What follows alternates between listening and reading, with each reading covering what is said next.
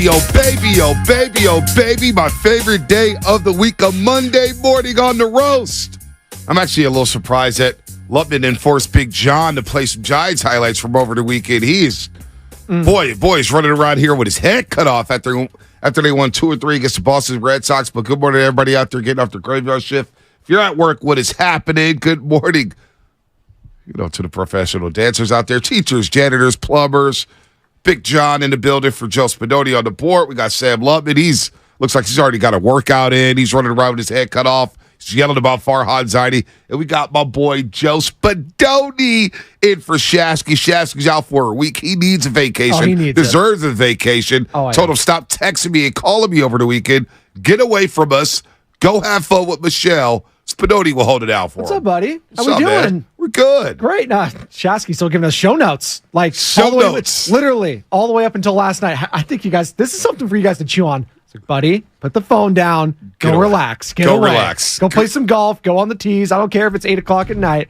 Go relax. Which is amazing because he was so checked out on Friday. The last 2 hours of that show was like, come on, Shasky, we got 2 hours left. Relax a little bit. Didn't love it, forced him into a Garlic Fries and Baseball Guys podcast. That turned into a disaster. And it's like, now you want to give the show notes? No. Go play golf. Get the hell away from us. We will talk 49er football. Ooh. We will talk about the Giants and the MLB trade deadline. And we got Rob Ninkovich, a former linebacker with the Patriots, Saints, and Dolphins. He's a 2-time Super Bowl champ.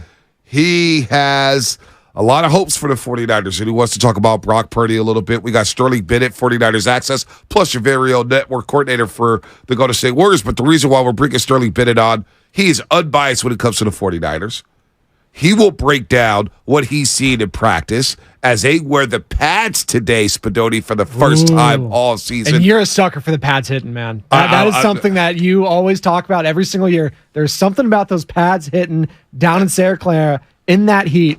You're pumped, bro. I am pumped. See it. I'm a little disappointed we can't get down there. Oh boy, because practice starts at 10:15. Yeah. Our show now ends at 10 o'clock. That's where that extra hour kicks in. It's true. But look, we're gonna get all the reports, and this is what separates the men from the boys. This is what separates the fringe football players from the great football players, and we're gonna get a lot of understanding of who's what at the quarterback spot. Now, Brandon Allen's still getting reps. Trey Lance, Sam Darnold, Brandon Allen, he's 30 years old. What are we doing here? What is it about Shanahan? Come on. Yeah, I don't even. He's a 6th-round pick. He's 30. He's never really been a starter. Come on. Well, the argument with Brandon Allen, which is the first time I've ever heard something like that. By the way, good morning, everybody on YouTube. We love you on YouTube. Thanks for chapping in. Twitch and, of course, the Comcast Business Text line. The Brandon Allen thing, the argument I keep hearing. Well, he was the backup quarterback to Joe Burrow. Oh, my God. Well, go look at when Brandon Allen signed with the 49ers. He signed in early May, Spadoni. Early May. Wow. So he was out there in the free agency market for 5 weeks. They didn't even want him. Come you know on. What this is? Let's be honest. He's insurance in case Brock Purdy's elbow doesn't hold up. He's insurance. Like, are we really thinking about moving off from Trey Lance because of Brandon Allen?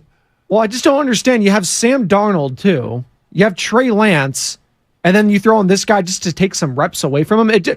If you want to see what you have in Sam Darnold, wouldn't you want to maximize the rep opportunities for him? Absolutely. Trey Lance, the same thing. Hell, you don't even know what you have in Trey Lance still, and you gave up the farm to go and get him. So, the Brandon Allen addition does nothing for me, and the fact that we keep talking about him, and it's almost we're a day away from August, the pads are getting on, we're still talking about Brandon Allen. Like, come on. Yeah, no doubt. What are we doing here? Well, we're going to be talking about him. We'll see what he does. It's all about Brock Purdy. Reps. Come on. It's Purdy's team, no doubt about that. I'll keep saying that. Purdy's the guy in the clubhouse. But obviously the number 2 spot is going to be very intriguing. Right now, Sam Darnold, look, there's no shoulder pads on. There's no hitting going on. Linemen can't hit. Linebackers are blitzing, but they can't hit anybody. Let's see what happens when the pads get on, because we do have 5 years of tape with Sam Darnold looking very shaky. However, I'd be the first to admit that the weapons he has out here in San Francisco is the best weaponry he's ever played with in his career. This is true. No, this is true. Like, you look at how stacked Aiyuk, Kittle, McCaffrey, like Christian McCaffrey by himself, and he played with McCaffrey. Outside of that, who was he throwing to? Robbie Anderson, DJ Moore, good players. Yeah. Good. They're not Aiyuk. They're not Kittle. They're not Deebo Samuel. Le'Veon Bell? Okay. Was he really a Panther? Oh, no, he was a Jet. You're right. You're right. He was a Jet for a hot second. He was done with the Jets. He was done. He was cooked. He was cooked after the Steelers. After he held out his season, it was just that was it. And we can talk about running back situation going around the league. Jonathan Taylor, you see what's going on with him and Jim Irsay? I do see that. Not good. It's going to be very messy. Well, I think free agents soon are going to stop looking at the Indianapolis Colts. Jim Irsay as an owner talks a little too much. It's not good. Which is what makes me appreciate Jed York a lot more these days. He's stepped back. He's in the background. He's not giving everybody a bunch of quotes. Jim Irsay not only is chirping about running back deals and CBA deals, but he's also tweeting nonstop. It's Put weird. down the bottle and leave the Twitter, or I guess I can't even call it Twitter anymore. X, dude. You see the big X on the building over there? It's I've not seen the lighting up. big X. Come Is it on. lighting up? How do we X feel about give X? it to him. Are you going to call it X? Yeah, I just X'd this morning that I'm not going to be on the pregame show this week. X, man. Get after it. I mean, I swear to God. At Morning Roast 957 on X, right? On X, yeah. There you go. I was looking for Twitter, right? I was looking for the avatar. All weekend long, I kept confusing myself. I was like, oh, yeah, it's just black X. It's X. It's low key. It makes it look like it's a triple X rated app. Yeah, I'm not feeling it. It makes me uncomfortable when I look at it on my front screen. I missed the bird already. There you go. The bird is the word. Or the blue whale, the bird. I honestly thought it was my Xfinity app. Is what I thought it was. See, there you Shout out go. the Xfinity mobile text line, 888-957-9570. Yeah, sorry. Comcast business text line. It's the Xfinity mobile text line now. Xfinity mobile text line. I need the X going to give it to him just as a drop whenever we reference it. Yeah, X go give it to him. Yeah, I don't even. Oh, R.I.P. my gosh. Oh, my gosh. Seth Wiley, are we really going to sit here and convince ourselves of Sam Darnold? Why do I listen to this clown show? I don't. I've done. See, here's the problem with football fans. I've already seen it. We're not even 4 practices in. Oh my God. And we can't assess practice. What's going on in practice? Darnold makes a great throw. I'm going to give him credit for making a great throw. He makes a bad read. I'm going to critique his bad read or why he made the bad read. I mean, he was a top 5 pick in the NFL draft. He's going to make some throws. So nobody's convincing themselves of Sam Darnold. No. What it is Sam Darnold's getting reps with the twos. And he's throwing passes to Brandon Aiyuk and Deebo Samuel. And Trey Lance hasn't got many opportunities to throw to Brandon Aiyuk. So nobody is convincing themselves of Sam Darnold. I don't know what you're talking about. No. Do you not want us to talk about any player on the roster? I don't get that. Like, why are we going crazy? Why are we going crazy over the quarterback spot 4 days in? Let's see it play out with the padded practices in the preseason. This has been a thing, though, for the last 20-plus years, Bonte. The quarterback position for the San Francisco 49ers. Is it ever going to get solved? As a Raider fan, Spadoni, and I don't mean to put you in this box. Oh, no, you already did. But from the outside looking in, when you look at the Niners quarterback and the way we talk about quarterbacks, what is your assessment of that? Listen, Brock Purdy had an amazing stretch last year. He probably has done enough to be QB1 heading into week 1. Outside of that, though, he hasn't even played a whole season. Like the only guy, and we're going to bring him back up again, Sam Darnold, he's the only guy that's shown you throughout his career that he could start from week 1 to now 17. So outside of that, I don't know what the 49ers really have. They gave up a lot to get Trey Lance. I would like to see a lot of him. I would like to see what he has. He has a lot of athleticism. He has a big arm, things that Brock Purdy doesn't have, but what Brock Purdy does have, he has a little bit of mobility, accurate, and he won a lot. So there is something to be said about that. We like to talk about Jimmy Garoppolo when he's here. What did he do, Bonte? He won. But the problem with Jimmy was he was never healthy. No. That's why they went to go out and get Trey Lance. Exactly. Problem with that is he's not been healthy. Right. And now Brock Purdy coming off elbow surgery on an elbow on an arm that wasn't very strong to begin with. It's cause for concern. So I understand why they brought in Sam Darnold, who has all the tools and skill set, but just hasn't come together for him, seeing ghosts, whatnot. Right. Yeah, Sam Darnold, rookie year, played 13 games, played 13 games second year, 12 games his third year, 12 games his fourth year, 6 games last season. Last season, the Panthers did go 4-2 in his 6 starts, but was it impressive? Steve Wilkes. He had a 58.6% completion percentage. Yeah. 58.5%. Not great. Now, if we want to talk about Trey Lance's completion percentage, that's a bad completion percentage. Yeah. All right, that's terrible. All right, he was sacked 10 times. He's taken a lot of sacks over the course of his career. He's had a lot of fumbles. So we're talking about him because he is on the roster. But Seth Wiley, I don't think any 49er fan in their right mind is trying to convince himself that Sam Darnold is the guy. Well, no, and to your point, Bonte, like, this isn't us saying it. This guy's like Brian Baldinger, 95.7 The Game, is an NFL insider. Like, this is a guy who knows football, and he said, like, right when the trade happened, or the signing happened, I should say, with Sam Darnold, he's like, yeah, this guy can be legit in Kyle Shanahan's offense. Right. That's Brian Baldinger saying that. It's not just some schlub. By the way, did you see what Baldy did this past weekend? I did. Got a speeding ticket on the way to Baldy's going to join us soon in the next couple of weeks here to preview the football season or whatnot. A lot of words, a lot of talk about Brandon Aiyuk at practice. Brandon Aiyuk looks like the best player. He's looking big too. He had some muscle. Yeah, no doubt. Boy. He looks thick. We got some sound on him a little bit later in the show. But let's start with Kyle Shanahan because boy. You know, a lot of people are talking about the quarterbacks. By the way, Giants 2-3 against the Red Sox. Huge. Trade deadline's tomorrow at 1:00. Huge. 888-957-9570. I'm going to give you a chance to get in here, Giants fans, at some point. Do you want him to see it? Do you want to see him make a move? It's simple. You want to see him make a move. I mean, the critic will say, well, you know what? They need to make moves. What moves can they make? Scherzer's going to Texas. That was a salary dump, basically, for the Nets. Who did they get? And it was a come-up for the Texas Rangers. They have Rangers. one top 5 prospect. That was it. Right. Would you get rid of Luciano for, I don't know, Justin Verlander? Don't think I'm doing that. Don't think I'm doing that. You don't think for the Mets or for the Giants? For the Giants. I'm not sure I'm doing that. Wow. Luciano's batting third yesterday. I was happy about that. Okay. If the kid is hyped up, like Giants fans have hyped him up and the farm system hyped him up, then you don't move Luciano. Well, maybe a guy like a Wisenhunt or something then. The guy you haven't seen. Would you do that? I would trade Wisenhunt for Verlander. I would do that. Okay. But Verlander's there. I don't think the Marcus Stroman deal is going to happen. The Cubs are winning. They won 8 straight. Eduardo Rodriguez, maybe for the Detroit Tigers, who's back, a lefty. He's up and down at times. Very interesting. Verlander's that guy for me, though. If you get Justin Verlander with this rotation, with Cobb, with Webb, I think, and Stripling, let's give him some credit, Bonte. He's been pitching well. Last few starts, better. Stop playing with us. Come on, stop playing with us. So if you get him into this rotation, I'm not getting these chances. Listen, outside of the Braves, I think it's wide open. Baseball's a crapshoot come playoff time. Shout out Billy Bean. We all know that. We won't spend too much time, but just give him a little love. That was a good win series for Ross Stripling Giants. yesterday, 4 in the third, 4 hits, one run, 3 Ks, 1 homer. I mean, come on, not bad. Not bad. Not bad. It's better than what he was doing, which is nothing. Ernie prior Chavez. to that. Ernie Chavez. Oh, I love Ernie. We need a Brandon Aiyuk looks good. Brandon Aiyuk looks good. No. Brandon Aiyuk. He looks great. Brandon Aiyuk looks great.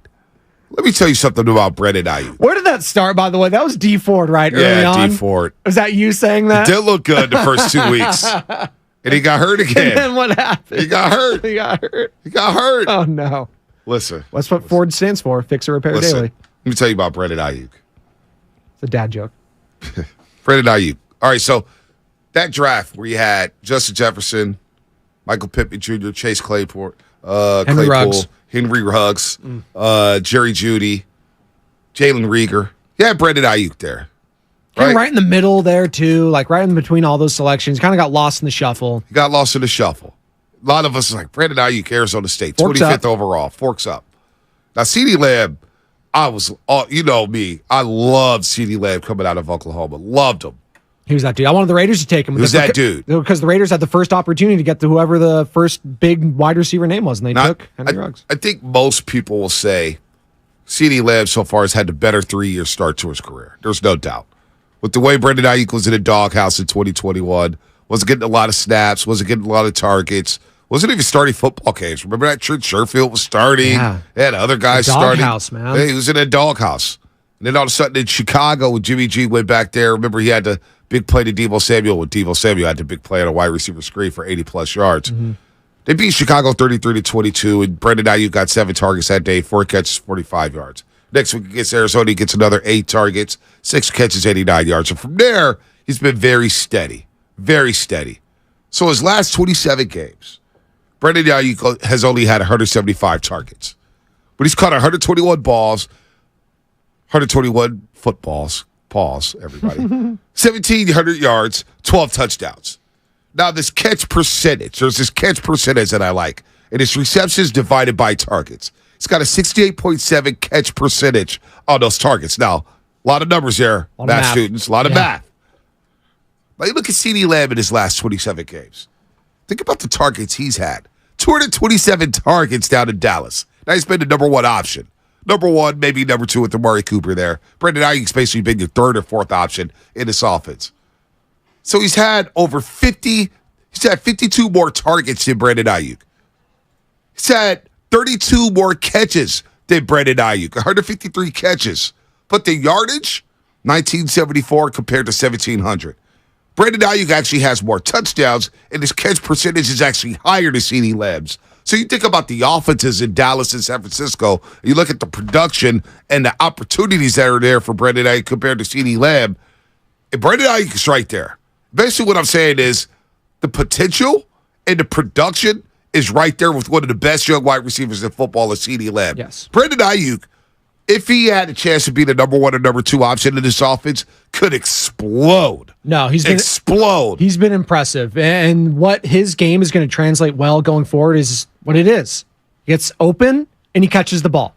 Like, it's not a game predicated on physicality or anything like that. It's very polished. Amari Cooper kind of esque, right? Like where you just see just clean route running, nice hands, controlled.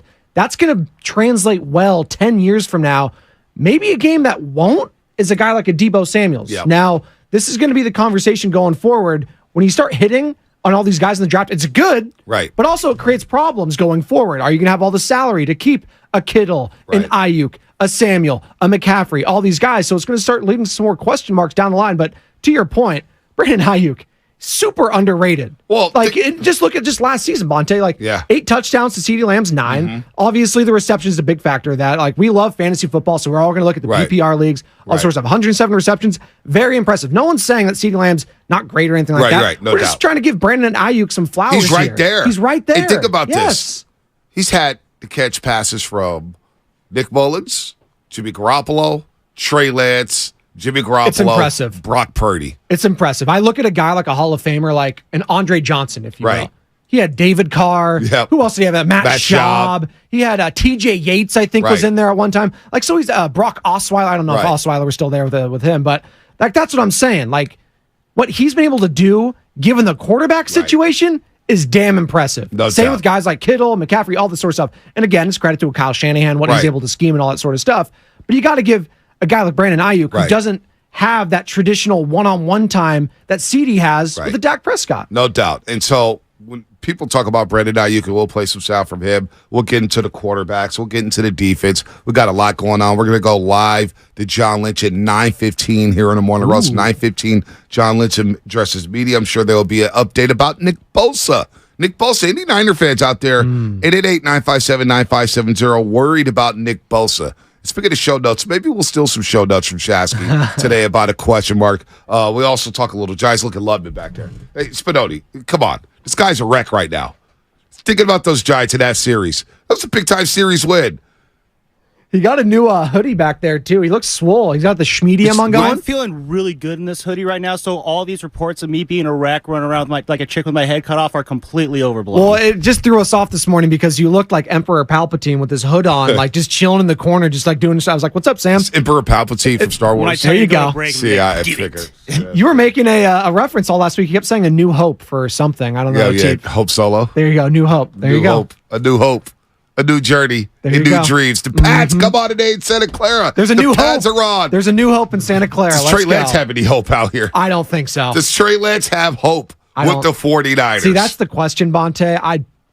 Is there anything between now and the start of week 1 that could even change anything at the quarterback position going forward for this team? Like, what I mean by that is Brock Purdy set in stone? Like, could anything happen competition-wise behind him that could push any of these guys up into that conversation? Or is it, like, that's the thing. We keep speculating about this because Kyle Shanahan refuses to say that Brock Purdy's starting week 1. Nah, he never does that. He never does that. Said the leader in the clubhouse, but then, I remember a couple years ago. But I hate that. He called us all hard-headed for continuing to ask the question about the starting quarterbacks. Frank Reich's doing it, and I know it's not the same thing, but Bryce Young, hey, he's our week 1 starter.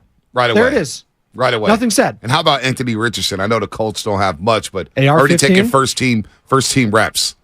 First team reps. Well, can you imagine going up against Gardner Minshew and you see the specimen that is Anthony Richardson just throwing it on 100 yards Yeah. on his knees. I don't know what he's doing, but The I'm just guys- trying to do the Jamarcus Russell concept. Marcus Russell, 75 yards through the goalpost on one knee. Kyle Bowler if it's on his knee. Dude, Kyle Bowler also did that. I think he Kyle threw it like Bowler. 50 or 60 yards on his knee through the goalpost. Another Raiders legend. Yeah, Cal Berkeley legend, no Oh, my doubt. God. I remember the hype on him coming out of high school. Where'd he go to the Ravens? He Bowler? went to the Ravens, got drafted by the Ravens. Was that Did not Brian work Billick? out well. Yeah, Oh, God. Brian Billick. Night.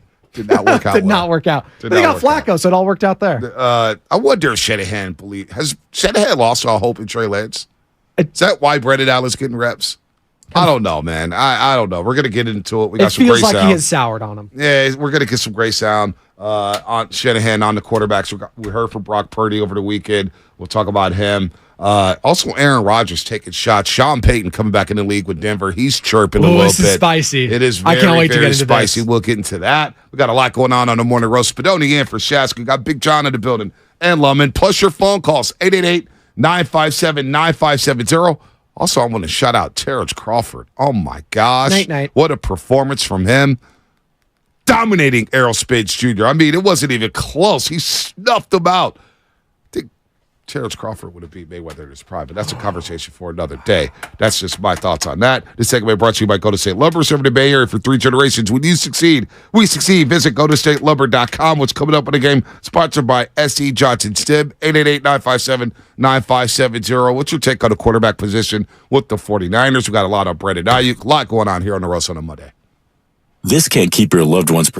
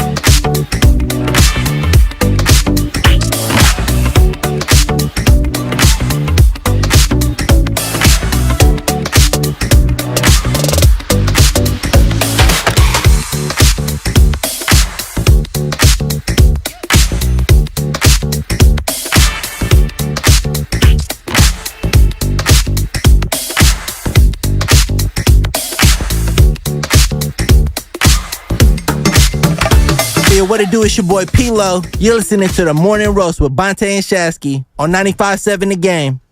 I haven't heard that one. I don't know where that is. P-Lo. I'm doing good.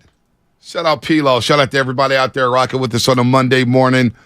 It's almost August, folks. Almost August. Man. Oh, man. It's years flying by, man. I'm getting older and older and older. It was daddy and daughter weekend. Spent a lot of time in the How'd that pool go? yesterday. Oh, it went great. Went great. She was up.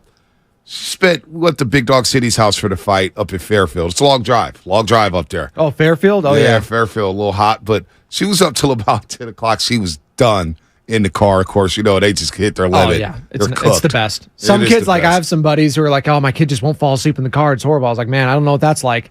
10 minutes in, out. Benny, Out. Nora, out. Out. It's so nice. Out. So we had a lot of fun yesterday. Though she was a little feisty at all right. times, but yeah, no, we happens. had some fun, man. Baby Chess now mama's back in the building after the bachelorette party she went to in Phoenix, but Phoenix? Phoenix, It's like 200 degrees there, man. 118, 112. Oh, my God. 100 degrees. 118? It was 118 on Friday. Dude, that's I like think, or frying an 112. egg on like the sidewalk right there. Not fun. That's not fun at all. No, Not fun. I chilled this weekend. Jade went to the T Swift concert at Levi's. I'm sure a lot of you did. 888-957-9570. Sam, did you go? Taylor Swift? No? No, I wish I had to go to the Giants games. Oh, he instead. had to. Oh, poor guy. Big John looks like a Taylor Swift guy. I know your lady made you go. I am not a Swiftie. No, I am You not. didn't get to go? No, I did not get to go. Did your girl go? No, Tracy? she. I don't think Tracy? she is either. I No. don't think she's a big Swiftie. She's not a Swiftie? I could be wrong. I could be wrong, but I don't think so. Jade was waiting in the merch line there. Hour and 45 minutes. Yeah. So did she go down Thursday? No, I told her that. I was like, actually, Bonte and Shasta are hanging out there. Maybe I should hit them up to see if they can get in line. Well, And I was not like, getting a no, line you were because not. people, I know. people were waiting there in line that Thursday. Hey, I know you wouldn't, but I just wanted to get some good points and curry favor with her. I knew you guys could. Maybe I should ask him. Oh, no, you don't have to worry about that. Oh, she said that? And then actually, she's like, oh, could you? I was like, oh, wait, actually, they can't. So it actually blew up in my Well, face. yeah, I just kind of played you because Jade is listening, I'm sure. At 6:35. No, she's still sleeping. 8:30 is the peak hours. Then Jade's listening, dropping off young Benjamin. Okay, so so we got to get it out the way now. Yes, we Get got out to the be way very now. careful. 8:30 is when she will be 8:30, tuning trust in. me, trust me, I know. But no, they were out there with the Taylor Swift stuff, and it was packed. I heard VTA buses couldn't handle all the value, so a lot of people who went down to the Swiftie concert It's missed wild. that last BART train. So that was tough. People go there just to hang on the parking lot, she was saying, to listen to the music on the outside. They get parking passes just to listen on the outside. That's insane. It's crazy. I was like, we're not tailgating T Swift. Come It's on, the people. biggest concert in Bay Area history, possibly. I believe it might have been. It was pretty nuts. It was 2 days too, so Friday and Saturday. I think the Beatles performed at Oracle Park. Or Oh, excuse you're me, saying Candlestick. biggest in terms like, of in just terms of like all-time concerts. It was pretty big. Like almost like every one of my feed were going to this concert. On Saturday evening, like an hour-ish before her second show started, you could still get tickets for $1,100. Wow. Like and this was like top row, like in the corner of Levi's behind where sun. the stage where it was going to be. Like you wouldn't even be able to see her, but like that's how that's how ridiculous it was with these tickets. Jade could have sold her, so she was in like the section like 100, so like not quite like on the field, but the section right above it in the shaded area. Yeah. 3,500 she could have sold per Oh, ticket. my gosh. I was like, money time. That's what I'm saying. We need the money, honey. We got 2 kids and a bunch of problems. Do you Come really? on. Do you really want to see She's Taylor seen Swift? her before. Oh, see come that? on. Yeah, that's a problem. That's a problem. They took over Santa Clara, the Swifties. Took it over. You think Kyle Shanahan and John Lynch chilled I in the think suite? George Kittle's missus was there. I know that. I could see that. George Kittle's probably there too. Somewhere. Yeah, lurking. Kittle was probably Bosa there. might sneakily McCaffrey. be. I think Bosa might be a Swiftie. Bosa too. even in the region. That's the thing. Anybody getting worried about Bosa? I think they might be a little worried. Well, John Lynch used the word complicated for the first time when it came to these type of deals. And we know what the Bosa's like. They like their money, and they are not afraid to hold out. And Look Joey at Joey. Bosa's held out, what, twice? Rookie contract. Yeah, and then he held out again. I remember his first game was at the Coliseum. He Yeah, got a against the sack on Raiders. Derek Carr. I remember Yep. that. I remember Yep. that in the day game. Yep. 1 o'clock game, and he looked like a man child And that first game. and I'm pretty sure the Chargers. I think Mike McCoy was that coach. Then they choked it away. Oh, yeah. Hit the field goal. Of course they do because it's the Chargers. That's the Chargers. That's why I can't believe in the Chargers. Never. Never believe in the I'll Chargers. never believe in them. Even with Herbert getting all that money and stuff like that, and things are looking fine. Khalil Mack, all that No, stuff. no doubt. No doubt. The AFC's so damn stacked. It That's is the thing with the 49ers. I'm not going to say lucky, but they are in such a good opportunity being in the NFC right now. Because look, it's the Eagles, and they're good. They got like the whole Georgia national team defense. Right. They're stacked. Outside of them, I think it's them, the 49ers, and then it's the field. Yeah. You want to look at the Cowboys? Okay, maybe. But we just saw what Dak looked like in that playoff game. I wasn't impressed. Right. They really missed Amari Cooper in that game is what that showed me. Michael Gallup ain't that dude. Mm-hmm. He's not a number 2. Mm-hmm. He's a number 3. The Vikings, I love me some Kirk Cousins. They don't have a defense. Daniil Hunter, though, re-signed for a year. He did. I you know what? Who's the team out there? I think I like Green Bay.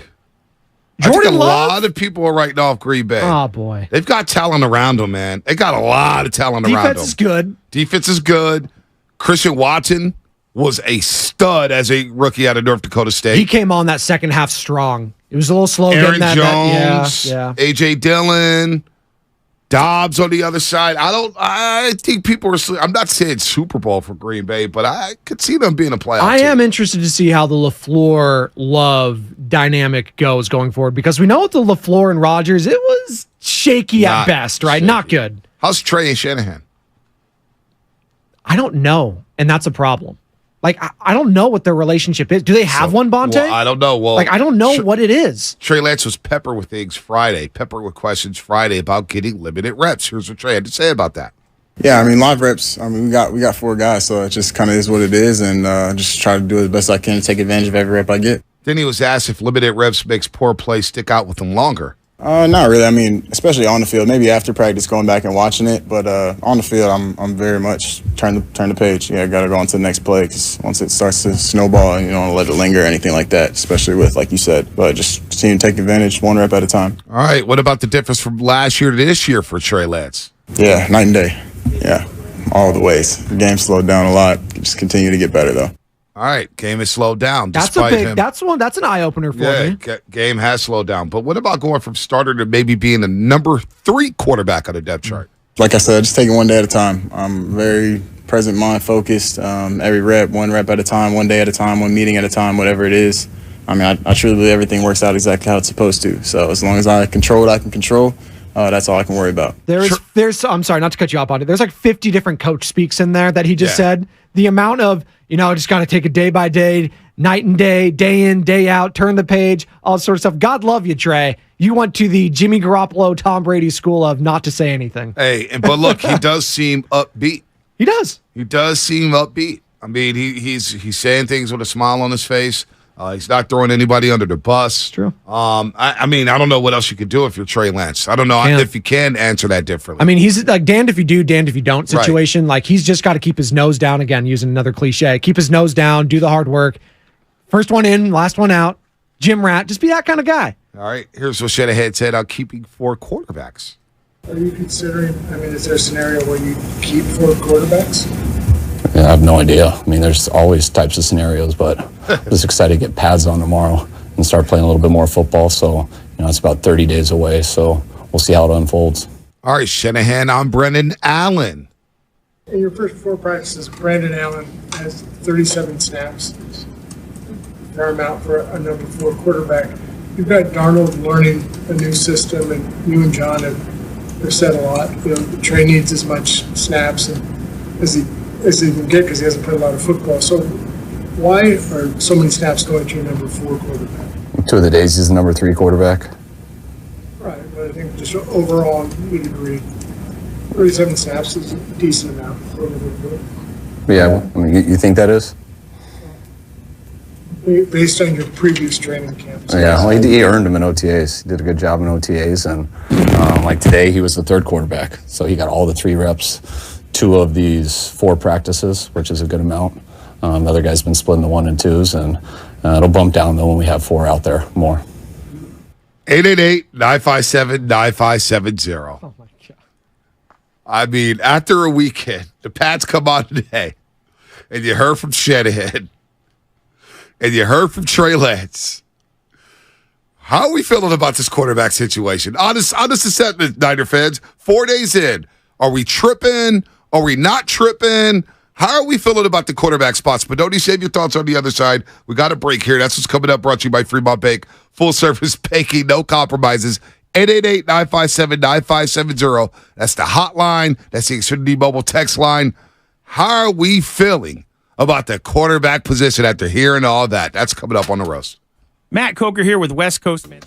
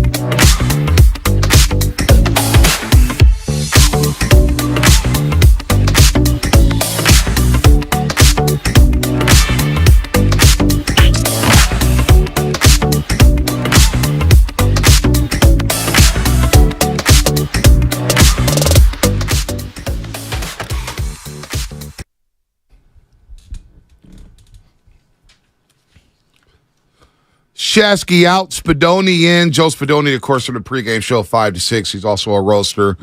He works our board. He's filling in for Shasky as he takes a week off. And boy, does he need it. I'm sure he's going crazy with the MLB trade deadline tomorrow at 1 o'clock. And the quarterback situation down in Santa Clara. The segment brought to you by Golden State Lumber, serving the Bay Area for 3 generations. When you succeed, when you succeed, we succeed. Visit GoldenStateLumber.com. That's right. We all succeed with Golden State Lumber. Mm-hmm. I found this. I'm going to give Seth Wiley some more love here. Seth Wiley. Not Dante Wiley. Not Dante Wiley. Dante Wiley's our P1. Okay. He's a real one. Okay. We like Dante. We love Dante. Dante's Inferno. Let's go. Yeah, we don't just love him. Like him. We love him. We love him. Okay. All right. Seth Wiley. I don't know if he's ever listened to this show before. And trust me, we're just ramping up here. Not going to lose our minds 4 days into trading camp. But Seth, we have the worst sports talk radio. Why are we not fuming about going into the season with all this uncertainty at quarterback? Like, let's get a little passion. A little passion? You don't think we've been passionate at this station talking about the quarterback position for the San Francisco 49ers? Come on. Passion. I don't know if he's ever listened to Shask and I when it comes to 49er football. Like, this is the show for 49er football here in the Bay Area. Well, come on. Seth has no relation to Dante Wiley. That's according to Ernie Chavez. That's the truth. Well, it's facts. It's the truth. Because Dante knows all the passion that comes out of here. He knows what's ramping up. Fruit. Shout out Drake. Shout out Drake. He's performing at Chase in August, by the way. Oh, Chase? Chase Center. Oh. Little Drakey. Well, Drake. Gonna help me out with those tickets? Trying to help myself out. Oh. Trying to help myself out. All right, must go to go. I got Jimbo Kincaid. He's not a big Drake guy, is he? Yeah, Jimbo plug in. That's actually a good link for you. There you go. I'll go up above over. Yeah, you're gonna go with the high. You're gonna go Joe Lacob himself. You got his number. It's all right. Well, I don't have Joe's number. No.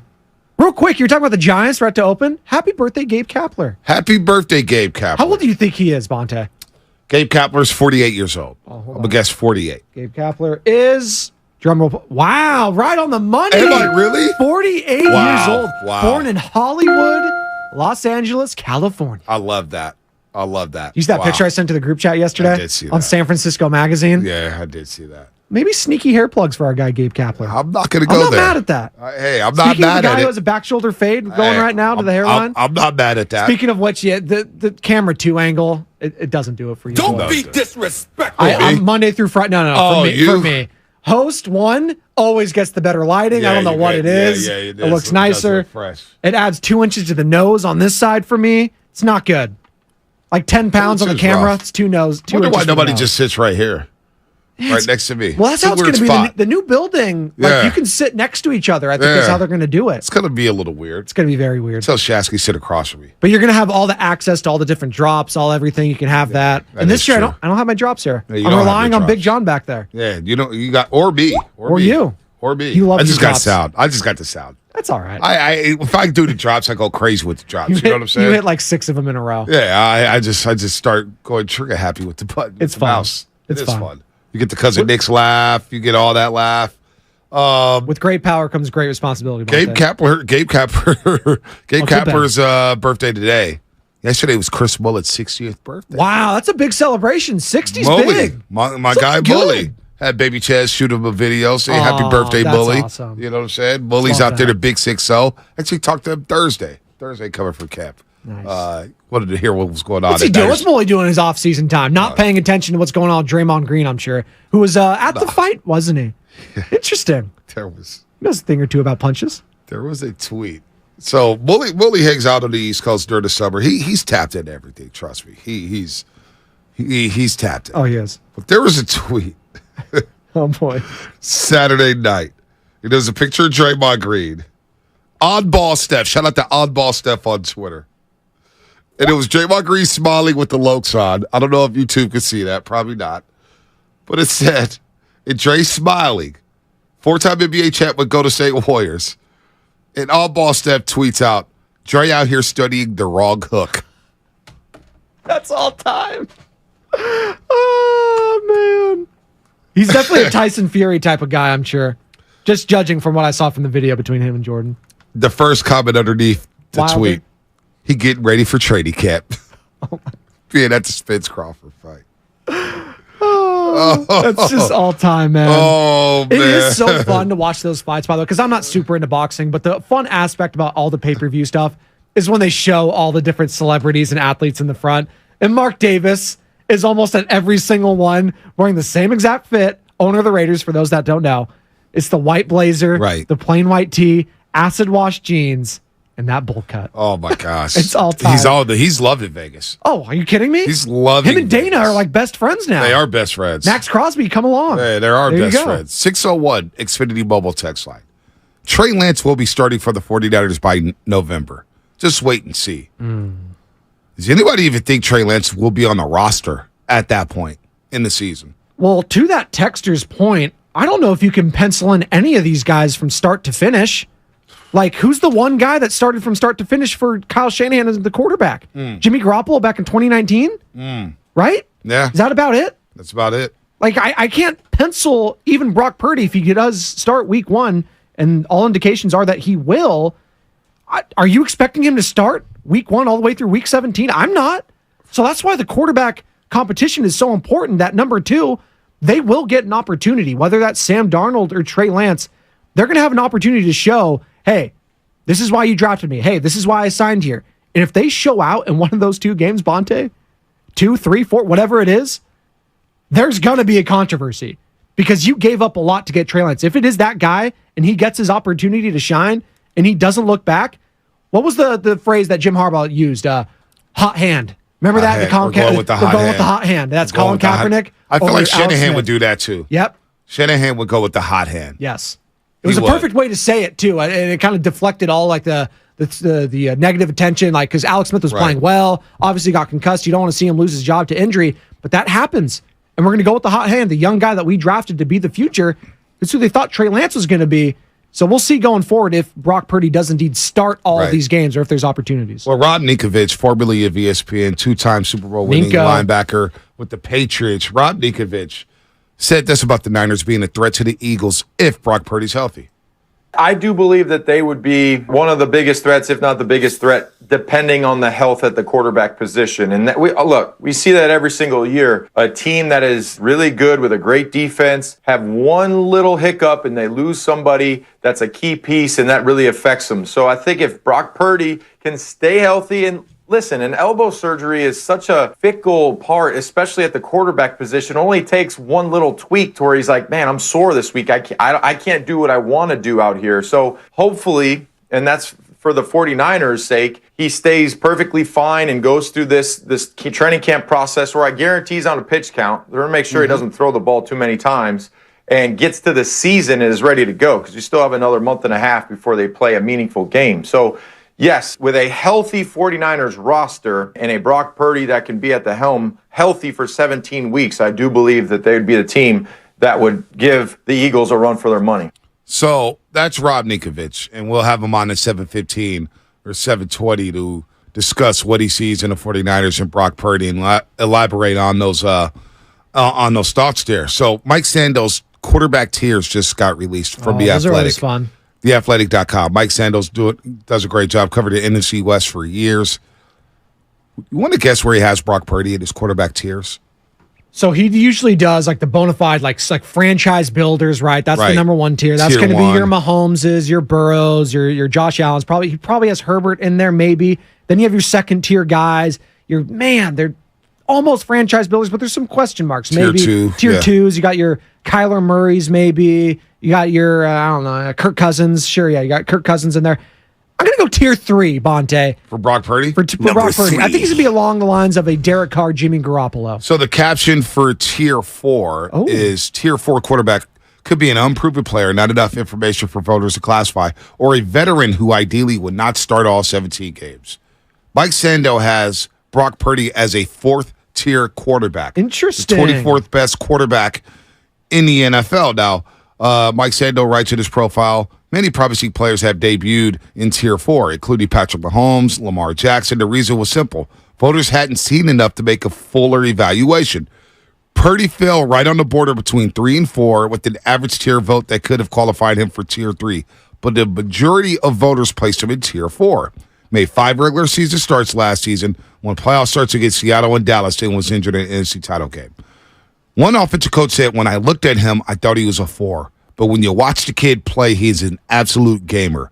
He has the intangibles, the moxie, the want to, the leadership.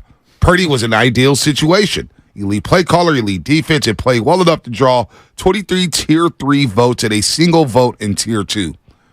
Here's another coach. You put him on any other team, and they lose more than half the games. Yeah. They got the tough. best rushing offense. They got the top defense. He doesn't make mistakes, and he makes some plays with his legs. He gets the ball out.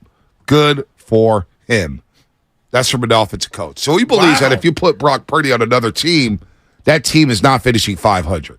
There is something to be said about all the success that Kyle Shanahan has had with Jimmy Garoppolo, right? Who a lot of people don't think is a very great player, I should say. He's good, but you just see all the success he's had with him. Pick and choose some spots that Trey Lance here and there he's won.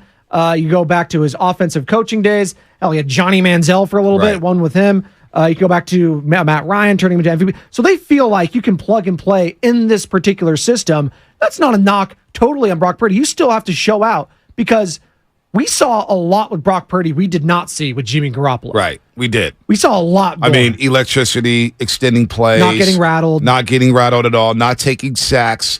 Getting up from big hits. Playing through injuries, which he gets a lot of credit for. But the right surrounding. So with that said, this offensive coach said you put them on any other team, they lose more than half the games. 888-957-9570. Do you believe that about Brock Purdy?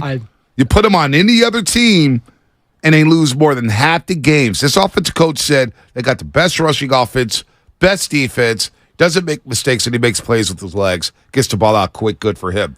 So with that said, if you enter the Trey Lance, could you have the same success as Brock Purdy in his offense? If you implemented Sam Darnold into this offense, could you have the same success? Is it more so about the talent around these quarterbacks, or can the quarterbacks elevate this offense? I do think at times Brock Purdy elevated that Niners offense to another level. He did. There were some plays he made last year. That back corner one that he had to Aiyuk in the end zone, that was just he had some wow factors.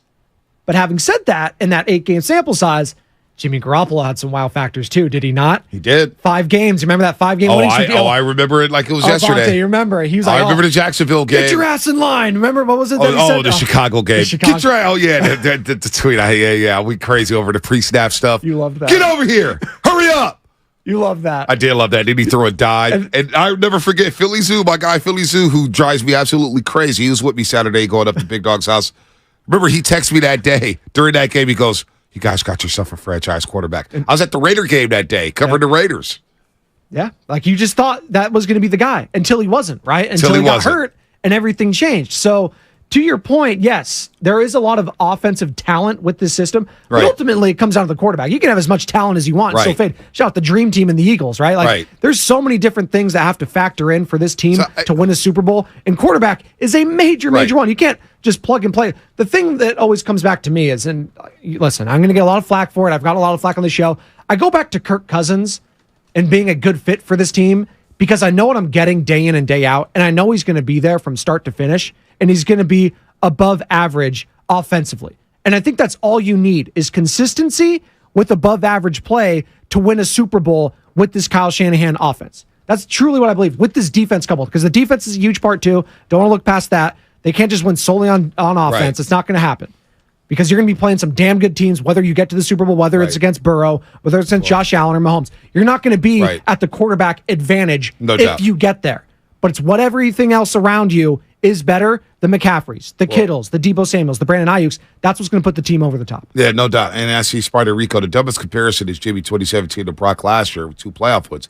Go look at Jimmy's TDs and interceptions to Brock's. Not close. I agree with that. But Jimmy wasn't throwing to Christian McCaffrey. No. He's throwing. George Kittle wasn't the George Kittle. Lewis Murphy? Was that the guy? Lewis Murphy, Trent Taylor, Kendrick Bourne. I mean, and it was the wow factor more than anything. Marquise Goodwin. So the numbers are not going to be the same, no doubt about it, because you're playing with the George Kittle, who's on another level. You're playing with Brandon Aiyuk, Deebo Samuel, and Christian McCaffrey.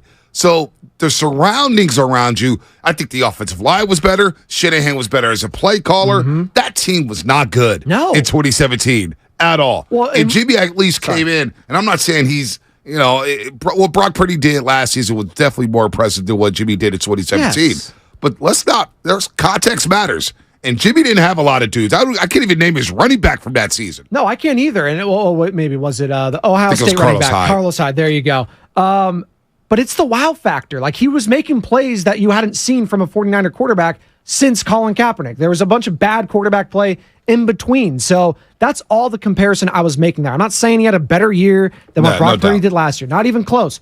But he had a good enough season, Jimmy Garoppolo it is, for Kyle Shanahan and John Lynch to make him the highest paid quarterback in the NFL. He had a good enough stretch there, didn't he? All right, yep. So Rob Ninkovich is going to postpone it. It's moving until tomorrow at 7:30. He skipped out on us. Oh, tomorrow, Rob, 7:30. Nico, 7:30. So that's all right. We'll have him tomorrow. He'll break it all down. Since he's coming out tomorrow. You can please play it. As you're listening to 95.7 The Game, KGMZ FM in AG1 San Francisco, always live on the free Odyssey app. Unfortunately, Ninkovich was cut from ESPN, and here's his goodbye. We love you, Ninko. Thank you for all the laughs.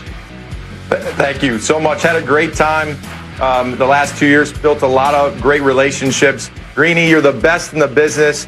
Listen, I've learned from some of the best in football and in media, and it's not a coincidence. It's hard work, but it's also talent, and you're an epitome of pure talent. So have a great one. Yeah. You know something? I usually don't come to work dressed like this because I'm a businessman. I'm a businessman. So, a couple things here before we get to the lines. One, Ninkovich, I'm sure the producer's like, hey, you got to rap, you got to rap, you got to rap, you got to rap, you got to hard out on TV. That's what they'll do on TV. They do it sometimes on postgame. You try to get the last words out, they're like, all right, 5, 4, 3, you better get it out or just shut the hell up, or you will get cut off like Ninkovich. Sam Lubman in my ear. They do it on radio, too. I try not to cut people off here on the station, but there's some times where I've had to just hit the little button, cut you guys off. Dude, by the way, Lubman at the Santa Clara Hilton, he was living his best life. Oh, are you kidding me? I have the Lubman laugh somewhere in there. Johnny will find it. Lubman, where you at? Oh, he's in the hotel room putting some more gel Well, we in were his just hair. off air for 2 minutes. Where are you? We don't know. We don't know where you. What were you doing? Talking to Guru or something? Yeah, it was like the one time I turn around and then everything falls apart. You guys can't handle 1 minute without me. The Rob Ninkovich clip, though, Stephen A. the visuals are obviously way better too. But the enthusiasm cutting to Stephen A. after he just got let go. I don't know what got let go. Part of the layoff packages, I'm sure, with ESPN. But my God, it was just chef's kiss. That's what ESPN's doing now these days, man. They've kind of fallen pretty low the last few years. No doubt. As far as that goes. No doubt about that. Let's go to Steve in the city. Steve, what's happening, man? You're on the roast. Hey, good morning. Good morning. Hey, good morning, guys. Good morning, Steve.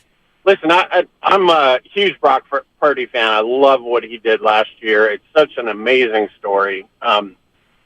And it's a little crazy to start talking about him as a franchise quarterback. The reality is that Brock started at the same time that CMC joined the team. And that entirely changed the offense.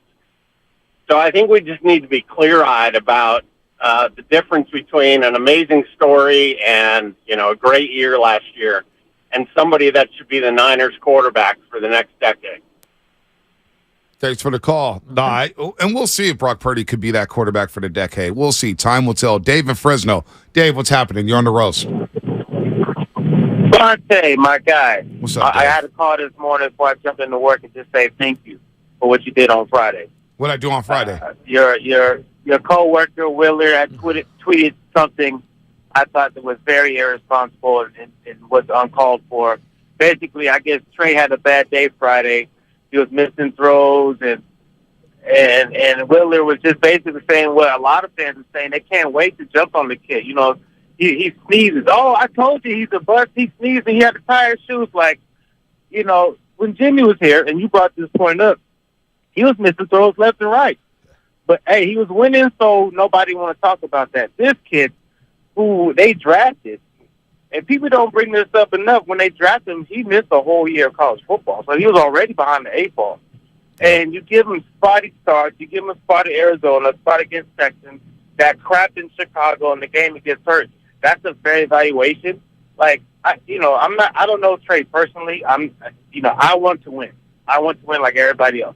But I just think this whole QB battle. It's brought out the worst in Niner fans and Niners media.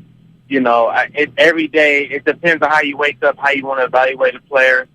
I honestly don't feel like Trey has been treated like the franchise quarterback that he was drafted to be. You know, look at Bryce Young, Carolina. Do you know who the backup quarterback is? No. And they traded up a lot to get him. I get it's not the same situation as us. You know, they're building for the future.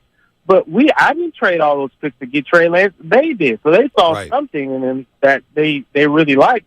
So I just feel like he's never had the support that a move like that should have had. Now, you know, I want to say thank you for saying that because that needs to be said. And No you doubt. guys have a great day. You too, Dave. Good Thanks, phone Dave. call. That is my issue because I watched Jimmy skip balls in practice. I watched Jimmy airball balls in practice. But then when we talked about Jimmy Garoppolo in practice, in preseason games, it's just practice in preseason. He's a winner, Bonte. He's a winner. So it doesn't matter. It's just practice. You guys are overreacting to practice. And yet here we are in 2023. And every throw that Trey Lance makes is magnified. And by the way, I went to the first two practices. He's not getting many reps with the ones. Half the time he ain't getting reps with the twos. He's out there throwing to Willie Snead and Conley. Willie Snead. Guys who may not even be on the roster. All right? They may not even be on the roster, Spinoni. Yeah. And we're out here critiquing everything. So the coverage and the hype with Sam Darnold, look, man, Darnold may come here and rejuvenate himself, and he may, this may be the perfect spot for him. But the energy towards Sam Darnold is like he had a great 5 years with the New York Jets and Carolina Panthers. He didn't. Yeah. Like, honestly, Trey Lance is throwing to Chris Conley, Willie Snead, Tay Martin, Isaiah Winstead, number 2 on the depth chart. I mean, number 4 on the depth chart. That's when it a comes to made-up wide receivers. person. Like, yeah, no, it feels like it. It feels like it. Yeah. So why can't we keep that same energy with everybody? The coverage when it comes to Trey Lance is getting gross. It's one is word. nasty. It's one word, and I'll have more thoughts on it on the other side because I know we're up against it. But toxic is the word I always come back Britney to. Spears. Shout out Britney. All right, what's coming up on the game? Sponsored by Total Wine and more. More of your phone calls, 888-957-9570. The Pads come on today. We got Sterling Bennett coming on. What time, Sterling? 8 o'clock? 8 o'clock for Sterling Bennett. And then John Lynch. We're going to John Lynch live at 9:15 here on the Morning Roast on 95.7 The Game. With so many bottles to choose from, there's always something new to try.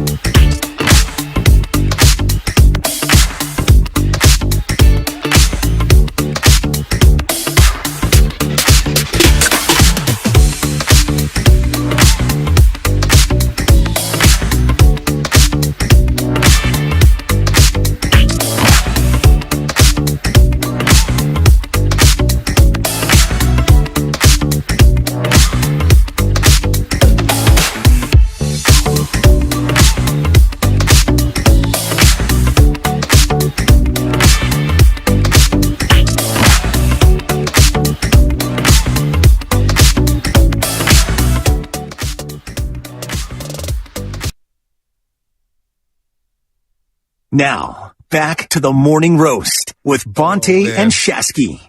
Woo, wait, nothing like football season.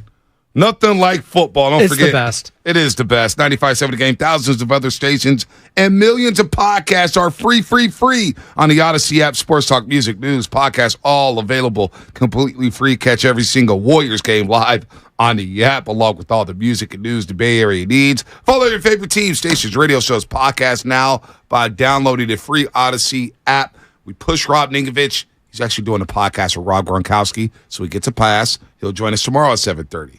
Sterling Bennett, 49ers Access, and 95.7 The Game Zone Network coordinator for the Warriors games. He's been in every single practice. He better not bump us. He better not big time us. Nah, he better not. He big times up. So night. Might not be working here no more. No, I'm kidding. Love you, Sterling's Sterling. doing a good job. He's going to join us at 8 o'clock. And trust me, Sterling's unbiased. He's not biased at all. He's going to break it down to us real and raw on what's going on with the 49ers. He's tapped in. Yeah. John Lynch live at 9:15. We're going to run his press conference live. Will he have an update on Nick Bosa? That's one thing, just, in the back of fans' minds. I wonder, any fans starting to get worried about Nick Bosa holding out? It's only been 4 practices, but he's not in the building.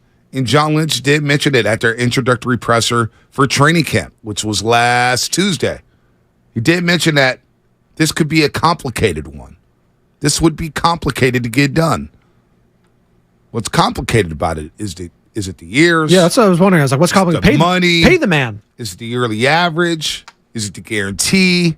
What is so complicated about getting Nick Bosa into camp? Anybody worried about that? 888-957-9572 if you get a little tired of talking about quarterbacks here. But the big quarterback thing is the tiers. Tier 4 with Mike Sando. He has Brock Purdy as tier 4. And his offensive coach said, hey, we'll get to Trey Lance because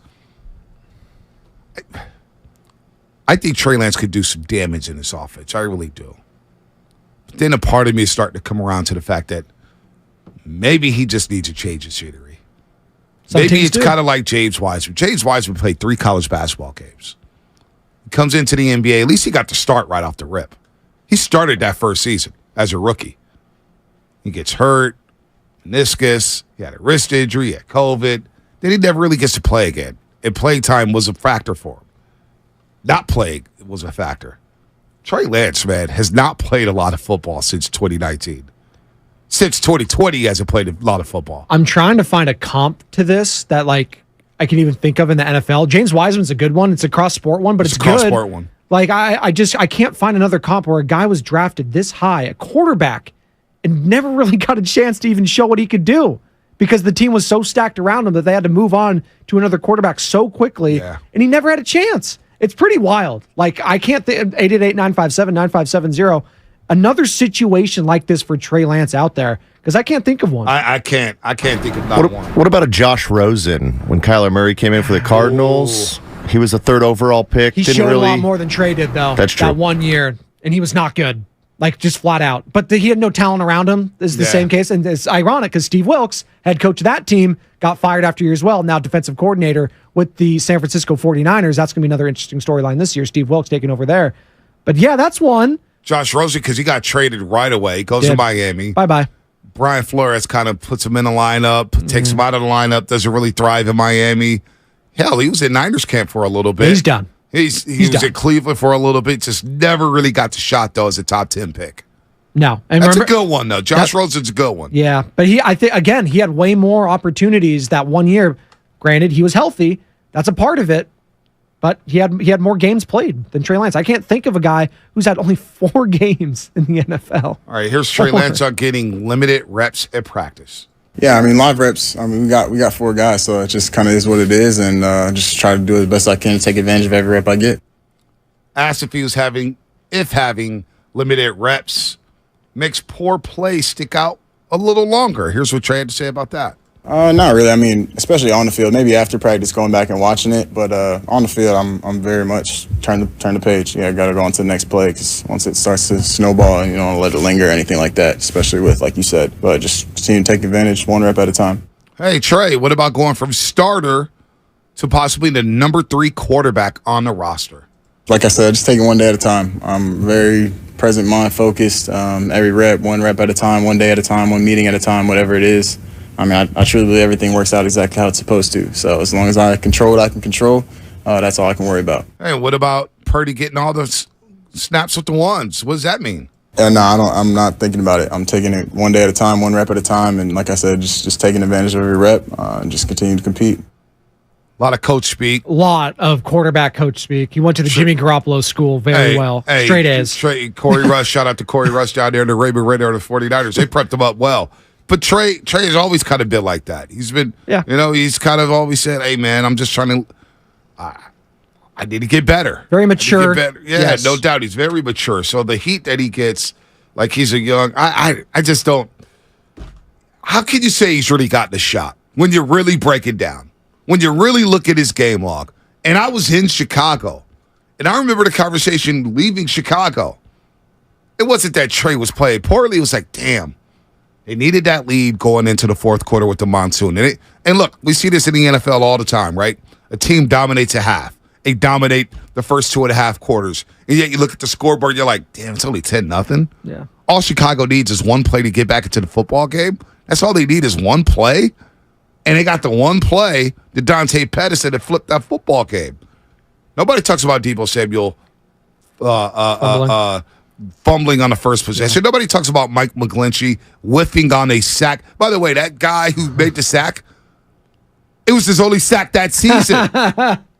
Mike McGlinchey, have fun in Denver, right? Hey, Mike McGlinchey running off the field, not helping up Trey Lance. Remember that visual? I do remember that. I mean, it was bad. Now, he made throws. He made a lot of throws. Second half against the Houston Texans, season on the line. 7-3 game. Trey ends up throwing for 250. So has he looked that bad? And in Seattle, first 2 drives of the game, you're in the red zone. So I don't like this rhetoric that he looks just terrible, unplayable. No, Ryan Leaf looked unplayable. All right, Jamarcus Russell looked unplayable. Josh Rosen looked unplayable. Kyle Bowler looked unplayable. Zach Wilson looked unplayable. Yeah. Has Trey Lance ever looked unplayable? To the point where you're like, this is bad. No, I haven't seen enough from him to say that. That's the thing. And if context matters, then why we never bring up the fact that Kittle missed 3 of those football games. You don't think Kittle makes a difference? You don't think Christian freaking McCaffrey makes a difference for him, Bonta Hill? Chicago, nobody remembers this. Elijah Mitchell's your starting running back. There you go. He was done by the second quarter. Yeah. So Jeff Wilson Jr., who was not in shape at that point, was basically playing running back, and your run game was dead at that point. Yes. So context matters. It does. Why can't we just use look, I'm cool with Brock Purdy starting at quarterback. He deserves it. The way he played last year, he took advantage of the situation. But damn it, I'm tired about all the falseness that's going around Trey Lance in his game and the way he looked. Context matters. Can we use it once? Can we use it in this matter? Why do we change? We moved the goalposts. We talk about Earl Spitz and Terrence Crawford. At Terrence Crawford's camp, they were saying, man, Spitz has been ducking us. There's these promoter rights where Terrence Crawford is part of ESPN boxing and Top Rank. Errol Spitz is part of Premier PBC. Showtime, right? Showtime and PBC. And so they couldn't really make fights together, but they were kind of ducking Spitz. They were kind of ducking Crawford. Oh, he's not a pay-per-view draw. Oh, he can't put butts in the seats. They kept moving the goalposts. And Crawford's camp leading up to this fight was said, what are they going to say next? Because when we kick Errol Spitz's ass, they're going to move the goalposts. And already you see it. Yeah, it's been tough for us to make 147. Yeah, we've been trying to make the weight. It's been really tough. It gets tougher, blah, blah, blah, blah, blah. But what I'm saying is they continue to move the goalposts. We do the same thing with Trey Lance and Jimmy Garoppolo. Jimmy Garoppolo's a great case study. If anybody out there who cover practice said Jimmy G lit it up, they're lying. Yeah. They're lying. But the first day Brock Purdy came out and he was rusty, but they said, well, he is going against the starting defense. Where's that excuse for Trey Lance last season? Oh, come to find out Trey Lance is practicing every single day against the top defense in the NFL. So he's going to be inconsistent. Shocker. Second-year pro, starting for the first time in his life, is going to struggle against the top defense in the NFL. It's starting to feel like no matter what he does, even if he does well, given the opportunity, it's always going to be, but. Is he ever going to succeed with the 49ers, Bonta Hill? I don't. It's hard to see it. It is very hard to see him succeeding with the 49ers. I mean, yes, Brock did seize his opportunity. There's no denying that. And I know, Robin, I see you on hold there. But Trey Lance, all we want to see is a legit opportunity going forward. His body gave up on him. Yep. That sucks. And you listen, and if you want to say that's part of football, that's part of life, obviously. No one's denying that. But you also gave up a lot to get this guy. Yeah. And I don't think it's crazy to tell the fan base, yeah, well, I want to see what we got in him. Right. I would like to see what we gave up, all the 3 first-round picks, all these, the amount of picks you gave up for this guy, those picks turned into legit players, by the way. Right. Micah Parsons on line 1. Like you're just looking at it amongst other names. Jalen Waddle, whoever it was, the other ones, yeah. Jalen Waddle, Miami, so explosive. 510, actually need a mobile text on. We'll get back to the lines. 888-957-9570. Trey, no Kittle, no McCaffrey, had to play with a fat double Deebo Samuel. That's Zucci, man. Now, I'm not going to call Deebo fat, but he's admitted this camp that he came into last season out of shape. And he wasn't himself. Holding in. So now you go to Chicago, you got no Kittle. Christian McCaffrey's in Carolina. Elijah Mitchell gets hurt early in that football game. Early in that game. People forget that. He got hurt early in that game. You're playing with Jeff Wilson Jr., who was kind of checked out. And you got Deebo Samuel out of shape. Yeah. Wasn't an opportunity to succeed there in week 1. Absolutely not. And given the conditions, obviously, on the road, it was tough. I'm not going to crush the kid. Again, that might as well have been his rookie season. In Chicago. In a monsoon. It's tough. Brock, great. He's done awesome. He also had a major injury on his arm. And I don't think it's that crazy to say, hey, let's have a legit quarterback competition. Brock's obviously the leader in the clubhouse, but let's see what these other guys can do. Sam Darnold as well. Right. Because he's never had this kind of coaching. He's had Adam Gase was his guy. Adam Gase. And what do we think about Adam Gase? And Matt Rule. And Matt Rule, who's back in college because he couldn't hang. Like, come on. Let's give some of these guys some opportunities, all we want. Do you think that Niner fans will feel some type of way if Trey gets moved on and you move these 3 first, you move all this compensation and go get Trey Lance, and you really don't know? Like, that would be in another list. Like, Brandon Aiyuk, we celebrate him. First-round pick. Looks like it's turning into gold. Brandon Ayuk's a stud. And we talked about Brandon Aiyuk earlier. Brandon Aiyuk is headed to stardom. Yeah. But damn, we're not going to see Trey Lance four starts?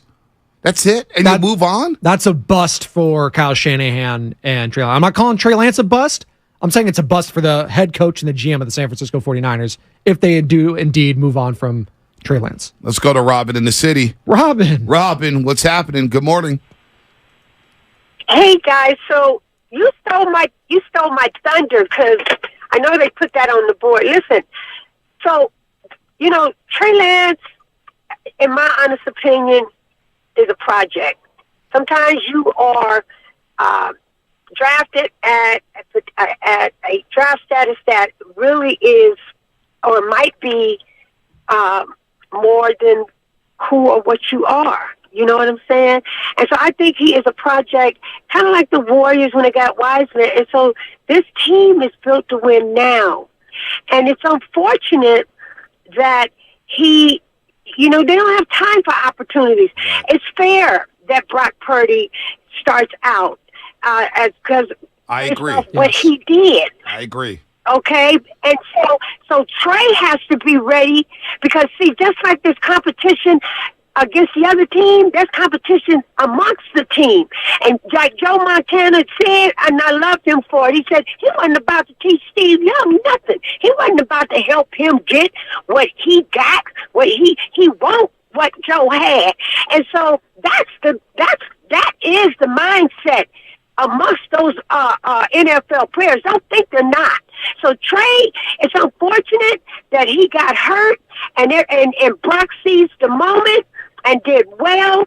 The same way he was breathing down Jimmy's back. So now this boy got to be ready because it ain't no time for competition. It's time to win a damn Super Bowl. It is. Peace out, you guys. I agree with that. That's a fact.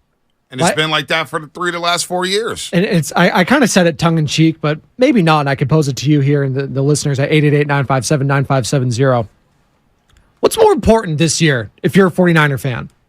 Is it getting to the Super Bowl or is it finding out who your quarterback is? Oh, it's winning a Super Bowl. Okay.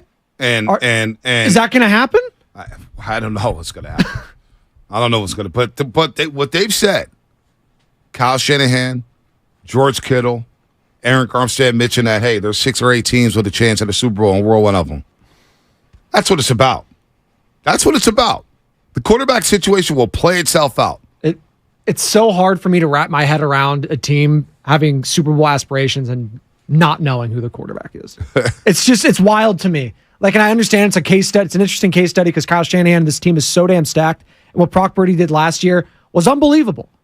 I want to see him do it again. And I don't think it's that crazy to just have that mindset. I think that's just where a lot of the national media is at too. It's like, okay, let's see you do it again, Brock, after elbow surgery for a guy who's small, Mr. Irrelevant, and kind of had limited arm strength going into the draft as it is. Now you had surgery on that arm. I want to see it again. I want to get back to Brock Purdy in just a second because I think there's something there with Brock Purdy. We'll get right back to him. But Tyler Miller, Trey Lance made a throw to Danny Gray last year in the preseason that no 49ers quarterback has made in almost a decade. And folks will make excuses for it being preseason. Remember the deep ball to Danny Gray in the preseason? It was beautiful. Again, the arm. A year after throwing a deep ball to Trent Sherfield, rolling out to his left, setting up, launching it 45, 50 yards across the field. So it's funny because nobody said anything about that Danny Gray throw. But what was funny was 2 weeks later when they played the Houston Texans in the preseason game, and he had a backup offensive line, and they got it, one possession, maybe 2. Everybody went crazy. Yeah. Everybody went insane over a preseason game. So it's like we pick and choose what we want to get outraged about. I completely even forgot about that Texans preseason game. You're right. Everybody went crazy over that. That's right. But leading up to that, it's just preseason. It's okay. But when it came to Trey Lance, it was, oh boy, this is not good. This is not good. He's not ready to go. He's not ready. Well, it is what it is now. Brock Purdy's your starting quarterback. And again, I have no problem with that. I have no problem with Brock Purdy being the starting quarterback to start the season off. We'll see how his elbow holds up. He had a rest day yesterday. The pads come on today. He'll take all the reps with the ones. But here's Mike Sandel's quarterback tiers in The Athletic. Comes out with this every single year. And he had Brock Purdy in Tier 4. Tier 4, all the voters. He got 23 votes for Tier 3, 26 votes for Tier 4. And what is Tier 4? For Tier 1. And what is Tier 4, real quick, Bonte? And Tier 4 is Tier 4 quarterback could be an unproven player, not enough information for voters to classify, or a veteran who ideally would not start all 17 games. So Brock would fit in that unproven player category, although a lot of people say, well, he proved himself. I'm just laughing because it feels like the 49ers quarterback position is just locked into Tier 4 forever. It's just a quarterback, an unproven player, not enough information for voters. It's great. That's just what this is for Kyle Shanahan. Now, you want to ruffle some feathers. Oh, boy. Tier 3, Mac Jones, Ryan Tannehill, Justin Fields, Geno Smith, Daniel Jones, Jimmy Garoppolo, Tua Tagovailoa, Russell Wilson, Jared Goff, Derek Carr, and Kyler Miller. Or, excuse me, Kyler Murray. Kyler Murray. I'm thinking Tyler Miller. There you go. Kyler Murray. Say his name so damn much. Kyler Murray, 13 overall. Are you taking? So it's funny. If you poll 49ers fans, I guarantee you, they're all taking Brock Purdy over every one of those guys. Jimmy, yeah, absolutely. Every one. I'm saying every one of them. Maybe Kyler if he's healthy. Maybe. So, do you think Brock Purdy's too low? Now, listen to these offensive coaches. When I looked at him, one offensive coach said, when I looked at him, I thought he was a 4. But when you watch the kid play, he's an absolute gamer. He has the intangibles, the moxie, the want to, the leadership. And he was in an ideal situation, no doubt. Shanahan is a play caller, elite defense, blah, blah, blah. But Purdy played well. I give him that. Purdy had my jaws dropped, especially against Tampa Bay. But here's what another offensive coach said. If you put Purdy on any other team, they lose more than half the games. They've got the best rushing offense, the top defense, and he doesn't make mistakes. He makes some plays with his legs, gets the ball out. Good for him. But he said they would lose half the games. So I'm not sure if I believe that anymore when I look at who's in Tier 3. Yeah, half the games is tough. Like, I feel like a lot of those guys in that tier are already going to struggle this upcoming season a little bit. Like, I look at, for example, they have Jimmy Garoppolo. Let's just use them, right? He's going to Las Vegas. He has some weapons there. You got Devontae. We'll see what happens with Josh Jacobs. You got Jacoby Myers. You got Hunter Renfrow. And you got a decent offensive line. If I plugged Brock Purdy into Vegas right now, how many more wins do they have? I don't know. Maybe the same, maybe one more, but I think that's the point. Is he going to really elevate the team? Like, if I put Patrick Mahomes, Justin Herbert, Right. and I'm not trying to compare those. Like, those are generational talents. But that's what we're talking about here. When we're talking about a franchise quarterback, you're looking at least for that, or at least 1 or 2 wins, a la, this is my guy again, Kirk Cousins, Deshaun Watson, Matt Stafford, Dak Prescott. Like, those are the next tier above the tier 3. Those are the guys you're hoping Brock becomes this season. See, I think a lot of Niner fans are thinking, I think what Brock showed in the 8 games last season, he should be in that tier 3, or at least in that tier 2, because I think there's fans taking Brock Purdy over Kirk Cousins, who's in tier 2. I think they're taking him over Matt Stafford. I think they're taking him over Dak Prescott, where I would say, let's pump the brakes a little bit. If the Niners had Dak Prescott as their quarterback or Matt Stafford, I think they're NFC favorites, or at least on par with the Eagles, who are just there. So tier 1 is Mahomes. This is a great point, Spadoni. Mahomes, Burrow, Josh Allen, Rodgers, and Justin Herbert, who I wouldn't have in tier 1. I would have him in tier 2. But he's got. And again, if you're just joining us, this is Mike Sando, Mike Sando, the athletic, his quarterback tiers, his rankings that he does every single year. And a tier 1 is a tier 1 quarterback can carry his team each week. The team wins because of him. He expertly handles pure passing situations. He has no real holes in his game. See, that's the one key thing right there. The team wins because of him. Yes. And that's the interesting thing. Let me ask this question. 888-957-9570. Do the Niners have a tier 2 quarterback on their roster? A tier 2 quarterback can carry his team sometimes, but not as consistently. He can handle pure passing situations in doses or possesses other dimensions that are special enough to elevate him above tier 3. He has a hole or two in his game.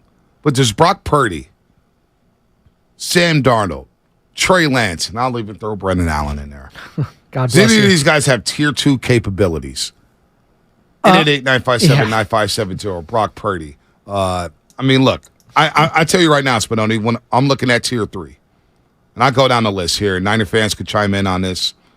Tier 3 starts with Kyler Murray at 13, Derek Carr at 14, Jared Goff at 15, Russell Wilson at 16, Tua Tagovailoa at 17, 18 Jimmy Garoppolo, 19 Daniel Jones, 20 Geno Smith, 21 Justin Fields, 22 Ryan Tannehill, 23 Mac Jones. I'll say right now, I'm taking Brock Purdy over Ryan Tannehill. I'm taking over Geno Smith. I'm taking him over Daniel Jones. I'm taking him over Jimmy Garoppolo. I'm taking him over Derek Carr. Wow. See, that's an interesting one for me, Derek Carr, because he has the arm. It's always been the mentals with the Derek. Right. And I think at this stage in his career, that concerns you because you're trying to win a damn Super Bowl. And I don't know if I can have that in my quarterback going up against the likes of potentially a Joe Burrow, Patrick Mahomes, or a Josh Allen. Like, that's the thing. Brock Purdy, that's going to be the next question that he has to pass from me. He just had major injury and a major surgery, Bonte. You think he'd be a little skittish heading into next year? You think that could happen? Because the guy you just mentioned, Derek Carr, he had major injury. I get it. It was a lower extremity. The fibula. He had the broken ankle, broken leg. Fibula, yeah. His lower extremity was compromised. He wasn't the same for 3 years. No, he's never been the same since that. He hasn't been. Yeah. He has never played at that MVP type of level again. Are we just assuming that Brock Purdy is going to be seamlessly going into week 1 at Pittsburgh question. and he's going to look fine? I'm not so sure. It's a question mark at the very least. The guy's played 8 games. And I think it's just, people think it's sacrilege just to speculate something like that. It's not. He could just have a sophomore slump for him. Hell, it's not even sophomore. He hasn't played a full season. Can they afford a sophomore slump? Who needs a better start? The Niners or the Warriors next year? You posed that last week. I thought it was fascinating. Yeah, well, boy, I don't even want to get to I know you Warriors don't. right now. I know. No, but it's true. It's imperative for both these guys to start fast. I mean, you got 2 road games right off the rip. Pittsburgh and the Rams. Pittsburgh's no joke. And the Rams it's a divisional game, although Shanahan does own McVay in the regular season. Playoffs is a different story. It's going to be interesting. I don't know. Kenny Pickett, too. 888-957-9570. Kenny Pickett, TJ Watt, Najee Harris, we'll see him. But Rob Ninkovich believes that the Niners are a threat as long as Purdy's healthy. I do believe that they would be one of the biggest threats, if not the biggest threat, depending on the health at the quarterback position. And that we see that every single year. A team that is really good with a great defense have one little hiccup and they lose somebody that's a key piece, and that really affects them. So I think if Brock Purdy can stay healthy, and listen, an elbow surgery is such a fickle part, especially at the quarterback position. It only takes one little tweak to where he's like, man, I'm sore this week. I can't do what I want to do out here. So hopefully, and that's for the 49ers' sake, he stays perfectly fine and goes through this training camp process where I guarantee he's on a pitch count. They're going to make sure he doesn't throw the ball too many times and gets to the season and is ready to go, because you still have another month and a half before they play a meaningful game. So, yes, with a healthy 49ers roster and a Brock Purdy that can be at the helm healthy for 17 weeks, I do believe that they would be the team that would give the Eagles a run for their money. All right, David Lombardi also mentioned about the slow-playing Brock Purdy. Here's what he said on Willard Dibbs. The 49ers are actually slow-playing this in relation to everything else. The 49ers have said, even though this guy's fully cleared, we're going to give him every third day off from throwing. We're going to take what he was doing during his rehab, and we're going to extend that into the first 2 weeks of training camp just to play it safe. So I think, anybody saying that this is a rush back for Brock Purdy, that sounds like a really emotional judgment that's not tethered in reality, because the truth of the matter is the 49ers are slow playing this after Purdy's been cleared by a very renowned doctor. Now, I don't know why Graymond Dreen thinks that we're hating on Brock Purdy. What the hell is wrong with you? What is wrong with some of y'all? Golly, 4 games in. You mentioned that Darnold. I mentioned first, hey, Darnold's the best quarterback on the field today. Oh, my God, you're convincing yourself to start. No, nobody's not. We're just assessing practice. Nobody is hating on Brock Purdy. It's hard. He's a hard guy to hate on. Yes. He's a hard guy to hate on. He's Mr. Irrelevant. He's an awesome story. He almost led the team to the Super Bowl last year. Not only that, but he did take this offense to another level. He did. He deserves to start. I know what I felt at Levi Stadium when he was balling. I'm not going to hate on the kid. He made the throws deep. He got the ball out quick. Held a Dallas game, which is a body bag game. Brock Purdy saved his best for last and got the Niners key first downs with nice reads and nice quick slant throws. I'm not mad at Brock Purdy at all. Nobody's hating on him at all. No. Well, and having said all that, I think it's fair, again, to speculate whether he could do it again after major arm surgery on his throwing elbow. Not only that. Not only that. Do they want us to be yes men? It's just weird to me. Like, I don't understand. No, but how can we not be skeptics here about Brock Purdy after lighting it up for a short amount of time, and he did win a couple playoff games, when, damn it, Jimmy Garoppolo had this fan base feeling like he was the franchise quarterback. Thank you. How can you in 2017? You can't not be a skeptic with Kyle Shanahan in the quarterback position. How many quarterbacks has he used? Bethard, Mullins, Lance, Garoppolo, Brian Purdy, Hoyer. Brian Hoyer. Am I missing someone in there? Yeah. Maybe Brandon Allen or Sam. Like, come on. Like, that's what we're talking about here.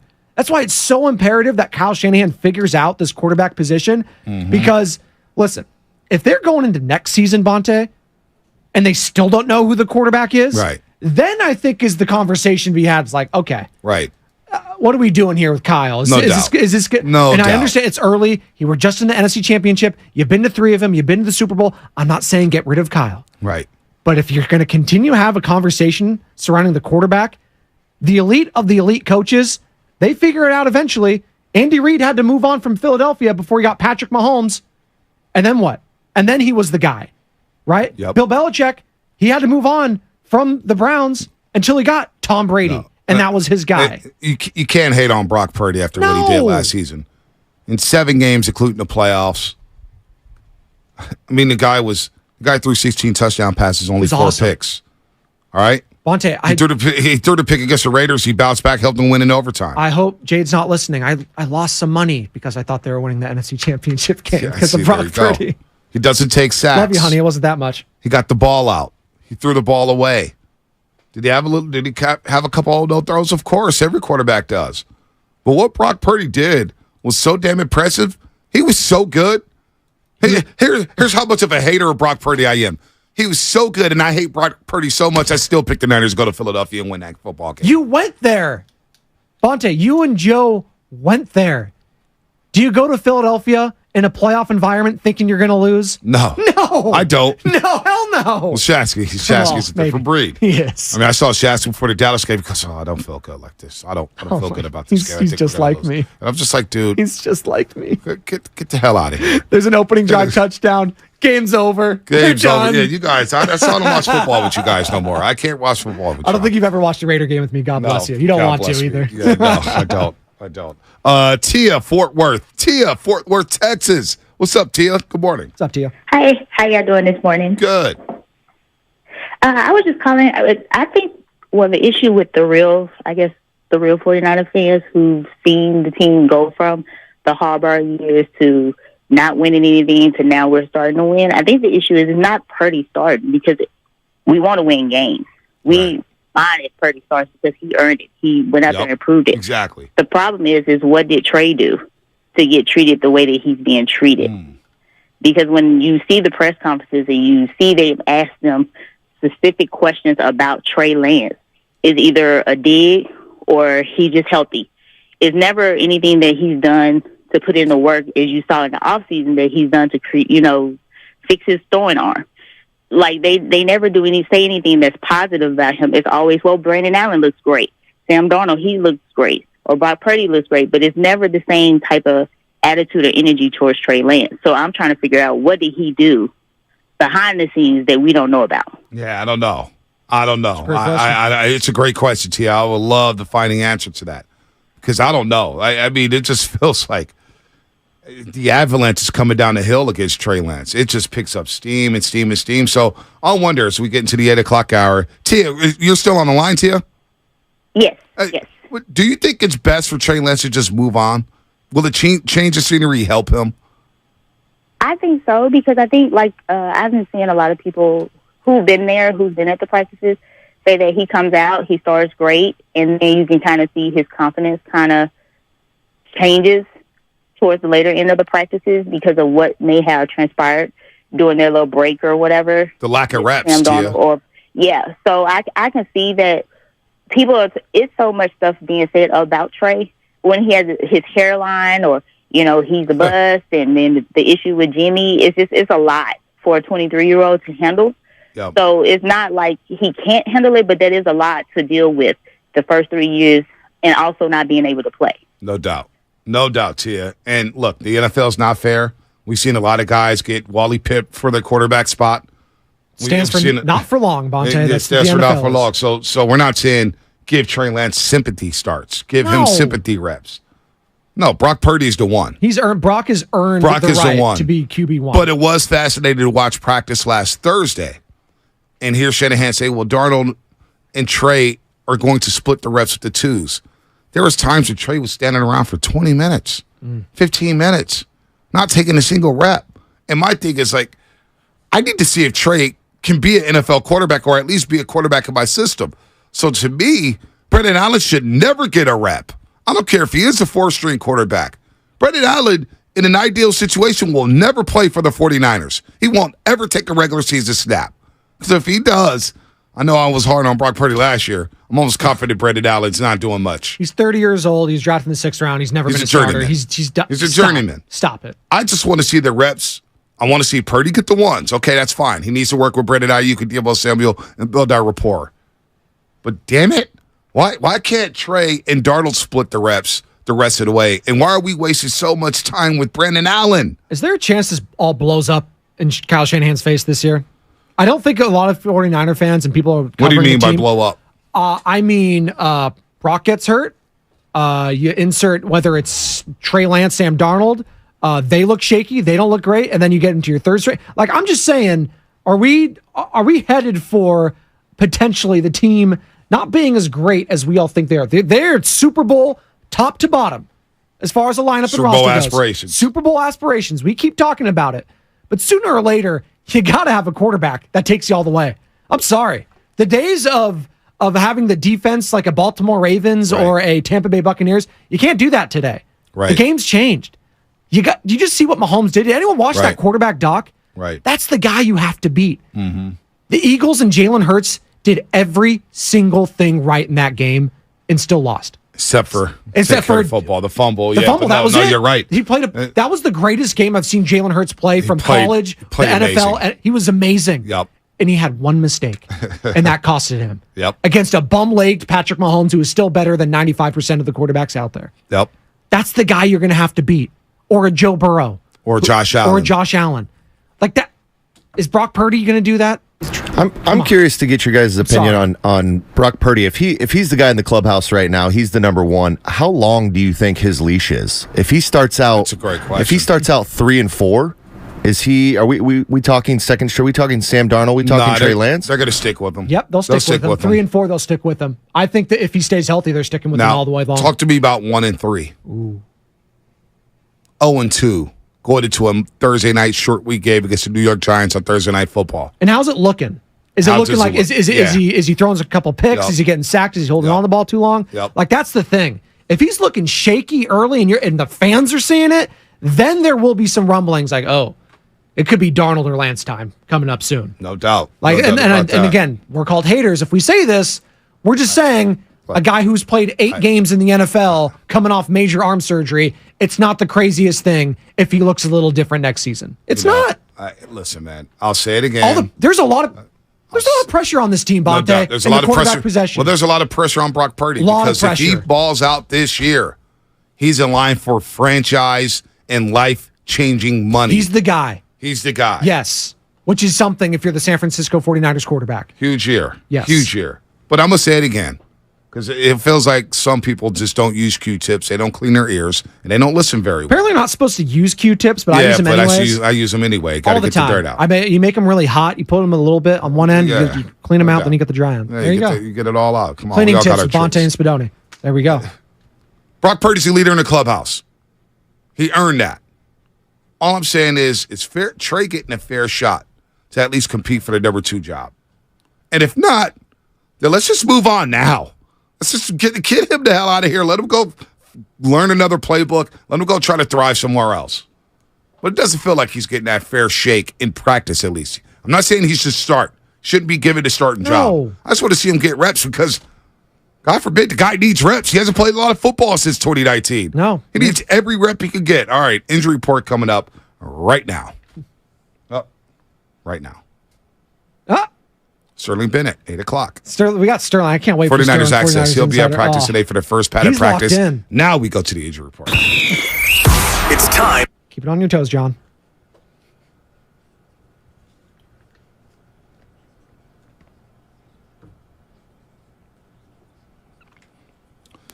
All right, the birthday boy Gabe Kapler announced before Sunday's game that starting pitcher Anthony DeSclafani will go on the IL after an MRI on his throwing arm revealed a grade 1 strain on his forearm. He underwent the MRI after experiencing some fullness in his forearm after a bullpen session. There's no timetable for his return, and he's expected to refrain from throwing for at least several weeks before being reevaluated.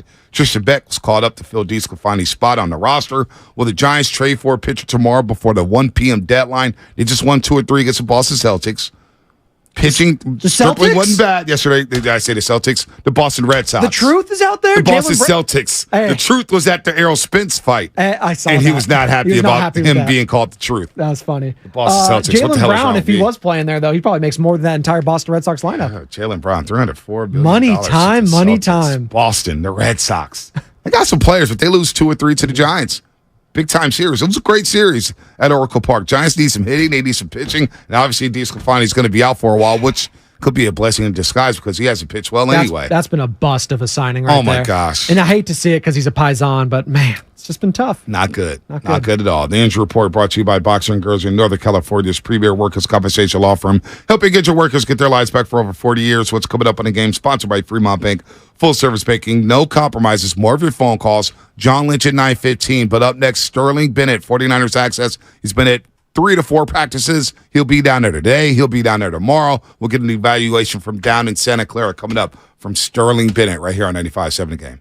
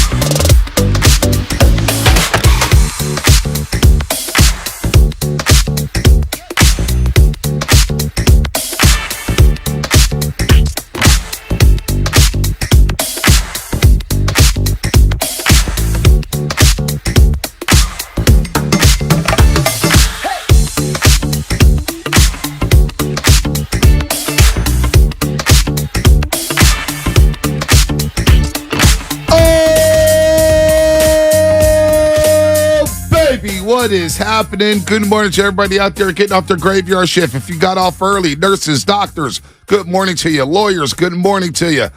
Good morning to all the overnight dancers. You know what it is. All the truck drivers. Good morning to everybody out there getting ready for work. If you're at work, what is happening? We're having fun on my favorite day of the week, a Monday here on the Roast, the Xfinity Mobile text line. Good morning to everybody out there chiming in. We appreciate all of your texts. Trust me, we see them all. We see all the texts. Thank you for the participation. YouTube, of course, and Twitch. We're having a lot of fun this morning. We're talking quarterbacks, and look, man, the quarterback situation is just brutal. It is just a toxic situation in San Francisco. But Brock Purdy's a starter, and I feel good about that going into the season. We'll see where his elbow is, and Niners are managing that well. He's going to get rest days and days off. How will he be able to rip it once the Pats come on, which they do at 10:15? We're going to hear from John Lynch in about an hour and 10 minutes. By the way, you see, Steve, I'm kind of with it. Terrence Crawford would it be Floyd Mayweather Jr.? Any version of Floyd Mayweather Jr. That's just my boxing take. I don't know about that. Oh, trust me, you got to watch Terrence Money. Crawford. Money May. I don't think he would have wanted that smoke from Terrence Crawford. I'm serious. Can he hit him? That's the thing. Can he catch Floyd? I think he could. I think he could. That's the thing with Floyd. We're going to be doing that the rest of his career. Oh, if he just fought this, and he fought that. It's like, yeah. Why didn't he just do that at the prime? Yeah. He always pick and chose his spots. He did. But now today in boxing, man, we're getting the top fights. We're getting some really, really good fights, and it's been a real good 2023 in the sport of boxing. But with that said, let's go to Sterling Bennett, 95.7 49ers Insider, 49ers Access Podcast. Is he the morning roast 49ers Insider? I think he Depending can. on how this goes. Hey, man, that job's up for grabs right now. We got a Giants Insider with Sam Lutman. Right. The job's up for grabs. And you know what? I got to give Sterling credit. He used to work the board on overtime. We never let him get a word in. He came in on a roll. So Sterling, get in here, Sterling. Let me bring up his hotline here. Sterling Bennett, good morning to you. When did you come on the roast? When did you join us on the roast last time? It was about a month ago, maybe 50 days ago during OTAs and minicamp. See, and I looked at the boss man, Matt Nahigan, our program director. I said, hey, Sterling, not bad, man. He brought the passion. He goes, not bad. So we talked you up, and we got a job up for grabs for you because you're going down to training camp every single day, and you have a chance to be our official Morning Roast 49ers Insider because you do a great job at practice. Huge. You're not a biased participant. You're not Team Trey or Team Brock. You're Team Niners. You just want to see the team do well. So you were at practice yesterday, and Purdy had a day off. Let us know how the quarterbacks did yesterday at practice, Sterling. Well, I will say this. In the 1 week of non-padded training camp, I think yesterday was all three quarterbacks, with Brock Purdy excluded. It was their best day.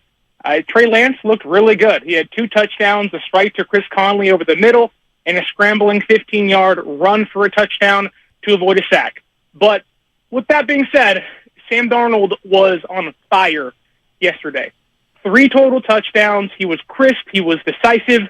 A bunch of chunk plays to Deebo Samuel and Brandon Aiyuk. I mean, Sam Darnold looked like a stud. Looked like a star. Now, it's one practice, but if you build on that, there could be good things headed towards Sam Darnold's way if he does this every single day. Sterling Bennett, Joe Spadoni, first time, long time here. Sam Darnold, to your point, he's been a guy who's been drafted top 5, the New York Jets. You thought he was going to be a dude coming out of USC and Adam Gase, the whole disaster there. Then he goes over to Carolina, gets a chance with Matt Rule, and they're not very good. They do their thing. Now he comes here. What are your overall thoughts on Sam Darnold? Because a lot of people in the know feel like, hey, listen, you get this guy some good coaching, and Kyle Shanahan, one of the best in the league, get some offensive weapons around him. He has all the tools to be a legit quarterback. What are your thoughts on him going forward with this Niners team? And can he eventually make some starts this upcoming season for them?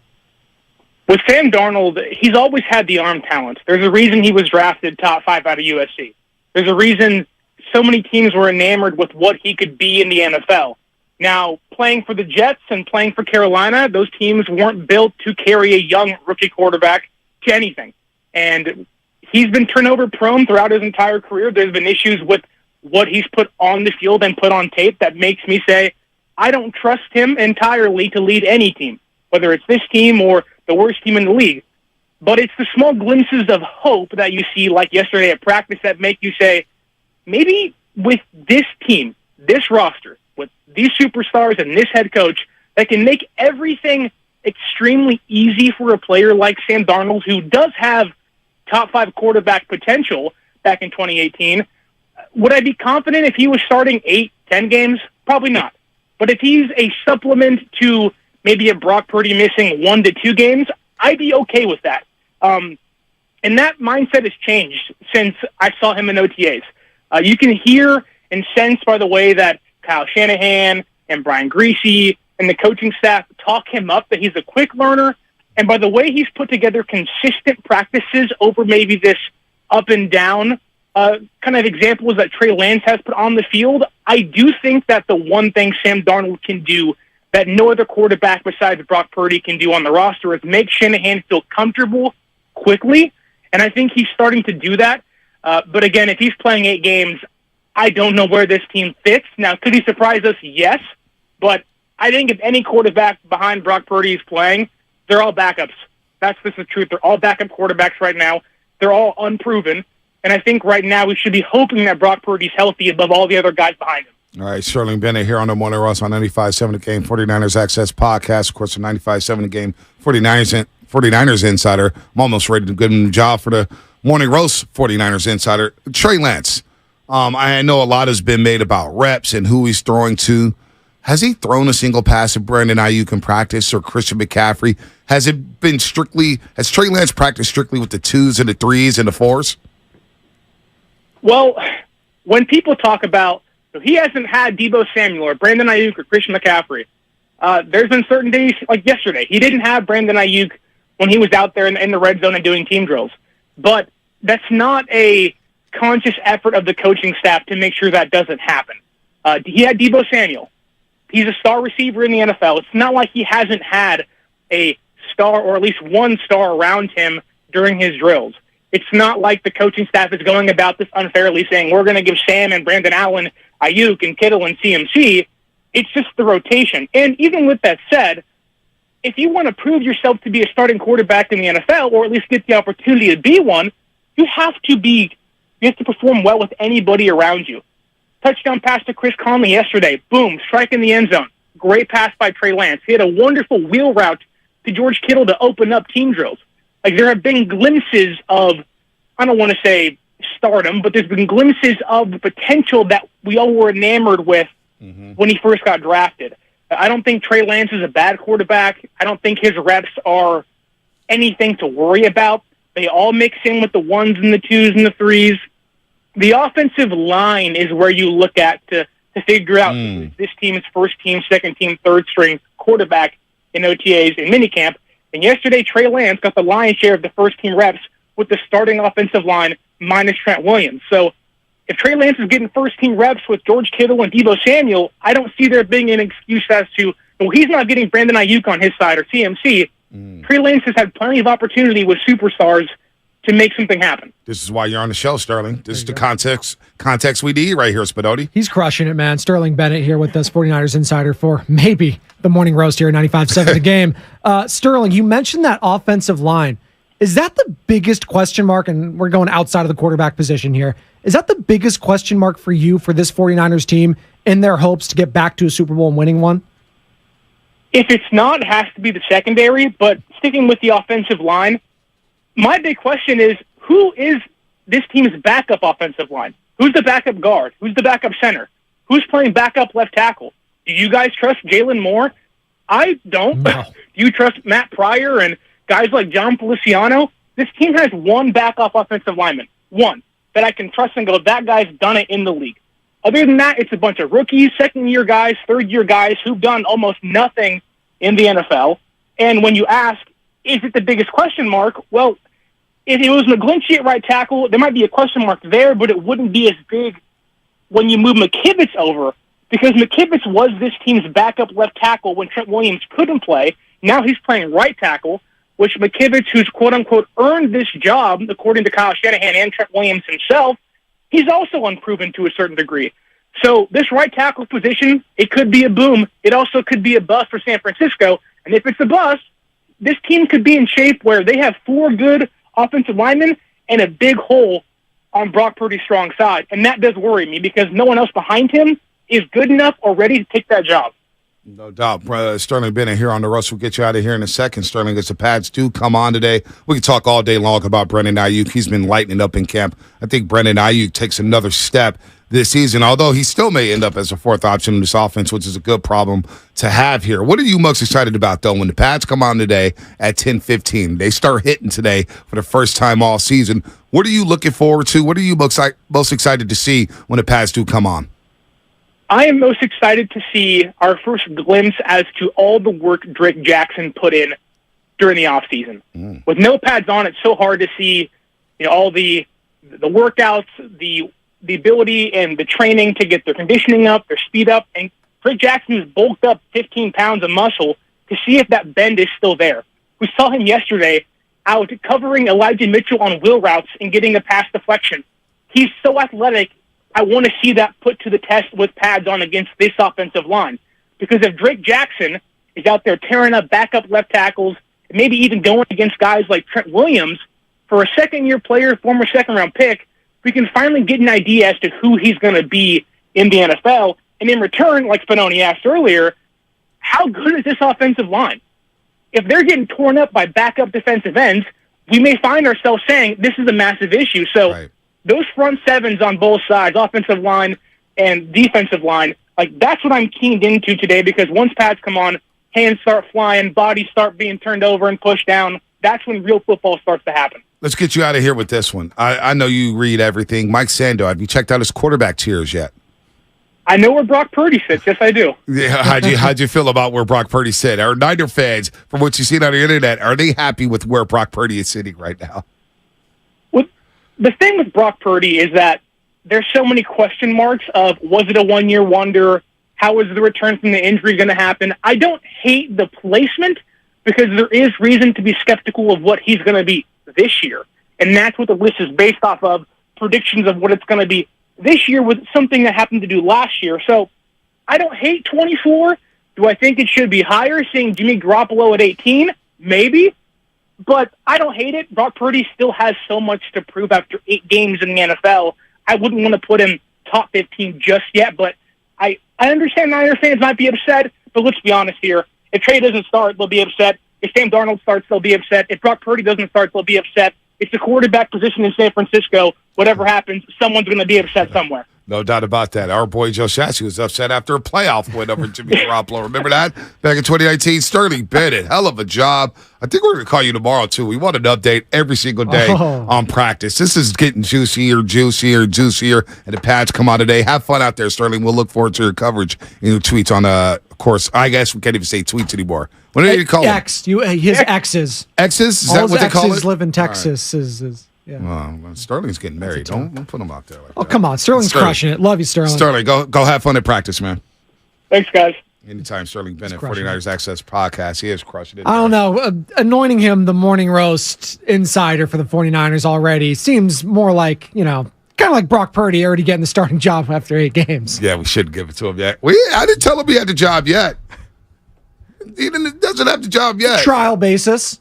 But, he does a good job. Follow him 2 on times X. on a roast. Yes. It's not an easy slot. No, it's not. It's prime time radio. You guys demand a lot from everyone. You and Joe Shasky. I don't demand. Demand the bare minimum. No, you demand a lot from the board ops? Come on. Just call in. I don't bother you guys. I don't bother. Trying to gas me up here, Bonte. I need a couple sound bites. Look, I'm still waiting. I'm still waiting on my Brandon Aiyuk sound bite that I sent 11 at 6 o'clock. It's 2 hours, 15 minutes later. I sent it to the personal text, but you know what he's doing? Well, that's on our board op to be able to pull that too. So, well, Big John is a sub. You got to pick up the slack, love. Damn, why did you just throw him under the bus?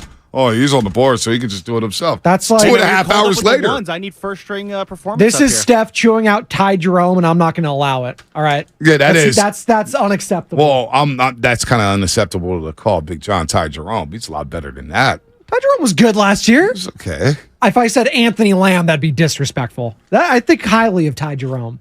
He got a contract somewhere, right? Cleveland? Give Big John the Moses Moody treatment. Okay. All right, just through a summer camp. Okay. Big John, he's coming around. Moses Moody's good. Yeah. Kaminga, maybe he's going to be a little saltier lately. He's getting a lot of reps. Okay. Getting benched in the playoffs. He's not going to like that. Well, look at this. Well, maybe Big John is Ty Jerome. He showed me the sounds on my board. but he labeled it under Fred Warner, not Brandon Aiyuk. Oh, no. I was wondering what this Fred Warner bite was. I was just going to play it just to see. And now I know. Hey, here's Fred Warner.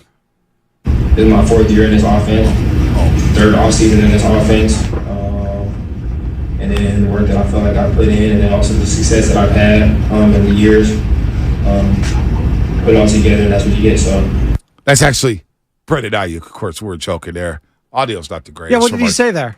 Yeah, he's got supreme confidence. Why wouldn't you? Guy's been a baller. Like, we go back to that draft, and it was dubbed the greatest wide receiver draft in the history of the NFL. I feel like Ron Jaworski, in the history of the NFL. Is Josh still around? I think so. He's doing some Eagle stuff, maybe. Okay, all right. Remember when he said Colin Kaepernick was the greatest quarterback? Oh, I remember.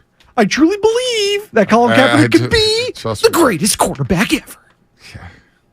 I love Jaws, though. Him and Gruden in the booth. ESPN ran with that all day long. Oh, are you kidding me? All day long. Hey, Cap was sick, though, for a hot second. He was sick. SF Bay Drummers, right? Lubman gets an interview with Gabe Kapler. Now his head is getting big. He does go to Oracle Park, and he owns that beat, and he goes out there. He's crushing it. Lubman does feel himself. Oh, he does. Well, he was feeling himself at training camp. I saw it via Zoom. All you guys, he's just walking around. He's chilling. Apparently, had the Miami University stuff on. You know what? Lubman had the little. What kind of hat you had on? You had a hat like me, like the little big hats. What'd you have on, Lubman? The sun hat. Sun hat. Yeah, those big are nice. sun hats. I had me a big sun hat on. Lubman had his big sun hat on. Is there any University of Miami players right now on the 49ers? I'm putting him on the hot seat here. Sorry.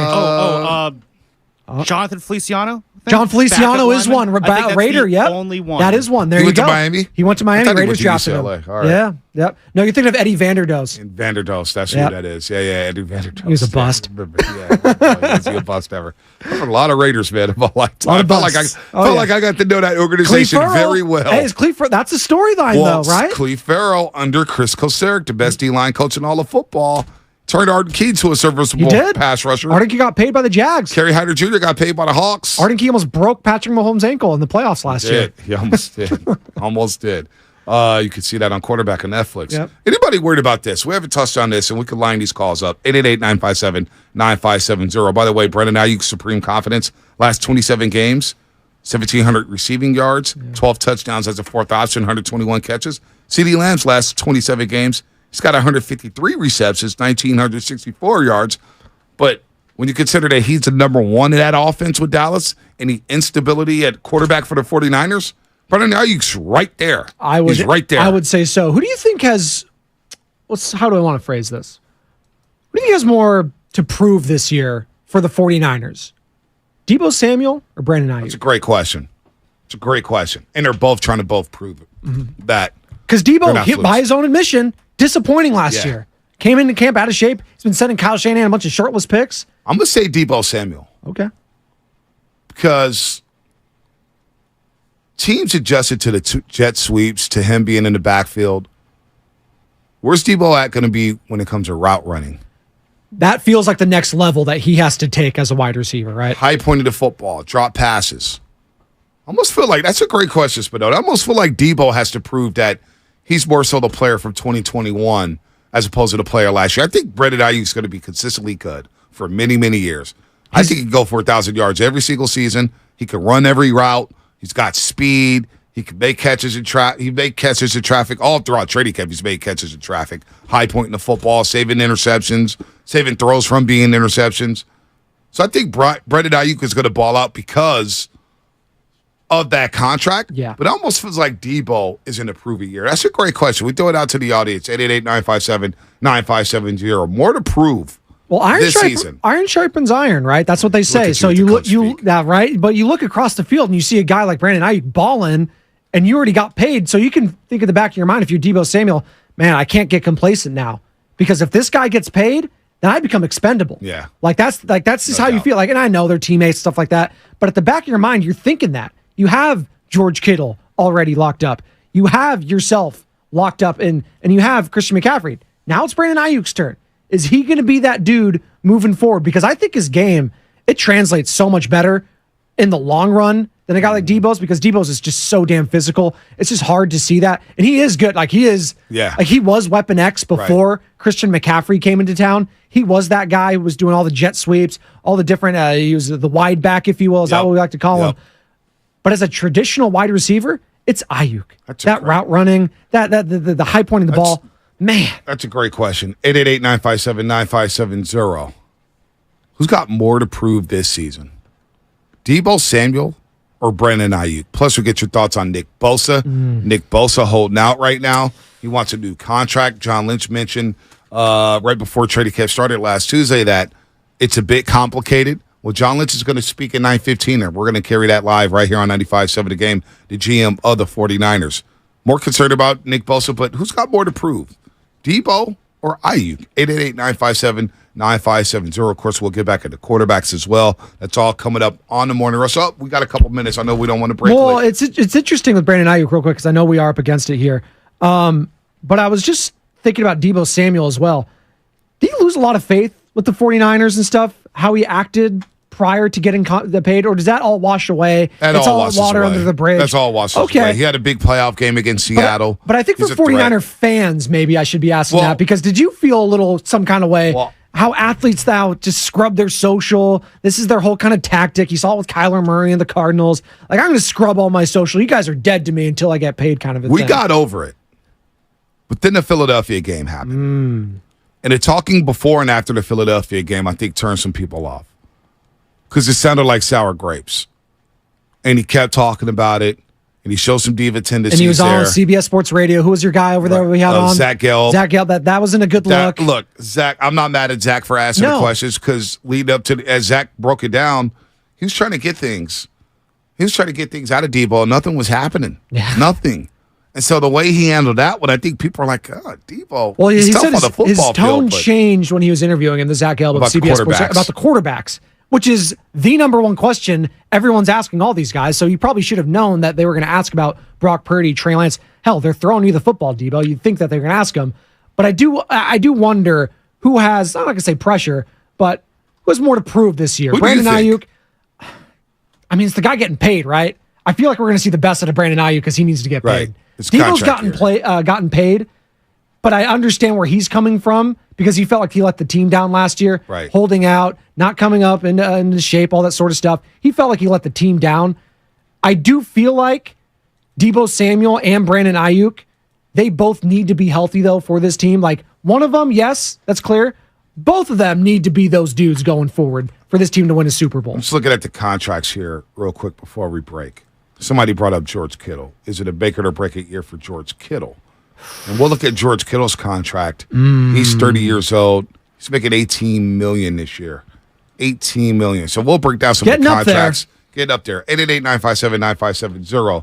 More to prove. Deebo or Aiyuk. Plus, we got more on Nick Bosa. We got more on the quarterbacks here. As I look at George Kittle, he's locked up through. He's got a couple more years here. $19.8 million next year. 17.2 in 2025. It's probably not going anywhere. Deebo, however, more to prove, right? Deebo's going to make $28.5 million next year in base salary. It's a lot of money. A lot of money. What if he doesn't ball out this year? Then you got to have some conversations. Trade candidate? That's crazy. That is something that now looking at the numbers, I'm thinking more and more that is Deebo Samuel. We'll touch on that coming up, brought to you by AC Transit. Get in where you fit in. AC Transit wants you to drive to East Bay.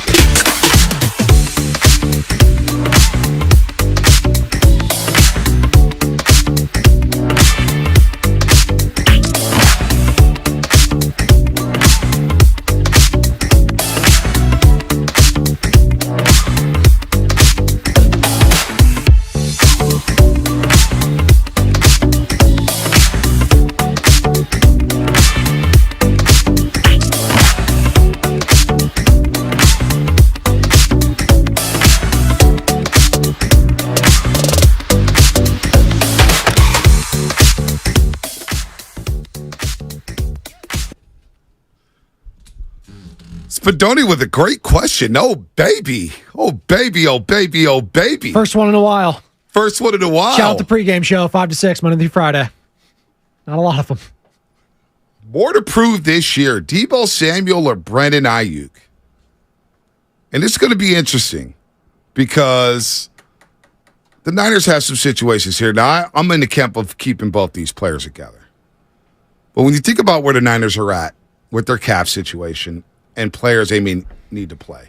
Now, keep in mind, Trent Williams may one day walk. This may be his last year. Maybe. But it'd be a lot of money to walk away from. $27 million this year, $28 million next year, $30.4 million Trent Williams in 2025, and $34.1 million in 2026. That's a lot of cheddar. How old is he? How old is Trent right now? 36? Big Trent, I believe, is 36 years old. Yeah. 36? He's 35. 35. When does he turn 36? Next year. So, yeah. So you got that. You got George Kittle and his money. I just brought that up. George Kittle in the next 3 years making at least 18, 19. He's making 18 this year, 19.3 next year, and 17.2 in 2025. And then you got to figure out the quarterback situation. It's Trey Lance next year is making $10.8 million. He's making $9 million this year. You got to figure out if you're going to extend him, right? Well, and if Brock Purdy's that dude after this season, I'm getting paid if I'm Brock. If I'm the guy after this season, hell yeah, I want my money. You see what Justin Herbert got? You see what Joe Burrow's going to get? I want my money. So Brock Purdy after this season is making $1 million in 2024 and $1.1 million in 2025. If Brock Purdy balls out this year as a starter, there's no way he's coming to camp next year under these terms. No chance. No. And if Darnold takes a job and starts, he's going to be a free agent. How much money is he going to want? So then that's where you go. You look at the defense. Hufanga. At some point, Hufanga, you're going to say to yourself, boy, are we going to pay him? He's making $1 million this year and $1.1 next year. All right, Tashawn Gibson may be out, but he's going to want to get paid. They did do well, Dre Greenlaw, getting him signed the way they did because he was a big guy. If you come out for last season, he would have gotten the bag as well. Exactly. So he feels like a bargain at this point alongside Fred Warner Jr. So then you get to Brandon Aiyuk, who, of course, is going to be eligible for that big fat extension. He's going to make $14 million next year. The Niners could play hardball with him, and he becomes an unrestricted free agent in 2025. You got Deebo Samuel making $28 million, and at 24, the next 2 seasons he's making 8.6 this year. And I just keep looking back at how both of them play the game at wide receiver.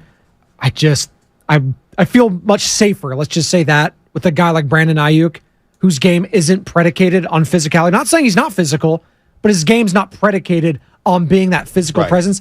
Deebo Samuel's is. Like, that's a huge part of his game going forward. And the punishment that he takes, this is a physical league, man. And you got to take that into account. Why do you think running backs aren't getting the money they want? Because of the physicality in which they play. Yeah. It makes the position unpredictable. So that's just what I'm saying. And Deebo already got paid, obviously, so we'll wait and see what happens there going forward. But he wants to prove it. He's a football player. He's talked the talk this offseason. He's saying, I did not have a good year. He was embarrassed. So I think he's going to prove a lot. And the whole thing, again, I asked David Lombardi, and the television contracts are going up. You can keep both these guys together alongside George Kittle. You don't have to move off. Like, Deebo is a playmaker. Yes. Deebo's a baller. You put the ball in his hands, 5 yards out, 2 yards out, receiver screens, reverses, jet sweeps.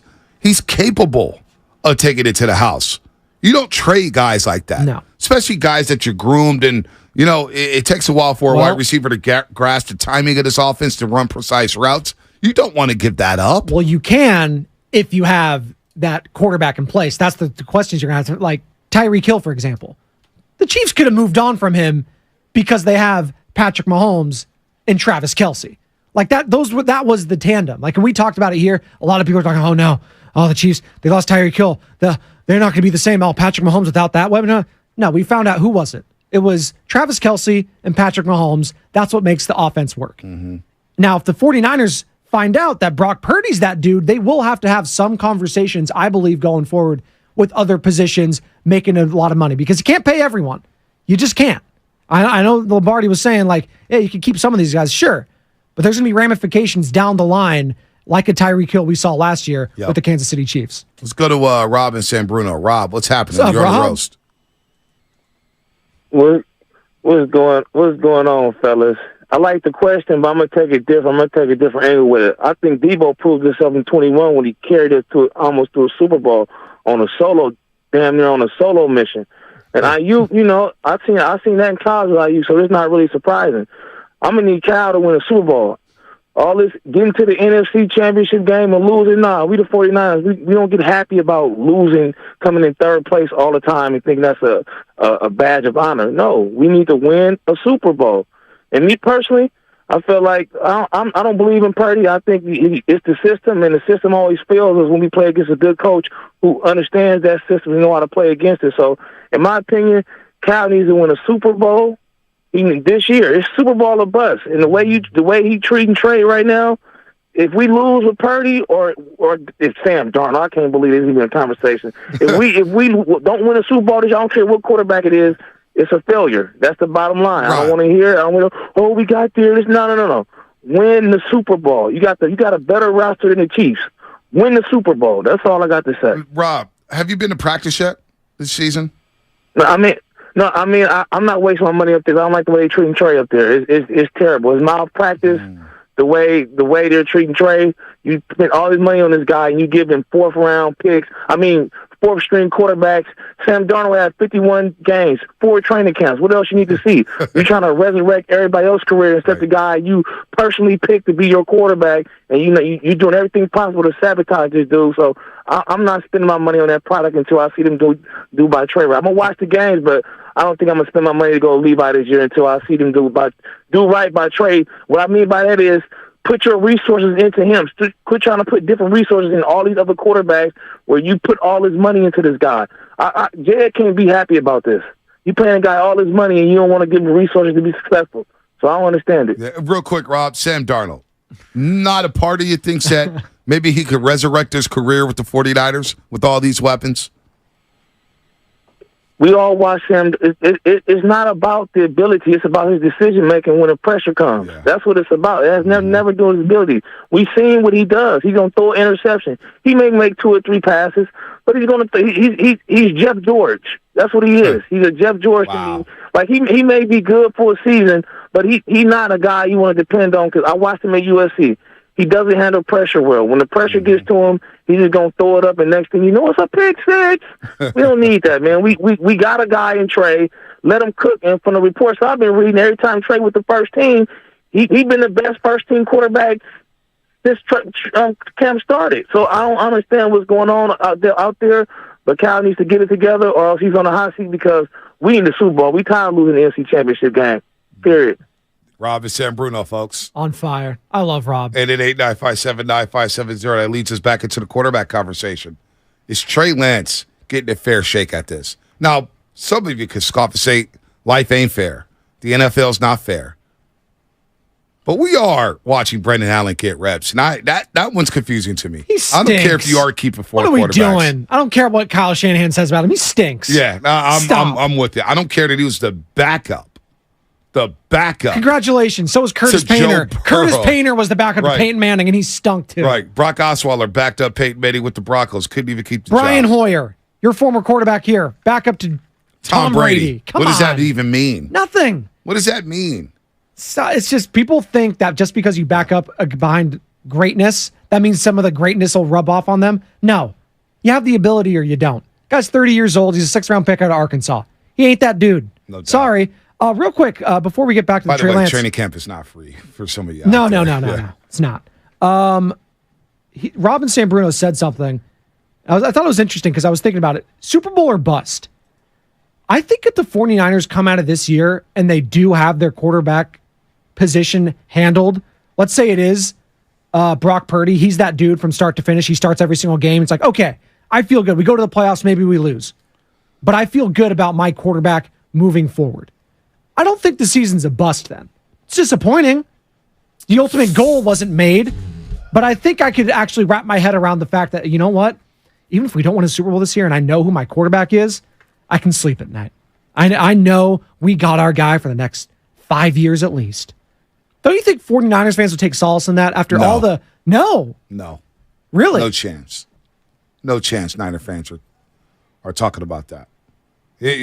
Look, I agree with you in terms of, boy, be nice to go into the offseason knowing who a quarterback is. But do you really believe that's going to happen in San Francisco under Kyle Shanahan? If Brock Purdy starts every single game this year and looks as good as he does last year, yes. Well, if he looks as good as he does last year, they're winning a Super Bowl. Maybe. I don't know with if they beat that defense, with that running game. I don't know if they beat Mahomes if they play. That's tough. Yeah. But no, Niner fans are not going to be happy. The 49ers themselves are not going to be happy losing a Super Bowl if they know who the quarterback is. They'll say, you know what? Damn it, that's cool. That's cool. Great. Awesome. But you lost the Super Bowl. And it's another disappointment. But you have Brock Purdy, who's for a franchise. How old's Brock? Hold on. Brock's young. Yeah. For a franchise that hasn't won the Super Bowl since 1995. Brock Purdy is, I got his stats up right here. So he's turning 24 this year, December 27th. So you mean to tell me, even if you lose or you don't get to the Super Bowl, you flame out in the playoffs, but Brock Purdy looks as good as he did last year? He's only 24? And you got this guy locked up for the next 5-6 years, whatever? That's a great consolation prize. Yeah, that's fine, but you're winning. Can you have consolation prizes in the NFL? Can you have consolation prizes? Like Kansas City knows who their quarterback is. Yes. They know it. Buffalo knows it. Yeah. Cincinnati knows it. Yes. I want to be a part of those guys. I want to be a part of that regime where it's like, you know what? If I don't win a Super Bowl, it's a failure. That's the expectations of Joe Burrow, Patrick Mahomes, and Josh Allen. I would love for that to be the expectation of Brock Purdy. How did Buffalo fans feel last year losing to Cincinnati, knowing that they had their guy? Were they happy losing that game? Oh, you know who they turned on? It wasn't Josh Allen. Sean McDermott. Yes. That's what's going to happen with Kyle Shanahan. Cincinnati happy losing with Joe Burrow, the Super Bowl, and then add Arrowhead to Kansas City? No. They got their guy. They did. But that fan base ain't happy. No. They've never won a Super Bowl. But those are the expectations now. Right. And I understand those expectations, but they were in place for a couple years, right? Is that fair for Brock Purdy this season? Absolutely. Because a lot of fans will say, well, he's walking in to a situation with Christian McCaffrey. He's walking into a situation with George Kittle. He's walking into a situation with the top 5 left tackle. The situation is Kyle Shanahan, though, right? That's the guy. That's who all the pressure should be on Kyle, not Brock. It is. Trust me. It should be all on Kyle, right? Trust me. It is. Okay. Just making sure we keep that So on I want to Brock. get some clarification on Brock here. I just text Sterling. Okay. Sterling Bennett. I believe that after next season is over, heading into the final year of his contract in 2025, is when Brock would be eligible. They can't negotiate after this one. Yeah. They cannot. Is crazy. That is crazy. Ugh. So Brock's not going anywhere. And if he does stink, even if he does stink, Brock's not going anywhere. That question is Trey Lance. That scares the hell out of me if I'm Brock Purdy. I'm just looking at all the stuff going on with Jonathan Taylor, the running back situations. Never forget the legendary Jim Sorge as the backup to Peyton Manning. 5-1-0. I forgot. Sorry, Jim. Let's go to Brandon in Vacaville, then look at the TC and Sack. Brandon, what's happening? You're on the roast. What's up, fellas? Hey, you know, that last caller hit the nail on the head when it comes to Trey Lance and Kyle Shanahan and all this. I don't understand I don't know if everybody in the media is doing the Niner talking points. I don't get it. Every quarterback that was drafted in his class has got an opportunity. They all were horrible. Now, all of a sudden, you know, I heard Larry Krueger talking about the guy's confidence and all this. Like, what are we doing? This kid's 22 years old. Why shouldn't he have opportunities like all the other quarterbacks drafted in his class? It's true. I mean, he was the starter going into last season, right? He was.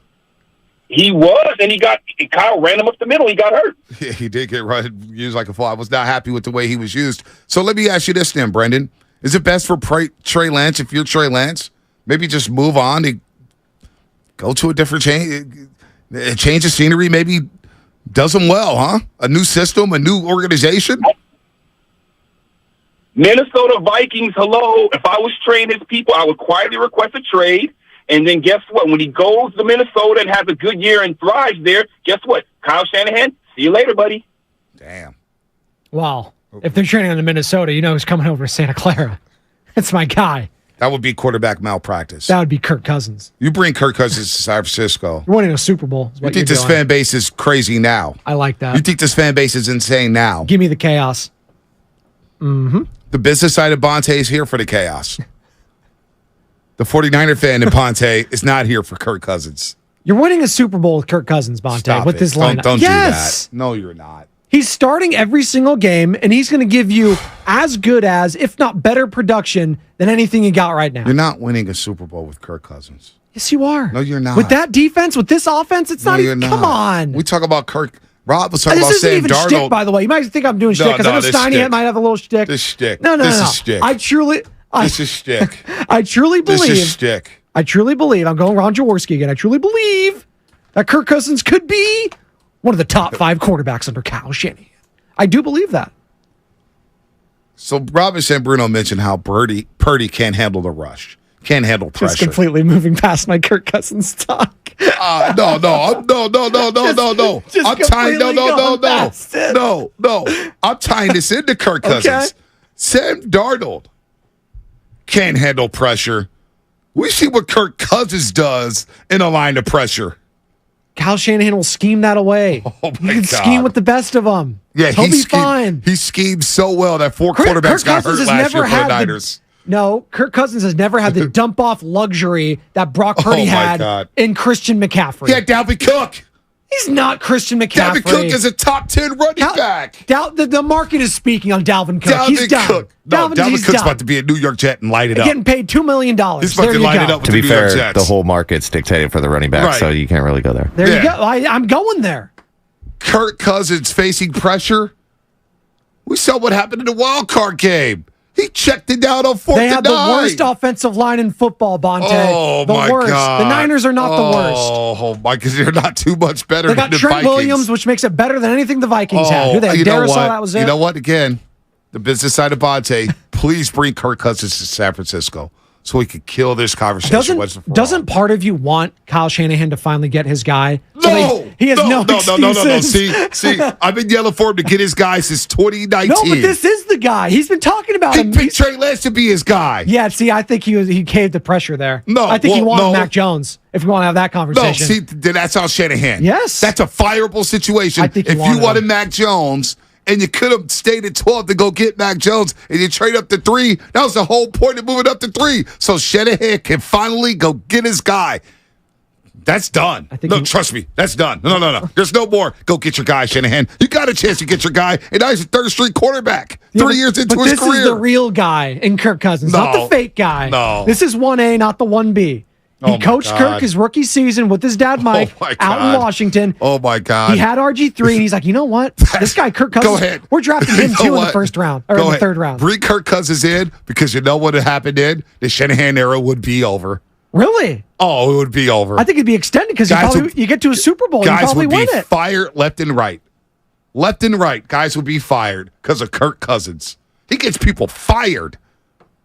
He don't get you to the Super Bowl, get you fired. Well, his head coach deserves. Oh, my God. Zimmer? Dude. Got destroyed. He was a defensive guy. He finally has an offensive head coach outside of Mike Shanahan. And Jay Gruden, dude, was okay with him. Give me a Jay second Gruden's here. not. He's not Kyle Shanahan. I'm going to get the TC. Who's it? Kevin O'Connell? Is that Kevin the head coach? O'Connell, He kind of looks like producer John, by the way. Listen, he does. Look, listen, You we're ever going to get to you look TC like Kevin O'Connell a little Sacramento. bit. TC Sacramento, just a second here. Just bear with me here, Spinoni.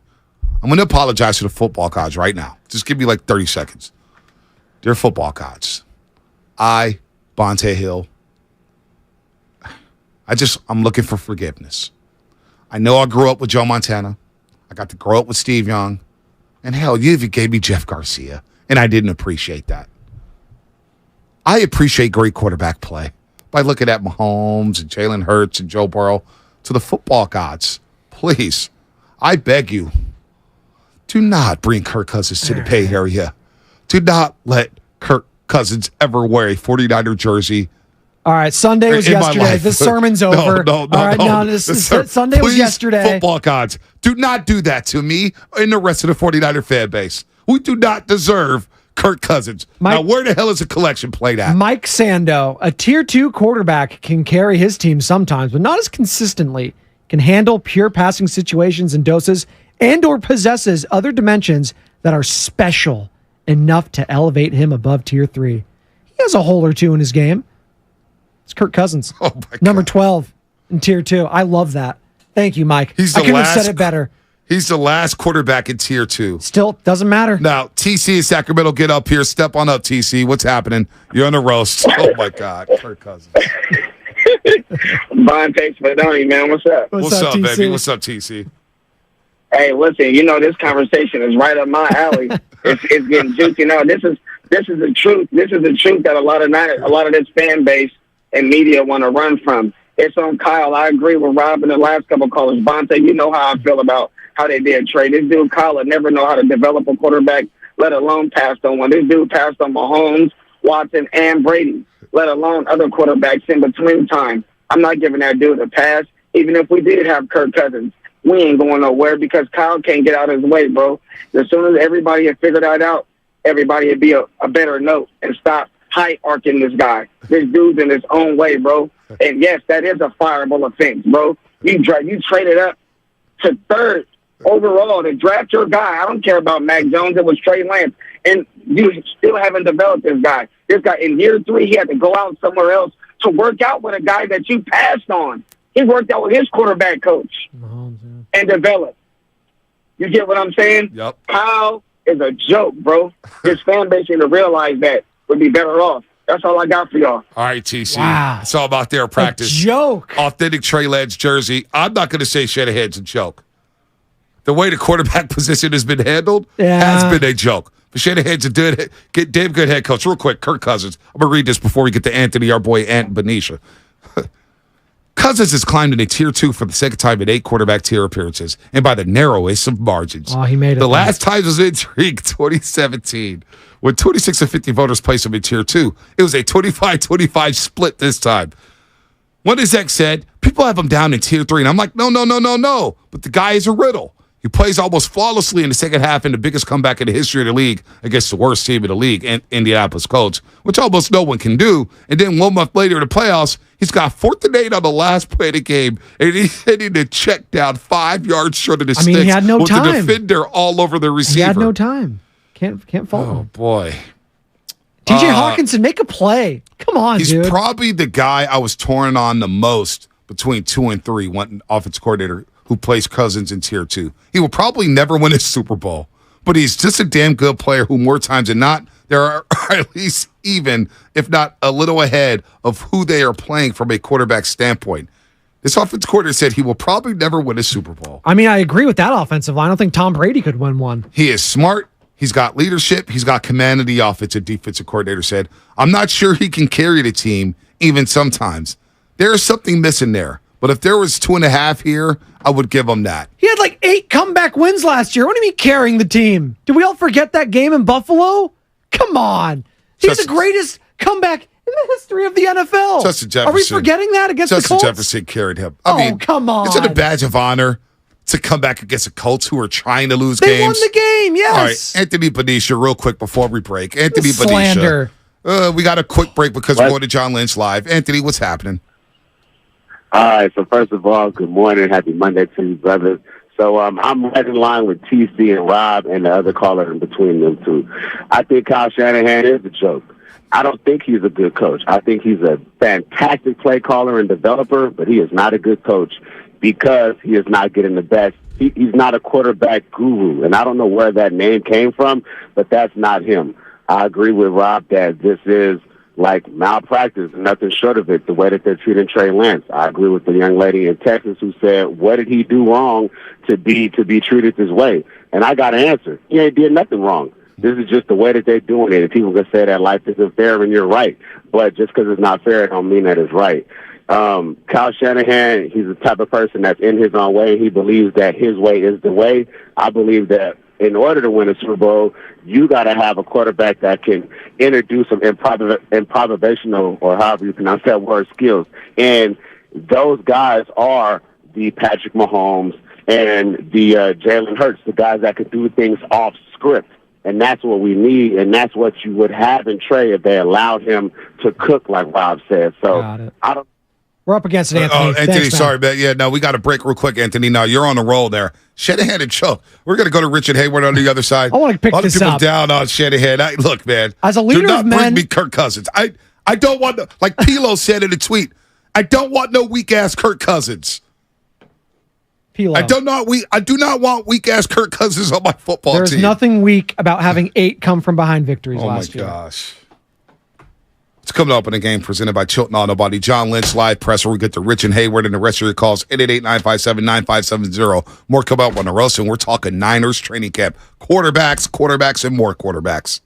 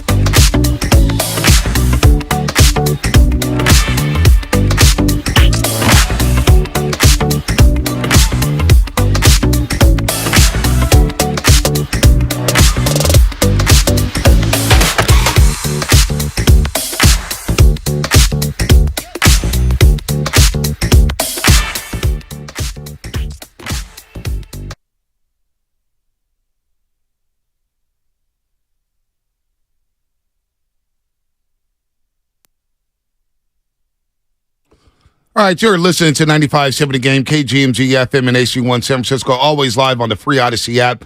Joe Spadoni, pregame show. He's in for Shasky. Yes, sir. Shasky going to take some time off. He needs it.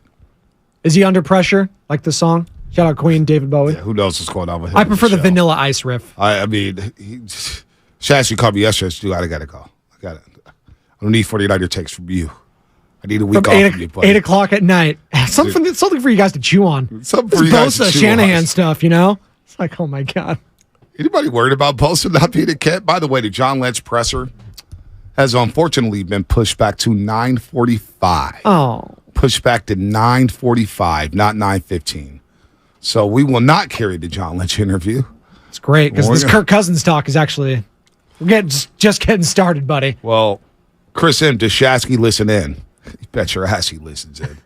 He can't help himself. He's locked in. He's probably got a burner account right now. I know you were on the Odyssey app when you were in Hawaii, right? So you were locked in. Oh no, I did not listen. That awesome Gabe Kapler interview. Come on. I was 3 hours behind. When Shasky tried to invite him to a 49 well, I tailgate. listened to it when I got back to the mainland after people tipped me off about him begging Gabe Kapler to do a tailgate together. I was like, shameless.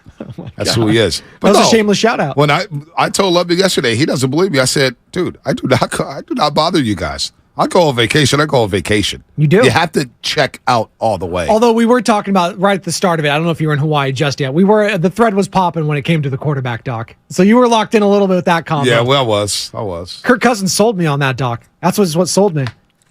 It's a great family man. It's a tough individual. You know what sold me is this text from the 925.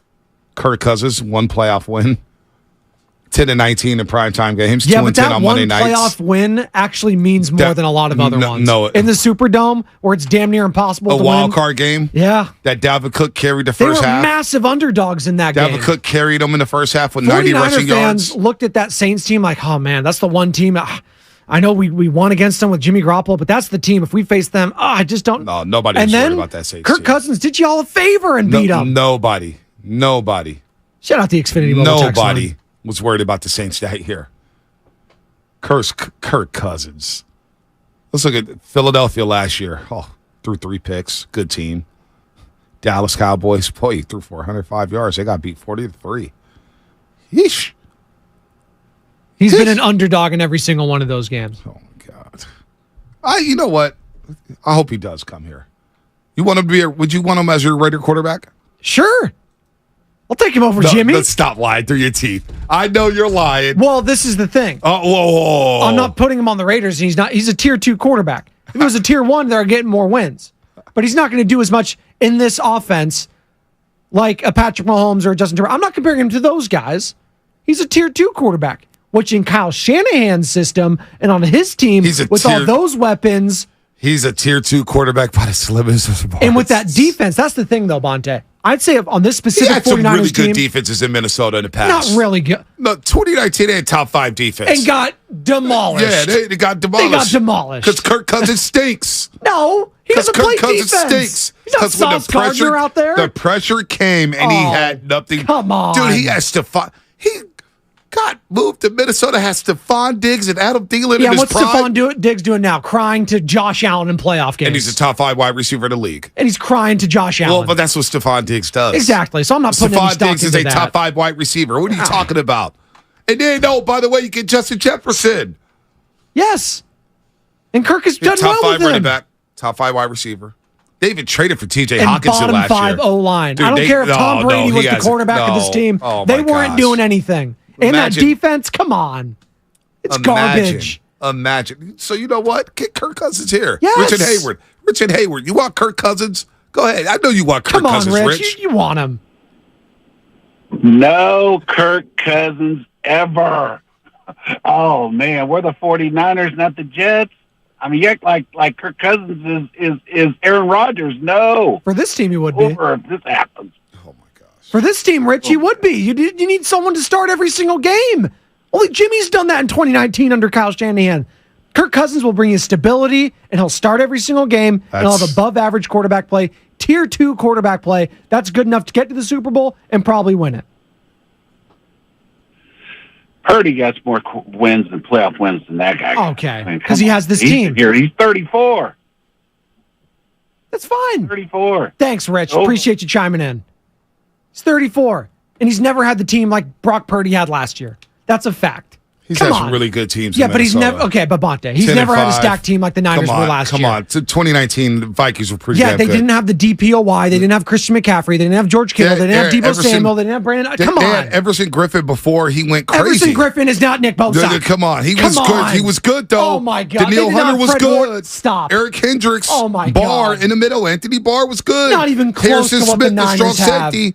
Harrison Smith, the strong safety, one of the best The safeties Niners in had the an league. All-Pro at linebacker, safety. They did not have and Brandon DN. Ayuk in 2019. No, I'm saying last year. Deebo was a We're rookie in comparing it to last 2019. year. We're comparing him to last year. Last year, fine. Last year, whatever. And that's why you guys are sucking Kirk Cousins up because of last year. Yes, he overcame a lot because he had a bad offensive line and a horrible defense, and he still won that division. Come on. Over Aaron Rodgers, who everyone's just gushing over. He's going to be some amazing person. The Jets, and he might be. But he beat the Packers, Bears, Lions. I'm looking at this darling. wild card game. I'm looking at this wild card game against the Saints. Oh my God, Kirk Cousins was so He had awesome. a dime in that game. Oh, Dime to win he it. had a dime. I see Jimmy Garoppolo throw dimes too. No, this was like a bomb, though. Not Jimmy Bomb. 19 to 31, 242 yards and a touchdown. He got sacked twice. Gutsy. Oh my God, gutsy. That was a good defense. He's Cam Jordan. Guy's a future Hall of Famer. Oh man. It's a good defense he beat. Oh man. He was good in the playoff game last year. His defense let him down. Listen. Okay, Kirk Cousins never had a team like this. He's never had a team like the Niners had What last year. happens when Kirk Cousins faces a pass rush? He turns into a pumpkin. No, he has right? Christian McCaffrey to dump it off to. Oh. That must be nice. So Dalvin Cook's just chopped liver, Well, huh? he's good. He's not Christian McCaffrey. Not in Dalvin the passing game. Not in the passing game. With Kyle Shanahan. Kyle Shanahan. Dalvin Cook. Dalvin Cook's had some good OCs. He's never had Kyle Shanahan. Which would be interesting Dalvin to Cook see. has 221 catches in his career. It's very good. Dalvin Cook's very good. I'm not saying he's bad. He's helped win me a fantasy So title. I don't want to hear about love- dump offs. I'm not. Yeah, Dalvin Cook to dump it off to. Kyle Shanahan's the key, though, Bonte. Yeah, Kyle Rudolph. Yeah, but who's his OC there? Who cares? I do. Who cares? Kirk Because Cousins that's is good, the whole right? point. Because He's a Kyle good Shanahan guy. will put Kirk Cousins in a position to succeed. We also seen Kyle Shanahan call some horrendous plays. Also see Kyle Shanahan get in his own way, like Super Bowl 54. 28-3. Well, not. See, you know what? I'm glad you brought that up. I'm glad you brought up 28-3. Because believe it or not, at Big Dog City's house, we had Wet and Philly Zoo over there. They were blaming Kyle Shanahan. Can you discuss why he got the name Wet Wet? No, I'm not going to do You that. can't say. Okay. It's all time, by the way. It's all time. They love it. We actually pulled up that Super Bowl, Falcons and Patriots, because I was arguing with these guys that it wasn't on Shanahan. You have a defensive coach in Dan Quinn who is the head coach up 28-3. And they said, oh, you should have run the ball more, run the ball more, run the ball more. Well, we went through all the sequences. That game's not on Kyle Shanahan. Now, Super Bowl 54? Super Bowl 54, different conversation. 10-point lead. I'll go to my grave. Saying that that's more on Shanahan than Jimmy Garoppolo. Not running the ball was a problem there. Not running the ball 1st and 10 at the 49-yard line with minute 49 and 3 timeouts. Not calling a timeout before halftime, then run a 2-minute drill. That right there told you don't trust Jimmy Garoppolo. Yep. Which is why when Shanahan didn't move off of Garoppolo that offseason, I said, you know what? I can't do it with you. Go get your guy. Go get Tom Brady. Well, he didn't go get Tom Brady, so then the next year he goes and gets Trey Lance. Yeah. Now Trey Lance is practicing with third stringers. So I don't know what Shanahan wants. Is it Kirk Cousins? Well, you know what? Go get Kirk Cousins in. Is it Let's see how this era ends. Is it Super Bowl or bust for the 49ers this year? Absolutely. If they don't know who their quarterback is? Brock Purdy's the How? quarterback. Brock Purdy's the quarterback. Okay. He's Until starting. how long? Until 8 games and then he's hurt? Oh, well, don't know. Don't know. If every quarterback has gotten hurt under Kyle Shanahan, what do you think is going to happen to Kirk Cousins? Who's He's the outlier. all throughout the documentary? Oh, come All on. throughout the documentary, he's whimpering. Mahomes was crying in the Super Bowl. They were all whining. And then Kirk Come Cousins on. throws an interception or has an incomplete pass, and it takes him half a quarter to get over it. Bonte, these are 350-pound men. Kevin O'Connell. Sitting on him. Kevin Come on. O'Connell's no longer a head coach in Minnesota. He's Dr. Phil when it comes to Kirk Cousins. It's more mental with hey, Kirk, it's okay. Hey, Kirk, just trust me on Hey, this. every quarterback's Kirk, just different. Every quarterback's different. He's a mental wreck at the quarterback spot, and you want him to play for Kyle Shanahan? Well, he's the guru, right? Oh. He'll mold and meld the mind. Oh, I'm sweating right now thinking about it. Oh my God. That was his first influence in the league. See, sometimes in order to go forward, Bonte, you got to go back. You know how many games? Shout out Matthew McConaughey and Lincoln. You know how many games Kirk Cousins played under Shanahan? I like turning around, by the way, and I getting know. affirmation. You pulled the Shasky, which is pissing me off. Listen, you know how many games Kirk Cousins played under Shanahan in Washington? Like 2. Yeah. So this whole thing is just, it's asinine But to in me. the training camp, he was there. Boy, he looked good in training camp. Pushed RG3. Isn't that kind of wild? Isn't that real quick? Isn't that kind of wild? They drafted RG3 in the first round and then drafted Kirk Cousins in the third. Shanahan. The Shanahans. It's his dad. They're insane. Listen, man. Listen, I just, we asked the question last week, I think. Would you rather have these 3 quarterbacks? Brock Purdy, Trey Lance, and Sam Darnold, or would you just rather have Kirk Cousins? All right, if you had Kirk Cousins right now, would you feel better about the 49ers this season? Oh, yes, absolutely. Not even close. I know what I'm getting from him. I know he's going to play every single game. Yes. The injury concerns aren't there. I feel great. Honestly, I'm not even saying this tongue-in-cheek or anything like that. I'm dead serious. If Kirk Cousins was the quarterback right now of the San Francisco 49ers, they're going to the NFC Championship game. At the very least. They do that anyway. They did that with Jimmy Garoppolo. I'll take it one step further. That's not saying much. They're going to the Super Bowl. Is that saying something? Are they winning the Super Bowl? They'll be in a position to win it. I'm sorry. Listen, I can only gas him up too much. When you start comparing him to Mahomes, listen, the guy's on another level. Like that's who you're comparing against, which again is why I have a tough time with Super Bowl aspirations for a guy that started 8 games last year or played in 8 games, whatever it was. Got hurt, and now I expect him just to be Super Bowl contenders. After I saw what Patrick Mahomes did on one bum leg, which, by the way, kind of fishy. I don't know. The bum ankle. Apparently, he can run that fast. Well, that's the problem. You guys are so stuck in mediocrity when it comes to Raider and Niner fans that how is Kirk Cousins the biggest takeaway from the quarterback, Doc? He wasn't Patrick Mahomes. Well, Patrick Mahomes is the biggest takeaway, if anything. He's on our TV right now. Look at him with Mooch. Yeah, no. But everybody's gassing up Kirk Cousins because of this documentary. He's won over so many fans because a lot of he people was didn't know about him. Tough. A lot of people didn't know about Kirk. We know about Patrick Mahomes. We've seen him on our TVs every Sunday night. We've seen Kirk Cousins for 10 years. I didn't know about his personal life. I like to know about these things. He's a great dad. He's so great tough. husband. He's tough. The mental aspect, him talking to a therapist every week, that was interesting to me. What did his therapist say about checking down on 4th and 9? They said, Kirk, you know what? If that's what you feel is right. Hey, Hawkinson, make a play. Come on. With a defender draped all over him. Let me throw a 3-yard pass with our season on the line. Hey, Hawkinson had the matchup, though. That was a cornerback on him, right? Oh, boy. Hey, there's some stuff going on in the NFL this past weekend, Bonte. I don't know if you heard or saw. Speaking, did you see what Sean Payton said? I'm looking at Kirk Cousins' contract. Oh, no. I tried. I'm looking at his contract here. The Niners could win this. What's the difference between Brock Purdy and Kirk Cousins? Health. They'll stay healthy. He got hurt in the NFC Championship game. What time? What time? What are you talking about? Health. We can't make the determination on Brock whether or not he's and prone. Consistency. That's another thing. Brock Purdy was consistent it's 8 last games. year. Do it 5 or 6 more years, then I'll say you're consistent. Boy.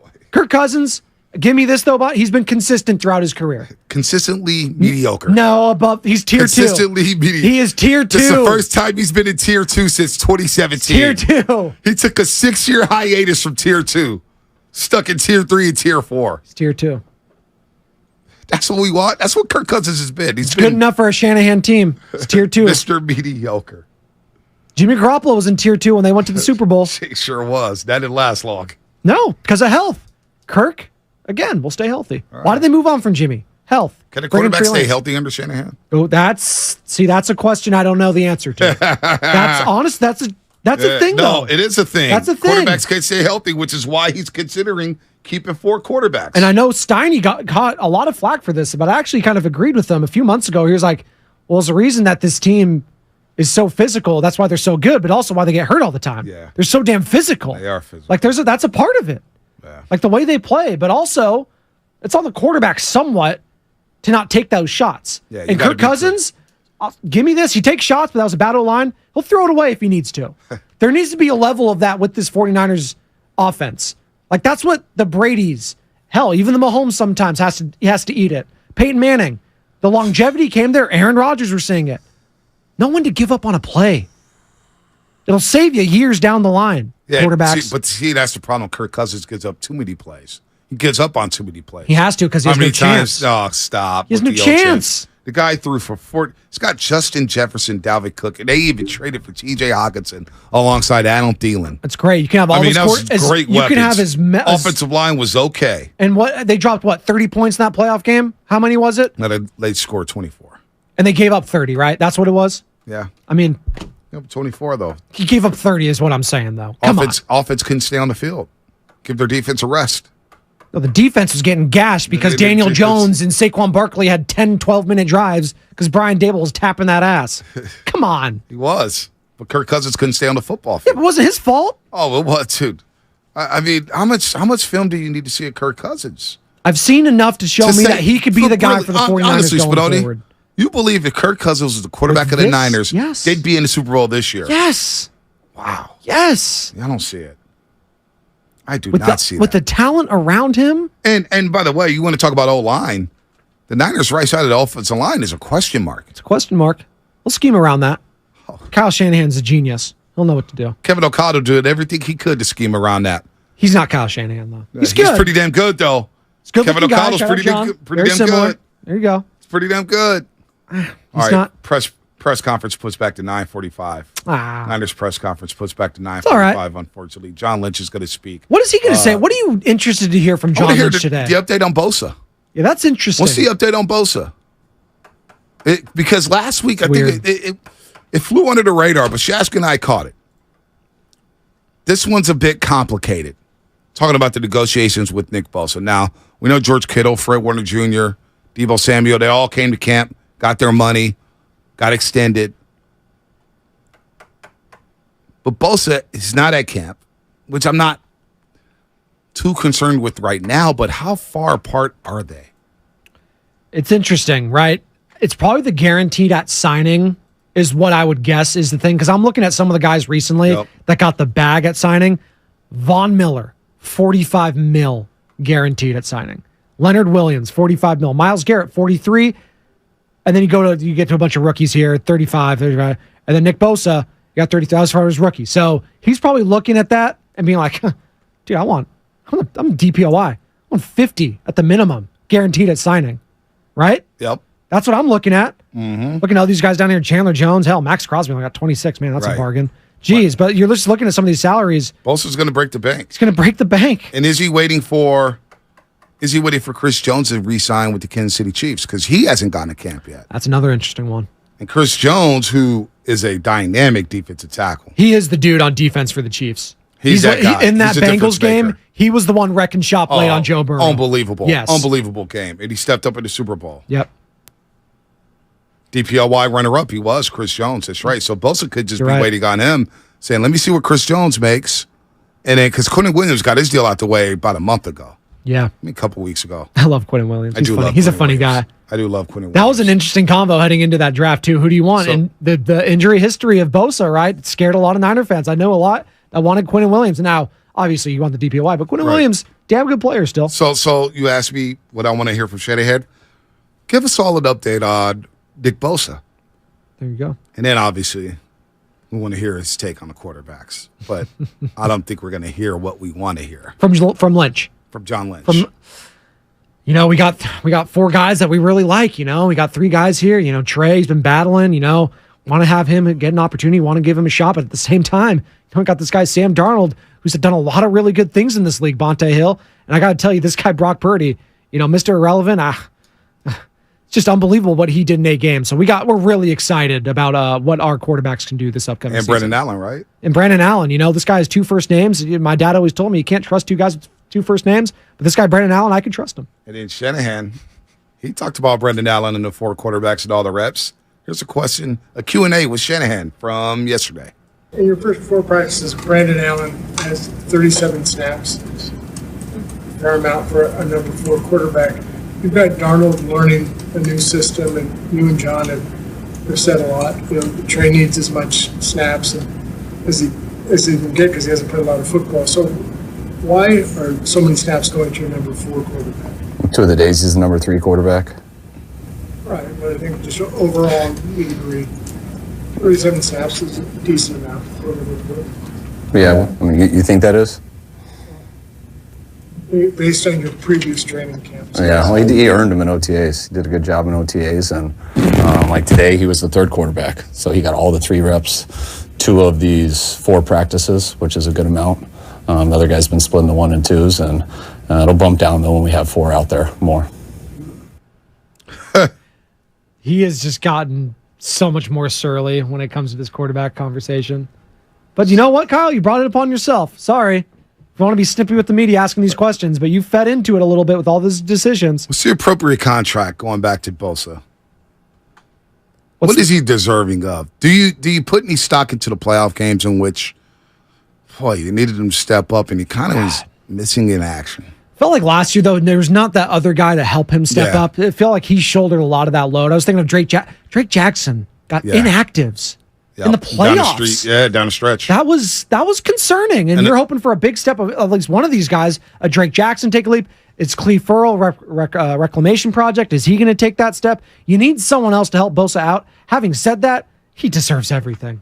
He's a DPOY. You just watch him on the field, and I understand he doesn't play every single down like some of these other guys that are getting paid, but absolutely he deserves to be getting more than a Von Miller or a Leonard Williams or hell, Myles Garrett. I believe so. I think he's the best defensive player in the league. Yeah. Should be paid as such. Yeah. And he knows that. His brother knows that. And his agent, whoever the hell that is, knows it. And he's going to see doubles all year. Yep. All year long. Which should help out Drake Jackson on the other side. Yes. Should help out Cleveland Farrell on the other side. Should help out Javon Hargrave in the middle alongside Eric Armstead. That's going to be another huge boost for him is the Hargrave edition, I think. That'll be massive for Nick Bosa. Because Eric Armstead as well. Like, listen, like he wasn't... He doesn't get you sacks. He plays well against your wide. Yes. Fills his gaps. That was more of the Buckner that was there prior to that. Nice little bull rush or whatnot. Yeah. Javon Hargrave, 6'1", about 320. He's short, but he's stocky, and he's got a quick first step. Yeah. He's going to wreak havoc. I can't wait to see Bosa and Hargrave on the same side. And then all the attention goes to them. And then Drake Jackson, he should be able to benefit on the other side because of those doubles that Bosa sees. And then you have those corner blitzes. You got a Hufanga diving in there a la Troy Polamalu. I can't wait for this defense, man. We're talking a lot about Wilkes, the quarterbacks. Yeah. Steve Wilkes, that's another interesting Steve part Wilkes of this. in his defense. It looks like he's going to blitz more. I saw just in practice, first 2 days, he would use Fred Warner on the edge. Ooh. We don't see that a lot with And Fred. he started blitzing, coming in off the edge. I like that. I do like that a lot. That's going to be Steve Wilkes. That's an interesting conversation because you're used to the ties, obviously, with Rob Saleh, Kyle Shanahan. They were tight, so you knew that was going to be the dude moving forward. He gets the head coaching opportunity with the Jets. He moves on, and then you get to Miko Ryans. He was kind of the young guy in waiting, had his moment. He shined. Now he's a head coach with the Texans. Mm-hmm. Is it going to be 3 straight head coach opportunities now for Kyle Shanahan? Is Steve Wilkes, I don't know. Because Steve Wilkes got let's be honest. He got a raw deal in Carolina. And Arizona, too. Yep, Arizona, he got one and done. That was lame. And then, of course, and they hired Kingsbury they had Cliff over him because that was the Josh Rosen thing. Going back to Josh Rosen, he had Josh Rosen for a season. And then, didn't do anything, and then he's like, all right, see ya. We got Kyler, we got Cliff. We're going to pair them. He did a great job at Carolina last season. Great job. They almost won the division. He you know what? He coached very well against that Tampa squad. That defense had Tom Brady rattled a lot. Unfortunately, he had Sam Darnold as quarterback. He might be one and done. He might be one and done. Because this has a chance. This defense could be special. Good. And I got to tell you, Jair Brown, the rookie out of Penn State. Oh, we are Penn State. We are Penn State. They've been moving him around, number 27. I think the guy's going to be a stud. That's linebacker you too, Penn State. They don't produce. They don't produce. Who's it? Kuechly out of there? Yeah. No. LeVar Harrington going back in the day. Courtney Brown. Matt Millen back in the day. Yes. Courtney Brown, which didn't work out. He's a defensive end for the Cleveland Browns, drafted number 1 overall. But no, he plays his hybrid safety. He plays his safety spot, safety/corner. Brown. He plays around the line of scrimmage. I think the kid's going to make plays this year as a rookie. he looks the part. He really does. And you got to fly. If you're on the defense in this squad, you got to be able to be strong and you got to be fast. No doubt. Because that's the prototype. Fred Warner is the guy when you're looking at the prototypical linebacker in the NFL now. You can't have any stiffs. No Gone are the days of those old, just, kind of 260 pound, just kind of just burly 4'9", 5. No. Got to be running like the 4.7s and the 4.6s, and you got to be stacked. No doubt. So hopefully we get an update on Bosa. Lynch will speak to the media in 15 minutes. I'm not sure if we're going to carry that here because we're going to be ending the show at 9:54. But something that happened over the weekend, actually last week, was Sean Payton, Spadoni. Sean Payton has been chirping. Yeah, he has. Now I want you to let the audience know, in case you were just hyper-focused on the 49ers, Sean Payton at training camp with the Denver Broncos as he took that job, basically took a shot at Nathaniel Hackett. Yeah, he made some interesting, strong statements in regarding, past coaching jobs. He said, quote, "This was the worst coaching jobs I've seen in the history of the NFL," something like that. He said, that was what I saw, and that was what Nathaniel Hackett, obviously former head coach of the Denver Broncos, did last season. Aaron Rodgers didn't like that. Aaron Rodgers, Nathaniel Hackett are very tight. Nate Hackett, former OC of the Green Bay Packers. Now with the Jets. Now they're OC. They're very tight. And Rodgers was talking to Peter Schrager on NFL Network, and he had some thoughts. Do you have the sound there? I have it right here. Very interesting. Yeah, I love Nathaniel Hackett, and those comments were very surprising for a coach to do that to another coach. My love for Hackett goes deep. We had some great years together in Green Bay. Kept in touch, love him and his family. He's an incredible family man, incredible dad. And on the field, he's arguably my favorite coach I've ever had in the NFL. Just his approach to it, how he makes it fun, how he cares about the guys, just how he goes about his business with respect, with leadership, with honesty, with integrity. And it made me feel bad that someone who's accomplished a lot in the league is that insecure that they have to take another man down to set themselves up for some sort of easy fall if it doesn't go well for that team this year. Thought it was way out of line and inappropriate, and I think he needs to keep my coach's names out of his mouth. Wow, those two teams playing week 5. Oh, I can't wait. He pulled a Will Smith there. Keep my coach's name out your mouth. Keep my coach's name out your mouth. Wow. Now, dude, Sean Payton has since apologized, and he said basically, the TV side of me got to me. The TV side got to me a little bit. That was I thought TV I was still on talking. Fox. Right. That's what he said. Right. I thought I was on the Colin Cowherd show. Oh my God. No, you're coaching the Denver Broncos. You're coaching the Broncos. So those teams play week 5. Listen, I had one of those moments where I still had my Fox hat on and not my coaching hat on. That's what Sean Payton said. And both those teams, the Jets and Broncos, are going to be week 5 in Denver, Colorado. And it's interesting, too. The exact quote was, might have been one of the worst coaching jobs in the history of the NFL. It was that bad. That was Sean Payton on Nate Hackett. But is he wrong, though? No, he's not wrong. But you don't say that as a head coach about another head coach. You don't say that. There's like a thing within the community. You don't talk bad about another head coach, just given how hard the position is, too. But a first-year guy who clearly was in over his head, it's bad form, especially for a guy who's a Super Bowl champion in Sean Payton. He should know better. Mm-hmm. He should know better. You can't be talking bad about that. So ESPN just announced, because I think Sean Payton's got some Doc Rivers to him. He's got that one championship, and you can't tell them anything. By the way, Doc Rivers joining Mike Breen and Doris Burke on ESPN's new A-team for the broadcast next year. Really? Yeah. It'll be Mike Breen, Doc Rivers, Doris Burke. Mark Jackson jettisoned to the B-team. It's probably going to be with Mark Jones. Probably it's not a bad tandem. No, it's not. It's probably for the best. Mark Jones, Mark Jackson. But Doris Burke and Doc Rivers alongside Mike Breen. Is Doc Rivers' voice going to allow him to be doing NBA That's finals? An interesting team. I like Doris. I think she's very good. Yeah. And I know we've been, ingratiated or ingrained with Van Gundy and Mark Jackson, God, for 2008, 9. Like, how long has it been? Time. It's been a long time. That's all I could remember pretty much growing up is those guys prior to, who was it before that? Al Michaels? Mm-hmm. ABC, so pretty much all my memories of NBA Finals was with Mike Breen, Van Gundy, and Mark Jackson. So going to be a turning of the tide, if you will.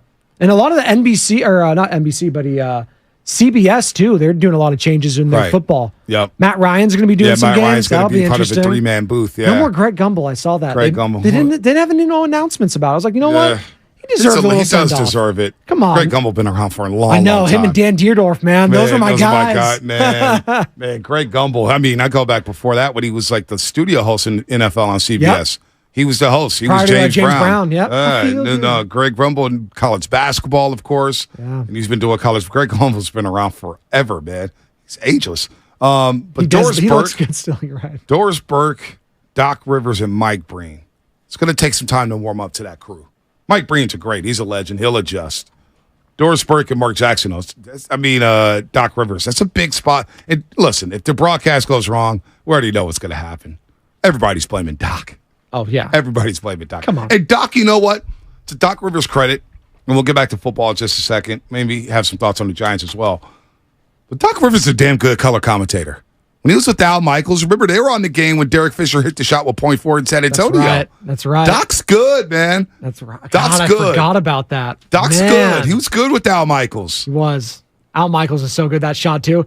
Derek Fisher heads at the shot. It'll have to be reviewed real quick, and then he runs away into the tunnel. You had Bowen in the background just doing no good. That's one of the all-time shots. They obviously didn't win the title that year, but Phil Jackson, Popovich, classic. Yeah. By the way, we missed some guys in Penn State. Of course, Michael Parsons and Navarro Bowman. Oh yeah, that guy, Micah Parsons and Navarro Bowman. Again, linebacker. I was right. Thank you. Text line for helping me out. Xfinity Mobile text line.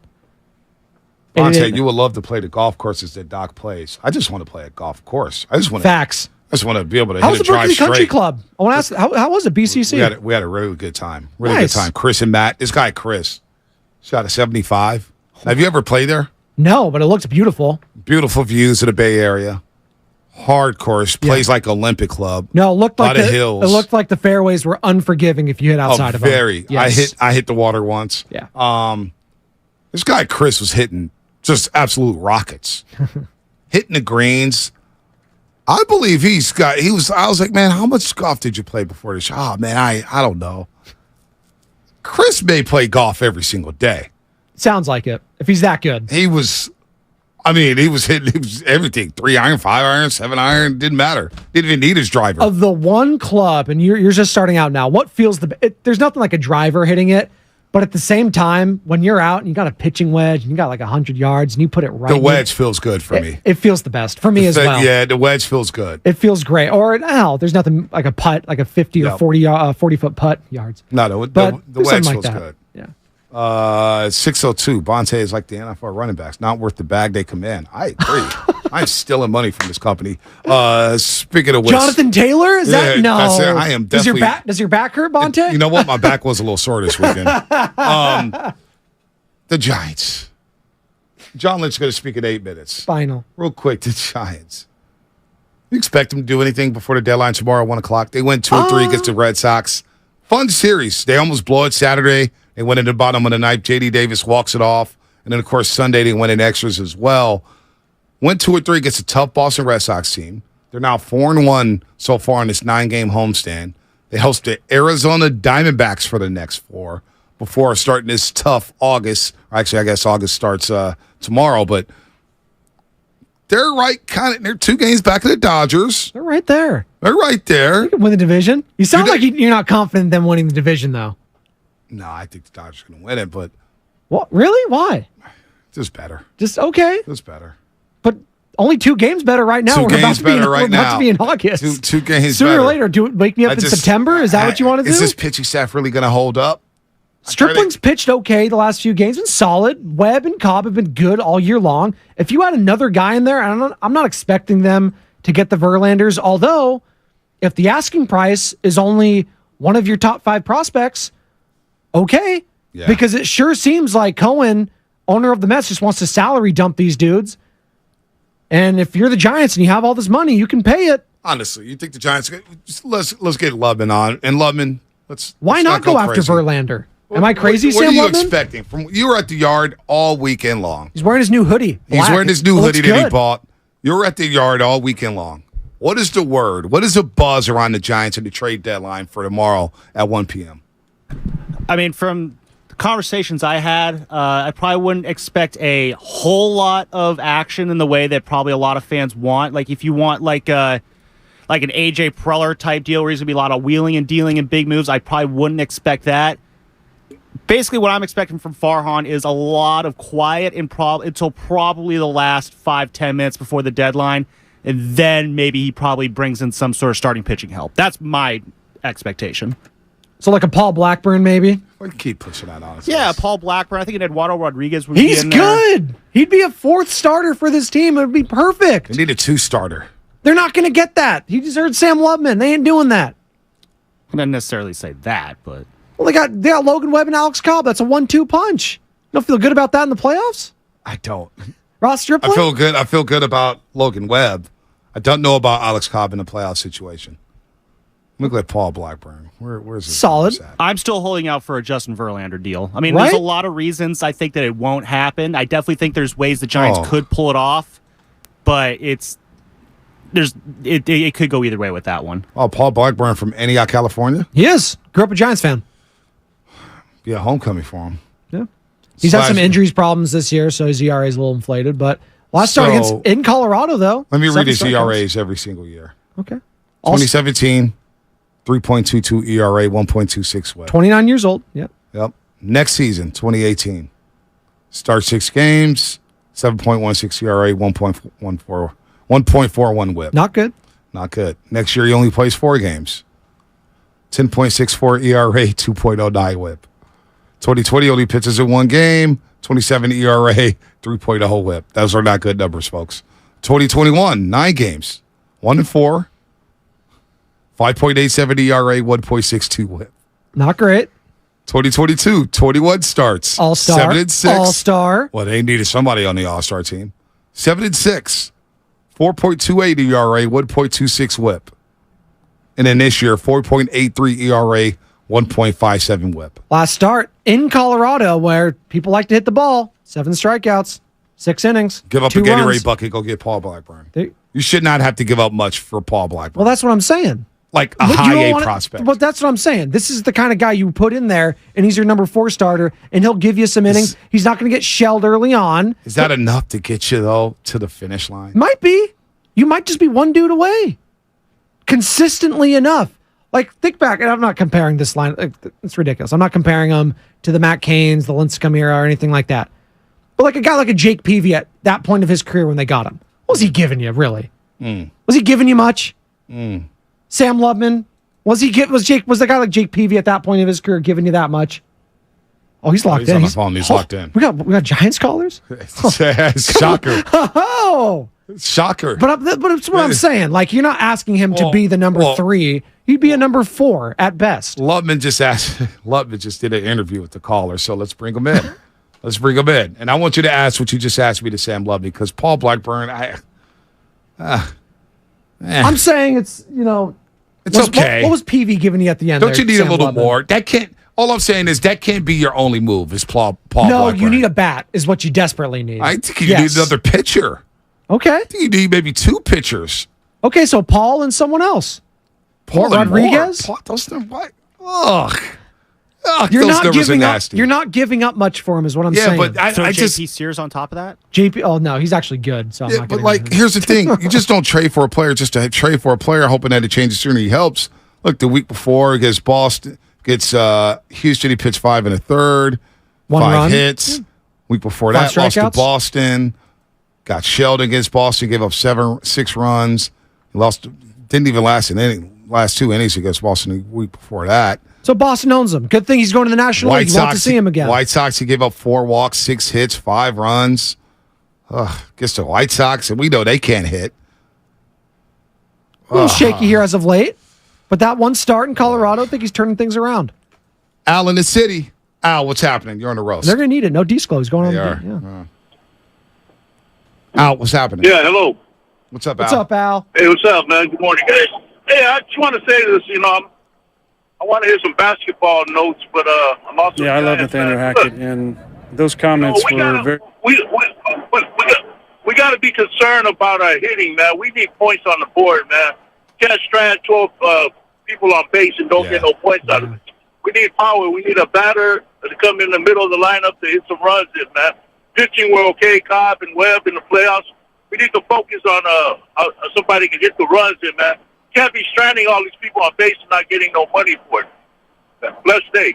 You Thanks, too, Al. Al. I like that. I appreciate that. They do need it. It feels like they need a hitter because the health is a problem, and guys are struggling, man. The dog days are here. The dog days are here, folks. Yeah. They could use. It feels like they need a few pieces. You know, it's not just a pitcher. It's not just a hitter. Maybe another bullpen arm. The Rogers brothers maybe getting a little gas. Duvall was shaky Saturday night. They need a few things. Yeah. Like, I can't believe I'm going to say this. And we'll get to Will and Marin in just a second. I can't believe I'm going to say this. But I wouldn't even trip if they did nothing at the deadline. And they just let it play out. Because for me, first and foremost, as opposed to the Niners, you pose the question, wouldn't you be happy if the Niners found out who their starting quarterback was for the foreseeable future? No, we also need a Super Bowl. You can't waste this roster. But for the Giants, they're in such a different situation. They're such a different timeline than the Niners and the Warriors that I'm just happy with seeing Luciano, Matos, Schmidt, Bailey, and some of the youngsters play. That's all I want to see. I want to see development. Give me some hope for the future. And that, we're seeing Luciano, he batted third yesterday. I don't think he's going to bat third tonight. But Matos is playing. Schmidt's playing every day. I'm happy with the youngsters playing, Spadoni. So I think if they made the playoffs or didn't make the playoffs, to me this year is all about what the future holds for the Giants. And you're starting to see a glimpse of it with these youngsters. So for Farhan Zaidi, it'd be next year. It would be that year, right? Like, where it's like, you need to show me at this point. If they make the playoffs or don't, you're not really tripping off it. It's all in on next year. Because Farhan said, and during and beginning of the season, it's all about making the playoffs this year. And if they don't, it would be disappointing, I think. Given where the NL is at. Like, the Padres have been a disappointing team. They're hanging around. You got the Cubs, you got the Reds. Okay, you got some fun stories there. But it feels like the Giants are right. They're 2 games back of NL West. They'd be damn disappointing right now. If you're tied or you have the lead in August and then you don't even make the playoffs, it'd be disappointing. I mean, I'm not going to say failure because that's very extreme. It feels like one. Well, this is where the offseason contracts that you gave away, Shamanaya, Ross Stripper. No, Shamanaya, Saturday night was a lot better. Yeah. He stepped up. Maybe he's seeing the old American League. Maybe that did him some good. Long-time Oakland A. And Ross Stripling, of course, been in the AL for a while. Will and Marin. Will, what's happening? You're on the roast. What's going on, Will? Hey, what's up, guys? Thanks for taking my call. Yeah, I mean, if we were looking just for like some pitching help and not to make like a major splash, there's a guy who's been absolutely undervalued, I think, this whole year, and I think we wouldn't have to give much to get for him, and he would fit right in. He's not going to be a number 2 starter, but he would be a great complement for Cobb and Webb. I think we should go get Michael Lorenzen out of Detroit. He's got a middling 3 ERA. He's got a very respectable whip. Yeah, the strikeouts aren't there, but he's not walking a ton of guys. He literally is in the same situation in Detroit, not a ton of offensive support, but he still goes out there, pitches quality innings. I really don't think Farhan would have to give up much. None of the big names, not a lot. I mean, I bet you at this point Detroit would take some cash for Michael Lorenzen. Anything, I would do it. And the cool thing about it is that Michael Lorenzen also is a very good defensive pitcher, so he's right in with what we want to win with defense, and he's just a good professional. I think he'd be great. But yeah, thanks, guys. You know what? Not only that, good call, Will. If you're going to go try to get Lorenzen from Detroit, why not go try to get Eduardo Rodriguez as well? Get 2-1. That's the thing. And I think they might, to Will's point, he thinks they might not cost a lot. I'm not sure because this is turning into a seller's market fast. Yep. And Detroit's going to have all the cards because there's not a lot of sellers here that have good options. And listen, the Detroit Tigers are one of them. They have some pieces that some of these teams are going to look at and be like, you know what? We feel like we're Rodriguez away. I will give you what you need. I'll give you a top. Like, you're going to start seeing, like, really? They gave up that for this guy? Like, you might see a deal like that, whether it's, I don't know, who's a team out there? A Cubs or I don't know, a Reds, something like that. A Rangers, you've seen them pretty aggressive. So you're going to see some teams going after some of these guys and giving up way more than you feel like they should. That's just because it's a seller's market. Yep. And they're going to be outbidding other teams. So I don't know if Farhan's going to be willing to start getting into a bidding war for a guy like an Eduardo Rodriguez. Right. Maybe if it's just Lorenzen, we'll see. What's it going to cost? What's it going to cost? Farhan doesn't, but what we know about Farhan, doesn't want to give up a lot. He's very shrewd. He'll give up a little. He'll take a little. But he'll do more like a deal he did with J.D. Davis last year at the deadline, right? That was kind of the big move. going to the Mets, sending who was it? And it was Darren Ruff. There you go. And it was an afterthought. Yep. It was an afterthought. J.D. Davis has paid Been a dividends. baller this year. He's paid dividends. Walk off. Yeah, I don't know what Farhan's going to do. Farhan's going to speak tomorrow, right, Lemon? They think so, either tomorrow or Wednesday. I was trying to get a straight answer this weekend and was not able to. Look at you working. Apparently, he's very hard even for their PR people to get a hold of. So, fun fact. So John Lynch apparently is speaking right now to the media, GM of the 49ers. We will be all over the deadline tomorrow. We'll talk to Flynn as well, Rob Ninkovich. But John Lynch, right off the rip, somebody asked him about Nick Bosa. He said, I'm very confident about this situation. Very confident. So the Niners aren't sweating quite yet. What did Lynch say? We need to exhibit patience. Ultimately, this thing will work itself out. He also reminded us that contract talks with Bosa will remain in private. We miss him, and I'm looking forward to the day he comes back. And real quick, you're talking about the Giants there. Bob Nightingale, USA Today, 95.7 The Game, or should say Odyssey Insider. The Detroit Tigers are definitely, in quotations, trading Lorenzen and Eduardo Rodriguez. So they are definitely going somewhere. Whether that's going to be to the Giants or not remains to be seen. But with John Lynch talking, and he says some more here, quote, we have to strike the right mix as it regards to Nick's extension. I don't like this. I don't like not having one of our best players here, but I understand that we'll have to exhibit some patience. All right. Steiny and Guru will have more of that sound coming up from 10 to 2. John Lynch speaking right now, supposed to speak at 9:15. We're going to carry that live, but it got pushed back to 9:45 as the Niners will go through their first padded practice Can't wait. of the season. First padded practice of the season. They are hitting, boys. They're hitting now. And they hit in Santa Clara. This isn't your mom and pop's football team. No, they're hitting. They're hitting Fred hard. Warner, Dre Greenlaw. Greenlaw. Yeah, he came up to you guys, didn't he? Yeah, he did. I went like this to him, and he goes, no, you got to calm down, man. All right, we don't got pads on yet. And then literally the next play he goes in, he stonewalls Christian McCaffrey. Oh, my God. It's a large man, too, isn't Drake Green, no, he's short. But he's thick. But he's thick, and he's got the big arm brace on. Oh, man. And he looks like looks like a killer, right? I mean, I don't want to use that. Let me use a different word. He's an animal out there. He's a killer on the football field. On the football field. He's a gladiator. Right? He looks like he's about that life. Wolverine. There you go. All right. We had a good show. Kirk Cousins talk. You love the Kirk Cousins You talk. love Kirk. I can't believe it. Well, you like that. I kind of like, I link you with the play-by-play announcer for the 49ers. You guys don't know what good quarterback is. Not all Italian people are the same. All right, Bonte? Man. As a thrower of the football, though, Kirk Cousins could do a lot worse. As a thrower of the football. You guys have been around many mediocre quarterbacks. You don't know how to evaluate quarterbacks anymore. All I've been around the same way. All I've been around in the Bay Area is mediocre quarterback play for the last 20 years. Yeah, what happened to Rich Gannon was the last MVP of a quarterback in this market. Rich Gannon. He was like 36. Come on. Gannon. He had that one game in Pittsburgh. Remember Sunday Night Football? Oh, yeah. He lit their asses up. He was sick for a hot second. Then Syracuse had to sit on him. Yeah. How was that? Bad. Broken forearm. My gosh. Yep. It just never ends. Isn't that wild? The last quarterback MVP here was Rich Gannon. We're going to get another one for Kyle. Is the amount of success that this offense has. That's something we can get into tomorrow. Matt Ryan was an MVP. Yeah. He was. Come on. And I know, and Matt Ryan's is he a whole tier ahead of Kirk Cousins? No. That's what I'm saying. Come on.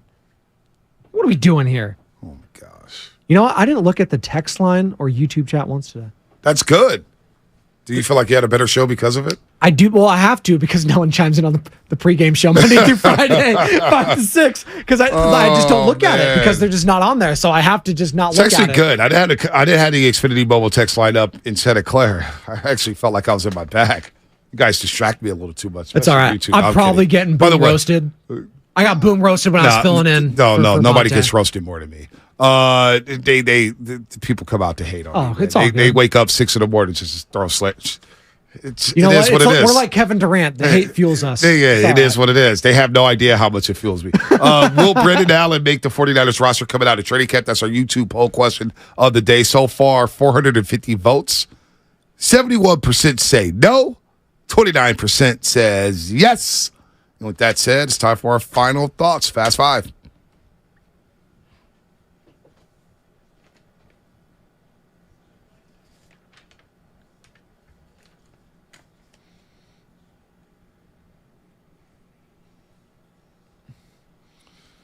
Spinoni, go I'll ahead. start off. I guess my final thoughts here today on the Morning Roast, and I appreciate it, Bonte. It's been a fun show. And all week, I'm not going anywhere. Don't worry, listeners. Damn it, you're not? No, I'm not. I'm sticking around. I might sleep in No here. more Kirk Cousins? I can't get any sleep at night with the baby girl sleeping in the bed. But oh boy, listen, it's a nice consolation prize is all I'm saying. I know the ultimate goal is to win a Super Bowl, but if you just figure out who your damn quarterback is after this season, I think it'd be a nice consolation prize. If it's Brock Purdy, if it's Trey Lance, whoever it is, probably Brock Purdy, I think 49er fans would accept that. Big John, what you got? What you got, Big John? As a guy that grew up playing football, there is nothing more exciting than putting on a helmet, tightening the chin strap, and going to work. I am super excited to see what transpires from some of the rookies around the NFL and just in general with the 49ers. Where do the men get separated from the boys? What position was Big John? Was he? Big John was a tight end outside wide receiver? I was linebacker. going to say wide receiver. Safety and wide receiver. Oh, there we go. Oh, damn, you got speed. That's a tall safety. See, I was slow. Yeah, I was. No, Big John's a lot He's a more little athletic skinnier, than though. me. He's a little skinnier. So Backup quarterback. Backup quarterback. Did you want to start? He was emergency. I wanted to start so bad. He was emergency. Let's relax. He was emergency. Good footwork. Horrible arm. The shoe game. Reps you got? Were you lefty or righty? Righty. Okay, all right. All right, what you got, Lubid? For everyone freaking out about when and where Marco Luciano is going to be hitting in the lineup, just relax. Dude's got a lot of career ahead of him, a lot of time to build up. And fun fact, did you guys know that Shohei Ohtani had 30 plate appearances in the 8th spot in his rookie year?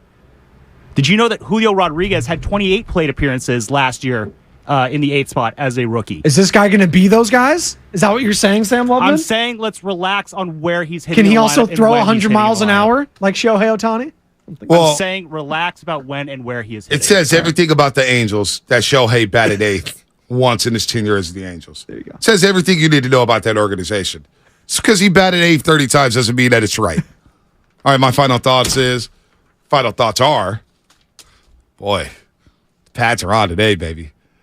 What's going to be the narrative tomorrow surrounding the quarterbacks? That's my final thought, is a thought on what's going to happen in practice today. Go figure. All right, that was Fast Five brought to you by Xfinity, the next generation 10G network, only from Xfinity. That future starts now with Steiny and Guru. Have a good day, everybody. This is Matt Coker from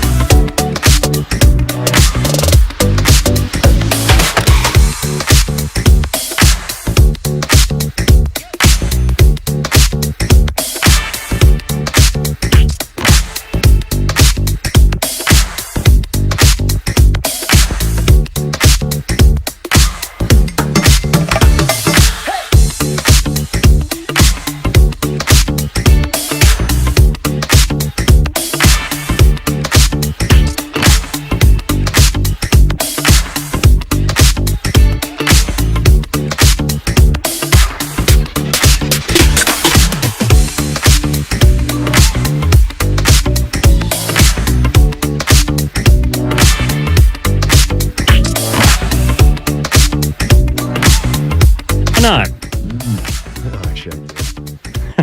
You think Monday's really Bonte's favorite day of the week? I question anyone that says that Monday is their favorite day of the week in America. Yeah, I'm kind of with you. Evan Giddings in for Daryl the Guru Johnson. Matt Steinmetz along with you. And how was your weekend? Good weekend for buried the lead 2 minutes in. Go ahead.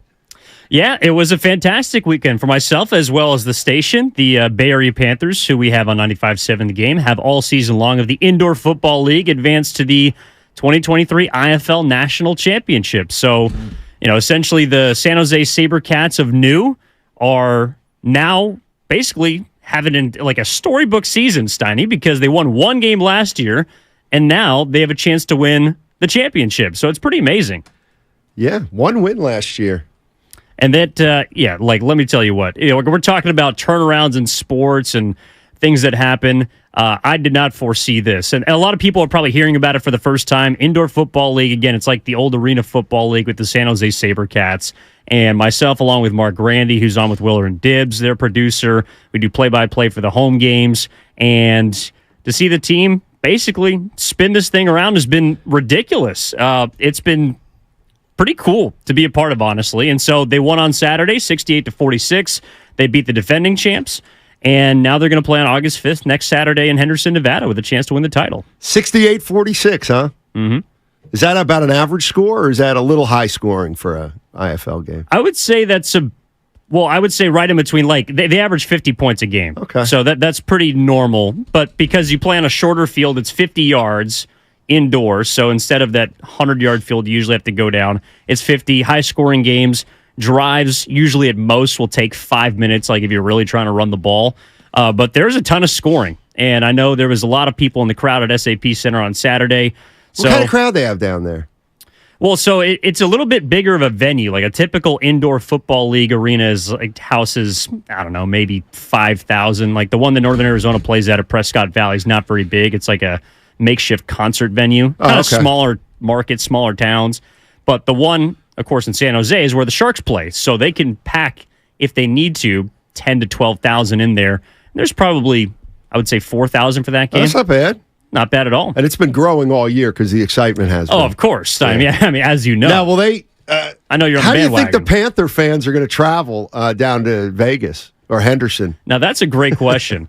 The question is, do we at the station make a trip out to Las Vegas? It's not a bad call. Now, I don't know if we'll actually get to the game, but we could make a trip this weekend to Las Vegas. And I know a lot of people are making jokes about the fourth quarterback for the 49ers might be playing for the Bay Area Panthers next year. But I don't know, because Dalton Sneed. Yeah, don't sleep on him. Don't sleep on Sneed. What, do you have 7 touchdown passes the other day? Yesterday? He only had 3, but the running back Rankin had 6 rushing touchdowns. 3 throwing touchdowns. That's like a bad day in the IFL. Not good enough. Yeah. He's going to need more if they're going to win the championship, Steiny. Yeah, no doubt about it. And, of course, they have that. They're playing the Sioux Falls Storm. Sioux Falls. Oh. And they're, I think, I got to believe the Panthers have an advantage here. Sioux Falls plays in the cold, obviously, up in North Dakota. Yeah, they don't play inside. It's an arena. Yeah. Arena football. Yeah, but it's still... Emphasis on indoor football league, Steiny. It's still cold. Sioux Falls, by the way, the last team to win back-to-back IFL championships. Of course, you knew that, I'm sure. And what's their nickname? The Storm. Mm-hmm. All right. The Panthers coming into town. What do you got, Steiny? What are you hot on? Well, we got a couple things. First of all, the Giants win 2 out of 3 against the Red Sox. A couple come from behinds on Saturday and Sunday. Is there a move out there for them? I don't feel like there is. I mean, depends how serious they are. Not trying to win. I looked at some odds for Verlander and Soto and Goldschmidt and Arenado. They're not anywhere on the list of possible teams that those guys could go to. You're not going to believe what I'm thinking if I'm the San Francisco Giants. Sure, go out, try to get a starting pitcher, but you're going to have to pay too much for that. But you know what? Just roll. You got 4 rookies. See what you can do. Let them play it out. Let them play it out. It's clear that it's a seller's market. And if you go out and get a pitcher, you're going to be overpaying. As for a hitter, I don't know. But you know what? Ride it out, Giants. You're right there. You're right there. Now, I'm not saying don't get a pitcher if you can, but let the young guys, let Luciano, let my guy Wisely, Sable. Let's let them play and see what happens. I mean, the question is, Steiny, do you want the Giants to make the playoffs or not? Or do you care if they make the playoffs? No, I want them to make the playoffs, obviously. So, but with 5 rookies on any given day in your starting lineup, can you consider that a playoff team? Like, because to me, if you are essentially standing pat, which I think is the most likely outcome for the San Francisco Giants, then you're essentially just rolling the dice with a young team and a back end of veteran guys, and you're saying, if we make it, great. If not, that's fine. We had a decent season. But I do think, like, again, if the San Francisco Giants don't make the playoffs, like they're in the driver's seat for the wild card right now, even if they're a game up, I do think there are a lot of people that are going to be disappointed if they don't do anything.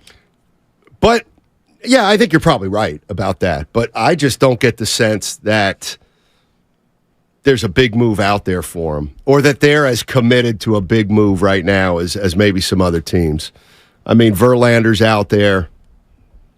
I mean, you're really going to go get Verlander? Well, the thing is, if you're willing to bite the financial bullet, you might be able to get him for not a large price. The reason that Max Scherzer fetched, I think, a top 10 or 2 prospect from the Texas Rangers is because the Mets agreed to pay $35 million of his salary for the foreseeable future for next season. So the Rangers aren't on the hook, but that gets the Mets a big prospect back.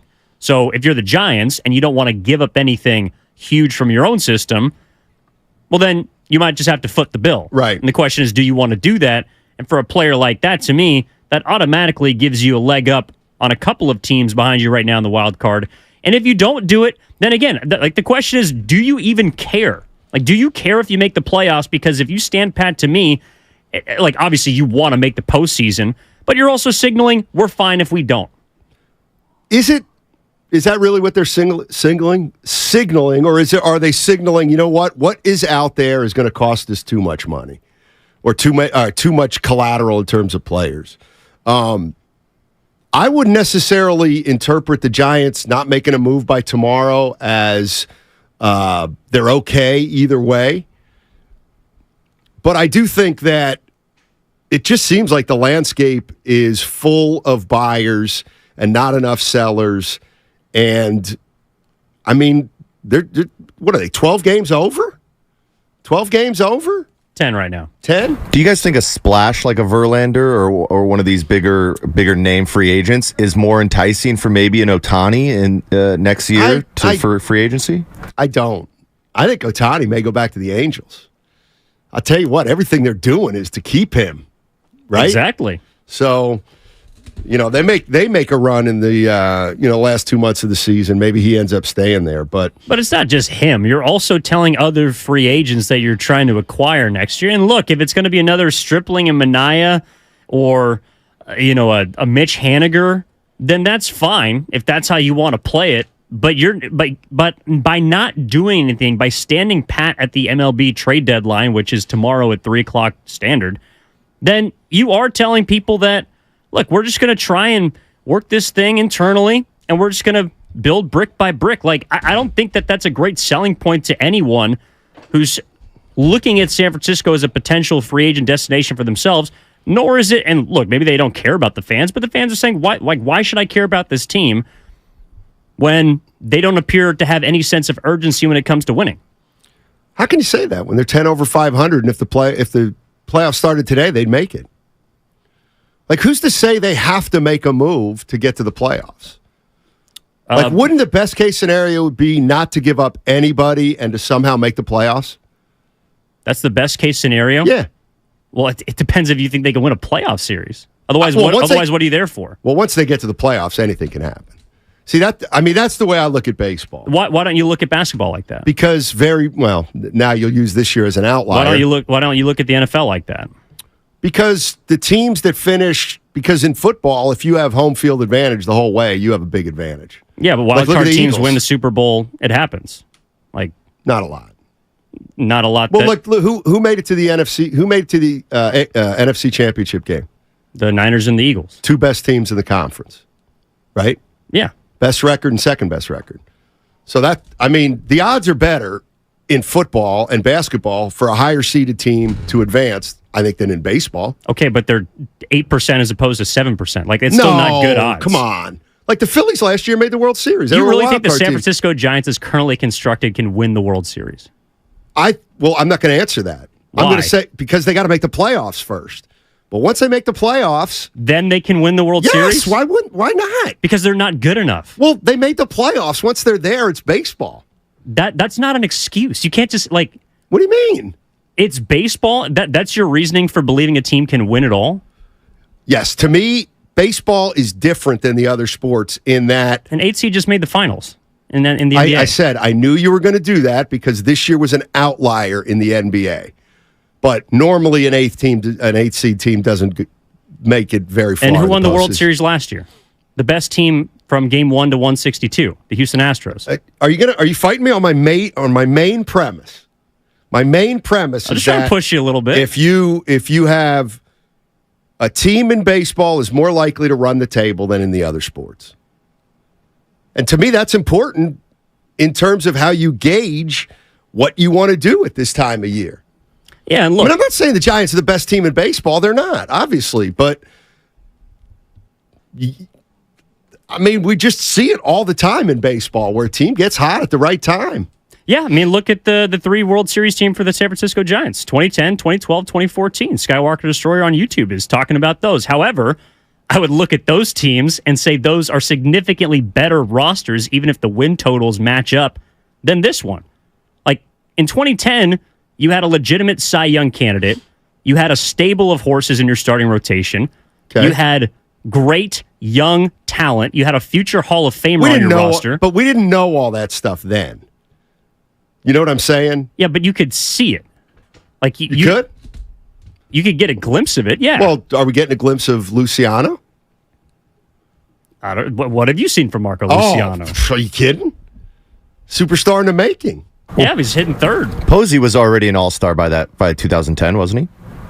Well, we also saw him in 2009. I know it technically wasn't a rookie year, but he was called up in 2009, so we got him before. And then 2010 was his first full season. Helped him run the table. See, I think you're overstating 2 of the things I said. It kind of bothers me early in the show. That's okay. I got to get you fired up, Stike. It's a Monday. I said... We all love Mondays. If the Giants don't do anything in the next 24 hours, I would not take that as a sign as they don't have confidence they can get it done. And I wouldn't... How many times do NBA teams at the trading deadline not do anything because there's just nothing there for them to do? Like, sometimes I'd rather sit tight than make a move that I'm not crazy about. So... Warriors tried to get better at the deadline this year. What'd they do? I can't even remember. They traded James Wiseman for Gary Payton II. How'd that work out? But they also made an attempt because they thought that they had a chance to win the title. Now, they didn't. Now, let me ask you this. But that's a sign that they believed that they could win. So they went out and made a play. Okay, so if you're the Giants, you would give up.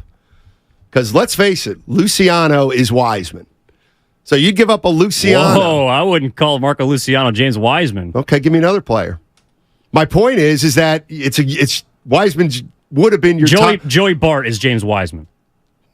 Joey Bart is not James Wiseman was Luciano.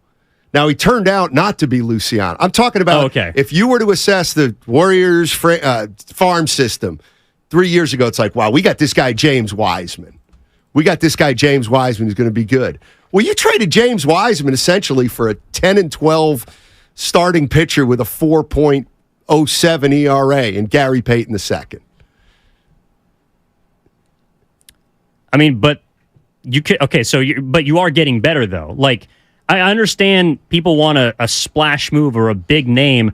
I don't think that's out there except for a guy like Verlander. I think you're right. I also don't think that. Look, and maybe if you want to say Tim Anderson as a position player. He's a bigger name, but I don't think he's been that great this year. Like, I'm not saying that if the Giants don't go out and swing big and send on ship-off prospects, that they're telling us that they can't get it. I just believe that teams that generally feel like they can win, have a chance to win the World Series, look to add. Now, that doesn't mean that you're going out and getting a big-name starter, a big-name position player. Those can certainly help. But you look at what Houston is going to try and do. They're going to try and add around the edges because they believe their team is good enough to win it all. Okay. You look at the Los Angeles Dodgers. They haven't made any big moves, but they have added pieces that can bolster and help kind of the depth of their team. All right. Like, those teams are making moves or will make moves because they believe they have a chance to win. The Toronto Blue Jays believe their roster is good enough if they get into the playoffs to win the World Series. That's why they go out and acquire a Jordan Hicks from St. Louis. Like, those aren't big names, and it's not sexy. What we're talking about is not necessarily a splash feel. But what we're talking about is the Giants at least feeling enough confidence that if what you're saying is true, if they get in, they can win, well, then wouldn't you want to add something? I said, go get a pitcher, because they're going to need a starting pitcher, right? They still need a starting pitcher. DeSclafani's on the IL, yeah. He's on the 15-day IL right now. So they're going to probably need another pitcher.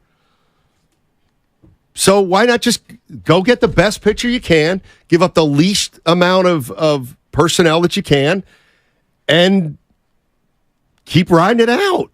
No, there might not be a deal for them that they like. Like, let me ask you, do you think they're going to make a deal? The Giants? Yeah. They have a deal. I think they're either not going to make a deal or they're going to make a deal probably where we say, oh, okay. Well, they're okay. They could use that guy. But to me, that's better than doing nothing. Well, I wasn't advocating against that. Oh, I thought you said off the top you didn't think they were didn't want them to do anything. What I'm saying is you said you wanted them to ride it out with the rookies. That's right. Like, I don't want to move any of the prospects at this point. The ones that are up here or not. Even if two of them are hitting $180. I am not moving off Wisely. No, I'm not saying you I'm move kidding off about him. Wisely. Well, yeah, but Look, you could bring in somebody to play for him, and then Wisely becomes your backup infielder. Right, but Crawford came back, so there should be less of a need for him. But anyway, what I'm saying is, why not let Luciano play the next 2 months? Why not? Obviously, I don't know what they're going to do with Kyle Harrison. I know he was hurt a week ago. Maybe he comes up and pitches a little bit in the pennant race. Sable, the young guys, just why not let him go through a kind of a pennant race? Look, I don't mind that, but to me, what you're telling me, what I read from that is that you do not believe that this roster is good enough to win it all. Otherwise, you would look to add. I personally do not think the Giants will make a move because, like you, and this is where I think we're on the same page, I don't think there's a move out there that aligns with the actions and past that Farhan Zaidi has shown. Like in 2021, I don't know if Chris Bryant, you consider that a splash move, but that's the thing. Like, that's a move that to me signals that at that time the Giants felt like if they got to the postseason, whether they won the division or got in as a wild card, they had a chance to win the World Series. So you look to go out and add a piece. This year, I don't know if that piece is out there. But what I'm saying is if they do nothing, which I believe is the likeliest outcome, that to me is a problem. Because if you really feel like this team is good enough to make it as a wild card, well, then wouldn't you want to help it? Wouldn't you want to add to it? Sure. But if there's not a deal, I don't think we're really disagreeing. If there's not a deal out there, all right, if Farhan looks at the landscape and says, that's too much for that, and that's too much for that, it's August 1st, essentially. Why not? Who do we have on this roster? Well, we got Patrick Bailey. Mm-hmm. Let him play. Estrada, I get he's hurt, but he's 27. Let him play. Sable, 25. Keep getting him some at-bats. I get it. Casey Schmidt can't hit right now, but you're still a playoff team with that. You got Matos. I think there'd be worse outcomes than doing nothing and falling short and letting this young group of 4 to 6 players, maybe they come through. Maybe they play well and the Giants do make the postseason And all of a sudden, you're looking at the Giants, you're like, we just made the postseason with Matos and with Bailey and with Schmidt and, with Sable and all the other young guys and Luciano. I mean, wouldn't that be the best case scenario? Making the playoffs with 5 rookies in your game 1 starting lineup? Yeah, in a way. Assuming you're not going to go get Verlander or Stroman. And also assuming that you don't expect to win. Like, I don't expect that lineup to go into a postseason series and beat any of the NL contenders. No, probably not. But why does this have to be the year when nobody expected it to be the year anyway? And I'm saying that you can keep all of those rookies. Okay, here's what I think. If you think this team's one move away from like being the favorite, you're not saying that. No. Okay, so no matter what you do, you're going to be an underdog going into the postseason. Just saying any move they make is marginal that you would just it doesn't matter. Like, I wouldn't say it doesn't matter. It wouldn't move the needle enough. It'll be a marginal improvement that's not going to make you better than 3 of the teams right now that are better than you. Yeah. Uh-huh. Yeah, you want to give up everybody under the sun. I know you do, but... Look, hey, I'm not Guru. Quit putting words in my mouth, okay? Hey, speaking of Guru, get off him. Yes, please He's at a funeral, guys. I think he said that on Friday, too. He did. But, and I'm calling somebody out. Don't make me out you. It's, yeah, I'm not going to, 6:05. Come on, Guru's out again. We only joke about Guru being out on Thursdays. Yeah, and he'll be in on Thursday, we think. As of now. All right, so here's what's going to happen. John Lynch is talking to the media right now down in Santa Clara. We're going to get some of that sound to you. But I do want to talk about the 49ers on the other side because Kyle Shanahan had a little back and forth with Eric Branch, Bay Area reporter, about the quarterback situation. And to me, it's very telling about Kyle Shanahan. And why he can sometimes, quite frankly, make you want to pull your hair out. 888-957-9570 is the number. Matt Steinmetz in with Evan Giddings. And the 49ers, as of right now, they have 4 quarterbacks. And they're all, no, seriously, they're all just phenomenal. We'll talk about it on the other side of 95.7 again. Get in where you fit in. AC Transit wants you to drive to East Bay. Take the wheel of your career and level up. No driving experience required. Paid training is provided. New bus operators are eligible for a $2,000 bonus. Secure the bag. Apply today at AC Transit. My little brother's friends have been camped out at our place for 2 days straight. 3. It's because of the...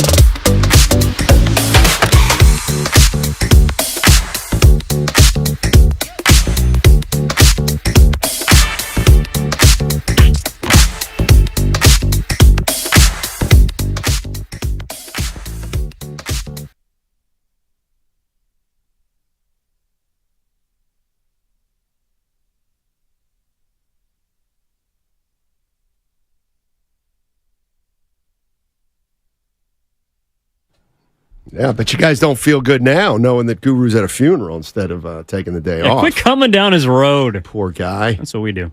He's been through the ringer. Seriously, though. And he's still got his head held high. Darryl the Guru Johnson, one of a kind. I'm with Evan Giddings, Matt Steinmetz along with you. And over the weekend, the 49ers, obviously, the training camp continued. And John Lynch right now is talking to the media, and we're starting to cut that up, so we'll have plenty of that sound. But here's where I want to get started today. With Kyle Shanahan.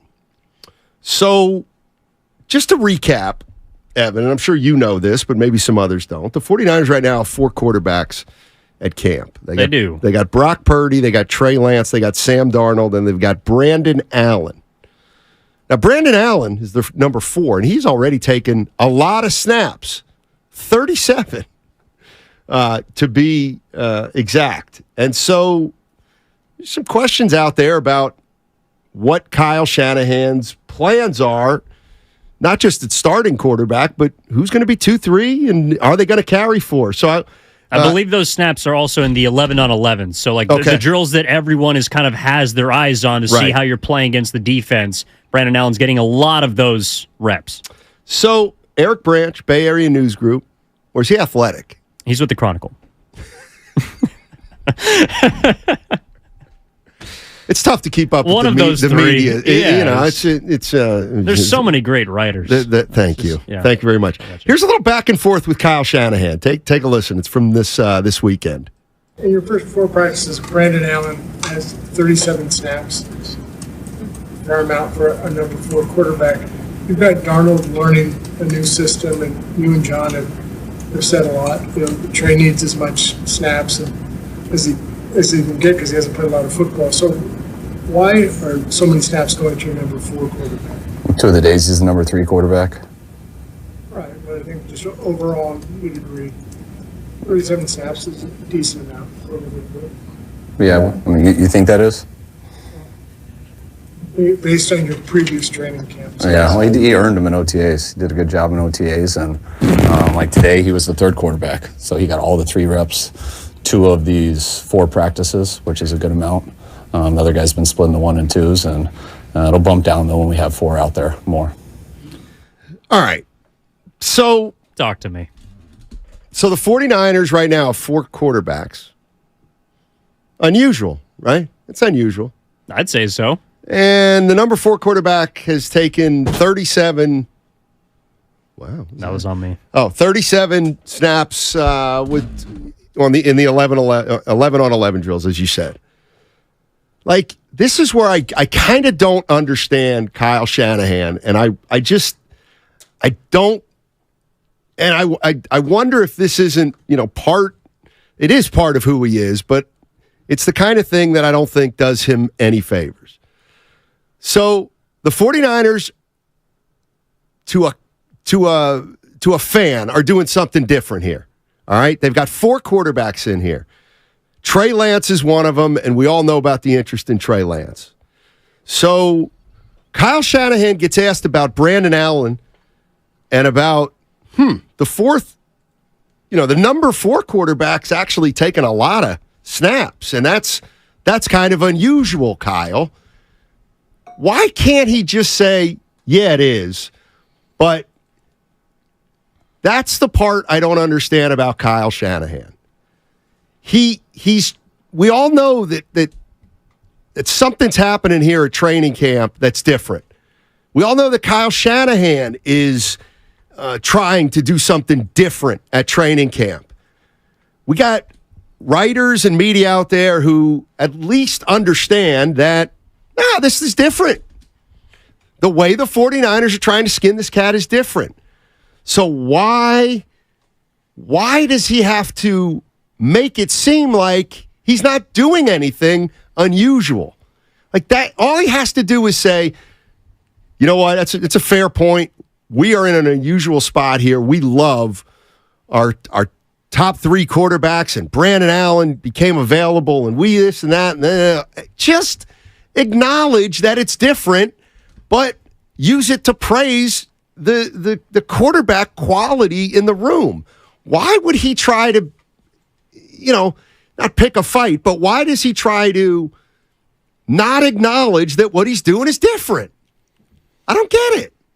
I don't either. Do you sense any hint of insecurity in those responses? Because to me, I don't necessarily see them as out of place for Kyle Shanahan based on the way that he has basically addressed the media in the past. Like, this is kind of on par. But John brought up a good point. He was whispering right during the cut. It kind of gives you Chris Paul vibes a little bit. Yeah. Like, are you coaching? Are you questioning me as the head coach in this situation? And I kind of feel like it comes from a place of insecurity about the quarterback position. Not because he doesn't know who's his guy, but because I think of the shock that has been sent through all of Santa Clara in that building based on last season's end. Right. With how many quarterbacks you've been through, how many quarterbacks Kyle Shanahan has generally been through during his era.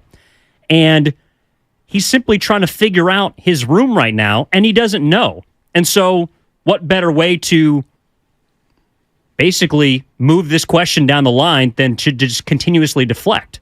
And I think he's also trying to stand up for a guy that he brought in. It brought Brandon Allen in to, I guess, compete for a position. But people are just wondering why he's there. And maybe he's also trying to, look, if they're trying to move off of one of these quarterbacks, maybe you want to make all of them seem like they're as good as they possibly can be. So you're trying to prop them up a bit and keep their trade value at a certain level. But then according to John Lynch, and we'll have the sound in a bit, but he was asked a similar question about, well, what does the 4 quarterbacks mean for the 49ers this year? And his response was, we haven't had any interest or outside calls coming in about trade requests for the quarterbacks. Okay, so what are you trying to do, Kyle? Because to me, I hear someone that's a bit insecure about his room right now because the first few practices in training camp, the quarterbacks did not perform well, Brock Purdy included. Over the weekend, they've been much better. But he still doesn't sound to me like he's at a point where he believes that this position is where he wants it to be if he's going to get to the Super Bowl.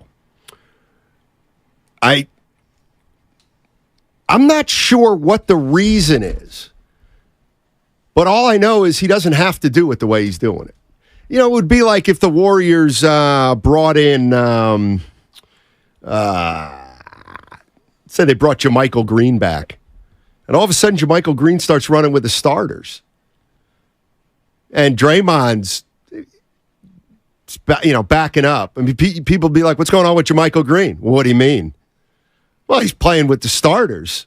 Well, he was a 3 when Draymond. I mean, like, Brandon Allen, nobody even knew who he was 3 months ago. So I just don't understand why you wouldn't acknowledge that. Like, why wouldn't you just say, look, we just think we got 4 really good quarterbacks. Why would you say, you think it's different? You think that is? Like, here's the other thing. Good for Eric Branch, because every time Kyle said something, Eric said, well, it is different than your previous training camps. And that's why Kyle kind of had to back off a little bit. But it just strikes me as a little bit unusual. Like, why, when you're doing something a little bit different, why not acknowledge you're doing something a little bit different? The tone is strange because, and let me, now you got my mind thinking, I want to run this by you. Yeah. To me, it would be like the Warriors bringing in Dario Saric to take reps and minutes from Jonathan Kuminga. But then when someone asks you about it, you get defensive and say basically, oh, well, he's actually earned this and this is why. And your question isn't really that valid because I know what I'm doing, which Steve Kerr would never do. Right. He would answer the media and he might deflect a bit, but he would answer them straightforward. He'd be cordial about it. And he'd say, this is what we're working on. This is what we're trying to accomplish. Instead, we're hearing a similar situation applied to the quarterback room for Kyle Shanahan. And his first response is a one-liner about, he's actually third team. Like as if he's questioning how much the media is paying attention to what he's doing. Right. That to me is a little off base, but I mean, it also seems to be who he is. Yeah, I think you're right. Jason's at San Mateo. What's up, Jason? How you doing, man? Nothing much. Just taking a little break from work, listening to you guys. Thank you. My man.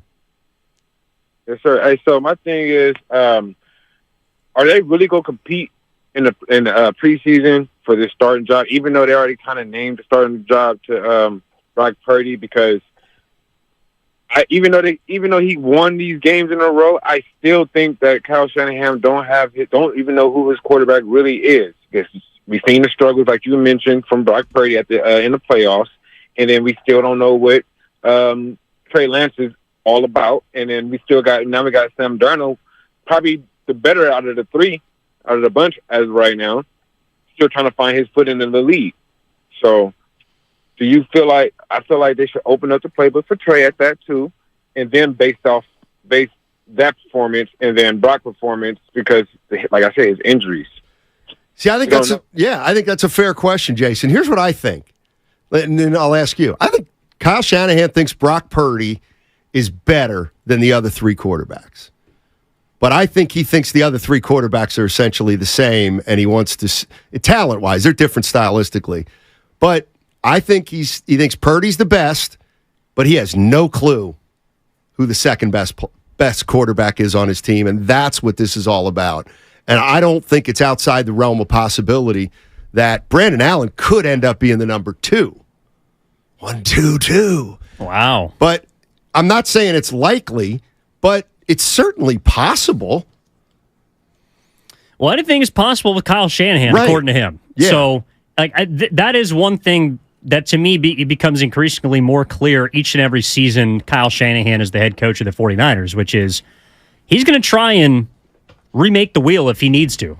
Like, he doesn't care about precedent or history as it applies to his situation, because he has the utmost confidence that he can get the most out of whoever is going to be under center with the quarterbacks. Like, he knows, he has a historical context, obviously, of what it takes to win a Super Bowl, what it takes to be a successful team, how he wants to build.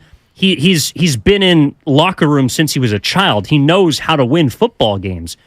But in the modern game, in the modern day, in 2023, to tell him, hey, Kyle, you can't do this a certain way with your quarterbacks, he'd tell you why. Right. He would ask you why. Because each and every season, we learn more about what is demanded of the position and how crucial that is to the success of an NFL team. And so Kyle Shanahan understands he's got to get creative, because I don't even think he believes Brock Purdy is his franchise quarterback right now. He hopes that he is. He believes he's the best man in the building to do the job. But if you ask Kyle Shanahan, I don't know that anybody ever would, but if you asked him, hey, do you think Brock Purdy is your quarterback in 5 years? He wouldn't say unequivocally yes. Oh, absolutely, yeah. And he'd be like, why would you ask that question? Well, I would ask that question to try to get a sense of how much confidence he has in exactly. Purdy. That's the only reason. But even if he had the utmost confidence in him, he probably wouldn't answer that. I just think you used an interesting thing. Every year he tries to, or he reserves the right to recreate the wheel or redo something. Well, every time you do that, you're going to get asked about it. And so that's the part that's the part that's puzzling to me. This guy's been here 6 years. He's not on the hot seat. He's acknowledged to be one of the best minds in football. He's a terrific play caller. There's nobody out there who doesn't think that Kyle Shanahan's a pretty darn good coach. And he's not in his first or second year.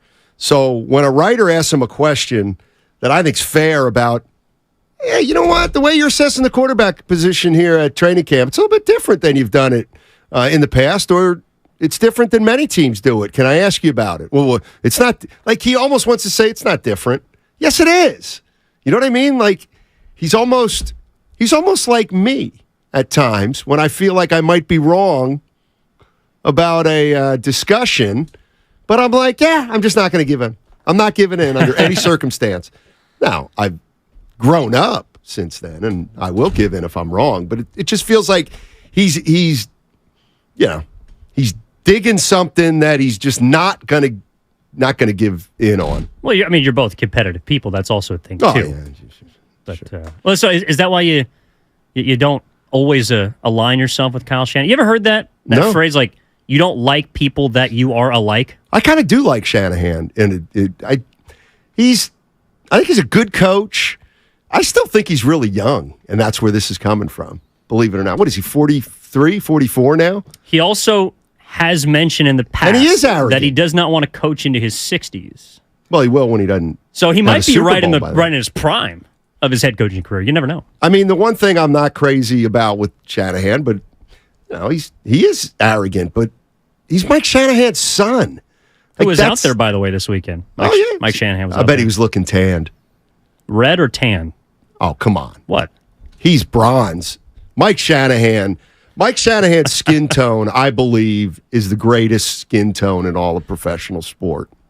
Sunblock? It's just incredible. He's just, you'd almost think he was Italian. He's very, I love his complexion. Kyle Shanahan's 43. Melanin talk. 43 years old. So maybe he just needs to, he's still like not quite altogether Saw him at the comfortable in his podium own. this weekend. He looks like he's 43 going on 53. He's getting the gray hair. Oh, yeah. It happens. He just looks like he's being taxed by these 4 quarterbacks. I mean, such difficult decisions to make right now. And Eric Branch is just holding his feet to the fire. Drop of the hat, Matt. What's up, drop of the hat, Matt? Hey, how you doing, Sonny? Oh, dynamite, thank you. Yeah. Okay, look, I'm going to keep it real, right? Okay. If you know football, you know football. Kyle Shanahan and John Lynch know that Brock Purdy is their guy moving forward, right? All right. He's showing that. Like they said, after the season, they actually watched the tape. They say, you know what? He's better than what we thought he was. The reason why they went to get Sam Darnold is that they make sure this time they don't have a Josh Johnson messing up. You know what I mean? So they need a backup quarterback that's ready. Trey Lance is somebody that they realize that, you know what, this dude is actually a project, So they don't want to admit it, but the fact that he needs a lot of experience, right? A lot of playing time, and they don't have the time. They got the guy, right? And they want to put him out there with the Brandon Allen and see if he can make the cut. Because if you don't make the cut, it's time to move on. Why pay a quarterback all that money? Because at the end of the day, it's water on the bridge. You gave him 3 picks, but you still got your guy. You know what I mean?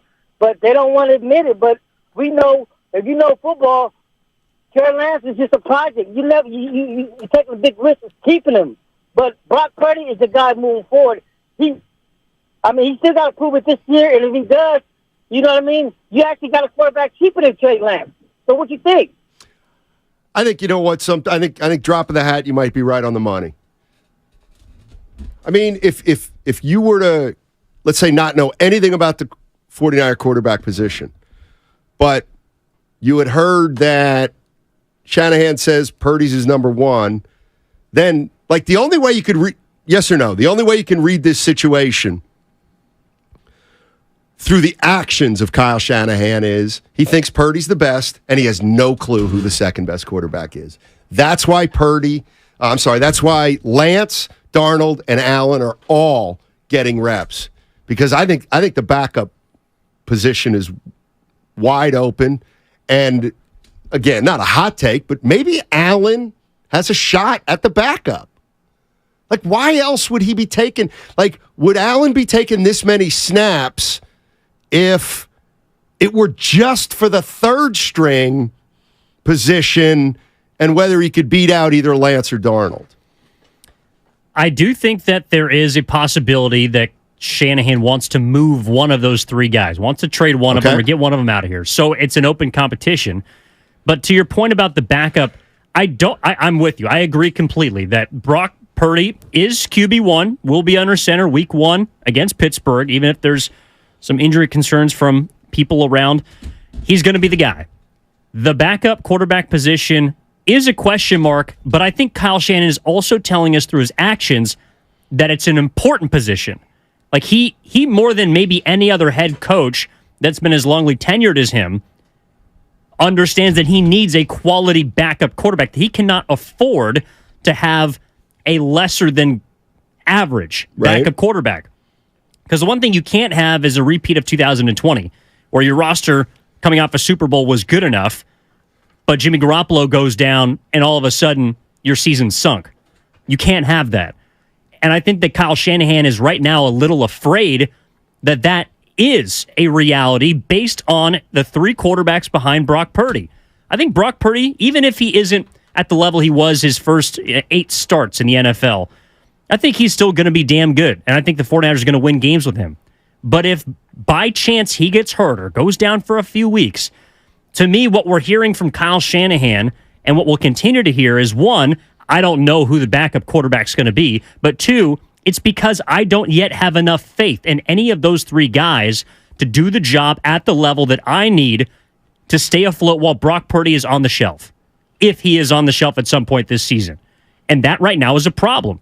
And why we're hearing Kyle Shanahan go back and forth with reporters, talking these kind of, yes, like coach speak, but not giving us any hint about who the leader in the clubhouse currently is, which is a problem for a lot of people because if you're a Sam Darnold fan, you're saying, well, how come you paid this guy $4.5 million if he might not even be quarterback 3?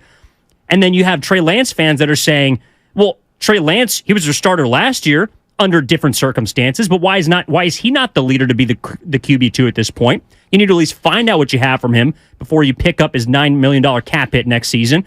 And then, I don't know if there's any Brandon Allen fans, but there's Brandon Allen detractors that are saying, why the hell is this guy in the building in the first place? Right.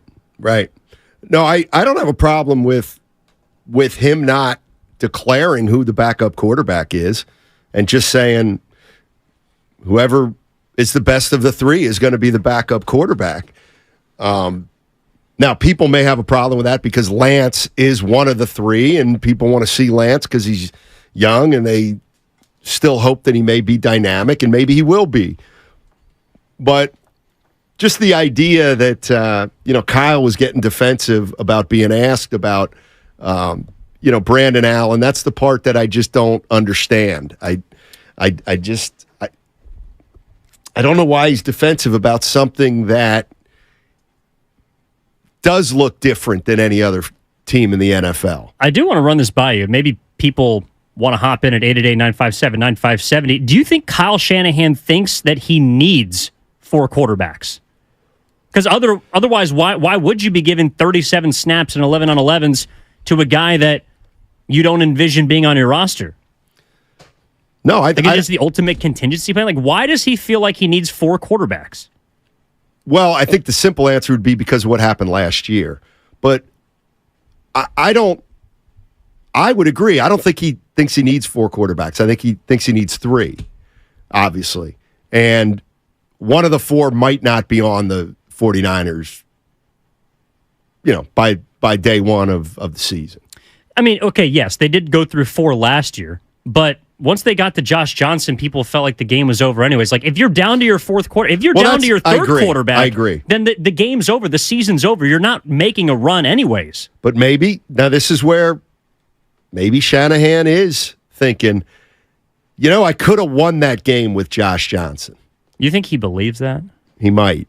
But even if to me would be arrogant. Well, even if he doesn't, he might say, God, it would have been good to have a guy here who really was locked in or who was on the practice squad all season. I get the feeling Shanahan thinks Brandon Allen's way better than Josh Johnson. I mean, I would hope he is. Yes, but in a way, why? I mean, they're both just 4-string quarterbacks. Well, they're 4th-string quarterbacks in a room that has 2 former top 5 picks. Like, I think, I don't know, maybe Kyle Shanahan just wanted to spread himself as wide as possible at the quarterback position, but all 3 of those guys together sounded to me, I guess you could throw Allen in there, all 4 of them together. Outside of Purdy, it just doesn't seem to make sense. And I can't imagine that Kyle Shanahan knows right now if it makes sense. I think he knows what he's doing, though. Like, there's no way you bring Brandon Allen in here unless you like him. And enough to make him the QB2? Well, enough to. I think the one thing Kyle and Lynch are big fans of, particularly with young players, is competition. I think there's something about Trey Lance where they just forget Lance. If they would have drafted Fields, it might have been the same way. They just don't want to give a player the starting job without really earning it. 888-957-9570 is the number. We're talking about Kyle Shanahan. Why so defensive about the quarterbacks? Kyle. And then John Lynch was talking to the media about a half hour ago. We've cut up a bunch of that sound. We'll play it for you on the other side. John Lynch talked to the Bay Area media. He gave an update on Nick Bosa and his contract status. Also, he talked about the quarterbacks. We'll take a listen to it all on 95.7 The Game. Oh, that's the sound of a car being added to Cars.com. And since up to 50,000 cars are added per day over the course of this ad,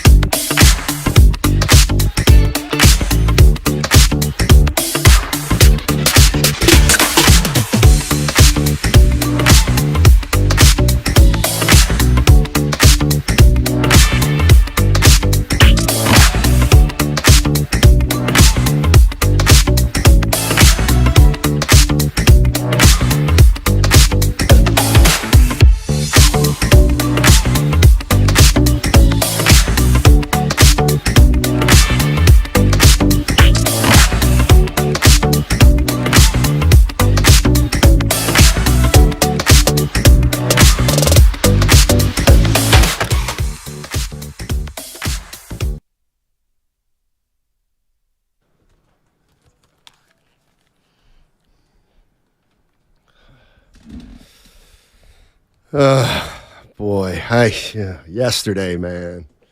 Oh, You had a tough Sabbath? Sabbath. That's a good word. Christian Sabbath. So, man. This game of golf, boy. Oh, Steiny, Stick what around, happened? Lucas. You're going to want to hear this. Your boy gets up yesterday, 7 a.m. tee time at Metropolitan. Got great group of 4 guys, including myself. I come out. I'm just nice and easy. Just so solid. 6 pars, 3 bogeys, 39 on the front. You know what that means? You string together another 9 like that, it's a 78. Okay, very solid. That would be my best round ever. I think I've broken 80 twice. Wow. As many hole-in-ones, right? Yes. Had a 50 on the back. What happened? That's what I want to know. You know what? You think back, I made 2 bad decisions, and it wasn't like a altogether choke. I just, a little bad luck, double here. Number 10 at Metropolitan at par 5. Oof. It's a rough one. What about one of those bad decisions? Was it the beverage cart? No, actually, we golfed so early that that wasn't much of a factor.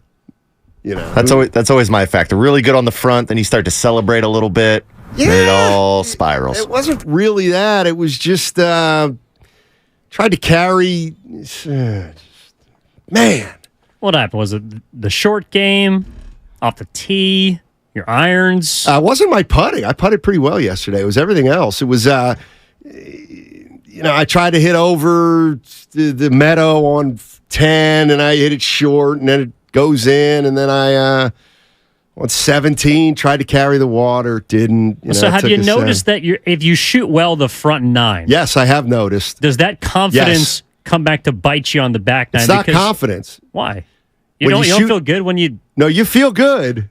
You feel good after a 39 on the front, but then it's like you just start thinking about it. Could I really shoot a 39 on the back and have a 78?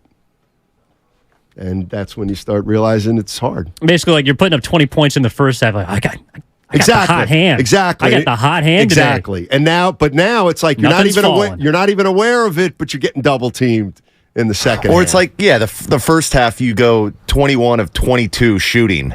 You don't really realize the stat line until someone shows you the stats, and then you really start to ponder, what could I do in the second half? Exactly. I was watching Patrick Cantlay giving a little lesson on TV.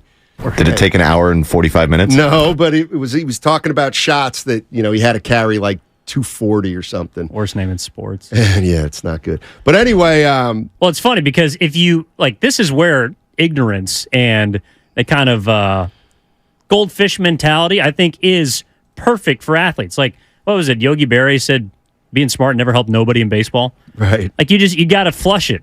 Like, I am convinced that the best I've ever been on the mound, which was not always great, but the best I've ever been was when I had no clue. I was so pissed off about something that happened that I basically just had red eyes and wasn't thinking about anything except throwing a ball. I don't know if you can even do that on the golf course, but... You can't. I mean, you can't play with anger, really, in golf. I mean, every now and again, though, when your round is completely, broken, right. you just step up to the ball and hit it, and it goes the furthest and the straightest it's ever done in its life. No doubt. Anyway, we'll be back at it again Wednesday. You taking Goo? No. Why not? I mean, he played on the nicest course in the Bay Area. I mean, you know what? Berkeley Country Club. I guess now it's been a week. I can talk about that round. Is that the first and last time you're going to be golfing with Goo? For a while. Why? Because he needs. You could show him the ropes, Steiny. Man needs some seasoning. So listen, and I'm not. He needs somebody better than me, and more understanding and more knowledgeable than me to play with. How about that? I'll put it that way. Because I can't help him like he needs help. How does he need help? Well, when you've never played golf before, ever, you don't even know what club to use. Like, you don't know if you should hit a driver or a 7. And I get that. But I'm not the best suited person to kind of help him with that. But you have an idea of my how demeanor's you hit. phenomenal. Don't get me wrong. It's not that. It's just my expertise. But you have an idea of what you hit in certain situations. Right. So why can't you just say, hey, Goo, all right, so it's 150. Yeah, I'd probably lay up here and hit a... He hit a couple good 5s, and then I just tried to keep a 5 iron in his hand in the fairway. Yeah, that's perfect. Just hit a 5. Just whatever keep hitting feels 5s. comfortable. Exactly. See? That's what I did to him. And then there was another gentleman. So you would be good to work with him. Or play with him, I should say. The problem is that I need to concentrate on my game. I can't be worried about another guy in the group. Well, it sounds like that's going to get you a 50 on the back 9, so maybe you don't need to be worried about what you're doing. We're gonna work on that. Okay. We're gonna work on that. Yeah. Dougie's in Berkeley. What's up, Doug? We'll get the John Lynch sound momentarily. What's up, Doug? How you doing, man? Hey, good. I'm doing good. Thanks for taking the call. Sure. You guys are just talking about what Kyle Shanahan is thinking, having all these quarterbacks. And I think that what Kyle Shanahan's thinking should be, man, I really screwed up. I'm supposed to be this genius. And I understand that today's game, you want to have a mobile quarterback, somebody who can, get out of trouble. So I drafted a mobile quarterback, and then, like a dummy, I ran him through the tackles and made him lose a whole season. Oh, gosh, what was I thinking? And, I'm so glad that nobody's pointing the finger at me saying, why did you turn this mobile quarterback into a fullback? What were you thinking? I think that he's gotten away. He's a great play caller, but he's gotten away with a lot. And we've been talking about Trey like, he's a piece of junk. And it was Kyle Shanahan's fault because he ran him through between the tackles. Come on. Hey, Doug, let me ask you a question because I was thinking about this over the weekend. You still went up and got Trey Lance. Like, I'm not saying that decision changed, but from the moment the Niners went up and got Trey Lance, how would you have handled it differently than Kyle Shanahan, the entire quarterback situation? What I would be looking for, what I think in some part of his mind he was looking for, was a guy who was more mobile than Jimmy G. Right. Okay. Clearly. All right. But the only, well, then maybe there's somebody else I'm not thinking of, but the only running quarterback right now is Lamar Jackson, and he's hurt half the time. That's not something that you ever want a quarterback to do. You want, somebody who can escape. You want somebody who's, maybe 75% of Patrick Mahomes or something like that. You want a mobile quarterback who can scamper away from trouble. Remember how we always say, and Montana, everybody's covered. Montana scampers for 7 yards and he's out on the sideline. You want somebody who can avoid the rush but you don't want, you don't draft a quarterback and then make him a halfback. And that's what Kyle did to this kid. Yeah. Thanks, Doug, for the call. Appreciate it. But you know what? I don't think he thought. The one thing I do believe, we've heard Kyle Shanahan talk about the quarterback position his entire tenure here in San Francisco, and he's never wavered. He wants, first and foremost, the guy's got to be able to make plays in the pocket. Whether he believes that or not, that's what he says always. And then, secondly, if he can make some plays with his feet, that's a bonus, and man, that's a great help. He does not he wants the guy to sit in the pocket, get flushed out, and then run for 7 yards to the sidelines. That's really what he wants. He does not want a quarterback who doesn't stay in the pocket long and takes off. I think those are the kind of quarterbacks that drive him crazy. And I think whatever they saw in Trey Lance, what they saw most importantly, Evan, I think, was they thought he could throw from the pocket. And I think when he got here, they found out he couldn't, or he's not as accurate as they thought. And so now Shanahan's got to say, well, he's not strong in the pocket. So now what can he do? Well, what if he's not as fast as you thought to the edge? now you may have a problem. At least a year ago when maybe he was less developed than he is now. Yeah, and look, I hear Doug from Berkeley, and those concerns are totally understandable, but I don't think that Kyle exited the supermarket of quarterbacks with the product that he thought that he bought when he went to the first-round aisle. Like, Trey Lance was supposed to be a pocket-passing quarterback. I ran a pro-style system in North Dakota State, had the opportunity to take off, physical enough to take some hits, but he's going to play from inside the pocket and out. That was not evident enough for Kyle Shanahan to trust him with that from day one. Now, I think that Kyle Shanahan is also in a position where, yes, he's the play caller, but he talked about this last year, the fact that he's had to kind of change his mindset from being an OC where your goal is strictly score points. Score as many points as possible, score them as fast as you can, and that's how I'm going to help my team win the football game. But as the head coach, you also have to take into account what your defense is doing. And the one thing that the 49ers do have is confidence that their defense can be one of the best, if not the best, in the league. So what does that mean? If you have a young quarterback, all you need him to do is not turn over the football, not put it in harm's way, and not give extra opportunities and possessions to a team that overall its roster is not better than you on most occasions.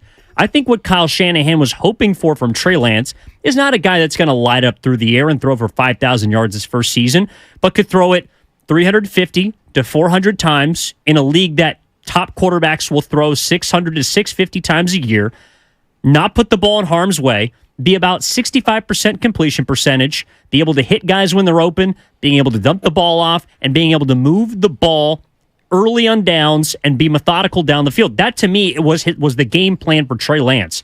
But whether it's through practice or preseason or training camp, it did not appear to Kyle Shanahan, at least from the reports of whatever his stats were, however he was performing, he was not able to hit the layups.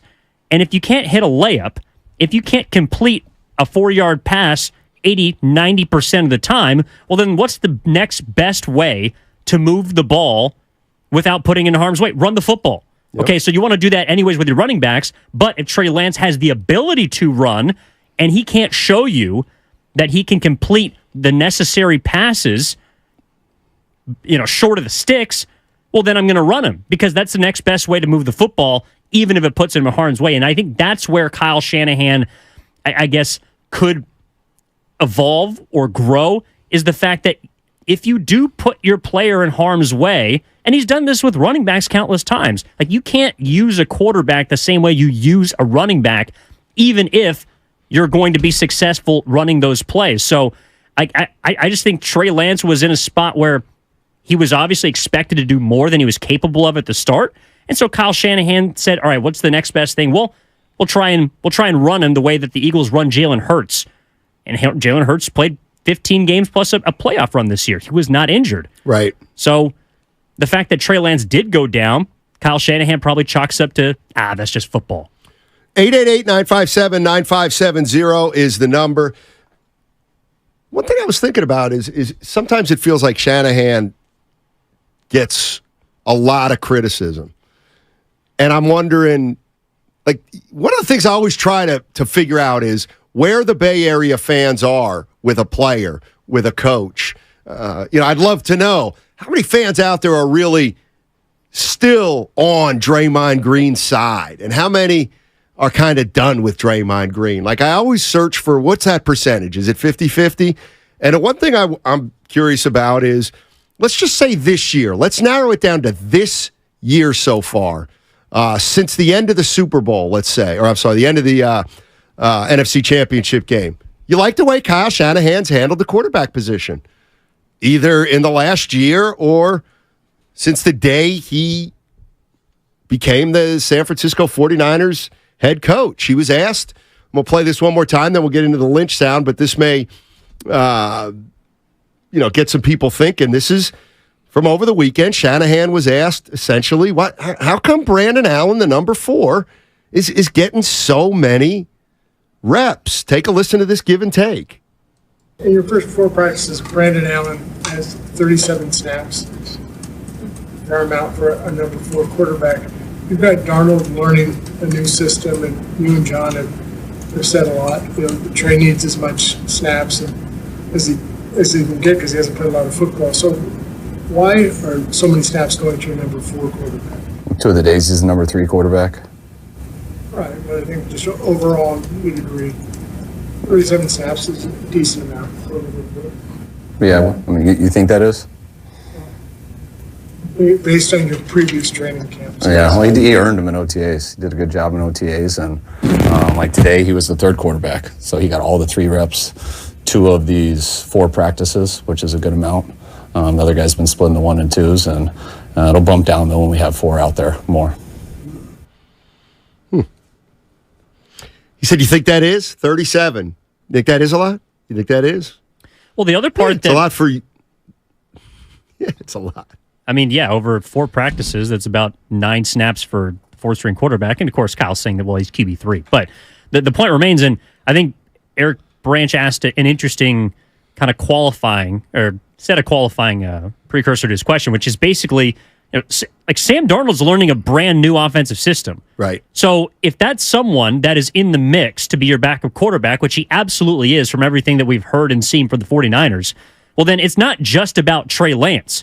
It's also about Sam Darnold, because if those snaps and reps are as valuable as Kyle Shanahan makes them out to be, I believe them to be, well then, even if you don't believe in Trey or you're trying to do whatever you want with him, well then wouldn't it behoove Sam Darnold to get those snaps instead of Brandon Allen? Makes sense. I mean, I'm not saying that I believe Sam Darnold should be the backup quarterback. I still think it should be Trey.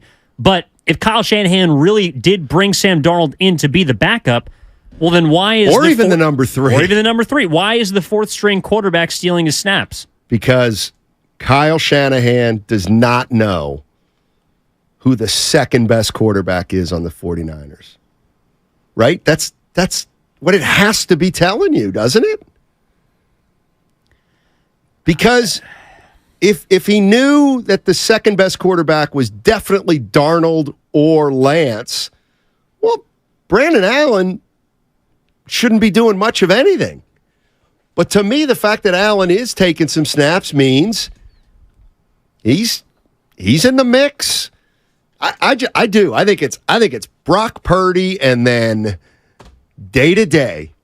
How much of Brandon Allen getting the amount of snaps, splitting time between Sam Darnold and Trey Lance, how much of that do you think is because of what I'll call the Brock Purdy effect, which is Kyle Shanahan didn't think that Brock Purdy was going to be a dude coming into training camp last year, but every single time he saw him, whether it's at rookie minicamp, OTAs, training camp, preseason, he performed.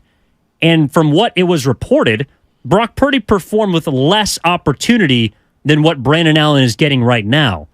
And so if Brandon Allen indeed did flash in OTAs, well then maybe Kyle Shanahan, because of what happened last year, when you were forced to go to your 3rd-string quarterback, that became the miracle and the story of the season, well, is it because of that result that you're now being more open to a 3rd or even 4th-string quarterback being a guy that could beat out people in front of him? I do wonder how much of Brock Purdy's success last year plays into what Kyle Shanahan is now giving as far as rope to quarterbacks beyond his supposed starter. I think, but I would have said even before last year, Kyle Shanahan's the kind of guy who thinks he can take an average quarterback and win with him. You know what I mean? Like, I'm not sure that Purdy proved to Kyle that Kyle could do it, even though Kyle probably knew he could do it anyway or thought so. Anyway, I think it's as Chris Townsend says, you got to let it play out. Let's go to Bob. I'm sorry, Bill. Bill's in San Francisco. Hey, Bill, how you doing, man? I'm doing great, guys. Thanks for having me on. Sure. I want to chime in on this whole quarterback depth chart. I think Evan, you made a really good point just a second ago. My view on this thing and why he's not named the number 2, number 3 is I think Kyle Shanahan's a little fed up with the level of complacency and entitlement that I think's been in the quarterback room for the last 4 or 5 years, right? You had Jimmy Garoppolo, paid him to be the number 1 starter. Can't get old of him in the offseason. Who knows if he's really pushing himself to get better. Shows up, same guy year over year. And then you draft Trey Lance, number 3, and then he just rolls in. He's your starter. I'm pretty sure there was some sound that came out maybe last year or the year before how members of the team, the Super Bowl caliber team, ready to roll, and they're just kind of giving the job to a number 3 quarterback who, quite frankly, wasn't that good. So Shanahan brings in as much talent as he can this offseason and basically says, go get it. Now, you got to name Purdy as your number 1 because you got to. But then for the other guys, you're not telling them who's number 2. You're making them work for it to see who's actually going to push themselves and continue to get better, because that's what's been happening at every single other position on this roster except for quarterback. And I think Shanahan's just got a new mindset about it, which is, I think, also why Purdy rose to the top last year. But thanks for having me on, guys. Yeah, good stuff, Bill. Good stuff. The thing about Purdy is, and while Bill was saying this, it just kind of stuck in my mind. I mean, Brock Purdy, he named Brock Purdy the number 1 quarterback after 8 games last year. You know, obviously they lost in the NFC Championship game, but think about how, like, Shanahan doesn't usually, like, think about how hard he was on, like, Brandon Aiyuk, okay? And clearly there was something going on there, and Aiyuk's touches were affected. Like, Shanahan can be tough on guys, and yet he's given Purdy everything under the sun after, you know, a small sample size. Now maybe he's seen something, obviously, but it's the one there is something going on. There's something going on that I can't figure out, and I just don't know why he doesn't just say Purdy's our number 1 and we don't know who the 2 is. Like, what's wrong with that? Maybe it's just not in him.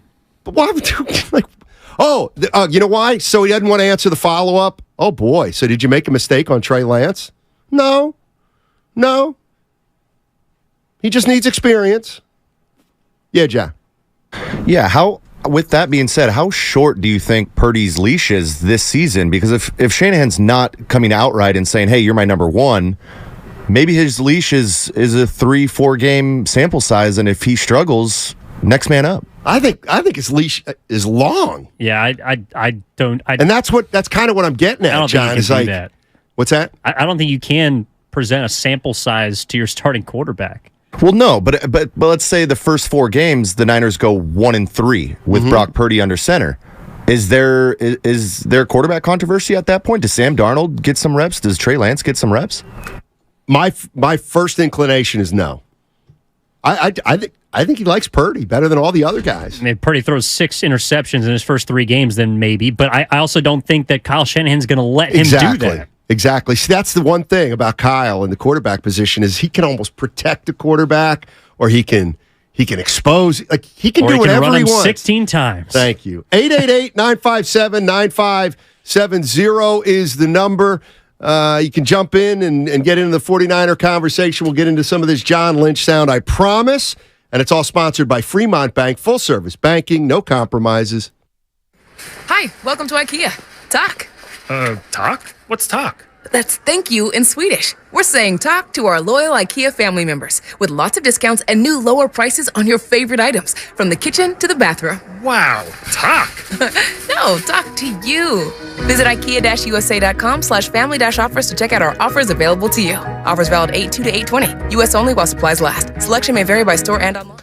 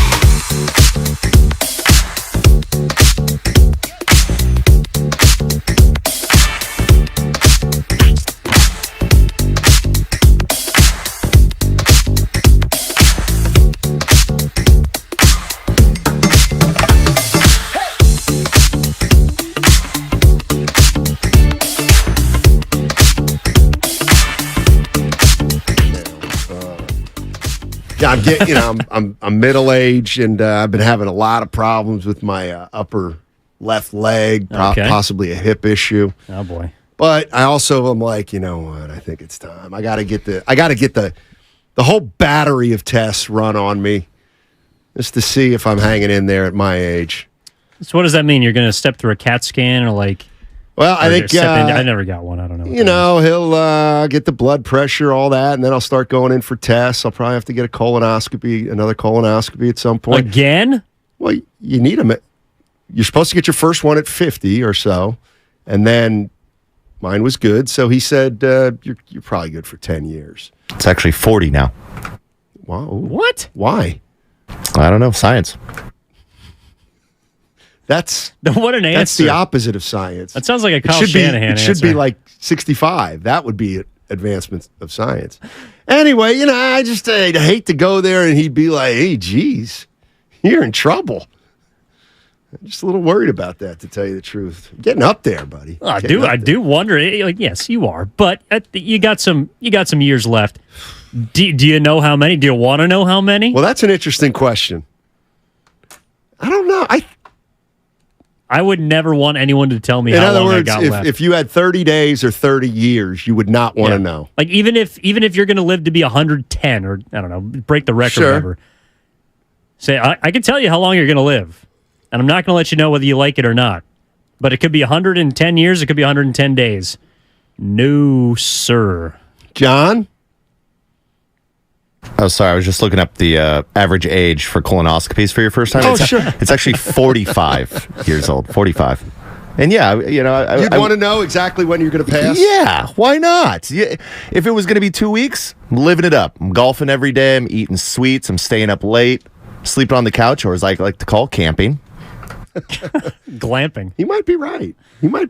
I don't know. To me, my anxiety would just start going through the roof. I'd be thinking about every second of every single day how long I got left, and if it's my time, it's my time. I can. Wait, are we knowing how we're going, or is it just the timeline? We hadn't even gotten into that. Just the timeline. Because if you told me like, oh, it's going to be a violent death, well, that's what. Then maybe I would be a little freaked out to know. But if you just give me the timeline, live it up. But that's the thing. You start connecting the dots, and then the doctor says, "Hey, Evan, you're 28 years old. You got." I hate to break it to you. You got 3 years left. I'm going to start thinking, well, do I get mugged? Like, what? Did I get caught in a riptide swimming in the Pacific Ocean? Open up some credit cards and have some fun. That to me sounds like a debilitating disease. It won't even allow you a bucket list year. It sounds to me like you're going to be laid up. What if it's a car accident? Let's move on. Okay. Actually, yeah, that's a tough one. Let's go to Matt in Oakland. Get us started, Matt. How you doing, man? What's up, Steiny? Hey. You know, as my pop said, getting old ain't for sissies. Yeah. And, best of luck to Guru. Hey, on your general question, I think there's three things going on. I mean, I've been getting a little bit more into football because the A's aren't a major league team anymore, and I got a little room in my heart. Nice. The first thing is just performance, man. I mean, that's what matters. Shanahan, Draymond, whomever. It's what you do. And then the second thing I think would be expectations. You got your like Dunleavys and your Trey Lances who got drafted really high. And then you got your Purdys and your Draymond Greens who clearly exceeded the expectations of their draft position. And then I think the last thing is, how you behave. It does kind of matter. So, I mean, I think you'd agree that if Curry kind of fell on his face, we'd be willing to give him a little bit more slack. Or Clay, for that matter, we did give him a little more slack. Then a guy like Draymond, Draymond's got to put up, or no one's going to really feel sorry for him if he starts to decline. And right. I think that's a position he put himself in. That's where I'm at. That's all I got to say. Y'all have a good one, and best of luck to everybody. Thanks, man. Appreciate it. Didn't appreciate the unnecessary stray the Oakland Athletics just caught, but that's fine. But he's not wrong. You know what? I found myself talking to an A's fan this weekend, a woman, and I said, you know what? I don't know why, but I don't think it's over. I don't think it's over yet for the A's here in Oakland. I don't think it is either, just because I believe in the men in position to mess it up. In Oakland or in Vegas? Both. Dave in Antioch. What's up, Dave? How you doing, my man? Hey, guys, how you doing? Doing well. You know, one thing, with Kyle, I know this year they didn't draft any O-line, but that's where, the protection comes from. And his scheme sometimes, I think sometimes he outsmarts himself. Okay. That's how he puts his QBs in position, in jeopardy. When Walsh was there, they'd have the rolling pocket, the moving line. Yeah. It would create lanes for Joe to find whatever JT, Rice, in angles where break up, the pass rush. Right. Kyle sends his guys, and it's not the first time that he sent Trey, into the line either against the Bears at the corner end zone, and the guy gets smashed. It's ridiculous. I think, as I said, what's he trying to prove now with the 4 QBs? He tries to be coy, but he's a little smug, and I just hope the Niners, have a good offensive lines, and it's all McCaffrey that saved the season last year. Thanks for the call, Dave. Appreciate it. What do you think? Well, I don't think Kyle Shanahan's running an all quiet on the Western Front offense. Like, you're not just going over the top. This ain't trench warfare. He's just sending Trey in to get slaughtered. I don't think that's the goal. But I think Kyle Shanahan has become, because of whether it's some of his shortcomings or just becoming more experienced as a play caller through trial and error, he's become a conservative play caller. He's become a conservative head coach. And I think that's also because of the roster that he has. Right. He has a damn good defense.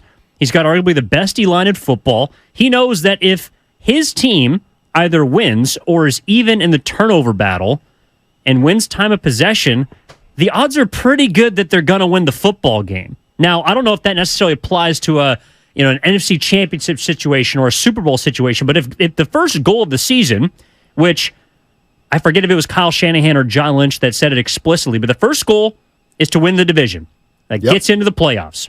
Second goal, make sure you have 2 home games. Okay, so that means you want to be the 1 seed. That means you got to stack wins.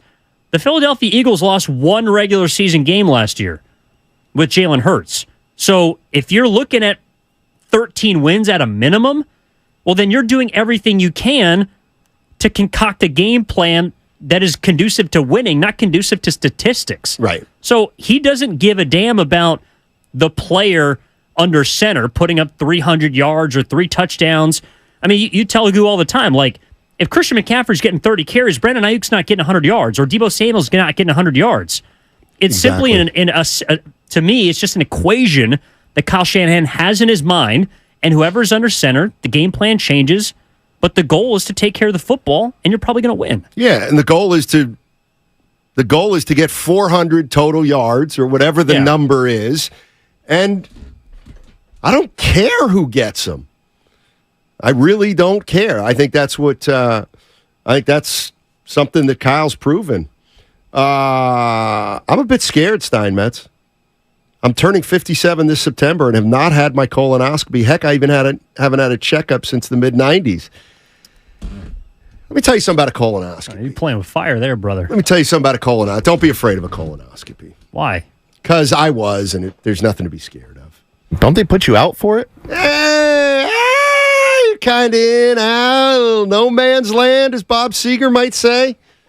Little floaty. What? So it's like you get the sensation of the morning after a big curry meal. Like what does that mean? Sensation is strong. You're just kind of. It's like before you go take your wisdom teeth out. Something like that. It's one of those kind of. But I was dreading that, and there's nothing to it. And plus, the good news is you'll lose 6 pounds on the way to the colonoscopy. Because you can't eat for like 2 days. Can you drink?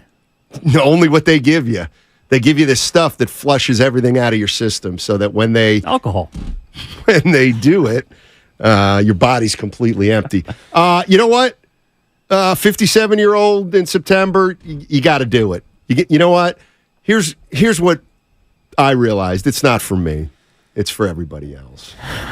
I'm doing this for other people. Yeah. That's what I'm doing. That's what they called you in middle school, right? Selfless Steinmetz. Yeah, pretty much. Jason. Jason's in San Francisco. What's up, Jason?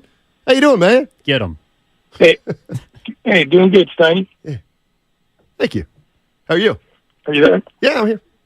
Hey, I got a question for you. Okay. So we got three main sports in the Bay Area: football, basketball, baseball. You were asking a question earlier, and you kind of give Shanahan you're tough on Shanahan, and I kind of think that you mix all three sports up together. Like, you evaluate Shanahan's decisions, and you kind of roll them in with a general manager of a basketball team or a general manager of a baseball team. And I think you are kind of tough on Shanahan because he's dealing with players that are dealing with a violent sport, and basketball, baseball are very much not as violent as football. You might be right. I'll tell that to Bob Gibson. What, a violent sport? Yeah, but you just used to throw at anybody under the sun. You know what? Let's think about this for a minute. Of all the, am I tougher on Shanahan than Steve Kerr? Probably. But I think Shanahan's a good coach. I think he's a real good coach. Again, I'll bet if you put Kyle Shanahan's Super Bowl victories by the end of his career at 0.5, I'll take the over. If he had a Super Bowl by up to this point, would we be as tough on Shanahan as we are? No, but I think that's one of the reasons why people come down Shanahan's road, yourself included, is because when he got to San Francisco, it was as if people were talking about him like he'd won a Super Bowl. That has been my biggest issue with Shanahan, and it's really unfair because it's got nothing to do with Shanahan. It's got to do with how Shanahan's been perceived by the national and the local media. And yes, I do think that, I just don't like when, and we all do it, but I do it less than most, when people say, well, Kyle Shanahan's the best play caller in the NFL. When they just, Trent Williams is the best left tackle in the NFL. Oh, Deebo Samuel is the most dynamic player. Well, can we just stop with that? Kyle Shanahan's a really good coach. I think he's proven that. I don't think there's anything there's nothing that he's shown me or that he's displayed which makes me think, he might not be able to get it done. You know what I mean? I don't believe that he's had bad luck. I don't believe that he's blown golden opportunities. I just think that he's in 3 of the last 4 years, he's had the 49ers knocking on the door. And for me, that's the first thing you have to achieve as a coach. And then we'll start thinking about Super Bowls, which now is the time because they've been there 3 out of 4 years in a row. So what do you think about the phrase "can't win the big one" is thrown around a lot with head coaches?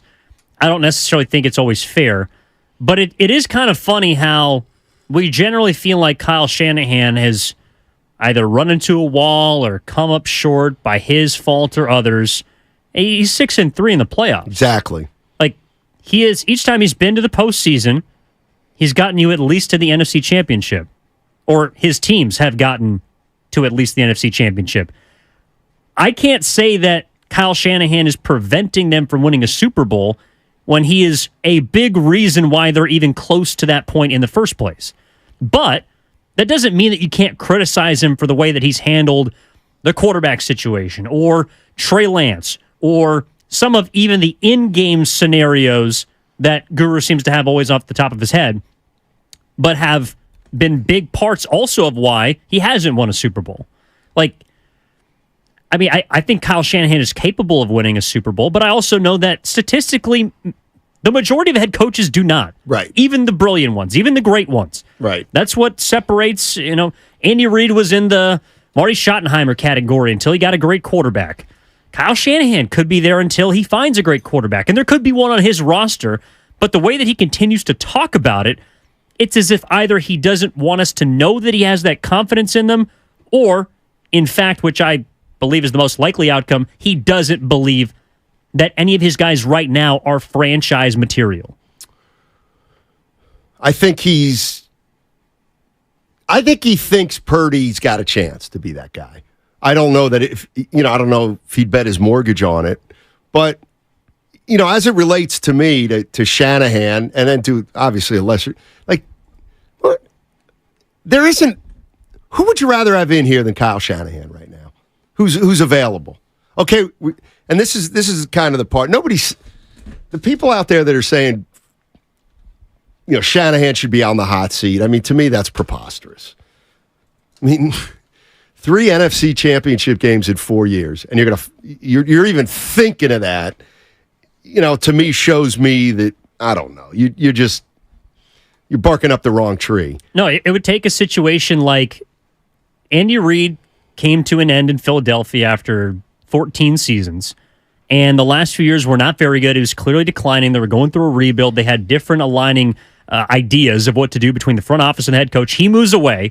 Kansas City has an opening, and then your guy is sitting right there. So unless in your mind, in the near future, in the next, let's say, 3 years, because no matter what happens this season, Kyle Shanahan is not going anywhere. In the next 3 seasons, unless there is a head coach that you believe to be currently better at their job than Kyle Shanahan, then we shouldn't even be discussing of the movement at the head coaching position. Right. And we're not. But then you'd also have to identify who's a better head coach currently, of which there are very few. Well, and then you'd also have to identify if they're already a head coach, we can't hire them, most likely. But I'm saying, okay. No, I hear what you're saying. Bill Belichick or... no, so I'm right now, the Rams are headed in the wrong direction, right? Okay. Sean McVay could potentially in the next few years be looking for a different position because the Rams won a Super Bowl and now are on the decline trying to rebuild, or they're not going to be competitive for the near future because of what they sacrificed. Right. I don't know if Sean McVay wants to be in that situation. So what if he wants to get out in the next 3 years? That is the only type of, I guess, scenario that I could envision we'd even have a conversation about Kyle Shanahan not being a head coach, is if you have a guy like that would become available. That's fair.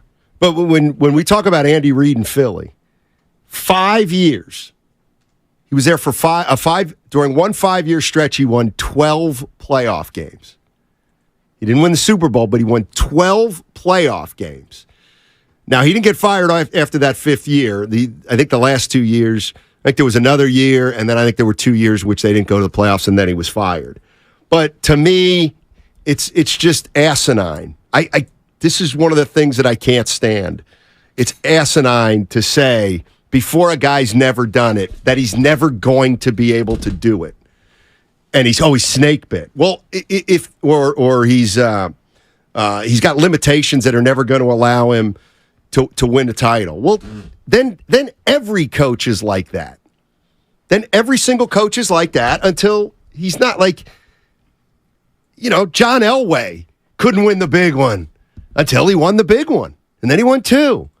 I mean, even Rory McIlroy and Phil Mickelson, who now have multiple majors in golf, there was a period where people were like, Phil gonna be able to win one? Rory gonna? Yes! Just chill out. Not everybody can win one all the time. And then the other thing is, how many times would a guy have to knock on the door and not make it before, what if Kyle Shanahan makes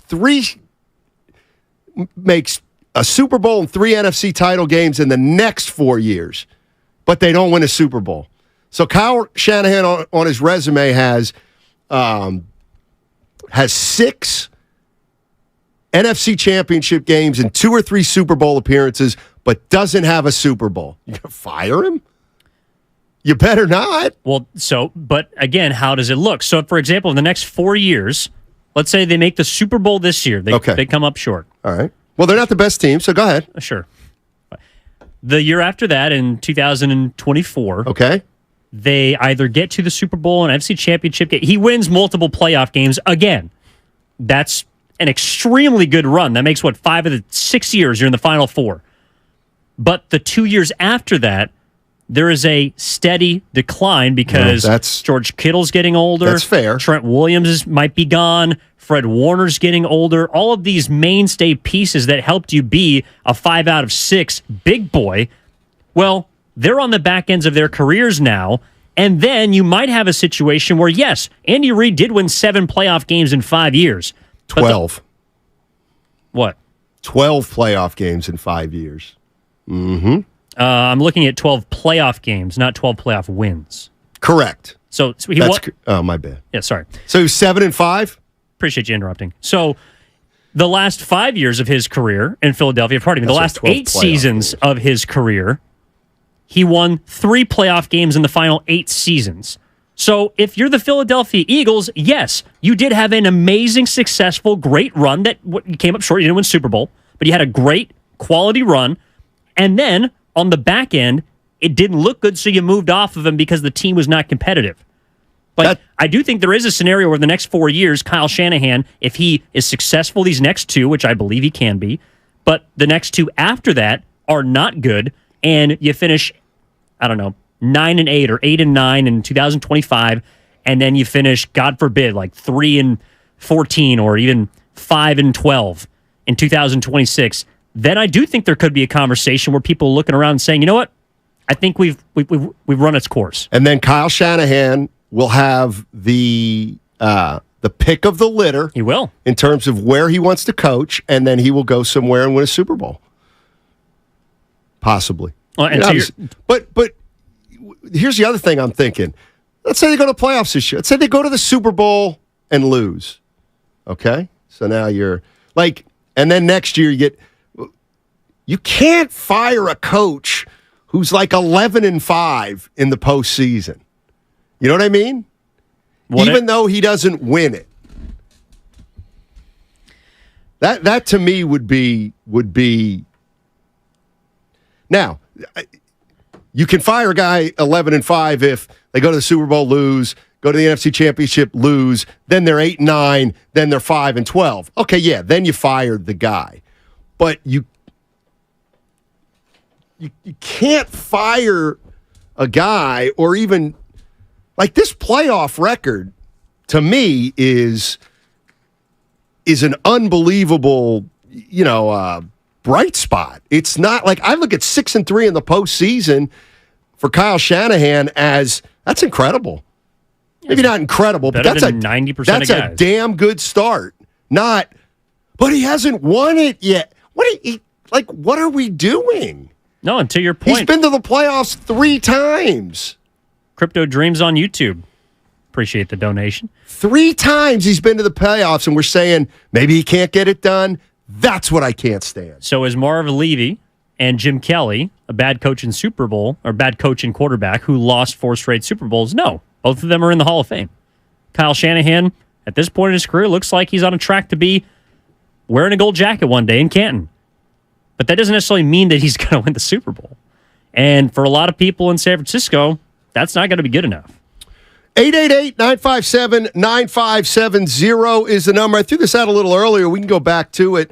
How's Kyle Shanahan handled the quarterback situation this season and since he got here 6-7 years ago? 888-957-9570. It's all sponsored by AC Transit.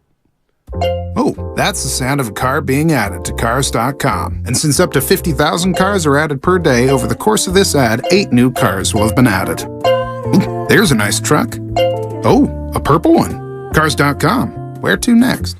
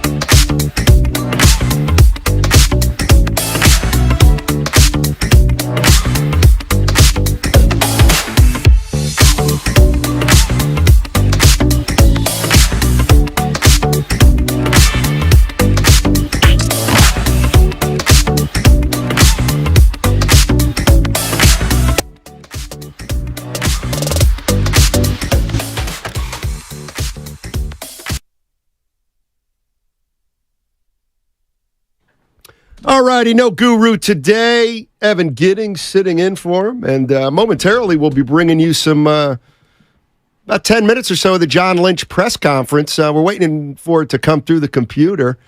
It's loading. And then I guess it's got to reload and then load one more time. Mm-hmm. It's kind of our own load management in a way. Nice. I'll give you 3. So you want to do that right now? Or should we wait a minute? Do we need to manage the load? Of course we got to wait. Of course we had to wait. Let's go to Abraham. He's in Santa Rosa. He wants to talk Niners. What's up, Abraham? How you doing, man? Hey, guys. Thanks for having me. I've listened to you guys quite a bit. I've only called in several times. But, no, I just happened to go on lunch and happened to catch what you guys were saying about Kyle Shanahan and about how, this season might potentially get on fire or whatnot if they don't do well. Realistic, it could. It is the NFL, but who knows? But I just want to remind everybody that when Jed York brought him on board, he said himself that they weren't there to win division titles or conference championships. They were there to win national titles, and he failed to do that. So I just think that I'm not sure if they would cost him his job, but it's getting close to it. I mean, he's had several flops in the draft. I mean, Solomon Thomas didn't work out, and he hasn't had an answer at quarterback. So I mean, I don't know what it would come about, but there is a reason to be critical of it. No, I hear you, Abraham, and thanks for the call. To me, critical is one thing, but so let's say Purdy gets hurt, and the backup, whoever it is Brandon Allen, ineffectual, and Trey Lance plays but doesn't look good, and the Niners go a disappointing 7-10. Oof.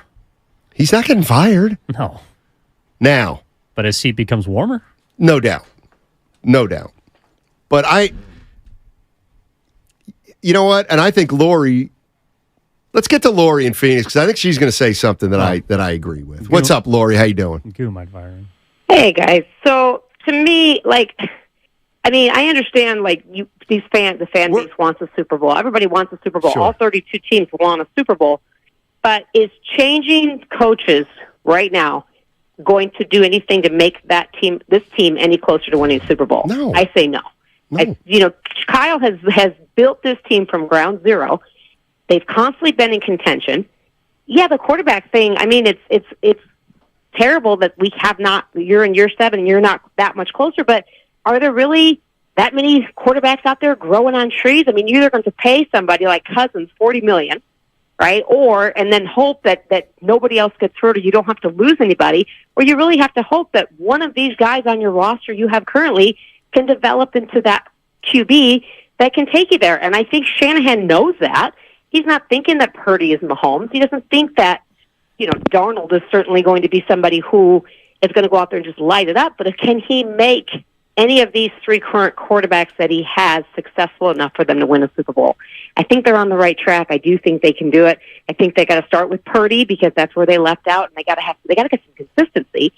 And I do think that they're on the right track. So I don't think. I mean, people just I don't understand. I don't either. Fire the coach thing. I don't get it. I don't either, Lori. Thanks for the call. And that's the thing Lori was saying. As Lori was talking, you know what jumped through my mind? I hope people don't think we're talking about firing Kyle Shanahan because that is a joke. It's a joke. I've said this, 3 kinds of coaches. One kind makes the team better, one kind makes the team worse, and most of them don't make a difference. I do think Kyle Shanahan makes the 49ers better. I think if you replaced him with Joe Schmo, I don't think they're the team they are.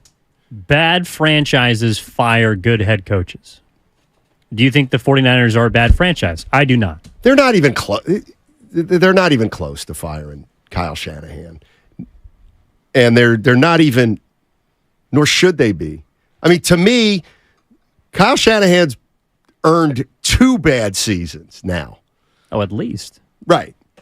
Yeah, I mean, look, the 49ers to me are about as model as you can get. I understand they haven't won a Super Bowl, but they've knocked on the door, which is more than a lot of other franchises, pretty consistently over the last decade or so. Kyle Shanahan's been a big part of that. And to the previous caller's point about whiffing on Solomon Thomas. Yes.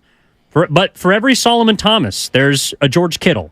For every Dante Pettis, there's a Fred Warner. For every Jalen Hurd, there's a Dre Greenlaw. So whether it's John Lynch or Kyle Shanahan, whoever you want to give credit for those draft picks that they've found beyond the third round, both of those guys, along with the rest of that 49ers front office, have done a fantastic job of identifying talent that not only has contributed immediately, but has continued to help and grow and develop to the point where the reason we're discussing the backup quarterback position ad nauseum throughout this offseason is because it's the only thing that we can find in this roster that is a potential problem. That's it. There aren't many question marks about this roster, if any, outside of the quarterback position. Brock Purdy's the one. Whoever gets the 2 and the 3 and maybe the 4, that is the question mark. That's why we're discussing it because, and that to me is a ringing endorsement of Kyle Shanahan's tenure to the fact that, to Lori's point, he has built this 49ers organization up to now where we're talking about Super Bowls year in and year out because they're a legitimate possibility. Not because we hope that they can fall into a run, not because we hope if things go their way that they might be able to sneak in like we're talking about the San Francisco Giants, just get in, give yourself a chance. No, we're talking about the San Francisco 49ers as a legitimate Super Bowl contender, and I expect them to be in the Super Bowl this year. Quarterback be damned. That's how good I think this team is. I think they're going to be there again. I think they're going to make the playoffs. That'll be 4 out of 5 years they've made the playoffs. That, I can't quite put my finger on it, but all this stuff about, he hasn't won a Super Bowl, it's I'm sorry, that's less important than 4 out of 5 years in the playoffs. You cannot win a Super Bowl unless you make the playoffs. So go ahead and make the playoffs 9 out of 11 years, then have no Super Bowl to show for it, and then talk to me. 3 times Shanahan's taken a team to the playoffs. 3. That's it. They went to 1 Super Bowl and 2 NFC championships in those 3 playoffs. No, they didn't win a Super Bowl, but they've never been eliminated either immediately. That's the prerequisite. That's how you set it up so that eventually you win a Super Bowl. It might not happen this year. It might happen next year. It might happen 5 years from now. All right. John Lynch spoke with the Bay Area media today, and we edited it down to about 5 or 6 minutes. I see people on hold. Sit tight. We'll get to you after. We're going to play about 10 minutes of John Lynch. The best. This is the best of John Lynch from today. Take a listen. We'll talk about it on the other side. Fun day here. First day of pads. Was thinking back for some of you who've covered football for a long time. First day of pads. I woke up with a pit in my stomach today because what that used to always signify was a good hard practice, but if you remember, the last 8 of practice used to be a goal line live period every time, and that's when it was on. And some of us coaches were sharing those old stories today, and that was always a fun part of training camp and a way to set the tone for camp. We don't do that anymore, but we'll have plenty of thudding, and the guys are ready. The team's well conditioned and done a really nice job in the build-up phase, and now we go and put the pads on. Really, not a whole lot changes. So excited about that. I know it's different than I'm up here trying to take the load off some people. And come season time, Kyle and I just always had that agreement that I kind of go away, and I think that's. It's the right thing to do. I know that's difficult sometimes for you guys not to hear from me, but I'm glad I can be here. I know there's probably a lot of interest in what's going on with the Bosa situation, so I'll just address that up front. I'll reiterate what I said in the opening presser, that we agreed, both Nick and I and Brian Ayrault, his agent and representative and I, that it's important that we keep those things private. So I'm going to honor that. That's how I liked it as a player, and I completely understand that. I'll just tell you, we have to strike the right mix of urgency. I don't like this. I don't like not having one of our best players here. We've got a really good track record that I'm proud of as a group of having our players in, but I also understand it and understand that we're going to have to exhibit some patience and understand that ultimately this thing will work out. I'm very confident in that, and we're just going to have that right mix of urgency and patience. And again, I remain confident that we will come to an agreement and get things taken care of so we can have one of our best players, one of the best teammates. This is the guy that addresses our team every Saturday and just gives his wisdom. We miss him and looking forward to the day he's coming back. So with that, I'll open it up for questions. You guys have said that you would forgive any fines that are accrued over this holdout. Is there a point where that forgiveness ends, that it would become crucial for him to get in and you would start instituting the fines? Well, we have the ability, because of where he's at on his rookie contract and his option year, we have the ability to forgive those fines. And so, again, some of that's private, but we have talked with their camp on that. And, look, I don't think that's really necessary. That's not going to get him in here. We're both striving for the same thing. So we'll focus on that. Great shape, but are you concerned at all that he'll have enough time to get in football shape so he is at less of a risk of it? I think you always have to strike that right balance. Nick does. He's a specimen, and he's a specimen because he was blessed with some really good genes, but he's also a specimen because he works as hard as anyone I've ever seen in this game. And his plan is meticulous. It's adjusted each and every year. Having said that, I think there's a point that everybody, as long as I played in year 13, you could say, people used to ask, do you need training camp? I needed 3 weeks. I needed that to get ready. And so I don't know what that right time period. We've talked a lot about it internally, but I think that's important to give yourself the best chance to not only play at the highest level, but to stay healthy and get yourself primed and ready, calloused to play. Any concern at all that you won't be able to get it done? No, I'm very confident. You've always praised Trey Lance's character and his professionalism.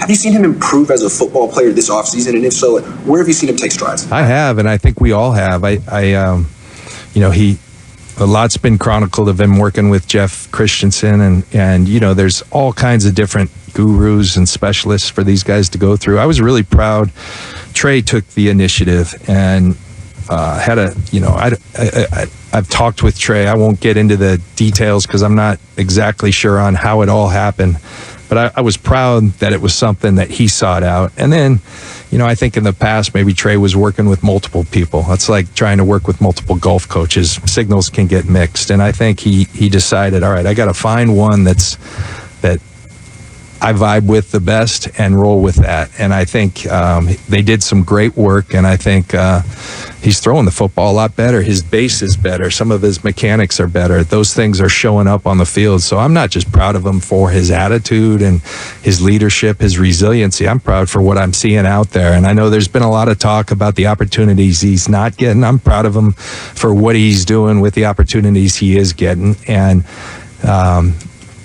there's a plan. He'll continue to earn these opportunities, and he'll have plenty to show who he is. He can't get enough. There's no doubt about that. But we've got guys who've earned them. And the most important thing, I think back to Brock this time last year, he was only getting about 3-4 a day. He made them count, and when you make them count, you get more. And so I think everybody understands that. We've got a really good group. I like the way that group is progressing, and really believe, especially with Brock in the build-up program, there's going to be days where he's not out. There's going to be ample opportunities for each of these guys to show who they are, and it will even get better as we start getting into pads, and then the next step, playing preseason games, preparing for opponents and all that. Getting reps and getting praised. Could you possibly keep 4 quarterbacks on as 53? I think 4 on a 53 would be very challenging. 4 in the building is certainly possible. And it's one of those things, Tim, I think we just want to throw it all out there, let things unfold, and then we'll figure out the details as we go. we're all product of our experiences, and that experience wasn't real cool last year. Seeing when you run out at that position, that's not a good feeling. And so I think we'll be forever impacted with that going forward, and it will probably affect the way we'll be mindful. I can't promise that because there's other things that arise on the roster. You can try to project it as much as possible, but things always happen. Injuries happen. It's a dynamic situation, but that's an area where it's important to us to be deep. John, have other teams reached out at all about trying to get one of your four since you like four? Not to this point, Mike. So not to this point, but I think we're at the point of camp where everyone's kind of feeling out who they have, and that hasn't happened. One of the knocks, or whatever, the unknowns about Trey is that he just doesn't have much experience. But with Sam Darnold, he does have 55 starts and not a lot of success. So why was he someone that you guys kind of honed in on early in free agency and wanted to join this organization? A lot of those things go back to when you studied him coming out of college, and we put work in on Sam as we do with all the quarterbacks. Really liked what he brought to the table. And have even seen promise, although you said, hasn't been a whole lot of success. We like the film. We like what he puts on tape. We wanted the opportunity to work with him. Again, a product of our experiences and wanting to be deep there. And Sam was available. Sam was interested in coming here. It was something we could financially fit in. And, all these guys, it's about stacking days. Yesterday, the light bulb kind of came on. He had a really good practice, and you could see things kind of slow down. You could see the talent, the big-time thrower that he can be, and that was a good day. And, now if he can continue to stack that's good for everyone. You're talking about Deebo Samuel for this season. I mean, he said he's in his best shape and also sent some pics to Kyle Shanahan. Yeah. One of the things I admire so much about Kyle is, and our players know it, and they crave it. He's going to tell them the truth. And, did Deebo have a bad season last year? He made a lot of plays. He got this stadium ignited. He got our team ignited. We have a real high standard for Deebo. Kyle's always he has a high standard for everyone. Being a receiver himself, a former receiver, a guy who cut his teeth coaching receivers, I think he probably has the highest standard for that room. He's tough on those guys. And he felt like, he was real with Deebo. And I applaud Deebo for not fighting that. Be really easy to talk about his Madden rating or how popular of a player. Instead, he took a hard look at it and said, you know what, he's right. He got himself in tremendous shape. You see it out there, and it's not just an aesthetic thing where he's sending nice pictures. The most important thing, it's translating on the field, and it's going to allow him to have success not only this year but long term. The guys that work and outwork their competition, they tend to succeed. Talent can only go so far. Deebo's a unique player, plays with a unique will and spirit. Really proud of him, the work he put in, and it's going to pay dividends for him and for our team. All right, that was John Lynch, general manager of the San Francisco 49ers. He met with the media before practice today, and we cut out, we edited that and kept the best stuff. And what jumped out at you, Evan?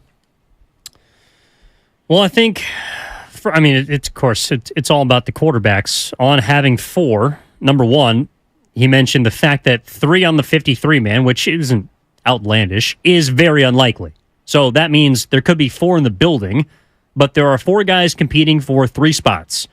Now, he didn't lend any light towards, does that mean one of them could be traded? Does that mean one of them is automatically the practice squad guy? What's going on there? But 4 on the 53-man, not going to happen. Also, the Darnold stuff I thought was kind of interesting just because he discussed how they liked the film of Sam Darnold. I assume he's talking about his most recent film with Carolina, which, at least from what I've seen, was not all that impressive. But Sam Darnold was interested explicitly in coming to San Francisco. My question would be, why? Well, I think there's a few reasons. One is they have instability at quarterback, whether you like it or not. I mean, let me ask you this. Do you think that's fair to say? 49ers have instability at quarterback. They've had it for a while. Well, it seems like they have instability at their backup quarterback position. Because Brock Purdy. Oh, you're talking about now. Right now. I'm talking about last couple when they years. signed him, Brock Purdy was going under the knife. So I guess you never know how that's going to turn out. Well, my feeling is they have instability at the quarterback position until they don't. They had Jimmy Garoppolo started 2 years ago. Trey Lance started the season last year. Brock Purdy ended the season last year. They're going for this will be their third different starting quarterback in 3 years at the start of the season. So, yes, it's absolutely fair to say they got to figure out that position long term, although this is where Shanahan's kind of personality comes in. I bet you he would say, what do you mean we haven't figured out the quarterback position? Because we haven't had a franchise quarterback? We will, but we haven't had one yet, and so we're year to year. That's not instability. I pick who the best quarterback is every year, and we go to the playoffs. Like, I bet you he would bristle if I use the word instability at quarterback. Probably, but then you could also just retort with, well, I'd like you to name me however many Super Bowl contenders don't have their quarterback or don't have an idea of who their quarterback is going to be by the end of the season. Because again, like it's highly unlikely, but there is a scenario in which Brock Purdy stinks things up because of a residue from the arm, or maybe he's not the quarterback we thought he was. Right. There's a reason why he was Mr. Irrelevant in the first place. So I don't think at this point Kyle Shanahan nor John Lynch is going to come out and say, Brock Purdy's our quarterback for the future.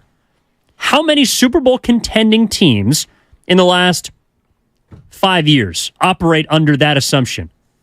I can't think of many off the top of my head that we legitimately believe can win the Super Bowl and have no clue about who they want to be their quarterback a year from now.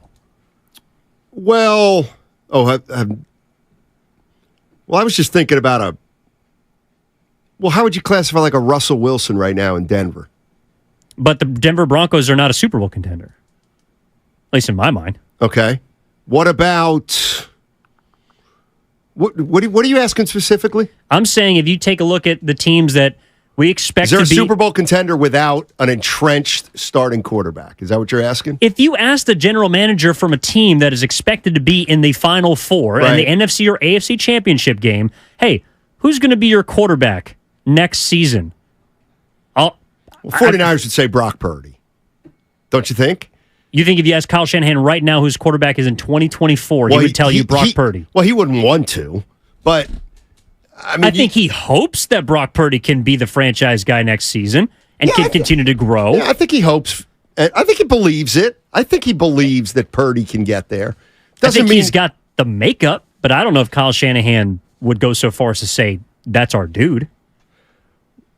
No, and I think we're just arguing over semantics. I don't think he would say he's our quarterback for the next 5 years, but he would say we expect Brock Purdy to start week 1 next year because we are starting him week 1 this year and we expect him to get better and better. 888-957-9570 is the number. We're talking San Francisco 49ers. I don't know about you, but you ever play football? Flag football. That doesn't count. John, ever played John football? played football. Did you get a pit in your stomach when it was full contact pads? Oh, yeah. Yeah, me too. Oh, yeah. Remember in 6th grade? Yep, it's nothing like getting that chin strap real tight, knowing where you stand on the team. First time I put shoulder pads on, I put them on backwards. And they still fit, huh? No, they didn't, but I didn't even know they didn't fit because I didn't know what a shoulder pad felt like. 888-957-9570 if you want to jump into the conversation. It's all sponsored by Cars.com. The biggest pro football contests in Vegas are back and bigger than ever with $14 million in guaranteed prizes only at Circus Sports. Enter in Nevada, play from anywhere. 2 ways to win and no rake. Play Circa Million, where you make 5 picks against the spread each week with 100% payback. Or join Circus Survivor, where you select 1 team each week straight up. Last the longest to win it all. $14 million in guaranteed prizes. Visit Circus Sports.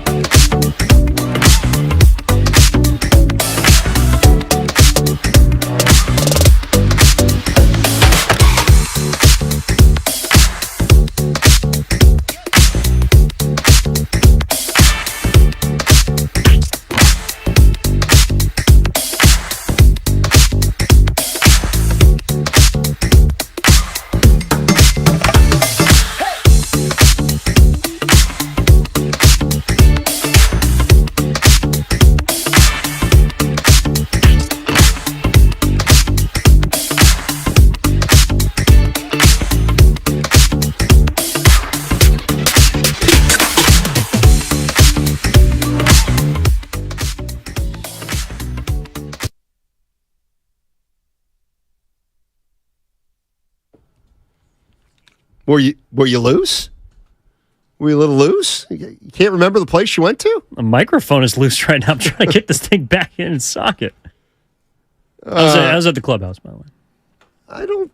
Is there a bar restaurant in Alameda called the Clubhouse? John, you're a resident Alameda expert. I defer. Not that I know of. Nor I. There's 1400 Club, also known as Kroll's. I'm looking at it right now. It's on Park Street. Lucky 13? Right by the yoga place. Right by the yoga place. Duh. Come on, John. You're from Is that the there. preacher's daughter? Not the one I know. It goes by another name, clearly. John and I know our way around Alameda, and trust me. Okay. This is not going to work. What's going on there? Well, I don't know if this has been the case for the two chair for quite some time or if it was just at the beginning of this week. Do you know how to tighten that? You have to tighten that. Tighten the bottom? Yes. And then the middle. Oh, you wouldn't know as someone that touches the mic every 5 seconds. Well, no, that's why I know. Vamp for me, Steiny. 888-957-9570 is the number. Steiny's a little different today. You know, if you noticed, just a hair of a change. I got a doctor's appointment today, and I'm really worried about it. What if? You start thinking, what if? And I start thinking about the last year, and I should have done so much different. What would you correct? You're not dying, Steiny. Well, I don't. Slowly, we all are, but that's not the point. If I have one piece of advice for the young folks out there, it would be YOLO. Everything, and no, it would actually be kind of the opposite of that. It would be everything in moderation. That's what it would be. So anyway. Even moderation. Well, it's like Michelle Pfeiffer in Scarface.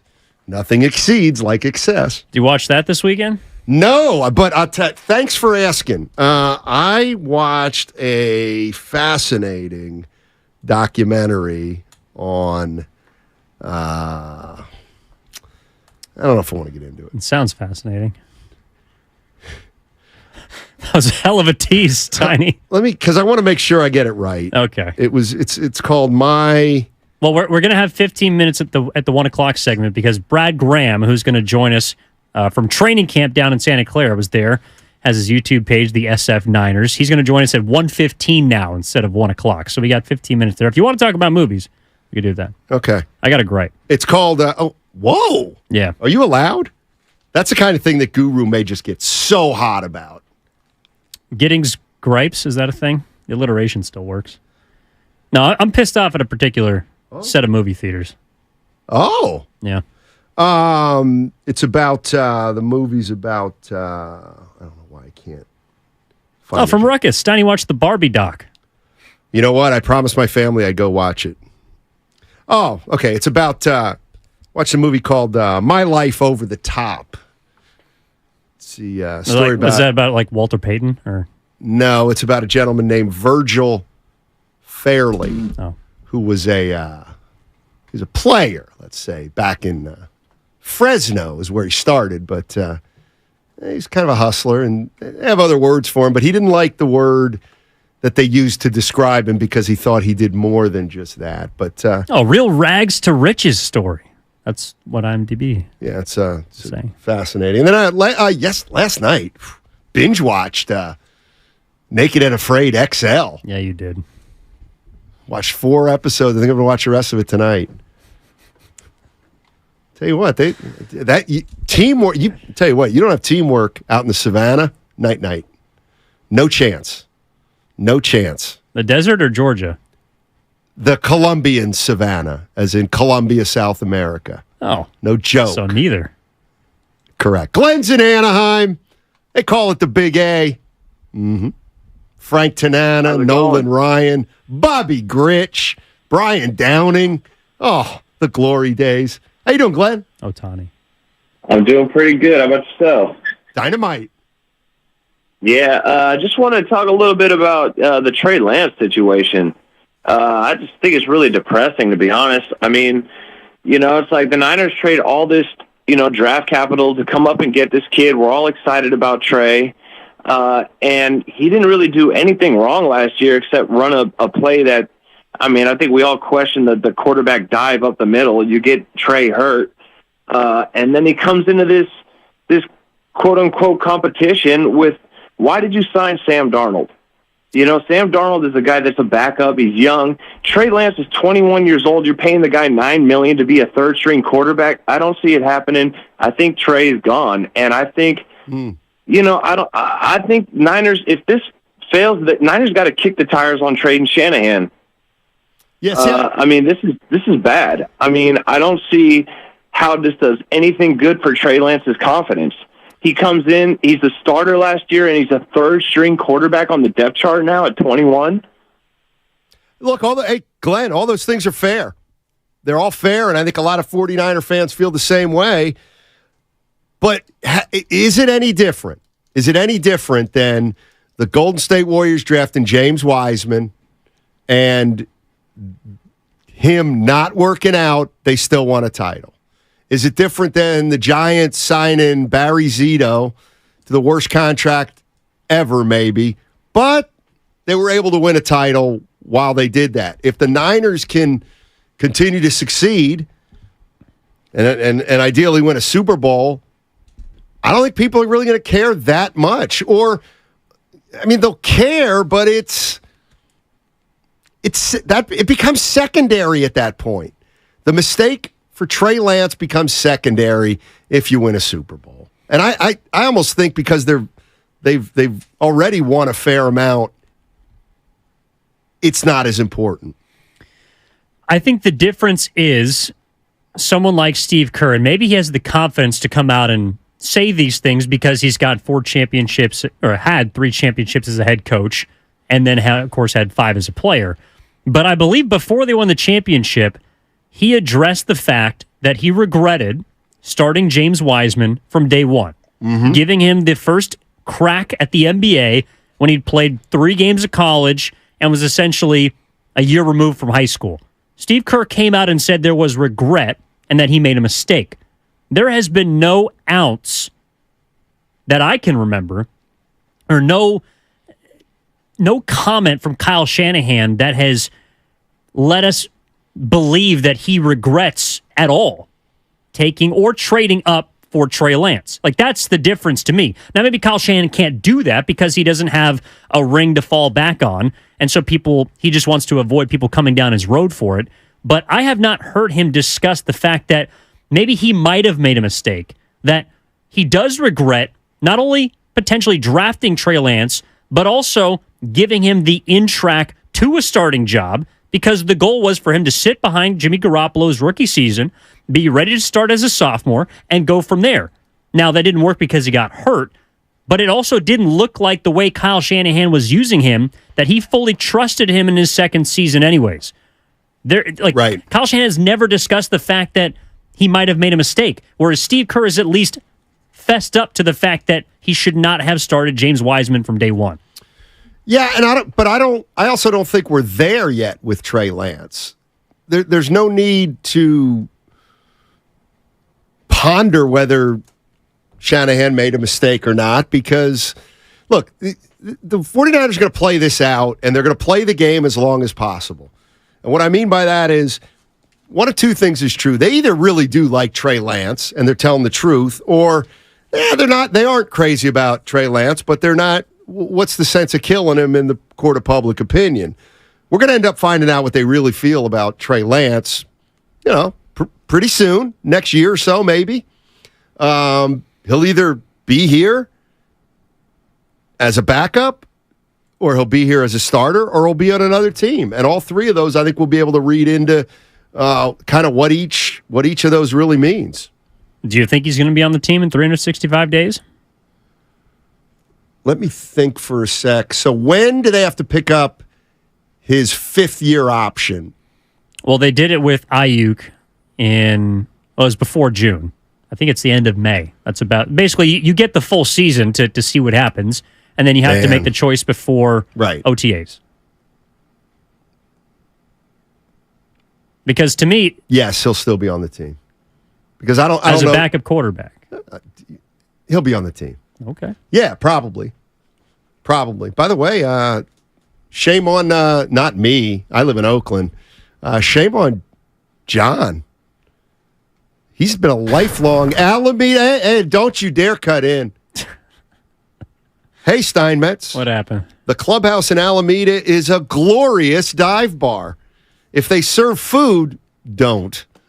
No. It is the only bar that I have not gone to in Alameda.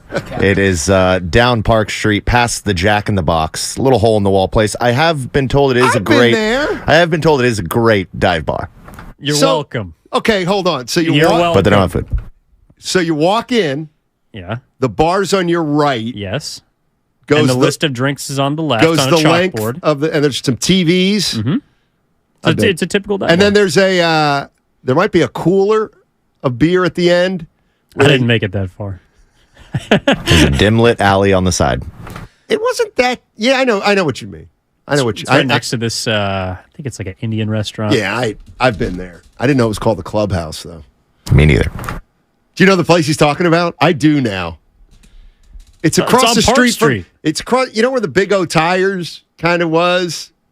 Yeah, right now it's an empty lot, I think. But yeah, By the way, they serve Anchor Steam, which opened its doors for the last time this weekend. Well, they're trying to get a local buyer now for Anchor Steam. That's what my sources say.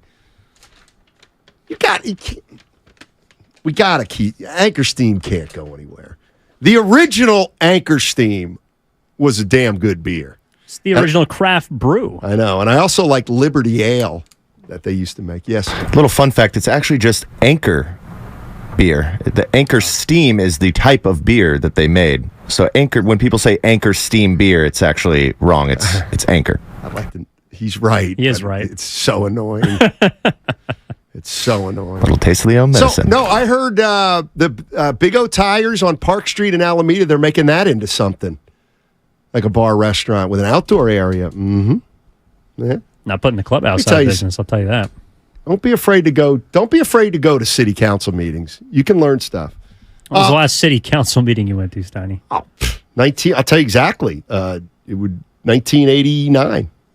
Moton, the Moton City Council, when I was working for the Reading Times newspaper. That's when I was born. Yeah, I had to cover city council and board of supervisors.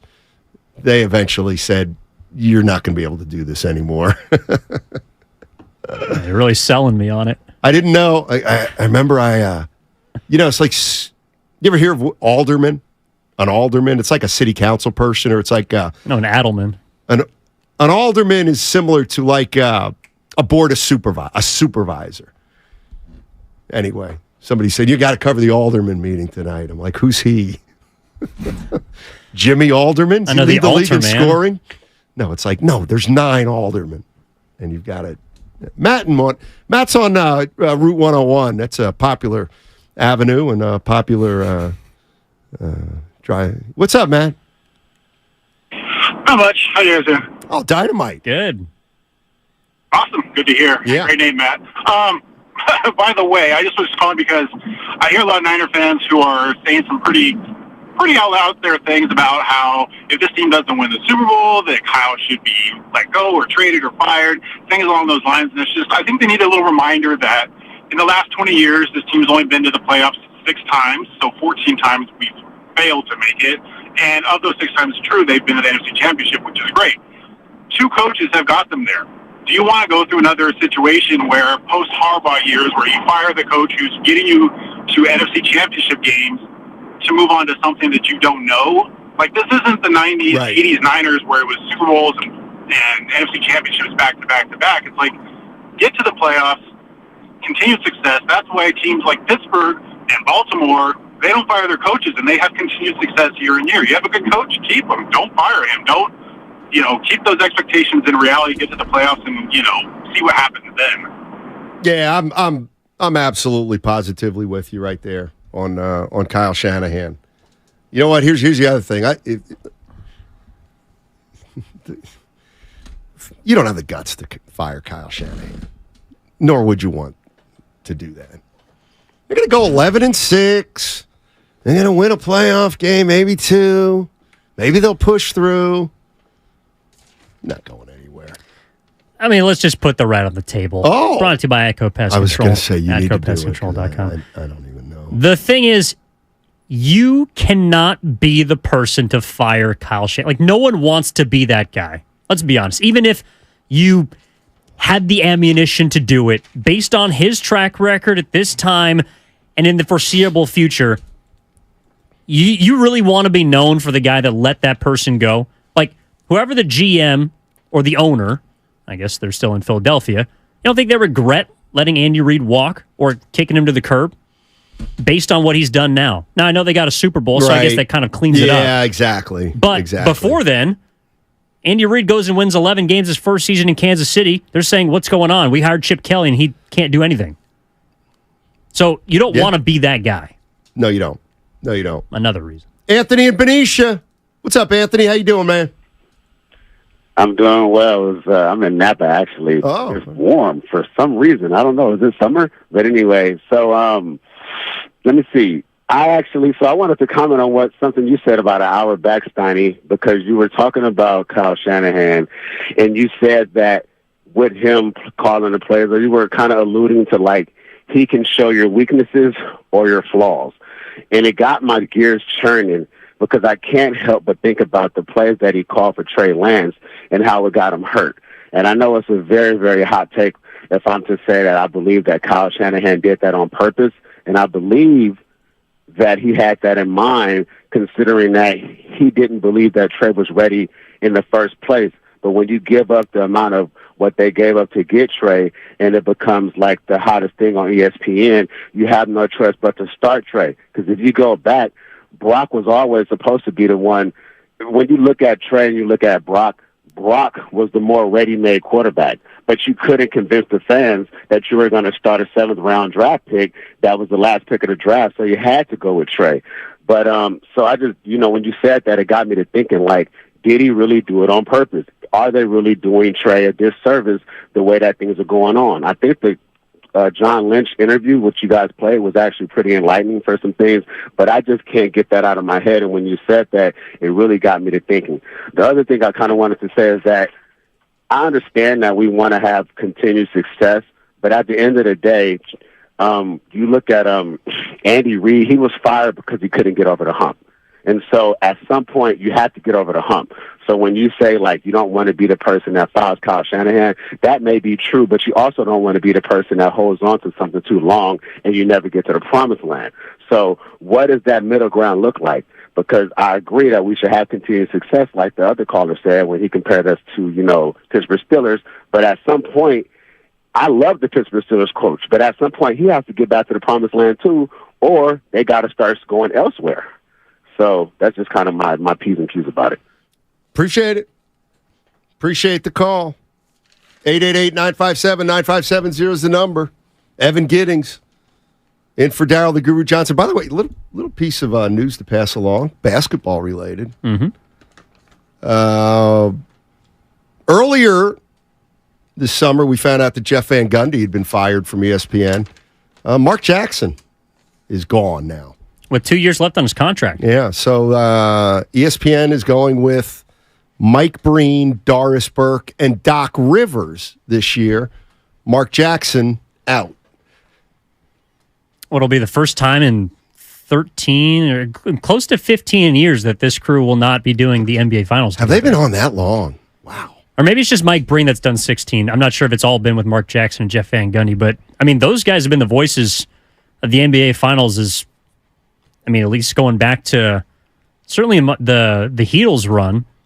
Probably even before that, if you're looking at, I guess Mark Jackson had the dip in between when he was with the Warriors, but before that, he was on going back to when Kobe was winning championships. If you're Mark Jackson, what do you try to do right now? Try to follow Jeff Van Gundy wherever he goes. I feel like those guys have a really good chemistry. So you think they might be hired by TNT? Or Fox? Or, Stan Van Gundy's with Turner Sports, so right. I don't know, there could be a place with Jeff for Jeff there. I think maybe Mark Jackson is also trying to dip his toe back into the coaching ranks. I mean, he interviewed for a spot, what was it, Milwaukee? He interviewed, but... He'll get... I wonder why he should try and work his way back up, Steiny. Well, I was thinking, coaching. No, listen, I don't like to see anybody lose a job. I think he should. What about college for Mark Jackson? St. John's? Well, they just hired Rick Pitino, so probably not. That's tough. But that's might be his cup of tea. Joe's in San Jose. I was just going to say, but before we get to Joe, also another starting pitcher off the board, Steiny. Aaron Savali from the Cleveland Guardians, gone. He's off to Tampa Bay. They're not going to trade my guy Kwani, are they? Steven? Yeah. Guy's too valuable. Had a nice little week for me. He really did. Giants can't get him either. The trade deadline's a day away. Or refuse to. What does that mean? Well, they're going to stand pat. They're just going to ride things out with the rookies. I hope they stand pat and they win the World Series, because it will continue. Just an unbelievable season for me. It's going on a year now. Joe's in San Jose. What's up, Joe? How you doing, buddy? What's going on, guys? Hey. As far as Shanahan, I've been saying this from the beginning. Daughters grow up to look like their moms. Sons grow up to look like their fathers. He hasn't found his unicorn, and he won't find it till the end of his career like his pops. So that's just a take on that. And you guys have a good week. Okay. So he's got a little Don Nelson, and he can't find that big man. Can't find that head coach. We'll see. Thanks, Joe. Appreciate the call on 95.7 The Game. Hey, why don't you tell people who we got coming up on the other side? We got Brad Graham. He runs the YouTube channel, the SF Niners. You can also follow him on social media there. But he is down at training camp. Had to push from 1 o'clock to 1:15, but he was reporting on a big fight, apparently, that broke out at training camp today between Jawan Jennings and a linebacker. Ooh, I would have sat on that. That would have been a hell of a tease. So we got to ask him about what happened there. And apparently, Brock Purdy is also back and throwing today. His 2 days on, 2 days off. And looked pretty good. Isn't it 1 day off? So Kyle Shanahan said it's 2 days because they had the off day. So technically 2 on, 2 off, until he said this upcoming week, then he'll move 2 days, 1 day, and then progress towards consecutive throwing days. Yeah, so I mean, I was right on that. Well, yeah, because you listen to everything Kyle Shanahan says. I do. Thank you. A Shannonite. I'll give you a 3 for that. 888-957-9570. More 49er talk on the other side with Brad Graham. And he's been down to practice for years. He's a former retired lineman. Did you know that? I did. All right. Looking forward to talking to him. 1:15 on 95.7. Join Lucky.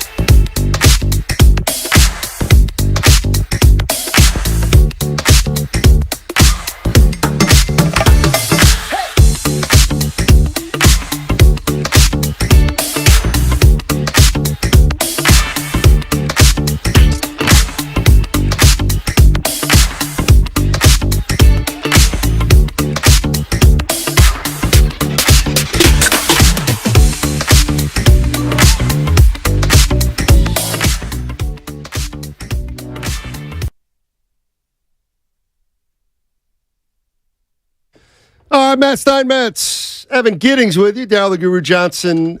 I'll be back tomorrow.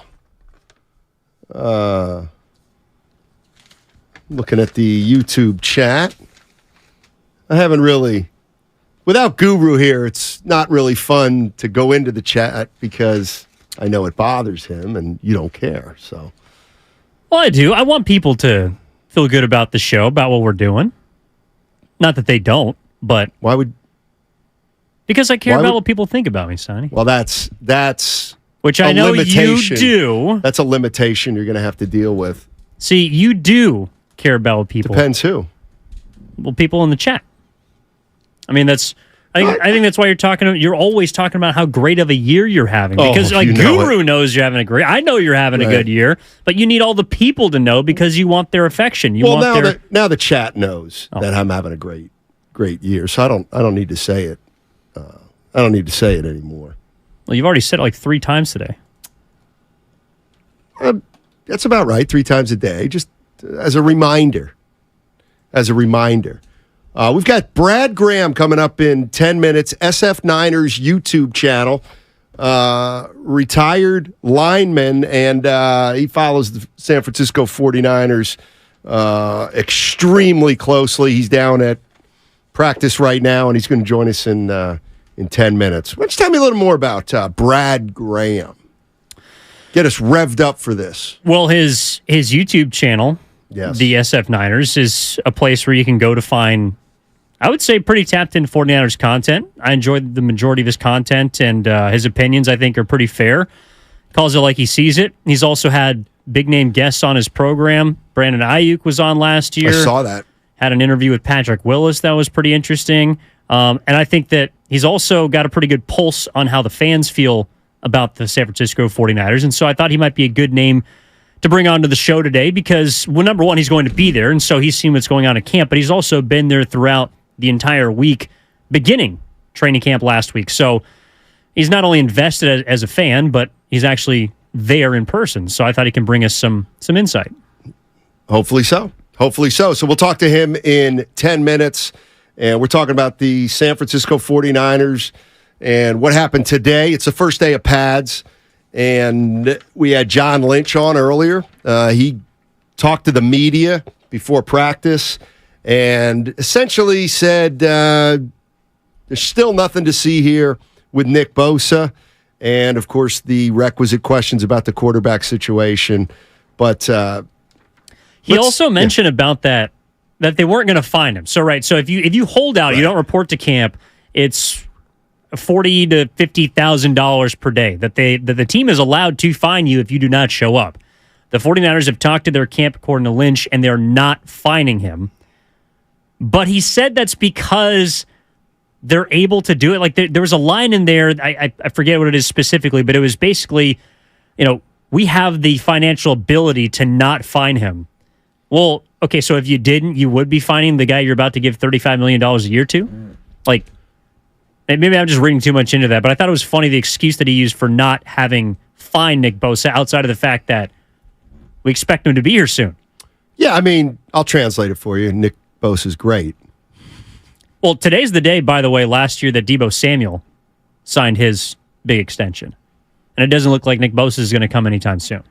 Well, at least by the end of the day. I hear you. But so John Lynch talked to the media, and Kyle Shanahan is figuring out the quarterback situation. And this is how we started the show, and I want to kind of set it up again because I do want to ask Brad Graham about this. This was from over the weekend, and Eric Branch of the San Francisco Chronicle was talking or asking Kyle Shanahan some questions, and I want to run this by 49er fans because, to me, this is the one area where Kyle Shanahan can kind of lose me a little bit or lose fans. Nobody's saying he's not a great coach. Nobody's saying he's not a great play caller. But take a listen to this and see what you think about it. In your first 4 practices, Brandon Allen has 37 snaps. Fair amount for a number 4 quarterback. You've got Darnold learning a new system, and you and John have said a lot. Trey needs as much snaps as he can get because he hasn't played a lot of football. So Why are so many snaps going to your number 4 quarterback? 2 of the days he's the number 3 quarterback. Right, but I think just overall, we'd agree. 37 snaps is a decent amount for Yeah, I mean, you think that is?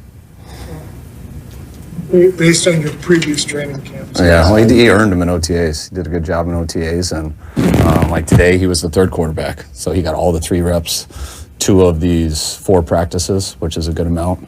The other guy's been splitting the 1 and 2s, and it'll bump down though when we have 4 out there more. There it is. So Kyle Shanahan was asked why the number 4 quarterback's getting so many reps, and his answer was, it's not that many reps. He's been a 3 and 37 snaps with the 11 not really that many. What'd you hear him say right there? What did you hear Kyle Shanahan say to not just Eric Branch, but to people who are curious about the 49er quarterback spot? I heard him say Brennan Allen's going to get as fair of a shake as we can give him. How about as fair as a shake as Trey Lance or Sam Darnold? Well, no, but that also played out, for example, in training camp today. 11 on 11s, Brock Purdy was available, so he got the majority of the snaps. He took, I believe, all of the first-team reps. Sam Darnold and Trey Lance had an even amount, 18 snaps, and then Brennan Allen had 7, although from the report that I saw on Twitter, he only threw 3 passes. So I understand. I don't really get why he is getting those amount of reps, but on a day like today, I think the hierarchy of today is the one that people expect, just without maybe the 3 passes from Brandon Allen, which is Trey Lance and Sam Darnold are splitting 2nd-team reps and 3rd-team reps. Brock Purdy is getting all the 1s. Okay, so the battle for the backup quarterback position should, and in my opinion, always have been between Trey Lance and Sam Darnold. All right. There's no leaning one way or another right now to either of those guys. There's been reports about how Trey Lance has been able to complete a short pass and how Sam Darnold has, looked maybe a little more polished. But all of those things should be expected because Trey Lance didn't play a lot of football last year, and Sam Darnold's had 55 starts. So I don't really know what people are asking for outside of why is Brennan Allen in the room to begin with. And however much you want to read into it is up to you. And I think that's what Kyle Shanahan is kind of trying to extract out of, in this case, Eric Branch, which is, well, are you reading anything into it? Because this is how I set it up. Well, I think you have to read something into it. And what you have to read into it is Brandon Allen has got to be here for a reason. Right? There's got to be a reason. Okay, so what's the reason?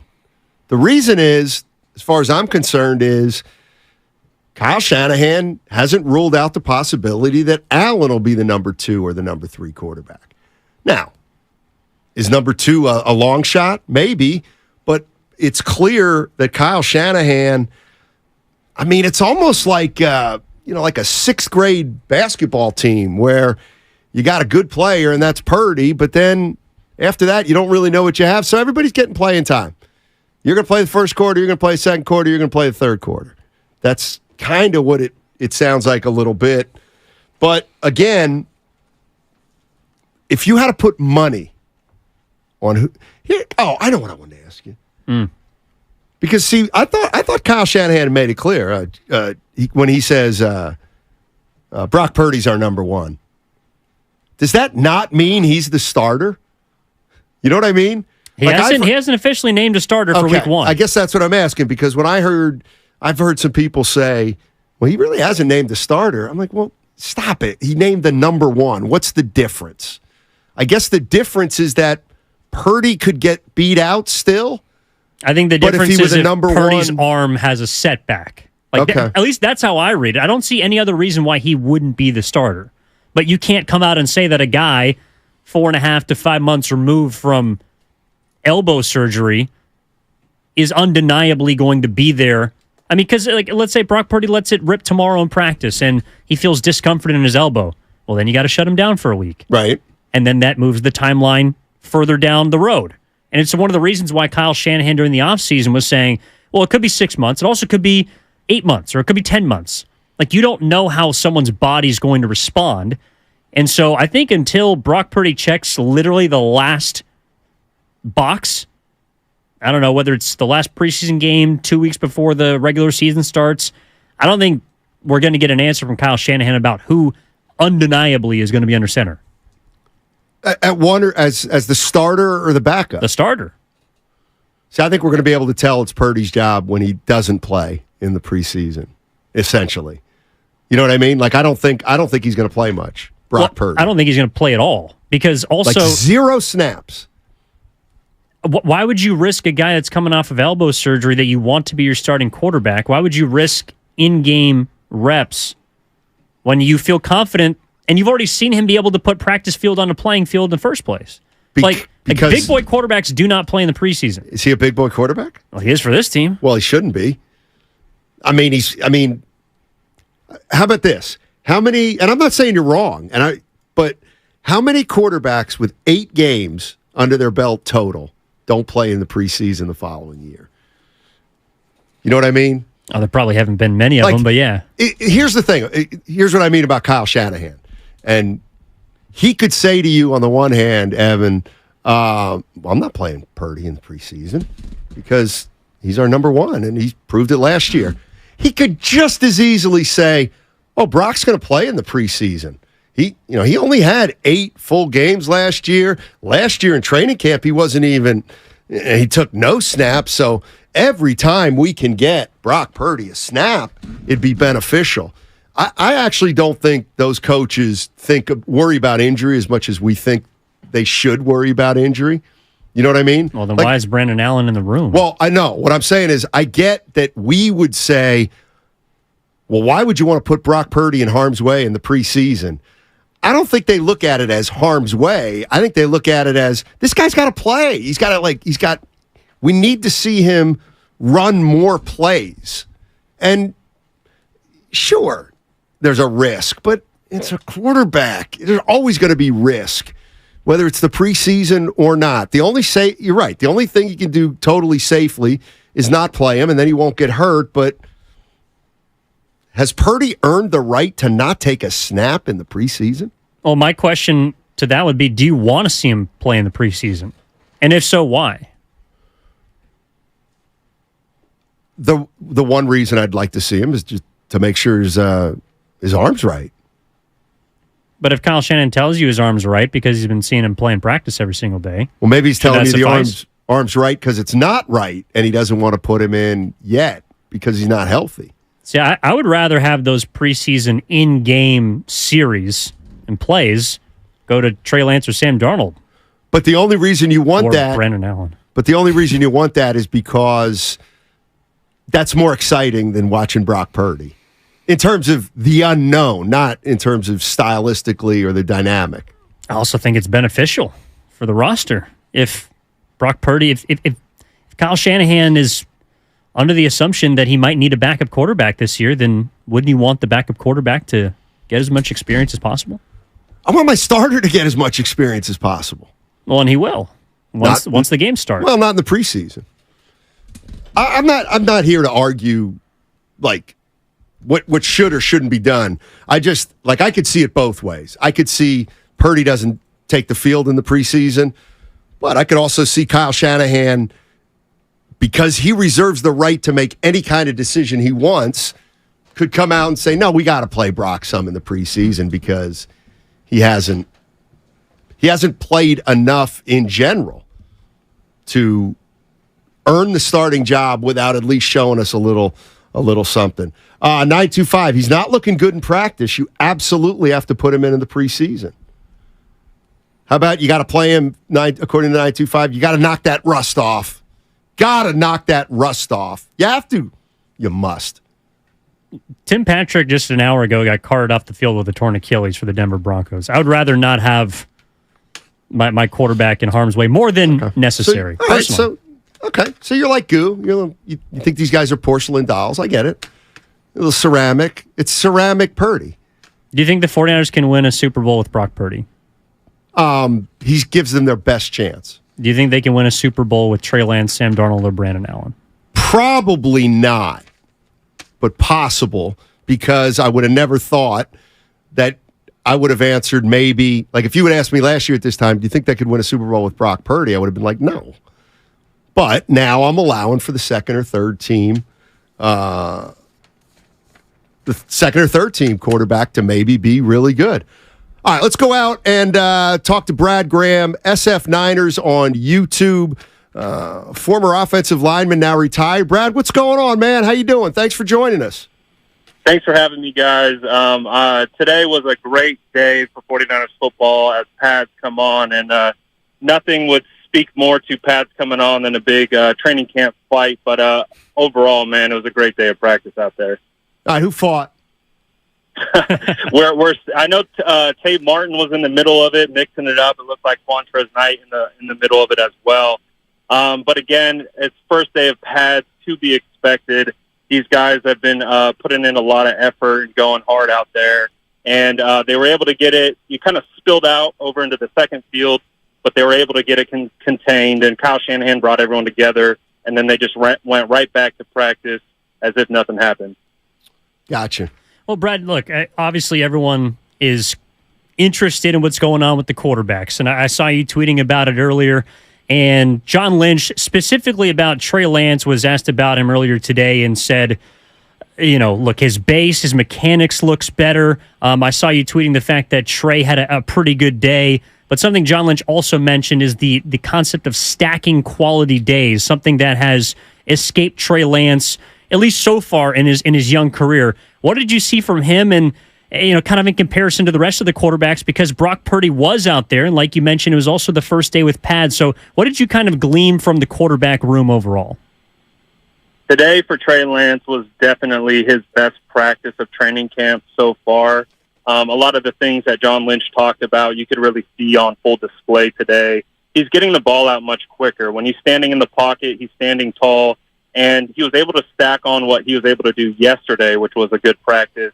And he went 9 for 11. He was finding his open guys. I think one of his best plays was in move the ball period, where it was about 3rd and 18. So they had a long distance to go to get a first down. He hit his back foot in the ground, let the ball rip, and he delivered a deep comeback route right at the sticks. Even though it was about 1 yard short, it still kept them in field goal range. Kyle Shanahan brought out Jake Moody, kicked a long field goal. But that kind of period really exemplified his entire practice of just being calm, cool, collected within the pocket, which wasn't what we saw at the beginning of training camp.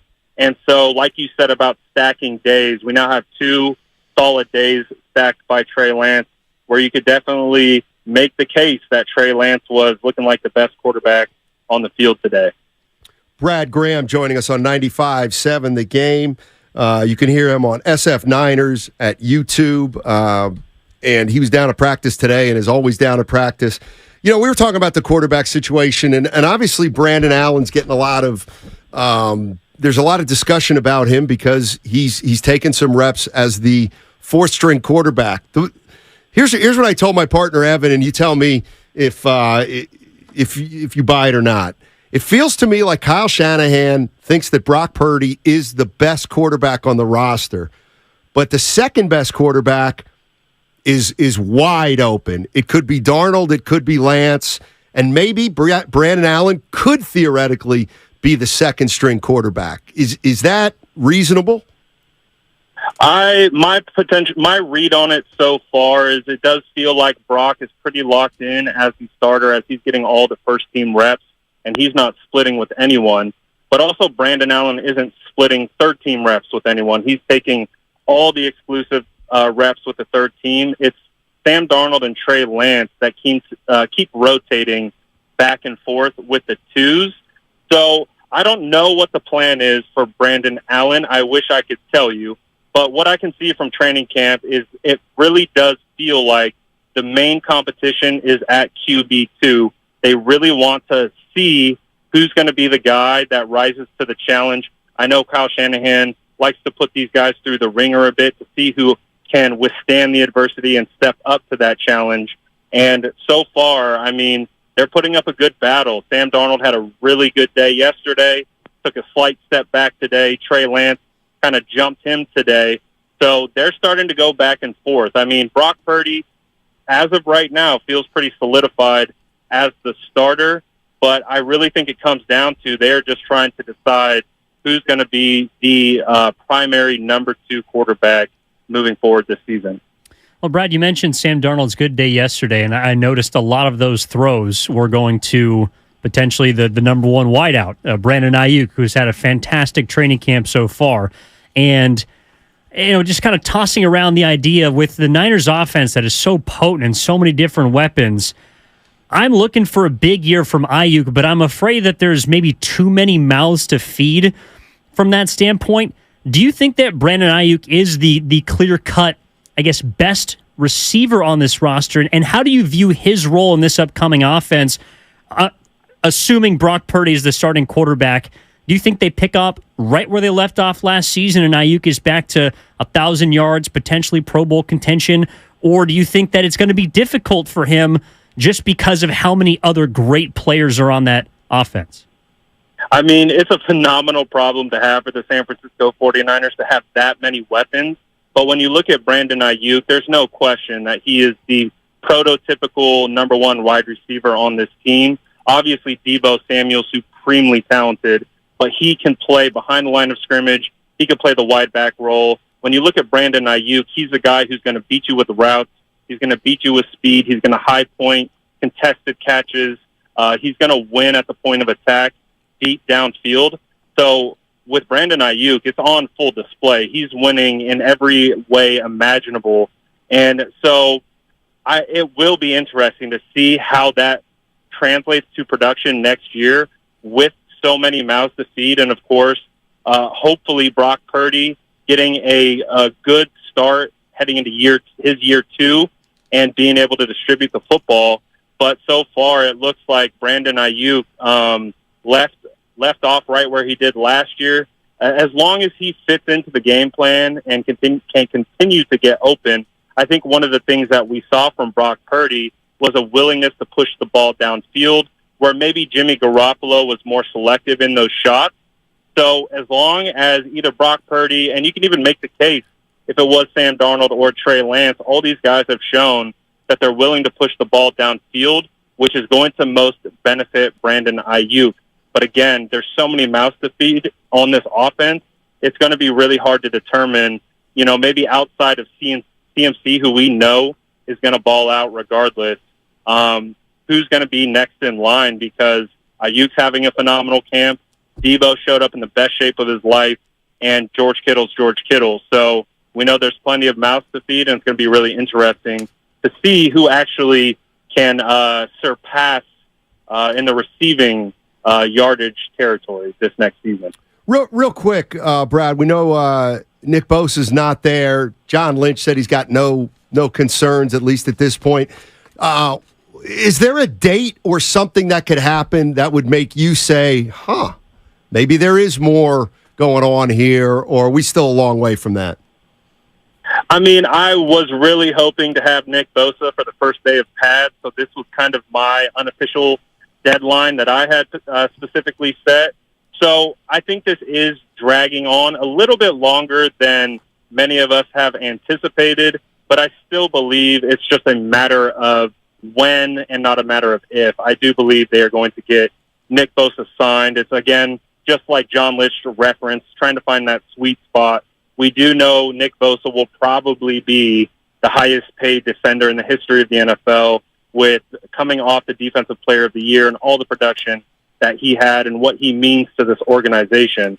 So I think it's going to get done, but it just feels like a good old-fashioned standoff right now, just trying to see which side is going to acquiesce to the other first. But I would maybe start to get a little bit more worried if we creep into preseason time and we still have no signs of a deal. But as I currently sit right now, I'm not too particularly worried about it, but it is dragging on a little bit longer than I anticipated. Brad, good stuff. Really appreciate it. You can find Brad's content on YouTube. It's the SF Niners. And thank you so much for joining us. Really appreciate it. Thanks for having me, guys. Thanks, yes, Brad. sir. That's Brad Graham. All right, we got to go. Take a break. We'll talk about it on the other side. It's all sponsored by Fremont Bank. Full service banking, no compromises. Prescriptions require an online consultation with a healthcare provider who will determine if appropriate. Restrictions apply. See website for details and important safety information. Subscription required. Price varies based on product and subscription plan. Hey guys, did you know there's a generic form of Viagra that works just the same, but is 95% cheaper? And you can get it online? Just go to 4hims.com/radio. Through Hims, you'll get a free medical consultation, discreet shipping if prescribed, a 100% online process, and trusted generic alternatives to the name brands to treat ED at up to 95% off. That's right, the same active ingredient as the brand name for 95% less. It's the same ED medication, still prescribed by a licensed medical provider, but with zero copay, no expensive appointments, and no awkward face-to-face conversations. To start your free online visit, you need to go to this exclusive address, 4hims.com/radio. That's 4hims.com/radio for your free online visit. FORHIMS.com.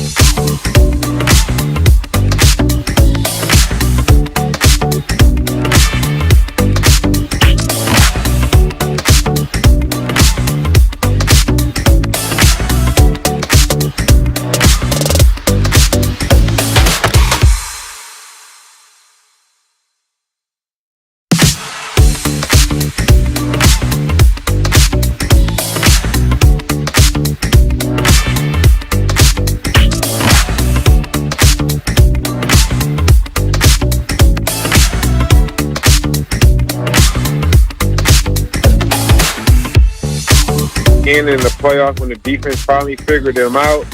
I feel like he will have this sophomore slump, man, off this injury. I want to see all the draft capital that we put in Trey Lance. I want to see this 2.0 of Kaepernick, maybe the dual throw quarterback. Give this man his chance, and then if he doesn't perform, then we move on to Brock Purdy. Brock Purdy we had no options but to go to Brock Purdy. Is the only reason why we're in this position now. Let's continue giving Trey Lance his chance. He had the starting job over Jimmy, and he still should have the starting job. Brock Purdy, there's some things that he got to work on, and some things that Trey Lance worked on, and hey, we made the best quarterback win, but I would like to see Trey Lance in that position first. Appreciate the call, Austin. Yeah, I think feels like Kyle's made that determination. Yeah, as much as I'd love been a that. competition or not. It's unfortunately it's just not happening, Austin. I mean, Brock Purdy today took every single first team rep, whether it's through the media publicly or it's through the actions by training camp. They're telling you Brock Purdy is going to be the guy. But the one thing that Brad Graham did tell us prior to the break was the fact that this was Trey Lance's best day of practice overall. Right. He looked like the best quarterback. And so now, if Trey Lance can continue to stack these days to remain a quality quarterback in training camp, I don't see why the 49ers wouldn't give him, like, let's say all things are equal heading into the season. If Trey Lance looks just as good as Sam Darnold, I would hope that he would get the benefit of the doubt in that situation, because if he continues to improve, well, he's clearly got a higher ceiling than Sam Darnold. This from the 805. Defenses didn't figure out Purdy. He got hurt. Yeah, I agree with the 805. I agree with you. Now, doesn't mean they might not figure him out a little better this year, but yeah, Purdy got hurt. Can we hear it? I mean, this is... you know what? You set it up, and then we'll criticize it. Well, that's fine by me. So this past weekend was the IFL Western Conference Championship, the Indoor Football League. It's in its relative infancy, especially here for the Bay Area Panthers. Used to be the San Jose SaberCats, different league. But last year they won they had one win. This year they were 10-5, hosted 2 home games in the playoffs, and Mark Randy, my broadcast partner, was on the call for the semifinals. I was on the call play-by-play for the finals. And here was the final call of their win that is sending them to the IFL National Championship.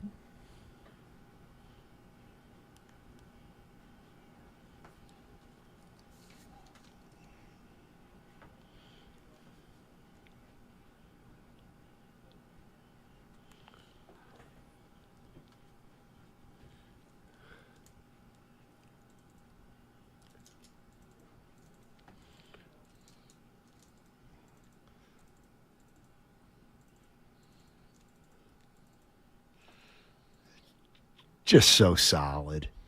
No shtick. Talk about polished. Really? I'm kicking myself a little bit. Why? It's the Wranglers?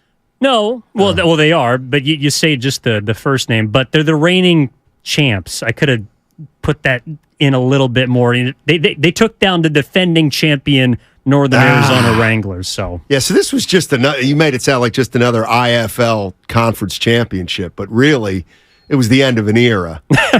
A changing of the guards, Steiny. The Bay Area Panthers are here. We got anything else, like a 22-yard pass over the middle or something? Somebody gets his bell rung?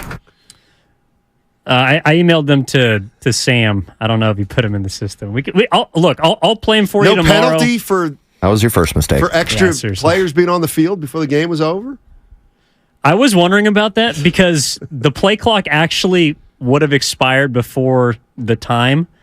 So I wasn't exactly sure why they were on the field at first, but then we managed to kind of recoup and regroup. No, I'll play him for you tomorrow when Guru's in because I know he likes that kind of stuff. Oh, I guess the YouTube chat didn't get to hear the call. John, you got to take it out. You got to take it out of queue there. Take it out of queue. You got to take it out of the queue, John. Take it out of the queue. Yes, I agree. Veggie Delight, great call. Great call. Do you want to play it again? Should I play it again for the YouTube audience? You probably sure. Both sides pour onto the field.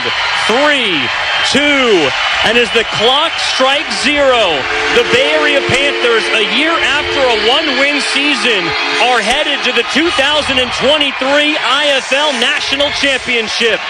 They are best in the West as they take down the Northern Arizona Wranglers here in front of the SAP Center crowd. Final score, Bay Area 68, Northern Arizona 46. Yeah, you would have liked that defending champion. Yeah, I made it sound just a little bit better. So you telling me they were 1-14 last year? They were 1-15 last year. They're pretty bad. How much? I love them. How much? The same coaching staff, totally different. Different coaching staff. So who's leading? Same front office though. Roy Choi along with Scott McKibben up in the front office. Did a fantastic job. Hey, so who's our coach? Well, so there were split coaches this year. 2 assistant coaches. Kind of like they did in the booth with you and Grandy. Exactly. Precisely. Yeah. Rob Keefe was the defensive coordinator and special teams coordinator, and Dixie Wooten was the offensive coordinator. They were just named co-IFL assistant coaches of the year earlier today. I don't like that. What? Why? So who's the head coach of the Arizona Wranglers? The Northern Arizona Wranglers? Correct. Les Moss. Okay, so had he won the coach of the year, he just would have been the coach of the year. Well, there is still a head coach of the year to be given out, but there were 2 assistant coaches that one did the offense, one orchestrated the offense, and one controlled the defense. Yeah. And that's how they set the thing up. All right, anyway. And it's got him to the IFL National Championship, Steiny. Yeah, we got, and I like our chances against Sioux Falls, the Storm. Well, so they were also an upset story because they went into Frisco, as you well know. Sure. The Fighters, who were the number 1 team in the Frisco's IFL in this Texas, year. by the way, not San Francisco. That's true. Mm-hmm. And Sioux Falls beat them on a last-second 2-point conversion, 45-44 on the road. Gutsy call. So we'll see if the Bay Area Panthers could have taken the tie. Could have. And forced overtime But you and know what taken they their say, chances. Go for 2 on the road, kick the extra point at home. I'll tell you what. It's going to be a backyard brawl on Saturday. It's going to be a rock fight. All right. What do we got? Crossover coming up next. Crossover with Willard and Dibbs. And it's all sponsored by Lucky California. Every business deserves a great deal. That's why, for a limited time, we're launching the Mobile Mate free.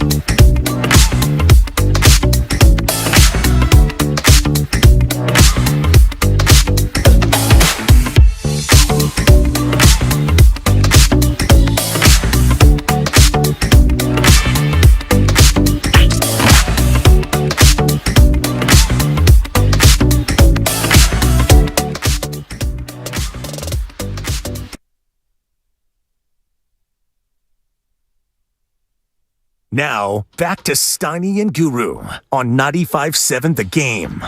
All right, crossover time with Dan Dibley and Mark Willard. Also, just a reminder, Evan Giddings is in for Guru. He'll be back tomorrow. And Giants, a couple come from behind. Well, it's technically Saturday. They got tied. Yeah, come from the head versus come from the side. Couple big late wins for Squeaking them out. Did you guys see the number? I don't even remember who put this all together, but runs scored in the month of July. The Giants have scored the fewest in all of Major League Baseball, yet somehow went 12-12. Not bad. Codify, yeah. Not bad. That's courtesy of Codify. Look for him to explode for 19 runs today. 80 runs in 24 games in the month of July. Dead last in all of baseball. So Evan and I were kind of talking about their they don't situation. need a bat, Steiny. Yeah. No, that's not what I'm saying. No, they need 9. They need 9 bats. I'm not parting with Brett Wisely. You can't do it. You had me laughing earlier. They are. Immaculate lettuce. You had me rolling. Assuming there's not a deal out there that Farhan likes, right? Okay, you're talking about hitters, pitchers, or anything? Mostly pitchers. Okay. Is what I'm talking about. Let's or you go out and you get a starter. Chances are it's not going to be a big boy, but anyway, wouldn't it be great if you let these young players, 6, 7, 8, 9 hitters, see what they can do and let's see how they handle a pennant race if you don't have something out there you really like. Well, I think those guys are going to be in the pennant race no matter what. Like, even if they go, offensively, there's no massive bopper difference maker available, right? Correct. Right. So if you get something, it's going to be someone who can help, a depth piece, whatever. Like, I don't see the Giants doing something that means Matos, Luciano, Schmidt could get sent out, although his at-bats over the weekend were better. He's starting to hit some line drives, which is what you want. I don't think that they want to sacrifice development for this whole thing, and I think it's a fair point that a big part of their development would be going through a pennant race. Exactly. I mean, they've won a lot of games with these guys in the lineup. So I don't think anybody's getting, you know what I mean? If what you're worried about is an acquisition that leads to the rookies all getting shipped out. Not shipped out. I don't think that's happening. Do we want to take away a lot of at-bats and innings from them, I guess is what I'm saying. Depends on who you're pointing that at. Casey Schmidt, yes, you want to take some at-bats away from Casey Schmidt, and you want to have him as a defensive replacement for late in games. Right. Because right now he's overmatched, and he's in his own head, and he's a guy whose bat you would love to have out of the lineup. You're not taking Matos out, and Luciano we'll see depending on how they eventually adjust to Marco, but in terms of young guys, Patrick Bailey, you're not going to take his at-bats away. Correct. So you're looking to add maybe a middle infield piece. I mean, Tim Anderson comes to mind as a guy who... it's interesting because they are going to add a middle infield piece. His name's Tyro Estrada. Yeah. Right? And so if Luciano sticks, now that's where your question becomes a good one. Do you want another middle infield piece? Because if Estrada's back and Crawford's healthy, now does that mean Luciano and Schmidt just don't play at all? I don't know if you want that. That's the weird thing about this lineup. They don't score runs, but I can't pick at the guy that you want to yank out of it. Exactly. Who is it that you want to yank out of the lineup? Well, and that's, I think, kind of the indictment of the lineup at this point, because outside of maybe J.D. Davis and Lamont Wade, I don't trust anyone up there to put together 4 quality at-bats night in and night out. And so I don't think that there's a big boy out there that they can go get, or that they'd want to sacrifice the rookies that you're talking about. But even if it's a halfway decent corner infielder, middle infielder, that's probably an upgrade to your lineup no matter how you slice it. Or if it's an outfielder. There are people out there that I think are gettable. But to me, standing pat, while I do agree that you want those rookies and those young guys that you can envision helping you win next season and the year after and the year after, you want them to experience that. My point to Steiny was, if they do nothing, that to me signals that they don't think that this group can win a World Series. Yeah, and I don't think they'll do nothing. That would really surprise me. But I also don't. When they do something, there's a very good chance that the fan base will be like, that's That's your big thing. Right. Well, there's no doubt that's what's going to happen. Well, they've already made a trade, and unless that's the kind of trade I think that we're talking about them making again. No, it's not that small. They got a single A guy in return, but no. I mean, him, though. Verlander. But they got Joe Vera onto a team that they could then beat. That was which smart. was genius. It's fun playing chess, not checkers. We want him in the 11th inning Exactly. over the weekend. Who's coming in next? The Diamondbacks send DeSclafani to Arizona. I know he's on the injured list, but yeah. I mean, they'll do something, but there's not a lot out there that's going to make headlines. Well, I thought I heard Evan saying, well, if you don't do anything, you kind of stand pat, you're sending a bad message to your team. And I think this year's a little different. It just feels like it's a seller's market. If you want to buy something, it's going to cost you a lot. And if this is if you don't like what you have on your plate in terms of deals, I wouldn't interpret that as the Giants don't think they can do it. Yeah, I mean, they're going to have a chance no matter what. I do think there's something to what you're saying, Evan. The players, I mean, J.D. Davis even spoke it out loud a couple days ago after a game. Might have been, I don't know if it was after the walk-off homer or not, but he used the word reinforcements, and basically, like we could use some reinforcements. And it's a big thing come deadline, is the team feels like, hey, we've done enough to warrant you getting involved here and really going for it, because these players, Giants more than anything, there's the rookies, but the other guys, the idea that we're going to keep building for the future, well, people on one-year deals don't care about that. Jock Peterson and J.D. Davis and, Brandon Crawford, who may be retiring, he's not interested in, we're building a sustainable winner for the next. These guys feel like they want to go for a ring. Right. Especially someone like Jock Peterson, who's won before. Yeah. So if he's looking at the roster and saying, you guys aren't going to bring anybody in, well, then what am I here for? I mean, at that point, because if teams have kind of poked around, I'm sure they're asking, hey, what Alex Wood, certain starting pitchers that the Giants might, I don't think they should, but might be interested in dealing. If they don't add anybody, Jock Peterson might be feeling like, well, okay, so if teams are calling about pitchers, why wouldn't they call about me? I could get to a team. I can help someone be a World Series champ. I've done it before. I did it with the Braves a couple of years ago. Yeah. So, I mean, it is, yes, about signaling to the players that you want to maximize this season. But also, it's hard for me. My point was that it's hard for me to take them seriously as a contender, even if they sneak into the postseason, if they don't add anything. Right, but as we know in baseball, and I heard Steiny say this earlier today, and we've all echoed it, you never know in baseball, and they might have reinforcements coming in the form of guys you already have who are just pitching better. Stripling last 2 or 3 outings has been terrific. Mania coming off a great outing. So if those guys can start to pitch like their peak years, or not necessarily their elite years, but if they start pitching well enough to where you can actually use them in tight spots, well, now you might not need another arm. You might just need another bat. And also, I think that there's something to be said about the chemistry of this team. I don't know if you guys saw, but everyone in the lineup had Taylor Swift walk-up music on Saturday. Courtesy of Brandon Crawford. Which is campy and kitschy, but I think that sort of subtlety speaks to clubhouse chemistry when everybody's willing to just go along with it and mix it up a little bit. Sure. I don't know that Draymond Green could have gotten Jordan Poole, for example, to use Taylor Swift walk-up music. That's an interesting comp. And we'll also talk about the 49er quarterback room and how the chemistry of that room might be slowly becoming a bit upset by the media and the fans and Twitter and all the rest of us continuing to beat this drum of who's the 1, who's the 2, why is the 4 getting more than the 3, and I'm not saying that the chemistry of the room is bad, but all the chatter and the Twitter and all the rest of it, Mark has an interesting case he'll make about the long-term effects of all that. Well, do you guys think that today's layout of Purdy getting all the first-team reps, Darnold and Trey splitting the second teams, or being even in terms of snaps, and then Allen getting 7, but I think he only threw 3 passes, like, is that kind of a calming message in your mind to that group of people that are wondering why the hell there's still 4 quarterbacks on the roster?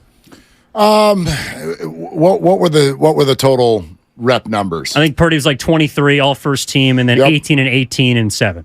So Allen took few. I think that'll calm it down, but certainly not to the level that it should.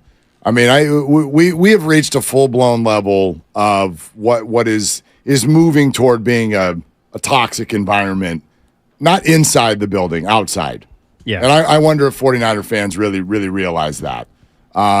Sides are being created, accusations are being thrown, media members are fighting with media members. You have to declare, I'm a Trey person, I'm a Brock person. It's all really, really unfortunate. Like all I've ever tried to read as far as the room is what the 49ers think, because I really respect that group. And maybe you can say that to a fault. I really think Kyle Shanahan and John Lynch have done a wonderful job. I don't think they're stupid. I think that there are reasons for doing what they do, and you read what they're doing, and I think that it's quite obvious to sort of put some thoughts around those actions. Does that mean that you're saying this young quarterback can never make it? No. Does this mean I'm rooting only for that quarterback over there? No. Like, I wonder if the fan base really thinks about that. The only point I've tried to make is that I really hope whoever's going to win games at quarterback is who ends up being the quarterback. Brock Purdy is obviously in a spot where he has to be the week 1 starter. He's probably earned at minimum 5 to 7 football games, and then something would have to go wrong, and then you would make a change, like any football team. He's earned that. That's what it is. Other than that, the team is assessing things based on reps. They've got an absolute reason for doing what they're doing. They're not doing it because they're mad at anybody or they're trying to send a message or any of that stuff. But I think fans should stop and wonder, and media members too. You have 2 23-year-old quarterbacks who really, really matter. Are you creating an avenue that's potentially toxic for all of them, where everything is looking over your shoulder? Everything is answering questions you shouldn't be answering. After every practice, are you creating that? I don't think the Niners are. I think a lot of stuff swirling around them is. Interesting. You coming at fans and media? A little bit. Yeah, I know. I'll be tuned in. Tough avenue, huh? I'll be tuned in. I will You know say, you're going to hear a lot of 49er fans. That's fine. Telling you about. And I spent all weekend being called racist. So I mean, because if you don't think Trey Lance is perfect, many fans will take it there. I know that's a small percentage, but that's what I'm talking about. Like people are calling me a hairist because I support Sam Darnold, who has red hair. Yeah, so Trey's got great hair. Yeah, that's awesome. So we know you're now we're really out of pocket. We know you got to guess the 215. Tristan Beck's on in 15 minutes. Nice. Yeah. You're listening to 95.7 The Game, KGMC FM and HD1 San Francisco. Always live on the free Odyssey app. They're longtime friends. Let me tell you something real quick about Dibs that I'm sure not everybody knows. And first-time partners. Hang in there, big guy. There'll be brighter days ahead. Now, these 2 homegrown Bay Area boys finally come together to take over sports talk. Get the hell off of my doorstep. Major League Baseball, you stink. It's Willard and Dibs on 95.7 The Game.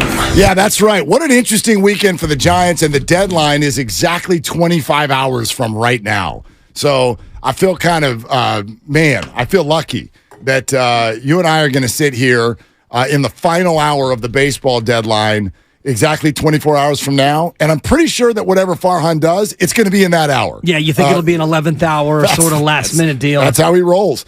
I remember being at Golfsmith in San Rafael, not Golfsmith. Golfmart. Golfmart, thank you. In San Rafael when the Chris Bryant news came down, and it was at 2:59, and I stopped. I was looking at golf bags, and then I'm like, come on, man. It's 2:59. Y'all aren't going to do anything? So I just opened up Twitter, and I'm like, come on. Click Chris Bryant. I'm like, I knew it. There it is, Chris Bryant. So, yeah, they'll probably do something exactly like that again.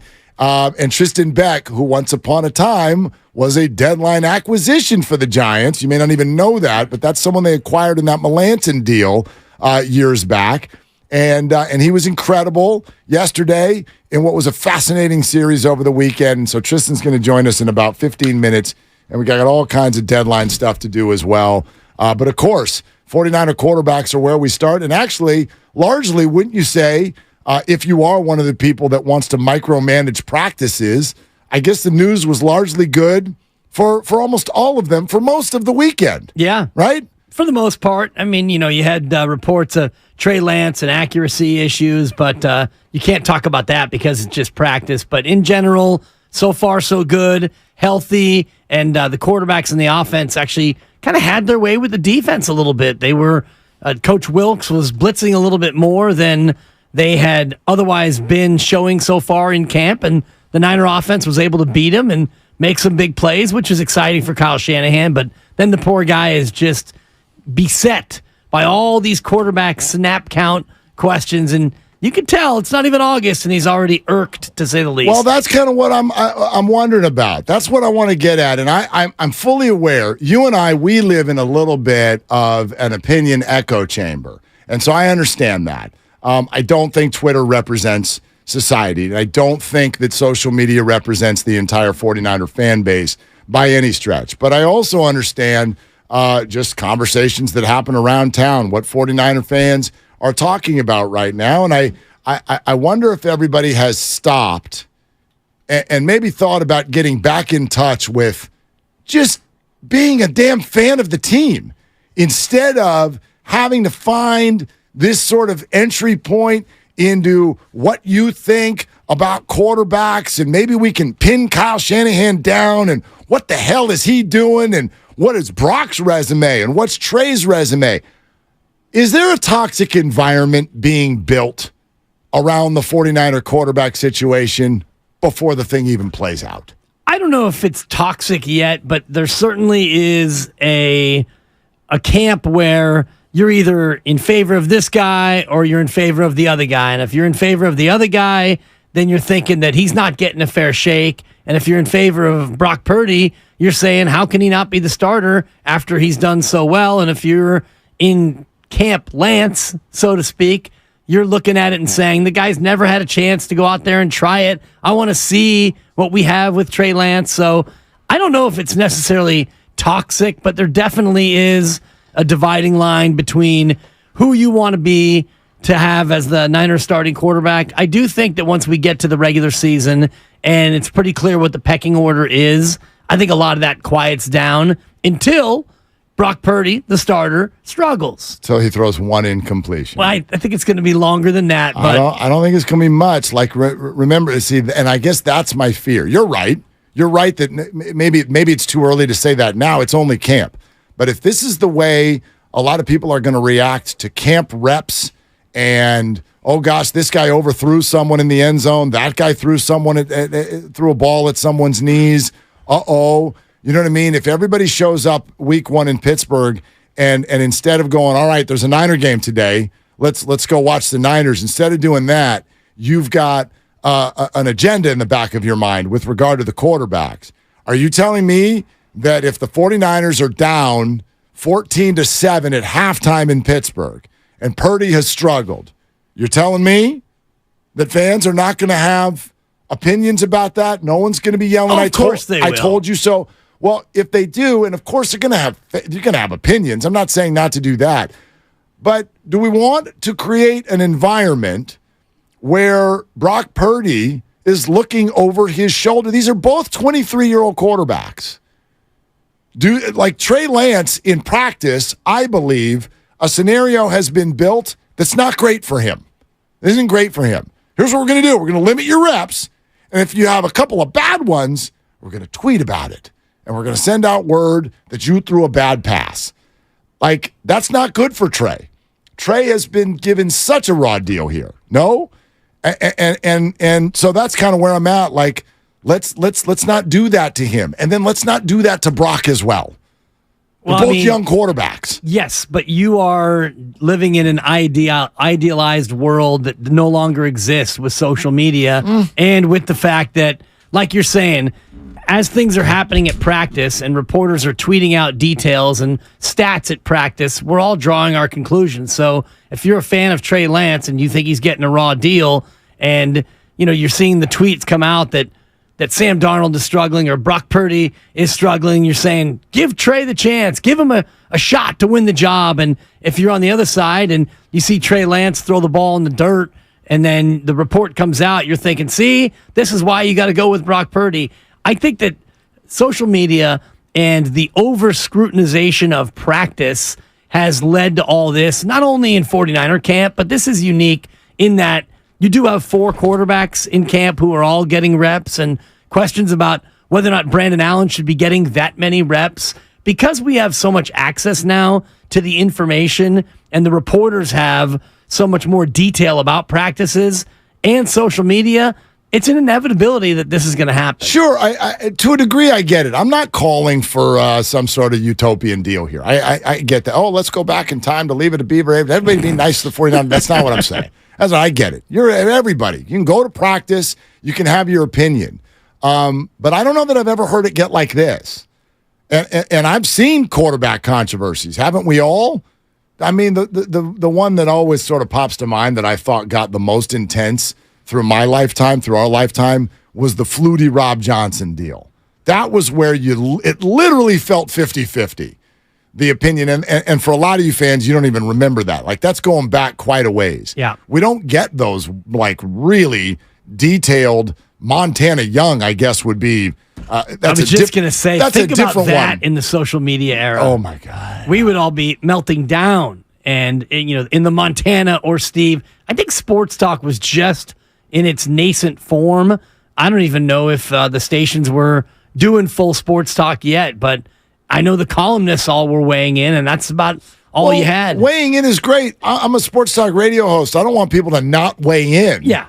But we've definitely reached a spot where I almost want to I want to ask everyone a question.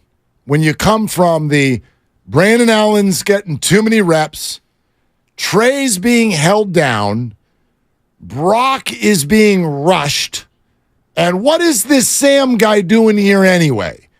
Those points, and you hear those a lot. Yeah.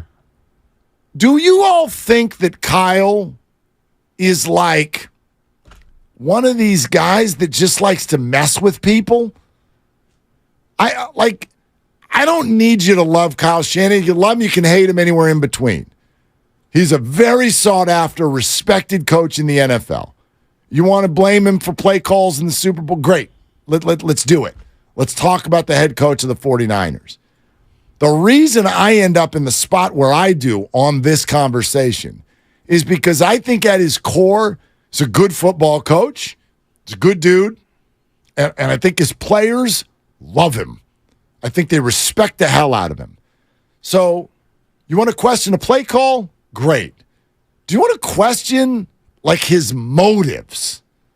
Because when you say, what the hell are you doing to Trey? Why is Brandon here? Why are you so into Sam? And why has Brock convinced you at such a level? Those questions to me mean you're questioning his motives. You're questioning his motives as if he would draft Trey Lance and immediately start a process of holding him down. Why would he do that? I don't understand why he would do that. They've got, in other words, I don't know if it's his motives. They've got as much a reason. As it is his judgment. They've People got are questioning his judgment. I don't think it's his motives. And maybe I'm not seeing the same thing that you do on social media. I don't think that people are looking at Kyle Shanahan and thinking he's intentionally holding Trey down and that he brought in Sam Darnold so that he could keep Trey Lance down. I don't see a lot of that. Maybe I'm not in the right corners. The dark corners of Twitter and whatnot. Not just social. I think it's more his judgment than it is his motives.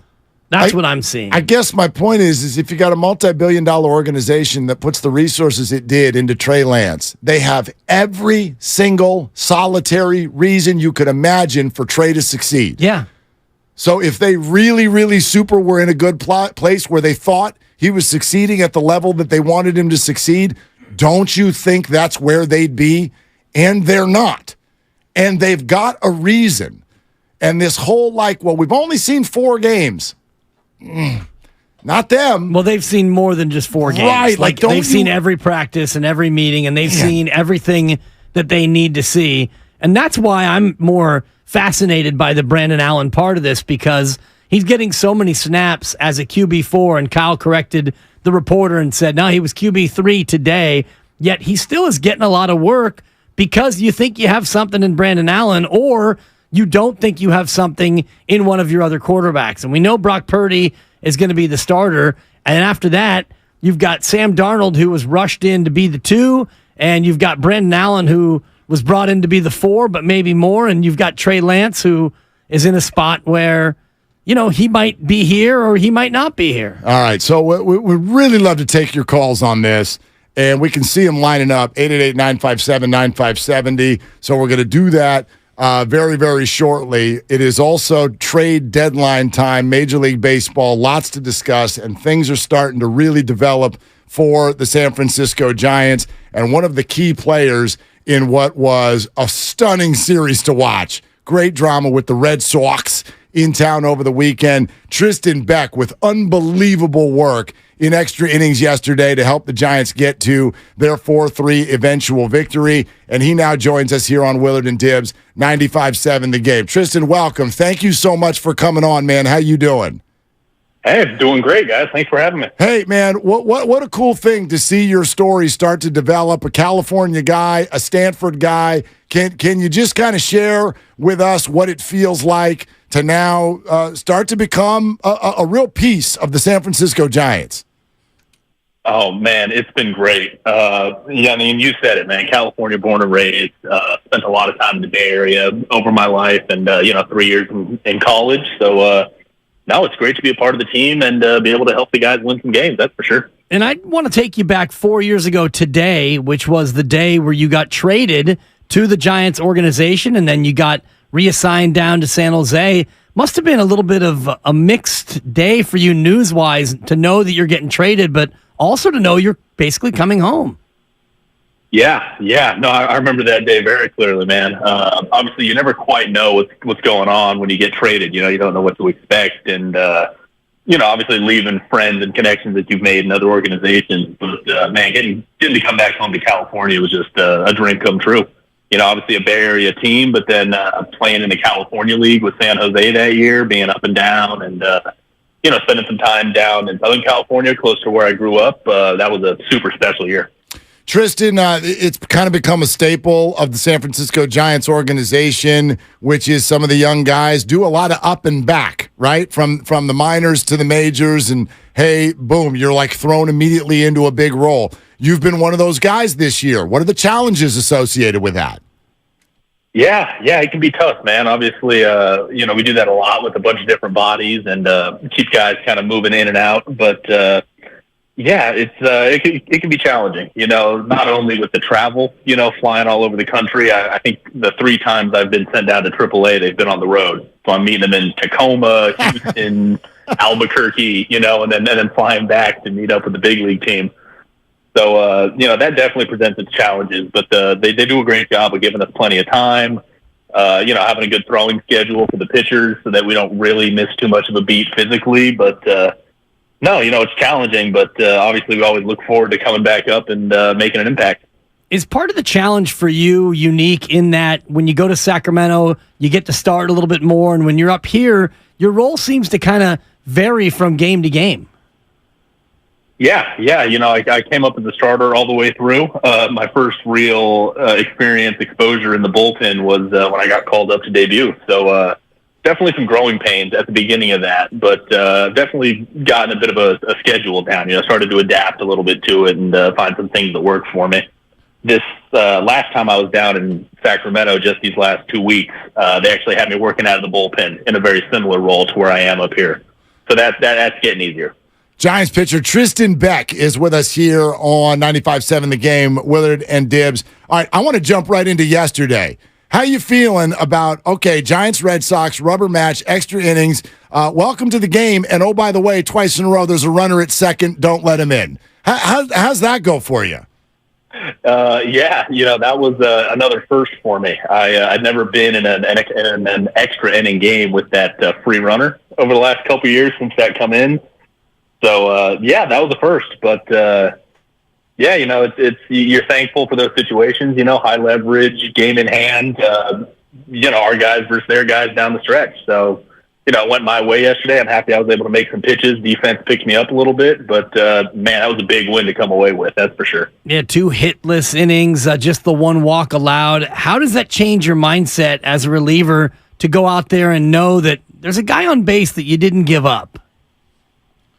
Yeah, it's interesting. Obviously, I don't think it goes on your ERA or anything if he comes in, but of course, it's more just about the game flow.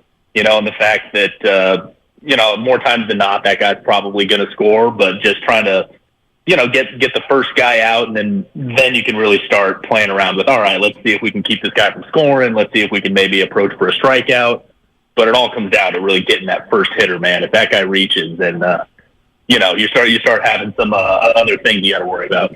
Tristan, I know that you're still just kind of getting indoctrinated here to the big league club, but especially because you've been a starter your entire life. I wonder what your perspective would be on this. I think a lot of fans look at your team and they go, well, there's Webb and there's Cobb and then pretty much a bunch of other guys who all would like to start, and they're not really starters. They're relievers, or they're bulk inning guys as they're now called. How's everybody dealing with that? How's the clubhouse about that issue? I think we're all on the same page, where it's just kind of a next man up mentality. I think that the way we're running the bullpen speaks a lot to just the depth and the amount of arms we have available. We've got a bunch of guys who can throw really high leverage, really competitive innings for us. And, it's not necessarily the most traditional way to run things, but I think it's put guys into positions to be successful. And I think, like I said, we're all kind of embracing that, next man up, new guy every day kind of mentality. And it's, I think it's been going pretty well. What's the communication like for you in particular in terms of your role? Because you've come in the third, you've come in the second, the fourth, the sixth, and then yesterday you're the extra inning guy. Is there a plan going into a ball game in terms of how you might be used that day? Yeah, there's definitely a plan going into the game, and then the plan that kind of develops as the game goes on, right? You want to be a little careful about establishing a 100% plan before you even throw a pitch. But the communication's really good. We got a deep staff up here talking with Andrew Bailey and JP Martinez down in the bullpen, and you always know kind of what the original plan is going in. If maybe things don't go too well early, I'll have to be prepared to come in. But, once the game gets going and once the starters start eating up a few of those innings, it's, you just start kind of counting down, reading the flow of the game, and start thinking, this will probably be a chance where I get in, or if we score a couple or go down by a couple, it might be my time. So it's really just kind of, if it doesn't go sideways early on, then you start waiting and just reading the flow of the game. Tristan Beck, Giants pitcher, with us here, 95-7 the game. Huge performance yesterday in the 10th and 11th inning to set up a Giants 4-3 win over the Red Sox. All right, Dibbs asked you about 4 years ago today with the trade deadline situation, although much earlier in your career. I wonder your perspective now. We've got just over 24 hours. I would imagine there's a lot of angst in every baseball clubhouse. How would you describe how everyone's feeling as you approach the deadline tomorrow? I think we've all been a little taken aback by just how quiet it's been around the league. Obviously, maybe this time last week there were some bigger trades on the horizon, or that people were maybe expecting to see. But I think it's been relatively quiet here so far going into it. But I'd expect things to pick it up here really quickly in the next 24 hours. A lot of close races across the league. Obviously, the NL West is wide open. And, everyone's kind of expecting to see, how we decide to write things out down the stretch. You hear the chatter inevitably about, the Giants need an arm and the Giants need another starter. And then you see Stripling and Manaea both starting to pitch great. Do those sorts of things matriculate into the clubhouse, and do guys respond the way they have in part because of the chatter? I'm not too sure. Obviously we're all very conscious of the way the market's going, and we're all, kind of tuned in to what the organization might be doing, what other teams across the league are maybe looking for. But no, man, like I said, it's just kind of that mentality we have on the staff, which is just, no matter what, every day it might be a new situation, but we just got to go out there and compete. And like you said, man, Stripling and Manaea have been throwing the ball really, really well recently. And, those two guys will be huge for us down the stretch, so it's a great time for them to start getting hot and, hopefully start up a little win streak here. Tristan, everybody's loved the major league career beginning for Patrick Bailey. So I wonder what your experience is throwing to him and beyond the obvious. He's obviously a very good defensive catcher, but what's been your experience behind the scenes with Patrick? Man, Patrick's great, man. We, obviously he kind of flew through the minor league system. I don't know that we were teammates in the minor leagues at all, but we've crossed paths a lot, be it at camps or spring training or instructional leagues, stuff like that. And, he's just a student of the game, plain and simple. I mean, it's kind of an old school feel, where, you just sit back there and he trusts his eyes, and if he sees something, just the way he calls a game, the way he reads runners on bases, I think it all, you see the arm talent, you see the ability to frame, you see all the advanced statistics on how good he is back there. But I think it all just stems from him just being a student of the game, man, and knowing the game and really just being able to trust his eyes back there. What's the clubhouse like with you as a 27-year-old being older than almost half the team with all these rooks up there? It's a little weird, man. Obviously, generally a pretty veteran team. But just with the amount of rookies that we've had coming in and out, it's kept for a very loose feel. It's a really tight-knit clubhouse, and no, the guys have been great, man. And, obviously Luciano most recently debuting. I feel like we've gotten to a point where it's pretty seamless bringing up these rookies and just kind of feeding off that energy. Everyone's so excited when guys are having all these first hit, first home run, first run, so it makes for a really fun clubhouse. Hey, Tristan, do you have a brother in the Yankees organization? Yes, I do. Brendan Beck. Okay. Are you willing to say that you hate the Yankees? Oh, I am more than happy to say I hate the Yankees. That's the way we're doing it, Tristan. I got to say, though, it's not as much as I hate the Dodgers. Oh, my gosh. You're just trying to be a fan favorite now, aren't you? No, sir. I grew up in Southern California, man. Dad was a Padres fan, Mom was a Giants fan, and that's just what we learned from day one is any day's a good day for the Dodgers to lose. This is breaking news. The Giants have just signed Tristan Beck to a lifetime contract. Tristan, congratulations. And by the way, what was your football fandom since you grew up in a sports fan family and you grew up down there? We actually don't really. We're big football fans.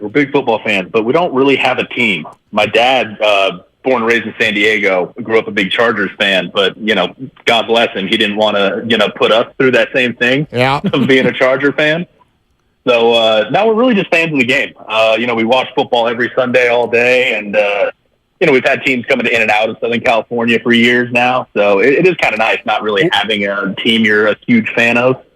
But I will say, always got to root for the Niners, that's for sure. Well, and I know you were a quarterback in high school, so please do weigh in. Brock Purdy, Trey Lance, your thoughts? Hey, man, the way Brock Purdy played down the stretch last year was pretty good, man. Obviously, hoping for all the best with his elbow surgery in the offseason. Obviously, we know how that goes over at this stadium. But, if Brock Purdy can keep turning that in, then, I don't see how you can put that guy on the bench. He's a Niner fan. Wow. He hates the Dodgers. He hates the Yankees. Tristan, congratulations on the lifetime contract. And we expect to talk to you again tomorrow. Sounds great, guys. Appreciate you having me on. There he is. Thanks, Tristan. Tristan Beck. Wow. Run for office? You got my vote. Does it get any better than that? That was a clinic. That was a clinic right there. That was absolutely insane. That was fantastic. From Southern California and a Dodger hater. And for good reason. And all these fans have been like, if I'm a Giants fan, whose jersey do I buy? Tristan Beck. Number 43. There you go. There he is. Is that his number? Number 1 in your heart. 43 in your program. All right. I know a lot of you want to weigh in on the quarterback situation, and we'll do it next. John Heyman's going to join us next hour. It is deadline time. But outside of that, we're all over the situation, of course, around Brock and Trey and Sam and Brandon, and we're sponsored by SC Johnson, and it's Willard and Dibs. Humans can do a lot of amazing things. Fighting bugs? Ew.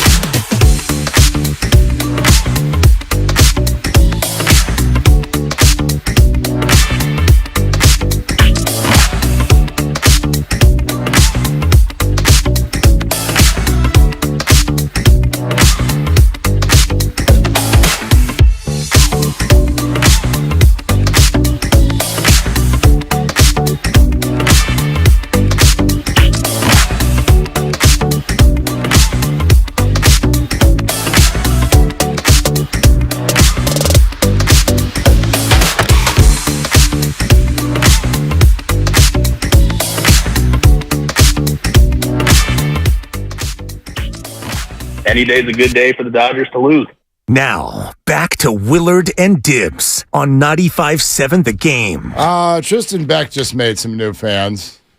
No question about that. Yeah, that was a great performance even before he went out of his way to. He hates the Yankees, but hey, you know who I really hate? The Dodgers. You thought he did a good job of getting out of a jam yesterday afternoon. I thought today was even better. Not even a jam. He was just mowing that interview down. He was doing fine.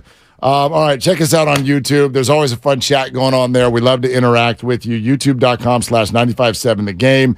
If anyone swears, which happens more often than you might think, you get to hear it when the radio audience does not, so you're special. Oh. So there's that. You can also like it and subscribe, and then it's just poof, it's there every time you open up your interweb. Okay? YouTube.com/957 The Game. We're going to go out to the phones here in just a sec.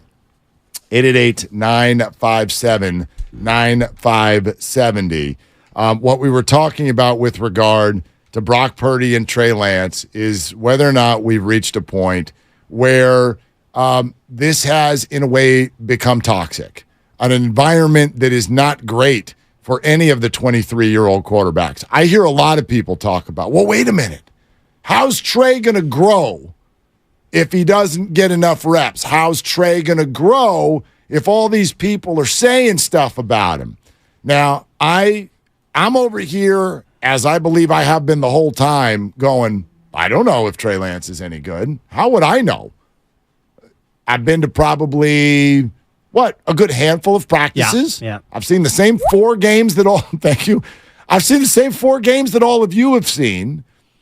My interpretation has always been based on what it looks to me like the 49ers think. Right. So there's a reason that they're doing what they're doing.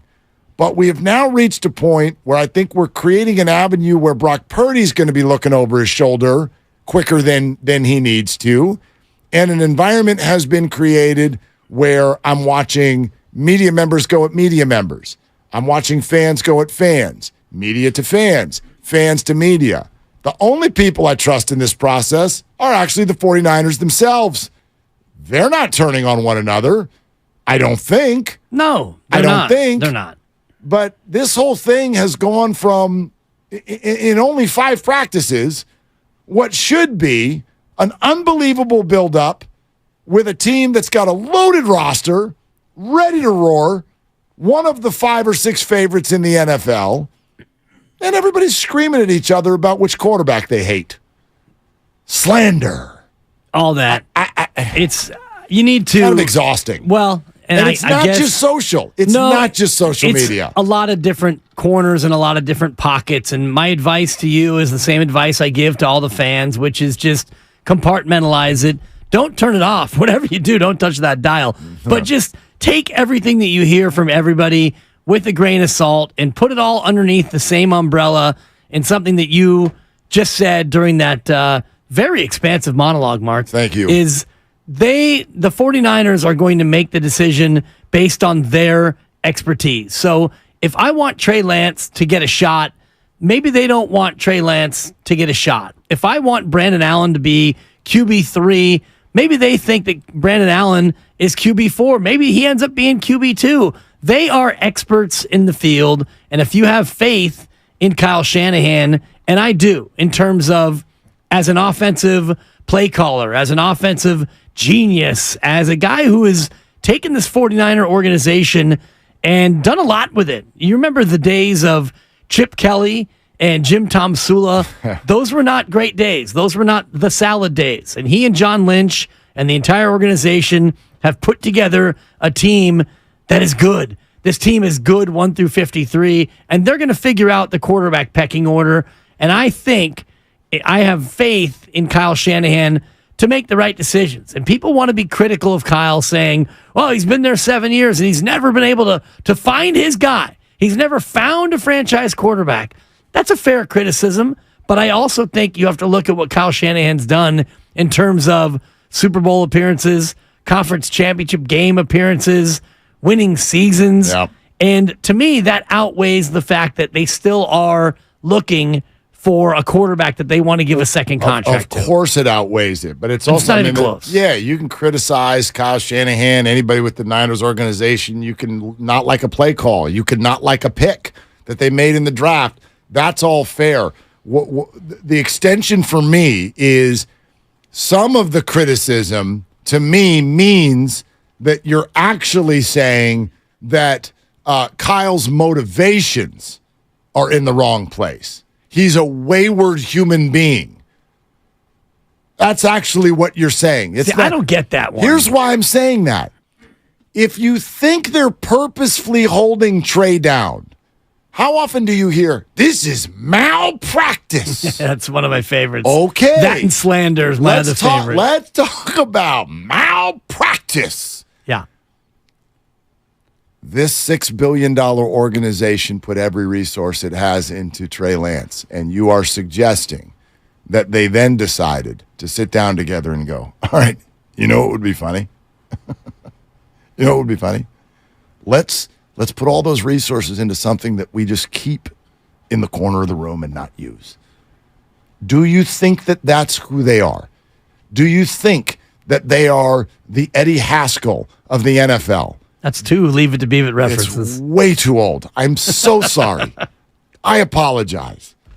But do you know what I mean? Like radio malpractice. It is. What that is. Do you think that they are that either moronic, idiotic, mean?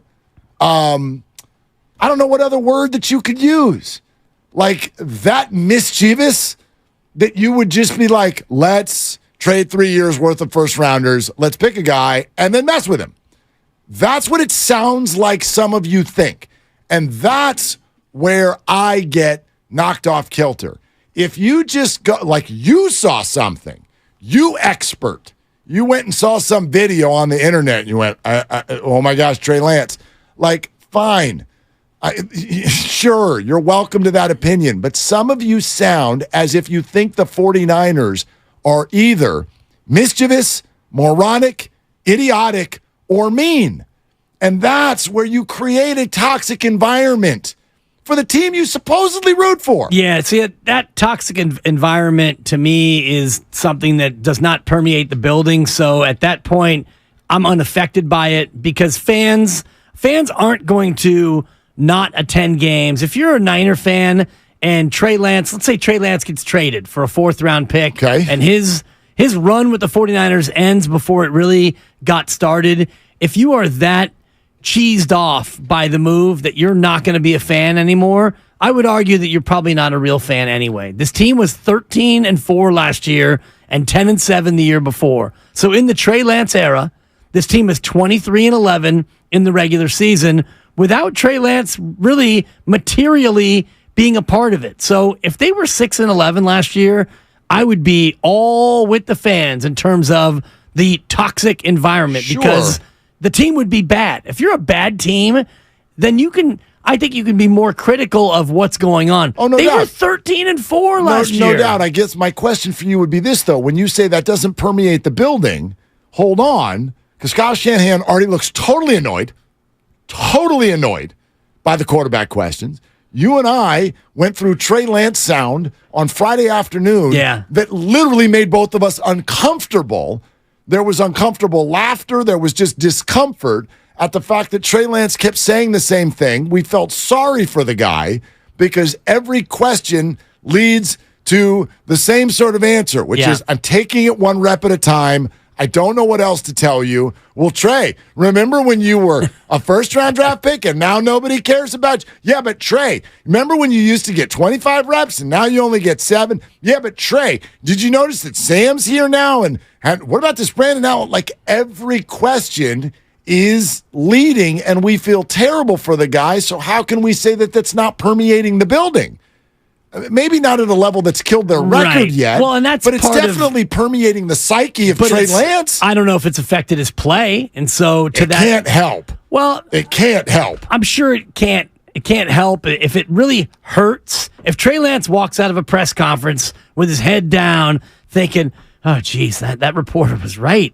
I was a first-round pick, and now I'm QB 2-, and man, I don't even know if I can make it out to practice tomorrow." If that is affecting him then he is not. Yeah, then he's not the up guy. for this. Then he's not up for this. the guy. Yeah, because I got part you. of the gig and the reason why the NFL is so popular is that people care. Not only fantasy football, but people care about every single aspect of this team. And right now, this is something that Kyle Shanahan created.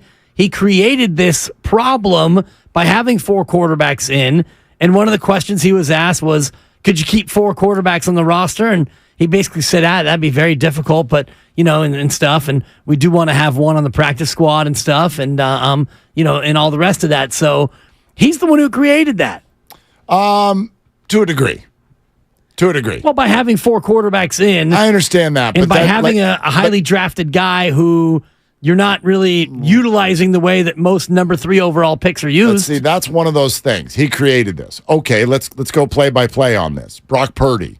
Well, no one saw that coming. Right. So that's a pass. It's actually a wonderful thing. It's a great thing, You yeah. found potentially a good quarterback with the last pick in the draft. Okay. But you needed 3 quarterbacks at OTAs because Brock wasn't there. So you had to have 3 quarterbacks there. And then potentially some of them showed you some things that were interesting to you. So why would you not have them there now? And what if their feeling is deep down in their belly that Trey Lance is not the guy? They are disappointed in him. So did he create some of it? Did you pick someone that's not actually good? Yeah. Maybe. Sure, you have, in essence, quote, created some of this. Yeah. But much of it was completely either out of your control or unforeseen, in my opinion. Well, I would look at it a different way and say you went out and brought in Sam Darnold on a guaranteed deal to a certain level, and you right away, when free agency opened, you couldn't wait to rush out and find another quarterback to come in, which signaled to me and you, and we've had this conversation, that maybe you're not thrilled with the development of Trey Lance. And you're right about the number of quarterbacks you need in OTAs. And, well, heck, Brandon Allen, he popped and he looked great, and so we don't want to let him go. And you also had brought in Brandon Allen, and he's making, I think, $200,000 guaranteed and up to $1 million or so. So Kyle did create this. Now, again, he didn't create this in a nefarious way, like, I'm going to show that Trey Lance. I'm going to bring in guys, and I'm going to show the fans that I'm going to have 4 quarterbacks. I'm going to have 8 quarterbacks in camp. I don't think that he did it with the motivation other than he wants to find good quarterbacks, just in case a quarterback gets hurt, which has happened in 5 of his 6 years. He's had a quarterback get hurt. So knowing that, he wants a deep room. That was his motivation. Yeah, well, that's fine. I don't think that's the entire motivation. You and I... That's part of it. I think it's part of it. Sure. I don't think, their simple point has been like, we see potentially 4 good players. Why would we get rid of them now? We don't have to. Yeah, exactly. And that's fair. But then also, how did those players get there? Yes, there are some questions about whether or not the 49ers still believe in the future of Trey Lance. That's all. That's all fair. And we got 30 days to figure it out. Yeah. Because in the next 30 days, if another quarterback around the league gets hurt, the Trey Lance trade talk will absolutely percolate to the top. But if no QB gets hurt, and at the end of these 30 days, and it's cut down day, I think it's August 29th, we're going to have an interesting conversation about what they exactly do at quarterback. Yeah, because I don't think they're getting any of the 4 through to the practice squad. No. I don't think. George in San Jose, let's go to the phones. We're ready for you. Here we go at 888-957-9570. George in San Jose with Willie and Dibby. Hey, George, what are you doing? Hey, how are you doing there? Thanks for taking that. This controversy is kind of like the British Open with its polite applause, and it's not even as raucous as the crowds at Bethpage Black or Shinnecock for the U.S. Open. And it's certainly not anywhere close to the toxic atmosphere of the Joe Montana and Steve Young controversy. I mean, that was so bad that you even had, and I'm totally on. All right, George, your phone is terrible. I really would love to hear what you have to say. Maybe give us a try back if you want.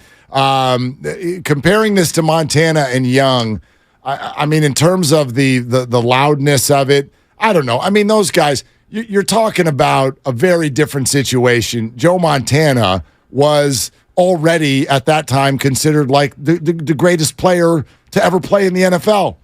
He was like the most important player to ever play in the NFL at that point. And one of the greatest coaches of all time is essentially trying to replace him with someone who was an unknown, but also had a resume. Like, my concern here is... Major pedigree, too. Yeah, my concern is these are both 23-year-old players. They are going to be affected differently than Joe Montana and Steve Young. And, oh, by the way, this idea that, stuff like this not going to get into the locker room. Montana's still ticked. It's 2023. What do we got here?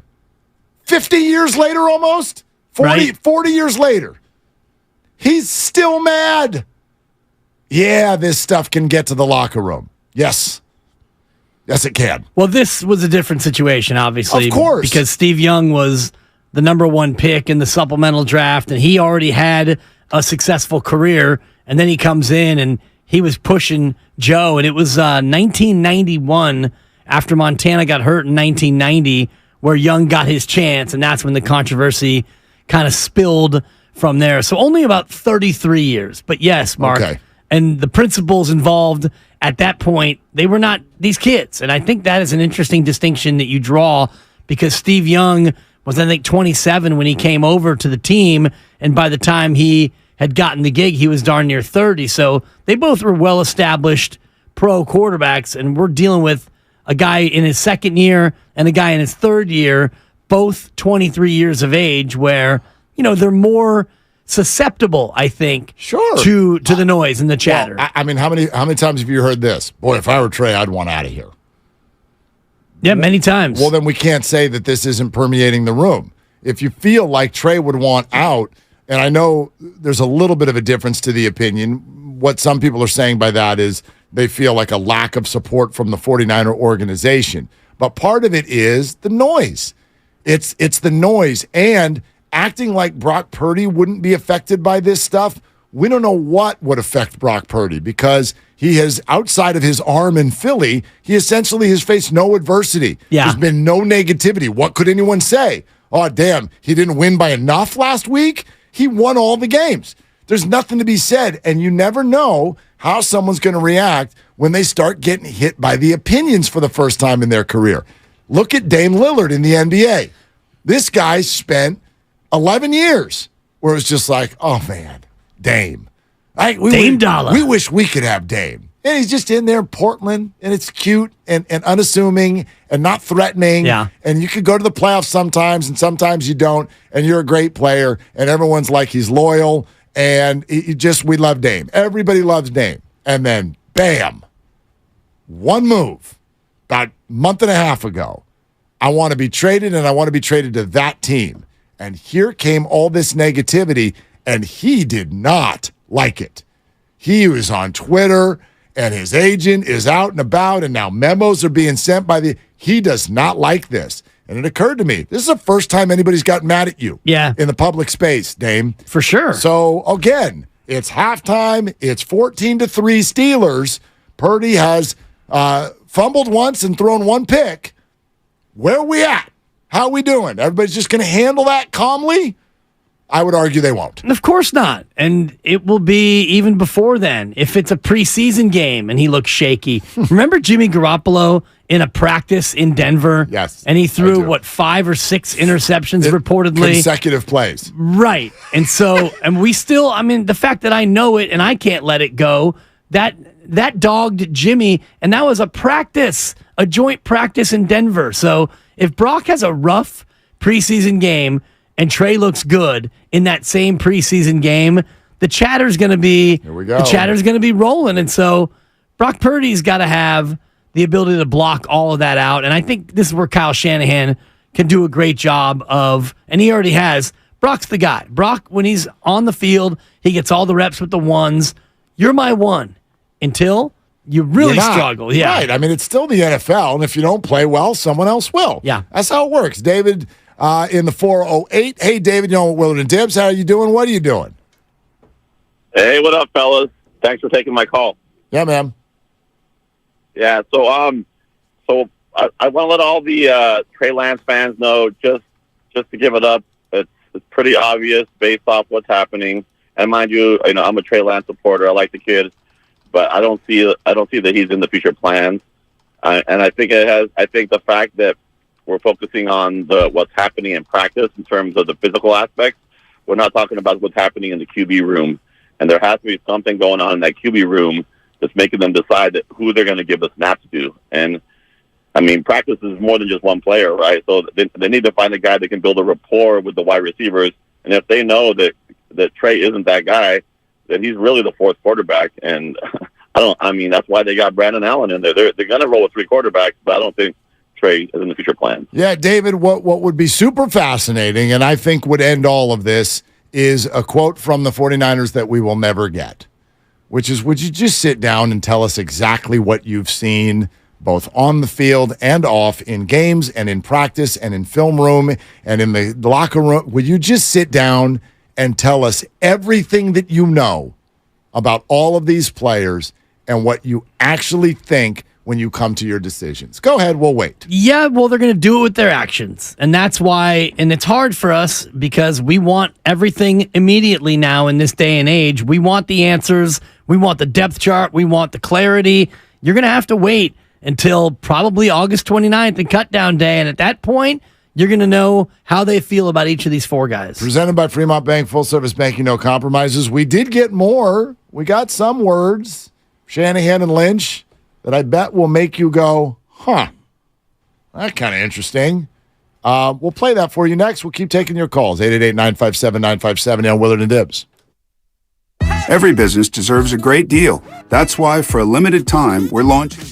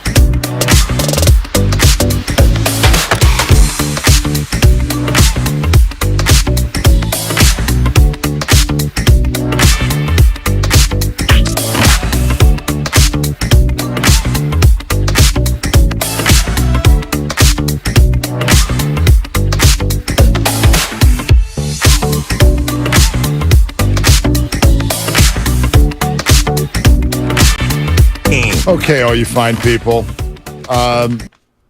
You decide. How do you take all this? You want to hear from Kyle and John Lynch with regard to the quarterback situation? This is the one that's got a lot of people going. All right, John Lynch. I don't do a John Lynch, so let's start with John, and I'll try to rev up my Kyle, which is also my Tiger, and it's also my... Can we work on a John? John's tough. John talks, take it from somebody like, in the voiceover world, if they want your voice to hear happy, they'll tell you during the recording, like, smile. Like, you can, I know this sounds weird, but you can hear a smile. That's how I try to come across. John Lynch, he didn't sound like he's always about to laugh. I don't know. It's just kind of that. I don't know. Yeah. Take a listen to what he says about Trey Lance, and then you gather what you gather from this, and then as a group, we will all gather around the campfire, hold hands, and talk about it. That's what John Lynch said. He'll continue to earn these opportunities, and he'll have plenty to show who he is. He can't get enough. There's no doubt about that. But we've got guys who've earned them. And the most important thing, I think back to Brock this time last year, he was only getting about 3-4 a day. He made them count, and when you make them count, you get more. And so I think everybody understands that. We've got a really good group. I like the way that group is progressing, and really believe, especially with Brock in the build-up program, there's going to be days where he's not out. There's going to be ample opportunities for each of these guys to show who they are, and it will even get better as we start getting into pads, and then the next step, playing preseason games, preparing for opponents and all that. Okay, grab anything from the very beginning of that. We're going to play it for you again. I think it's important to focus in on the first few sentences here with regard to John Lynch talking about how Lance certainly needs all the reps that he can get. He'll continue to earn these opportunities, and he'll have plenty to show who he is. He can't get enough. There's no doubt about that. But we've got guys who've earned them. And the most important thing, I think back to Brock this time. Let's play that right there. Okay? He's going to get a lot of reps. It's almost like Lord knows he needs as many as he can get. He didn't say Lord knows. I don't want to put words in his mouth. He certainly needs as many as he can get. But we've got other guys who've earned them. Exactly. That's what I take away from that, which is we'd love to give Trey Lance all the reps possibly to give out, but Sam and Brandon, they've earned those reps as well. And, when Brock's not out there, Trey will have a better opportunity to get those reps. You all right? I am. I really am. Yeah. You hanging in there? Well, look, I guess this is where I'd like to stay. I would like to stay in what we think the 49ers think. Because I don't know what to think. Well, and it doesn't, it doesn't matter what you think. Well, of course. And it doesn't matter what I think. Well, it doesn't matter what anybody thinks, but we're all here to share it and be interested in it. Yes. But I don't know. I didn't mean to dismiss your feelings and your thoughts, but I guess my point is I don't know how anybody could think anything about the play of Trey Lance. You can think something about the handling of Trey Lance. But I would challenge anyone, in my opinion, you're not even allowed to have an opinion about Trey Lance, the football player. You can, but it's a small sample size opinion. It's pretty small. Exactly. In terms of what he did last year, and his rookie year wasn't much more. There was a mop-up start. There was a start in a meaningless game. He played great. He looked great. And then last year, he didn't look quite as good. The one thing that John said in there, and I'm actually reading the quote that they sent out the transcript, and he said, I think back to Brock this time last year, he was only getting about 3-4 a day. He made them count, and when you make them count, you get more. Mm-hmm. That was telling to me as well. In other words, Trey, Brandon, Sam, you may not get that many reps, but when you get those reps, you got to make them count. That's what Brock did to go from QB3 to... Sudfeld gets sent out of town, and then Brock Purdy eventually wins the job. So Lynch is then asked, could you keep all four on the 53-man roster? 53 would be very challenging. 4 in the building is certainly possible. And it's one of those things, Tim, I think we just want to throw it all out there, let things unfold, and then we'll figure out the details as we go. We're all product of our experiences, and that experience wasn't real cool last year. Seeing when you run out at that position. That's not a good feeling. And so I think we'll be forever impacted with that going forward, and it will probably affect the way we'll be mindful. I can't promise that because there's other things that arise on the roster. You can try to project it as much as possible, but things always happen. Injuries happen. It's a dynamic situation, but that's an area where it's important to us to be deep. I will say that I only buy that to a certain degree. I do buy it. I think that the 49ers organization has been through a lot with their quarterback injuries. Fan base too. And so are you trying to address that by having a lot of good quarterbacks? Sure, that's part of it. Yeah. But I also think what you're insulating yourself and setting up a situation where you're sort of ready for however it goes, not just injury. There's also the potential for poor play, and there is the potential for moving a quarterback. Certainly. And you want to be ready for that. Like Lucas asked me a couple hours ago, and this is, I think, an interesting question for everybody. Like, how sure are you that what we saw from Brock Purdy last year, how sure are you that it's real? How sure are you that it's sustainable? How sure are you? Yeah, I'm probably, I'd say a 6.5 on a scale of 1 to 10. Okay. I would put myself closer to the skepticism line than the sycophant or the Brock Stan side of it. I know that he looked good, and I know that they have a lot of talent around him.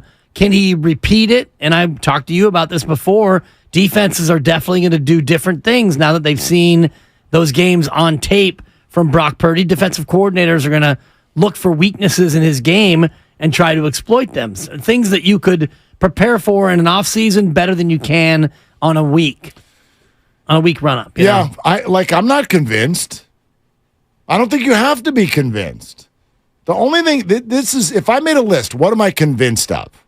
I am convinced that Brock Purdy should start the season. I'm convinced that if blessed with health, that should last, I don't know, 6 or 7 games, 5 to 7 games, before you would consider making a change. His leash. Yeah, unless something was like crazy, crazy drastic with what went out there. What else am I convinced of? I'm convinced that Kyle is really intrigued by Sam Darnold, and I'm convinced that Kyle Shanahan and the whole organization does not think of Trey Lance what they used to, what they hoped. That's what I'm convinced of, but all of that is changeable, right? I'm not convinced that Brock played 8 games. Jimmy Garoppolo played 6. Jimmy got $27 million a year off those 6 games. I wouldn't do that. If Brock were a free agent right now, what would you do? Would you be like, okay, 5 years, $180 million? You know what I mean? Would you do that? That's an interesting question. I wouldn't do that because you've got Sam Darnold and you've got Trey Lance and you've got Brandon Allen as well. And the reason why that this roster is so stacked goes to the quarterback position in many ways because you're not paying those guys anything. Even your quarterback room is about a fourth of what Lamar Jackson makes, what Deshaun Watson makes, what Kirk Cousins makes, and you got 4 guys, and it's only a fraction. So I do think that there's strength in numbers, if I can borrow from the Warriors, strength in the small numbers that they're paying their quarterbacks. Yeah, which, by the way, a quick note on that, because I've heard this get thrown out there, that the 49ers salary structure situation may only be advantageous for 1 more year, because let's say Brock Purdy goes out and does it again, that Brock Purdy would in some way maybe hold out or demand a bigger contract before coming back again next year. Not even legal. Not even legal. He would still have 2 years left on a rookie contract, and an extension is not even, that's not even a part of the picture. Until you have 1 year left on your deal. Correct. So Brock would need to get ticked next, not next summer, the summer after that. 2025. Right. If Brock wants to be mad, he can be mad in 2025. He cannot be mad in 2024. He can come get his $960,000, though. He can do that. Sure. And that's what I would expect him to do. And I think the team is loving that, and they're hoping that Brock Purdy continues to pop. And then you look at Trey Lance, who at the end of this year, you're going to have to make a decision on his 5th-year option because he was a first-round quarterback. And I would imagine if things go the way they did last year, you're not picking up that fifth-year option. Yeah. So the environment that's being created around these quarterbacks, I mean, how would you describe this situation? I am almost on the verge of using the word toxic, mainly because it's not like the worst situation I've ever seen, but it's completely unnecessary. Things are good with the Niners. Things are good with the Niners. You ever watch that couple that just keeps fighting even though they've got everything right? Money's all set, kids are all set, house all set, jobs are all set, everybody's nice, but they just keep picking at each other. What is it you are fighting about? 888-957-9570. We'll keep taking your calls on that. Latest on the MLB deadline with John Heyman in a half hour. We're sponsored by AC Transit. It's Willard and Dibs. Get in where you fit in. AC Transit wants you to drive to East Bay. Take the Willard.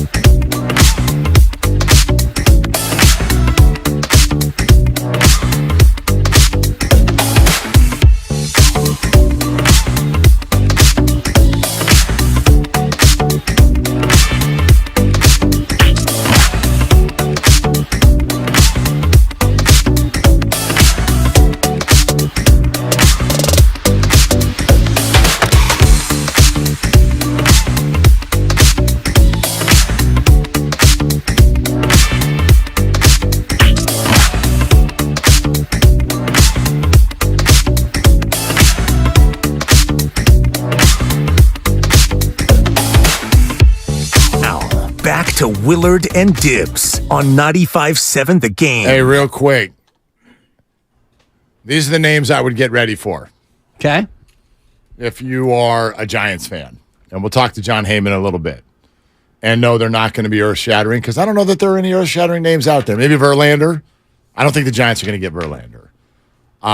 If you remember, this is actually, do you remember way back? And you sort of laughed because I was like, this is who I want. Not the Tim Anderson conversation we had like a week ago. Go back like a month ago. Yeah, there was a pitcher who was hurt. Eduardo Rodriguez. Yeah, the guy with the bad of finger. the Detroit Tigers. And he's still out there. Yeah. And I would bet some form or combination of like the names for me. And we'll throw this at John Heyman in a little bit. Eduardo Rodriguez from the Tigers, Tommy Edman from the Cardinals. I think those are names that could end up San Francisco Giants. And I know that some of you have, what? Who? Rodriguez, you could argue, without knowing that Scherzer and Verlander were on the market, I think you could argue that Rodriguez would be the next tier, the head of the next tier, and he's still out there. So, and Edman is an incredibly versatile, like he can play all over the place and kind of protect the Giants with their injuries and poor play up the middle of the diamond. So, those feel like Farhan acquisitions to me. And they wouldn't be bad ones. They wouldn't be bad. They're not, nothing to like go crazy over. But I like what E-Dog was saying earlier. I do think you need to tell your clubhouse something. I do think you need to make an acquisition to tell your clubhouse that you're here to help. Yeah, that you're serious about contending this year. Yeah, I mean, you're only 2 back of the Dodgers, and you're in a spot in the National League where it feels pretty wide open. Atlanta is clearly the class of the National League, but beyond that, you don't see any real world beaters or teams that you don't feel like you can compete with. I mean, the Dodgers they've been fine.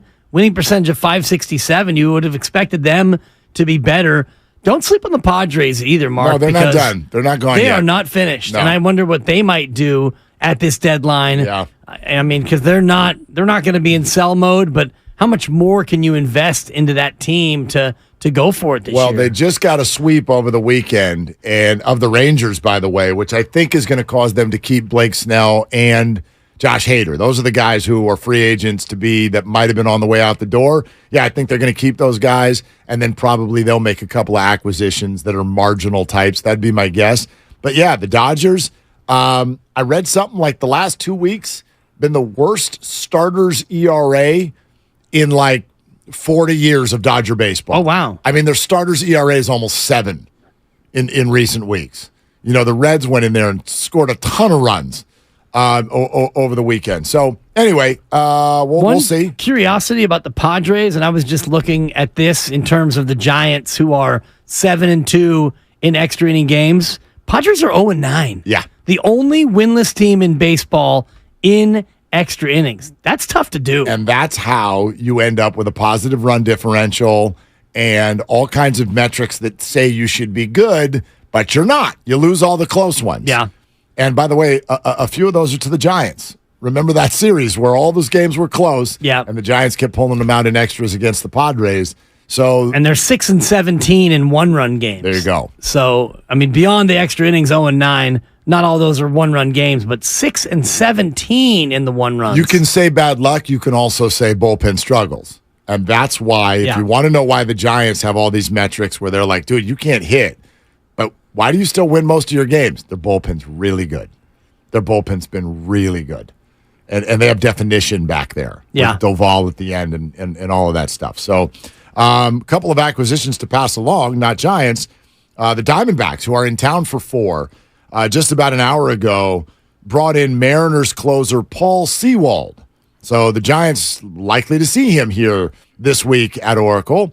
And then Mark Canha, who's somebody who I thought that feels like a Farhan acquisition, but he goes from the Mets to the Milwaukee Brewers. So Canha to the Brewers, Paul Sewald to the Diamondbacks, Farhan continuing to sit back with his feet up in a smoking jacket, waiting for tomorrow at 2:58. Well, he's running out of time. He's down to 23 hours and 37 minutes to consummate something. And if it's Eduardo Rodriguez, who hasn't pitched great since he came back from the finger injury, but he's got some wicked stuff. That would be a certain upgrade, but this is what I asked Tristan Beck earlier when he joined us, the Giants reliever, about, Stripling and Minaya, because it seems to me like they see what's going on around baseball and they realize that it's now or never in terms of this season. I know they're both under contract for next year, so they won't be outrighted or anything like that, but in terms of making an impact on this team, they got to start getting some people out. Stripling's got a little run going here, and maybe he's healthy. Minaya, I don't know, but that was great. That was great over the weekend. Obviously, incredibly helpful, both of them in their bulk innings role. Yeah, could they end up starting games down the stretch if they show their former selves? It's on the table for sure.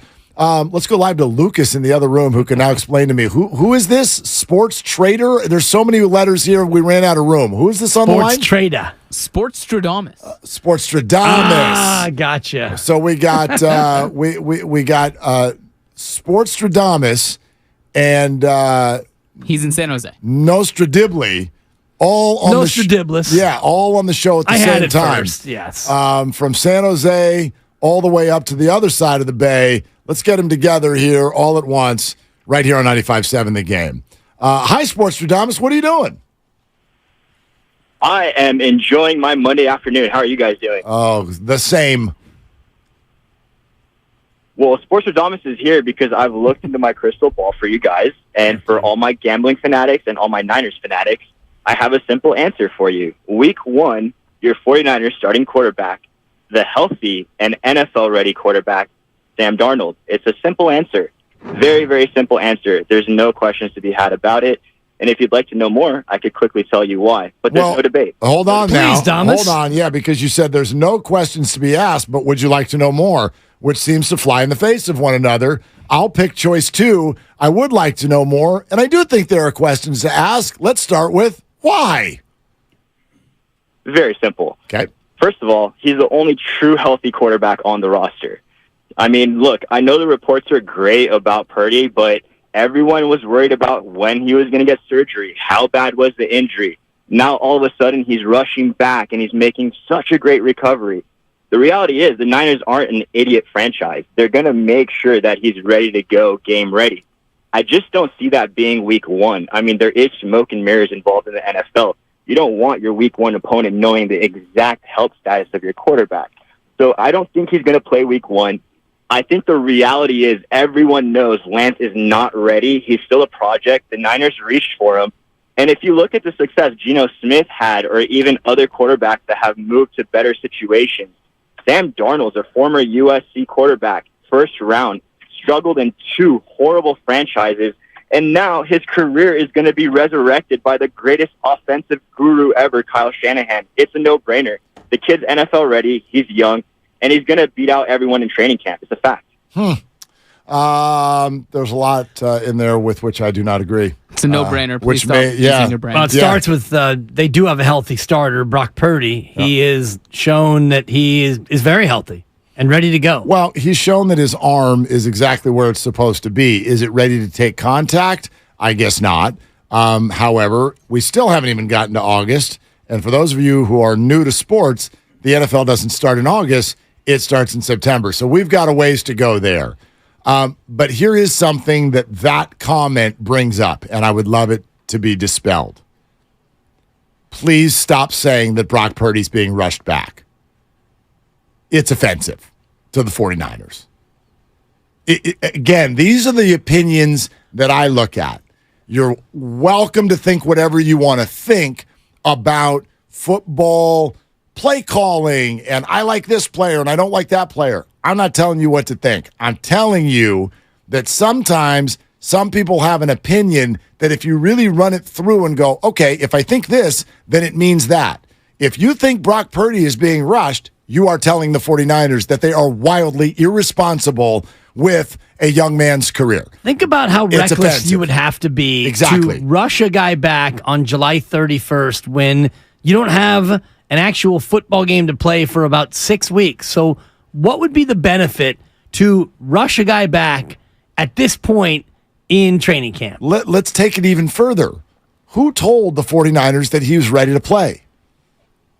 The doctors. The surgeon, Dr. Meister. Right, the people who do this for a living, the foremost specialists in the world who have built that resume by, I don't know, being good to people, letting their health tell the story.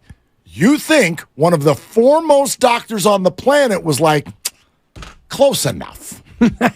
That's what you think. Or the Niners went to Dr. Meister and said, Doc, we really need him out here. Would you mind just giving us the go-ahead? Because we want to rush him back. Doc, here's $100. But slide it to you under the table. Seriously. Will you clear the guy? The guy's probably got an 18-bedroom home. He don't need that. So, because we got a game in 7 weeks, and we need to make sure that he's out here to create this controversy. Yeah, we got this full controversy. We're trying to get a little attention because we're an NFL team and we don't get enough attention. I don't know if you know this. The NFL's really struggling with attention.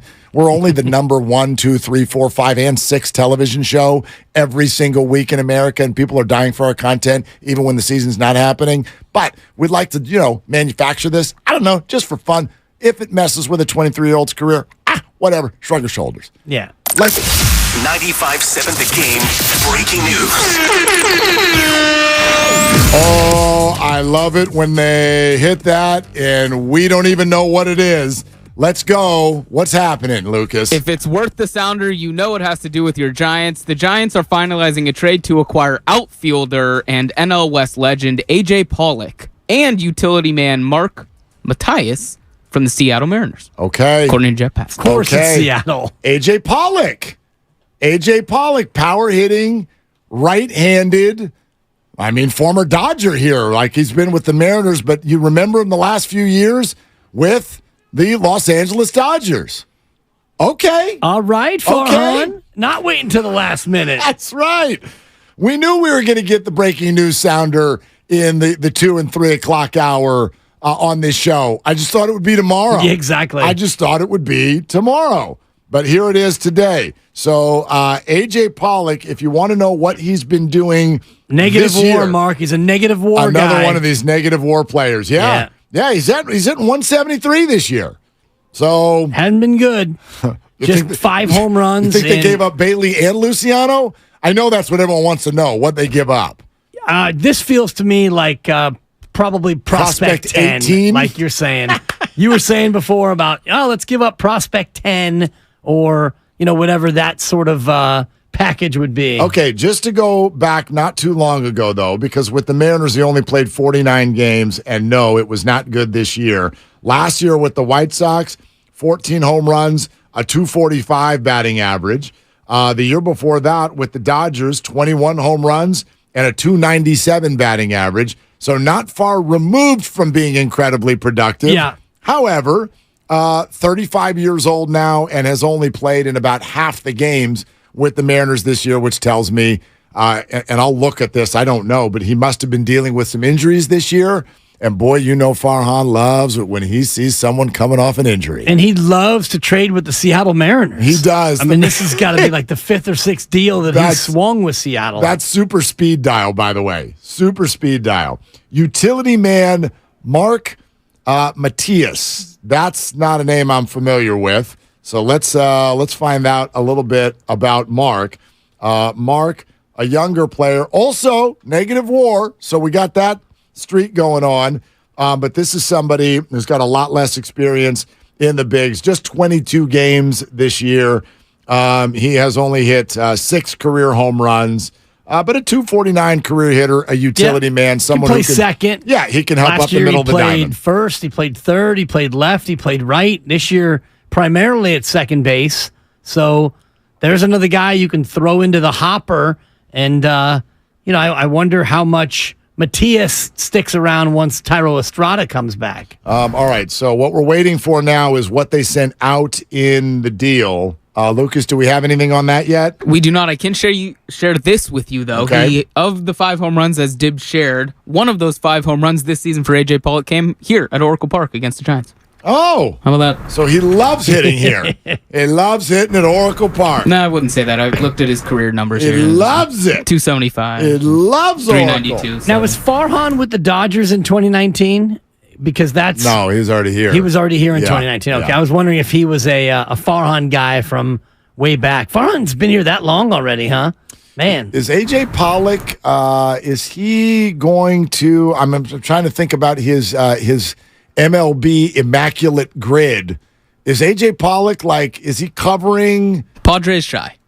Okay. In the NL West. So he's done the entire NL West except for the Padres. Is that right? Oh, I guess Rockies too. They don't really count, though. Okay. Even in the division. Okay, so he played with the Diamondbacks, and now, Diamondbacks, Dodgers, White Sox, Mariners, Gigante. And I can also tell you the Mariners put him on the 10-day IL 9 days ago with a hamstring strain. So you mentioned injuries. He is coming off of one right now. He's coming off of one right now, just like Yaz. All right. So hamstring strain, about to be activated. Activation sensation. Here we go. Well, listen. It's a move. It's a move. You wanted him to move. They made a move. And a veteran bat, you bring in a 35-year-old who's struggling, and you hope that you can just put him out there in the role that you need him. Go ahead and face lefties and see if you can provide some pop and then be a right-handed bat off the bench. I'll tell you what this also tells me. This is my guess now. I still think that an Eduardo Rodriguez starter type is definitely a possibility. And maybe we'll be laughing at this comment tomorrow.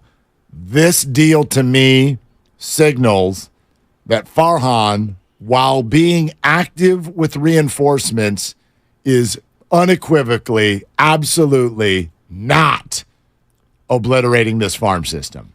He's not going to do it. Right. He's not going to do it. I think the Matias thing probably means no Tommy Edman, and Edman would have been much more expensive. There's no two ways about that. And I just don't think that Farhan wants to mess with the top 6 or 7 prospects in his organization. I don't think he wants to do it. I think that he'll play with something in the top 10 if he thinks it's the right deal for right now. But when you talk about Matos, Bailey, Luciano, Schmidt, Harrison, Wiz and Hunt, I think those guys are all going to be Giants by tomorrow afternoon. Right, not San Francisco Giants, but still in the farm. Yes. As far as the Harrison and the Wisenhunt pieces are concerned. And I think you're right. And if you look at this team, and Steiny and Evan had a good conversation going earlier in terms of the benefit of having these young guys make a playoff run. Even if you don't get over the top and win the World Series, I do think there's great benefit to having Schmidt, Bailey in particular, he'll be out there. Matos is getting a lot of playing time. Having them go through in October, no matter how it ends up, is only going to benefit you down the road. And the other thing you always want to look at, and it is exactly as you'd expect when it comes to players who are acquired, what's the contract situation? Yeah, I looked at that. AJ Pollock is a free agent at year's end. So this is not something where the Giants have signed on to anything expensive and anything that lasts beyond this year. He is on a 1-year, $7 million contract, so this will probably cost the Giants somewhere in the neighborhood of $3 million if they're even taking all of it on. But again, we're also awaiting who they gave up. Right, and I think that Pollock's contract was partly bought out by Chicago. I'm looking at a note on Baseball Reference, so Chicago's paying some of the freight already. Mark Matias, by the way, Fremont legend. Yeah. From Irvington High School in Fremont, went to Santa Clara as well. Okay, now Matthias, we're being told, is the exact pronunciation. Matthias. Sensation. And also 1 year, $750,000. But this guy, the potential to be in the organization for a long time. Right now, he is pre-ARB. He's pre-ARB. And now you know what happens after pre-ARB. Next year, he's ARB. ARB 1. Yeah. And then the year after that, ARB 2. I'm looking at it here. Free agent in 2028. Yeah. Sorry about that, kid. Get comfortable. That's right. This is Yaz Light. They just acquired someone who they're like, he doesn't have to be paid until he's old. He can be 33 before this guy gets out of ARB. Yeah. And is and is able to sign an actual contract. So he's not even making $1 million. He turned 29 in 2 days, Mark, on Wednesday. Yeah. Mark Mathias will be 29. Mathias, Cal Poly legend as well. Did you throw that in there? I said Santa Clara. He was born in Santa Clara. Born in Santa Clara. Lived in Fremont. Went to Irvington High School. We got a Mustang, people. Let's go. Let's go. Sorry, Tristan Beck. We got a new fan favorite. I wonder if Mathias is even going to be on the big league roster. I was just thinking that. Does he have options? I'm sure he does. If he hadn't even gotten to ARB yet. So if he hadn't even gotten to ARB yet, I bet he's got options. Anyway, guys, bust in as soon as we know which Giants farmhand or whatnot got sent out to complete this deal for the Giants and Mariners. By the way, Candelario to the Cubs from the Nationals. That's another guy that's been out there in conversations a lot. He goes to the Cubs, which also signals, which we already knew, but the Cubs over the last week switched from potential sellers to buyers. So the Cubs are now officially in. There's not going to be a Bellinger. There's not going to be a Stroman. Those guys are going for the wild card race in the National League. As they should. Yep. I mean, especially when you look at the Central and Milwaukee picking up Canna today, trying to shore up. It feels like the Central is pretty wide open between Cincinnati, the Cubs on the outside looking in, but Milwaukee is certainly going to be right there. AJ Pollock also very good numbers historically at Oracle Park. He loves it. He absolutely loves it. He's dying to play in San Francisco, loves the city, and loves everything it stands for. I'm making up some of that, but there it is.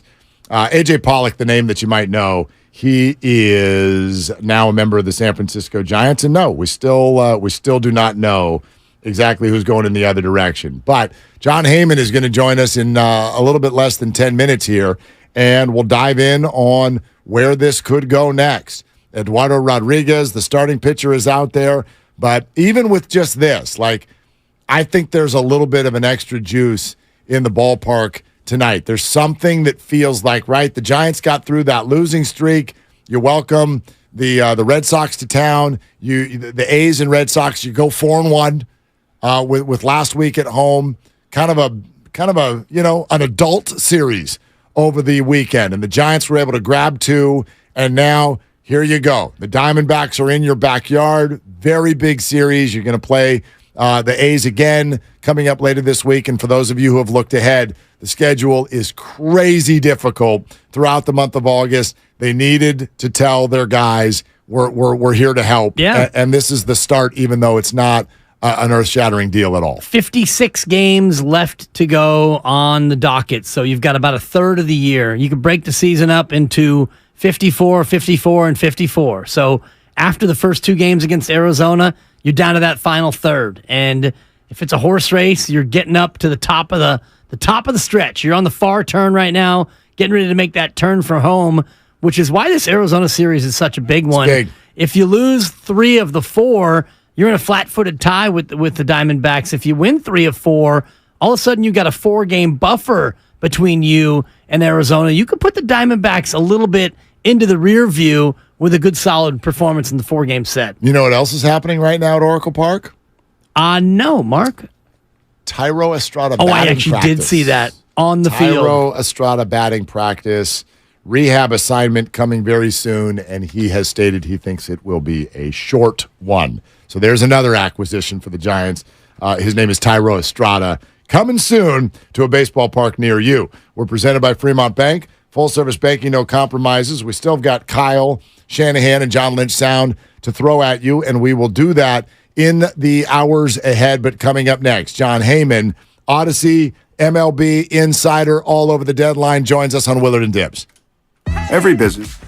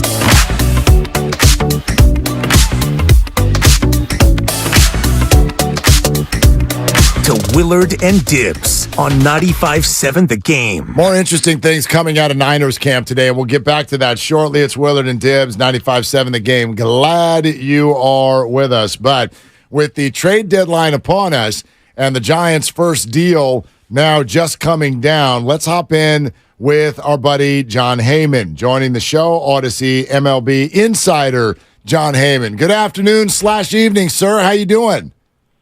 Good. How are you doing? Yeah, we're doing great. The first Giants move has just come down. We're still waiting to find out what they gave up. A little bit of a head scratcher.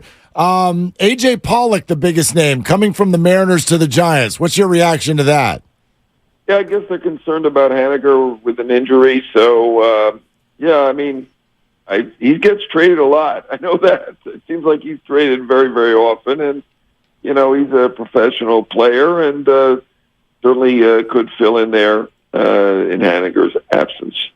When you look at Farhan Zaidi and still things on his to-do list, he did add a little bit of potential pop in the outfield, but what other moves might he be looking at in terms of bolstering a surprising team here at the deadline? Yeah, they've done well. Give them credit. I would think they would look at a starting pitcher, and certainly Detroit with his old assistant Scott Harris running that with Eduardo Rodriguez and Lorenzen, that could make sense. Scooble's the third guy that they have, and there are a lot of potential starters still out there being talked about, whether it be Jack Flaherty, Mitch Keller. I don't think Marcus Stroman will be traded. They just traded with the Mariners to get Pollock, so I'm not sure if they're really going to trade Logan Gilbert, but there certainly are starters out there. And, of course, Justin Verlander is still out there, and I do expect him to be traded somewhere. Okay. By 6 o'clock. Yeah, let's hear a little bit more about that for Verlander. Who are some of the teams chasing? Could the Giants be one of them? What's it going to cost? Yeah, I would think so. I don't know that definitively. I've heard 3 teams. The Giants were not one of those teams, but I would think so. He'd be a fit. They certainly could afford him, and we know Steve Cohen would pay down a lot of it anyway. And they do have the prospects. I mean, we know Houston has talked, and Verlander would approve going back to Houston. I do believe he'd love to be back with the Astros, where he won some rings, and they don't have the prospects, though. They have nobody in the top 100. I think San Francisco's got some good young players, and they could work out a deal, and I do believe. Verlander has said that basically suggested that he's open to approving a trade to a winner, and obviously the Mets are not going for it this year. They've given up, and they've hurt their team next year by trading Scherzer already, so I do think he'd be apt to approve many teams. Whether he would approve the Giants or not, that I could not tell you. He wants to win. If he's got a bunch of teams that are looking at him, he may kind of lean him toward whatever he thinks is the best of the bunch. How reluctant do you think the Giants will be, though, to part with some of their young prospects, many of whom have now made their way to the Major League club? Right. They're already up at the Major League team. You're absolutely right. I think every team is reluctant to part with the best prospects. The Rangers were one that gave up a top 100 prospect in Luis Angel Acuna, Ronald's brother, and they jumped on that deal. Verlander has been better than Scherzer, so you would think they would get more for him. He does have that vesting option, which adds a little wrinkle to things for 2025 at $35 million. That could change the equation to some degree, but I think they're hopeful to get a top 100 prospect back for Verlander. I mean, look, the guy's got a 1.4 ERA over the last, I believe, 6 or 7 starts. Clearly been better than Scherzer, and you would think they would get more for him than they got for Scherzer. MLB insider for Odyssey, John Heyman, is with us here. Willard and Dibbs, 95.7 The Game. The deadline coming up at 3 o'clock our time tomorrow afternoon. You mentioned Eduardo Rodriguez. Scott Harris, the former GM of the Giants, is now running the Tigers. Maybe they can get together there. That's a pretty good starter. I know it's not a household name, but it's a pretty good pitcher. What do you think that costs, John? I think his value is diminished a bit by that opt-out with 3 years after that, because it's better to have a rental than somebody with an opt-out with 3 years to go, because if he performs poorly or gets hurt, he just opts in, and now you're stuck with a guy I mean, not that I'm wishing that on anybody or expecting it, but better to have a rental. So that does affect the value. Other than Verlander, he's the next best pitcher out there. And at this point, with probably 8 or 9 teams still looking at starters, and he's the second best one, probably going to have to overpay a bit and give up at least a good prospect back to get Eduardo Rodriguez, probably a couple good ones. What's the shortstop market like in terms of the ability for the Giants to find somebody to take a little of the pressure off Casey Schmidt and augment what they have with an aging Brandon Crawford? Yeah, I don't think it's great. I mean, Paul DeYoung from the Cardinals is out there. Tim Anderson from the White Sox. Anderson not having his typical season. Other than that, not a ton of guys that are really out there at this point. So, not a great positional market is very, very weak at this point. With Bellinger presumably off the market, Richard and Crone traded. Candelaria has been dealt. Positional market at every position is weak. John, looking at what the Angels have done since they were kind of the talk of baseball until a few days ago, and it's like, okay, Shohei's not getting traded. Instead, we're going the other way. We're going all in on seeing if we can win. Let's say they do. I know everyone's looking for Shohei info, and there isn't much out there. If the Angels make the playoffs, do they become a viable spot for him to stay? People have kind of ruled that out. I wouldn't say it's zero. Look, the owner, Artie Moreno, has signed Mike Trout twice. He signed Pujols, Hamilton, C.J. Wilson, Upton, Rendon. He is the collector of stars. I think he's very happy there. And I'm not going to rule it out. I mean, obviously, they haven't been in the playoffs since 2014. If they get there, it might help boost them a little bit. But if he wants to go to a consistent winner, it might be difficult. If they, let's say they don't make the playoffs, then they've got Giolito and they picked up all these rental. They're all be gone. They don't have many prospects left. So their prospects for winning, no pun intended, are not that great at that point. So, I still think, though, that he loves it there, and he picked there in the first place, and they treat him well. So I think they have a chance. Man, that would be an upset if he decided to stay with the Angels. We have the trade deadline now, 23 hours away. How much has the expanded wild card combined with kind of a lot of parity this year, how has that affected the amount of trades we're going to see between now and the deadline?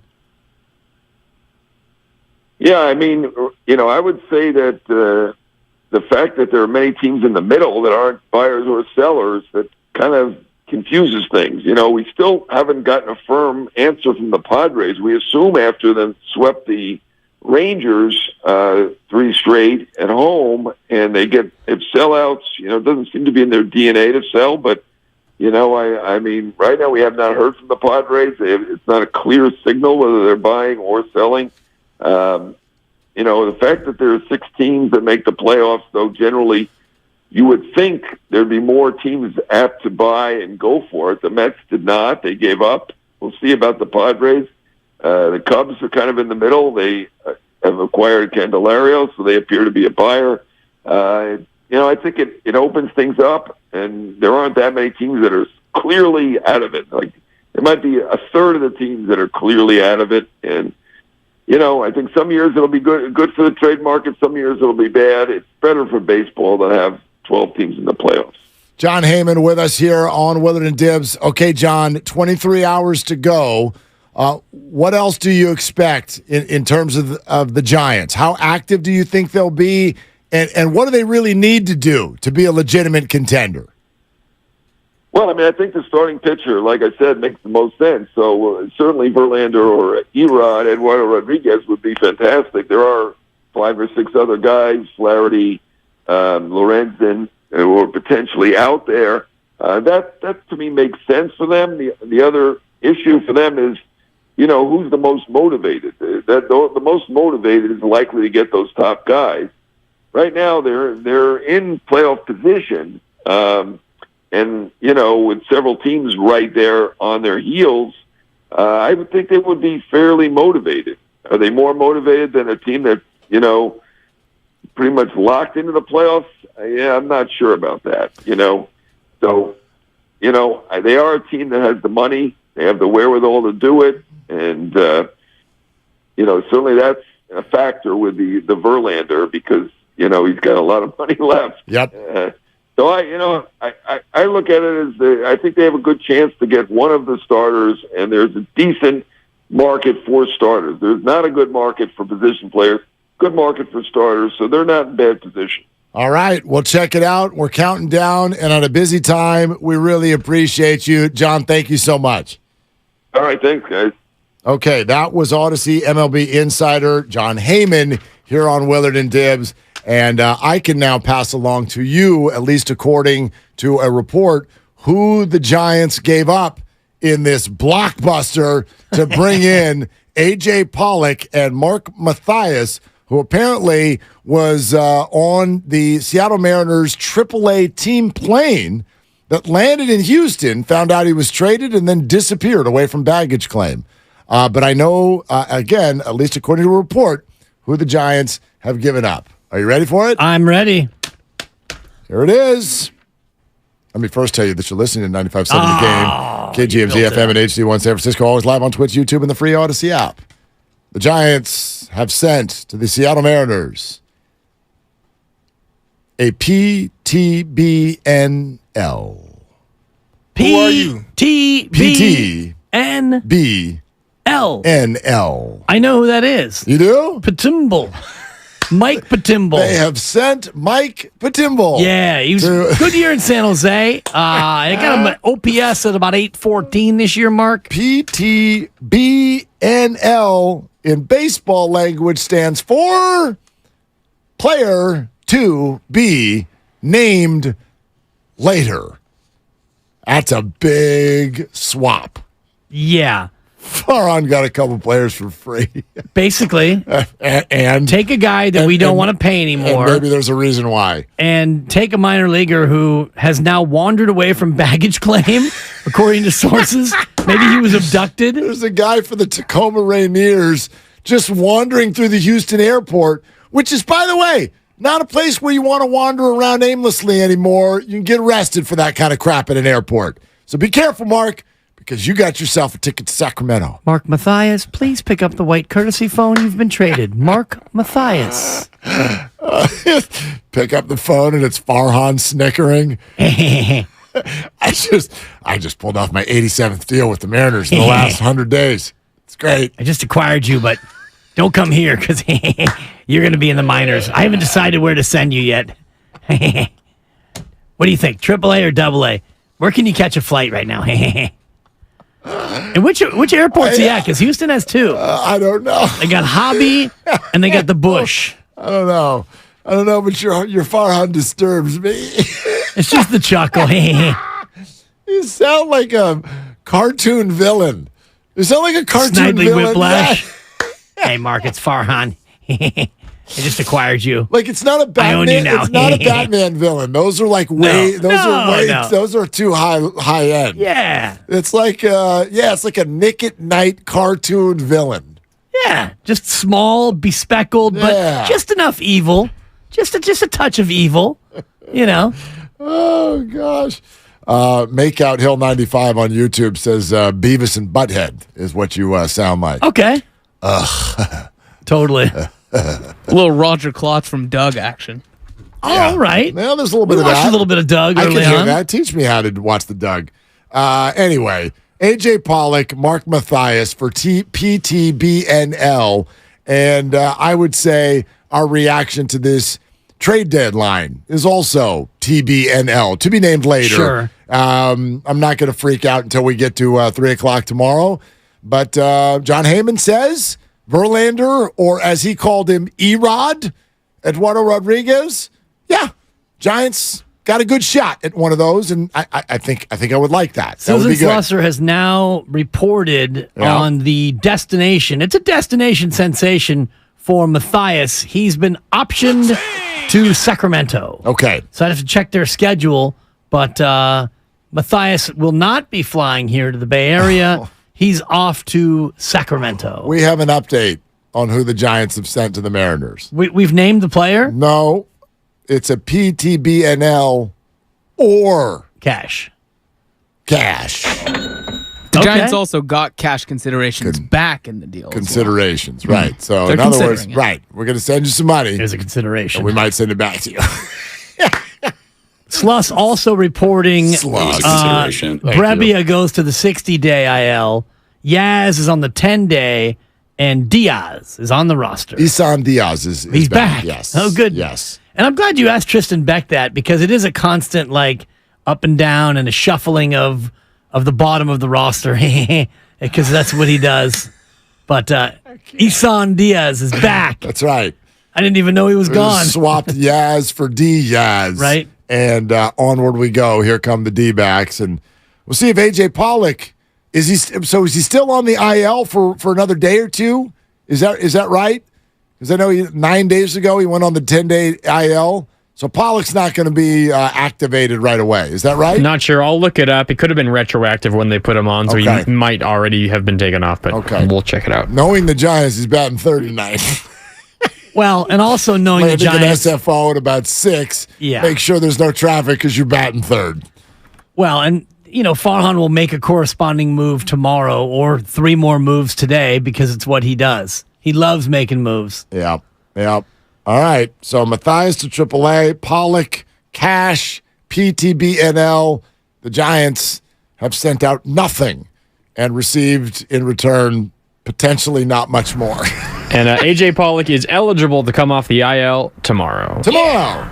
When he will be batting third. Assuming he's not traded before then. Are the Giants facing a lefty tomorrow? Because this sounds like a deal they made just to get him in the lineup tomorrow. Just tomorrow. Yeah, I'd have to check the probables, but this is just such a classic Farhan move. And imagine if you are that player to be named later. So the Giants name the player, and then Seattle says, we'd rather have the cash. Yeah, could you just pay us back? Yeah. Righty tonight for the Diamondbacks and Ryan Nelson. Righty tomorrow and Zach Gallen. Okay. And what about after that? TBD, then Brandon Pfaadt. Oh, TBD? Is he related to PTBNL? No, I don't believe so. Okay. And I don't know how the TBD throws, whether it's righty or lefty. And then it's Brandon Pfaadt. And yeah, that's about that. Okay. Oh, gosh. Brandon Pfaadt's a righty. I just looking at the probables for the Giants' upcoming schedule. Did you know that next Wednesday, not this Wednesday, next Wednesday, August 9th, as it stands right now, scheduled to face Ohtani? Oh, really? You can face him. That'd be fun. They won't get any hits off him. Well, not the way they've been swinging the bat. They don't get any hits off regular pitchers. How many are they going to get off of Ohtani? That'd be fun, though. Definitely. I never see, right? He's never faced the Giants as a pitcher, I don't think. Maybe I'm wrong on that. No, I don't think you're wrong. I don't think he has. Yeah. Back-to-back nights, they're supposed to face Giolito, who they just acquired, and then Shohei Ohtani. So that's coming. And that's part of the gauntlet you talked about the rest of the way. 56 games to go, 4 with Arizona.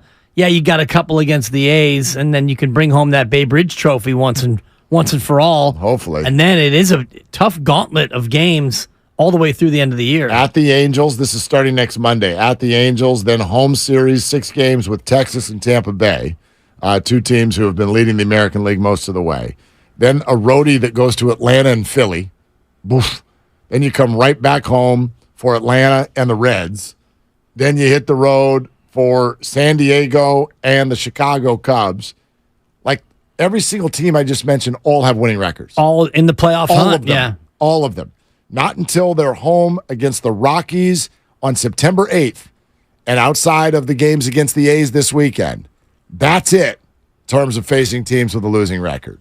Yeah, and that's 2 of baseball's worst. Woo.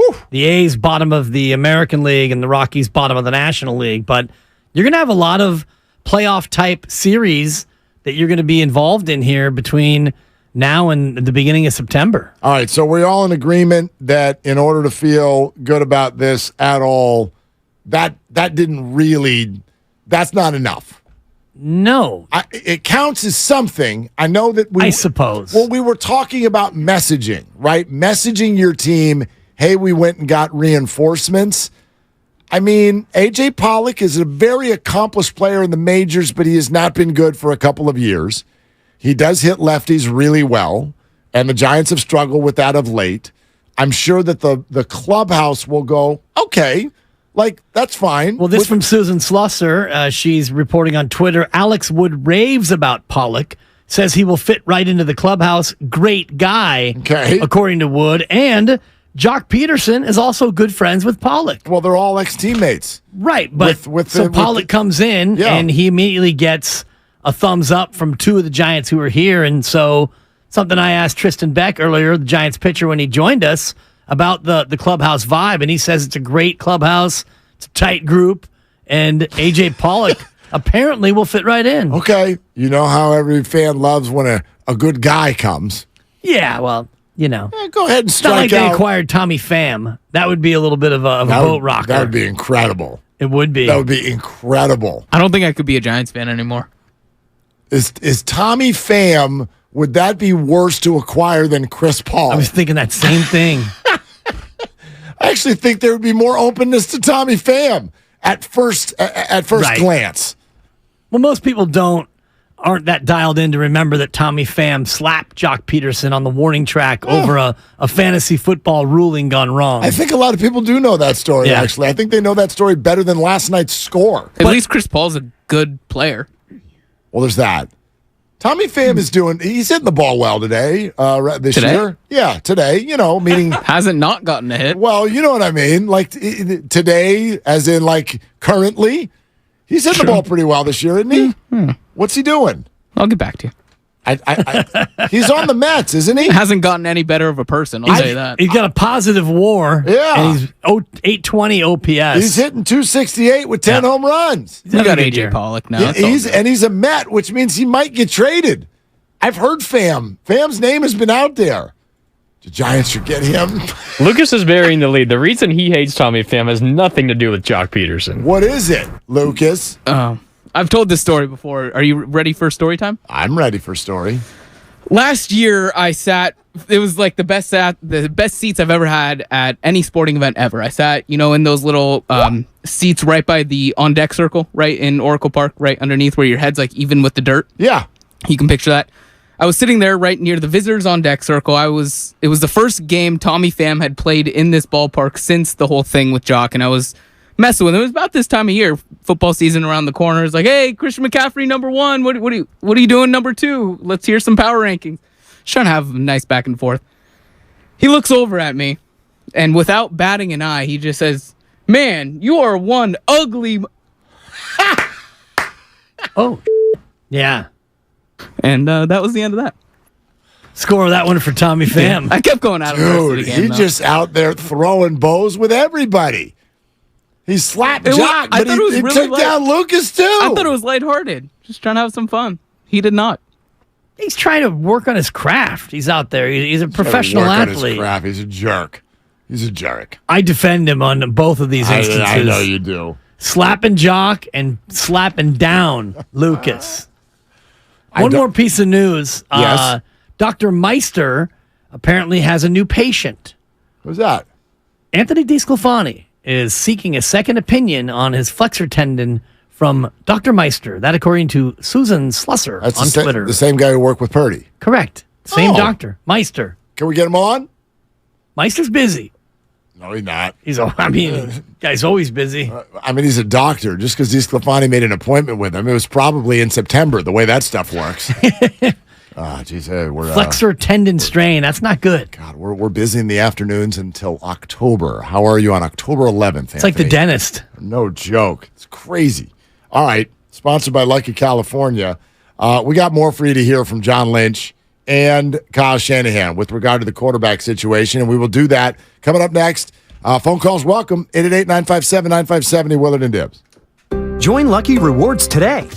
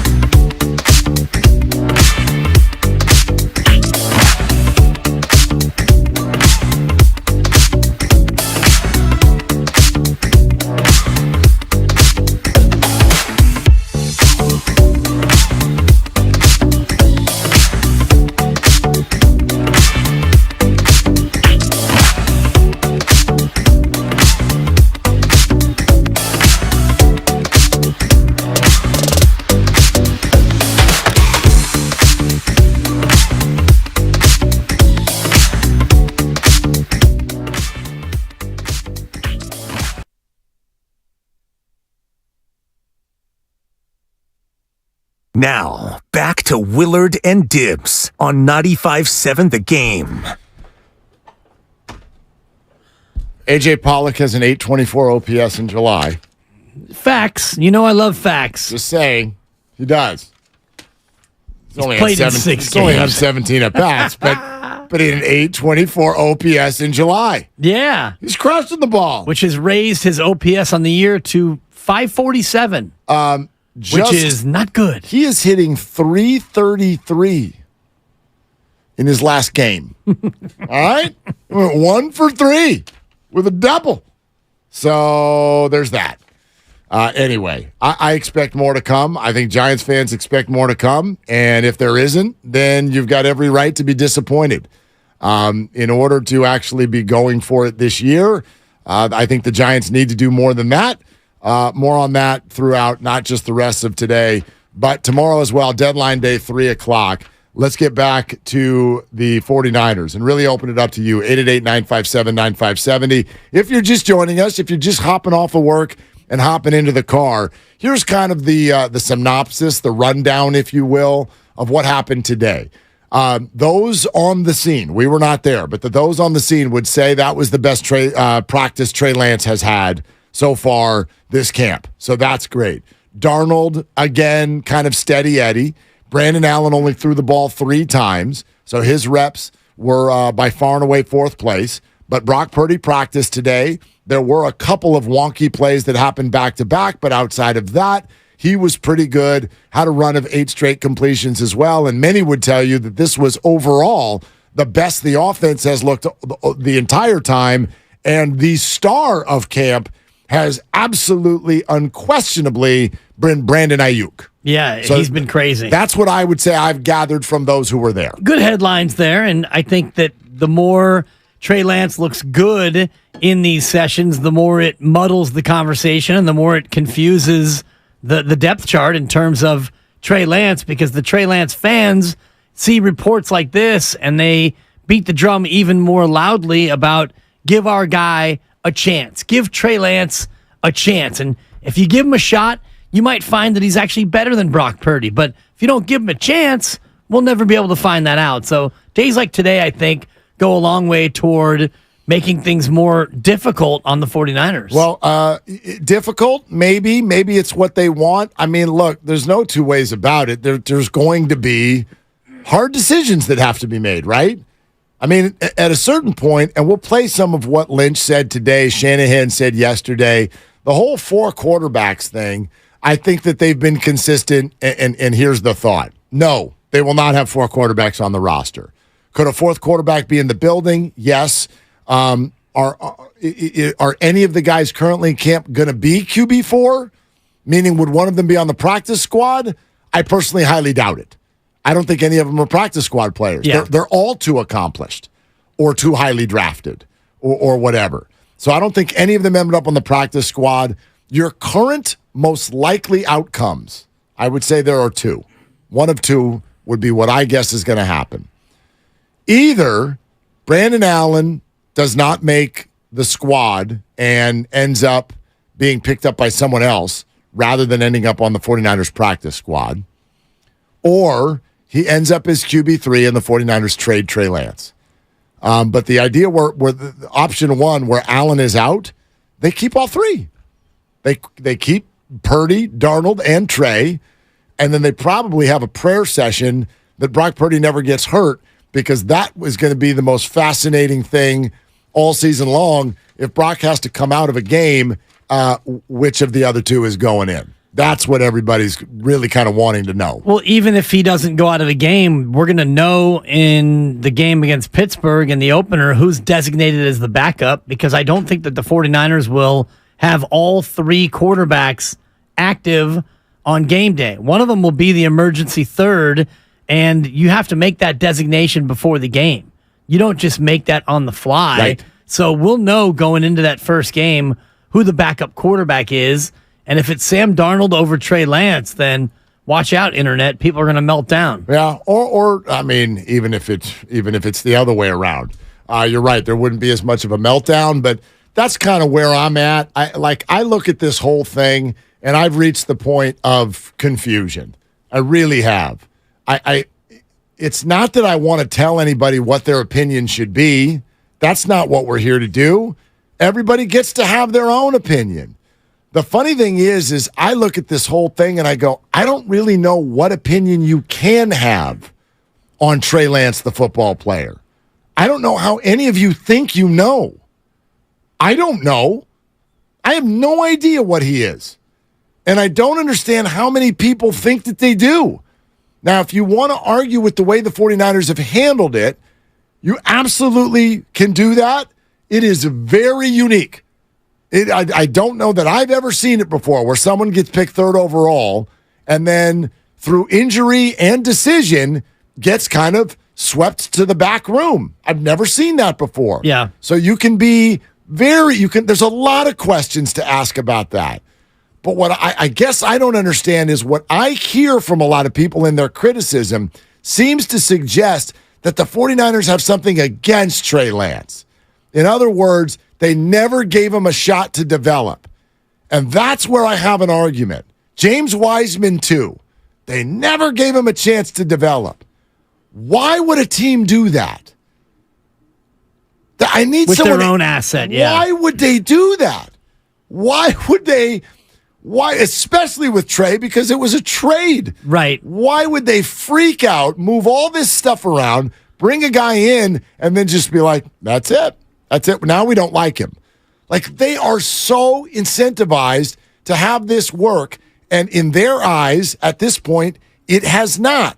So it's almost as if the opinions from people are suggesting that there's something nefarious going on with the San Francisco 49ers. That's the part of it I don't really get. Don't get it. Because you're right. Why would the Niners want to do anything with any of their assets other than build them up, develop them, and hopefully use them when they need to use them? And now Brock Purdy is the guy, he's QB1, but wouldn't it behoove them to have a great number 2 and a really, really good number 3? And if you could sneak a guy in and have him be your practice squad QB4, you'd want to do that too, because you're a franchise that has had quarterbacks get hurt in the past. And John Lynch actually spoke to that in one of the cuts you played earlier, and I know we're going to play it again, where experience is the greatest teacher, and what we experienced last year was pretty uncool. And it's something that they want to avoid this year, where you actually run out of quarterbacks. So to your point, why would the 49ers try to deny Trey Lance his ability to get better? They want him to be there. They want him to be, if he's QB2 or QB3, they want him to be very playable if they have to go to him. Here's the Lynch comment that you are referencing with regard to Trey Lance and the reps and the way that they're being spread around in practice. He'll continue to earn these opportunities, and he'll have plenty to show who he is. He can't get enough. There's no doubt about that. But we've got guys who've earned them. And the most important thing, I think back to Brock this time last year, he was only getting about 3-4 a day.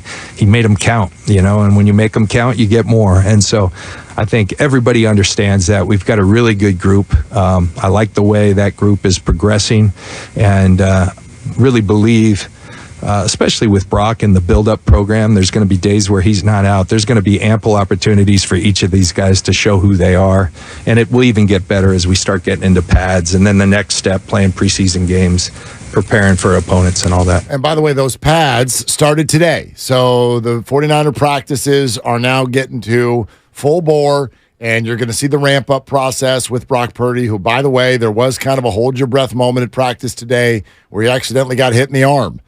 There's a piece of me, though, that actually likes that now that it's deemed okay, provided that it is. I don't know that I've heard anything go wrong. But Cleveland Farrell accidentally hit him in the arm, which is like literally the one thing that you can't go do in practice right now, and that's hit Brock Purdy on the arm. But at a certain point, those arms are going to need to take hits and be okay. They don't want to do it on purpose yet, but if he took a little whack to the arm and it's okay, that's another good sign, is it not? Definitely, and that's going to be part of what he goes through, because even when you get into a preseason game, your opponent is not going to be thinking, well, it's just a practice game. I don't want to go after the poor guy's elbow or his arm. Now, joint practices with the Raiders, maybe there's a little bit more of an understanding and a protocol, but when you get into that real preseason game, whenever that is, Brock Purdy's going to get hit in the arm. Couple weeks away, I think, here against the Las Vegas Raiders. And I bet we don't see Brock in that game, would be my guess. Yeah, probably. You think we see Jimmy? That scared me. I'm like, with the Niners? You probably see a little Jimmy, I think. Did you see the tweet last week from Vic Tafer? No. Who covers the Raiders? he goes, Jimmy Garoppolo is really struggling with the deep ball today, but, still shaking off some rust. And the 49er reporters are all like, who wants to tell him? Does anybody want? He's not shaking off the rust. That's Jimmy's deep ball. Gosh, I'll tell you, like, no joke. Quick aside, everybody's starting to play with their fantasy rankings and look at all this. I'm terrified of Devontae Adams. Because Jimmy Garoppolo. Yeah, like Devontae's an amazing receiver, and I'm not saying you can't put up numbers with Jimmy. But we're used to Devontae Adams with Aaron Rodgers. True. So if that's what your baseline is for Devontae, I'll take the under. On Devontae. Good news is, though, as far as Devontae Adams, they're going to be trailing in a lot of games. So you're going to be throwing the ball a lot. Yeah, I think. Yeah. They're not going to be very good, the Raiders. I don't know if they want to be.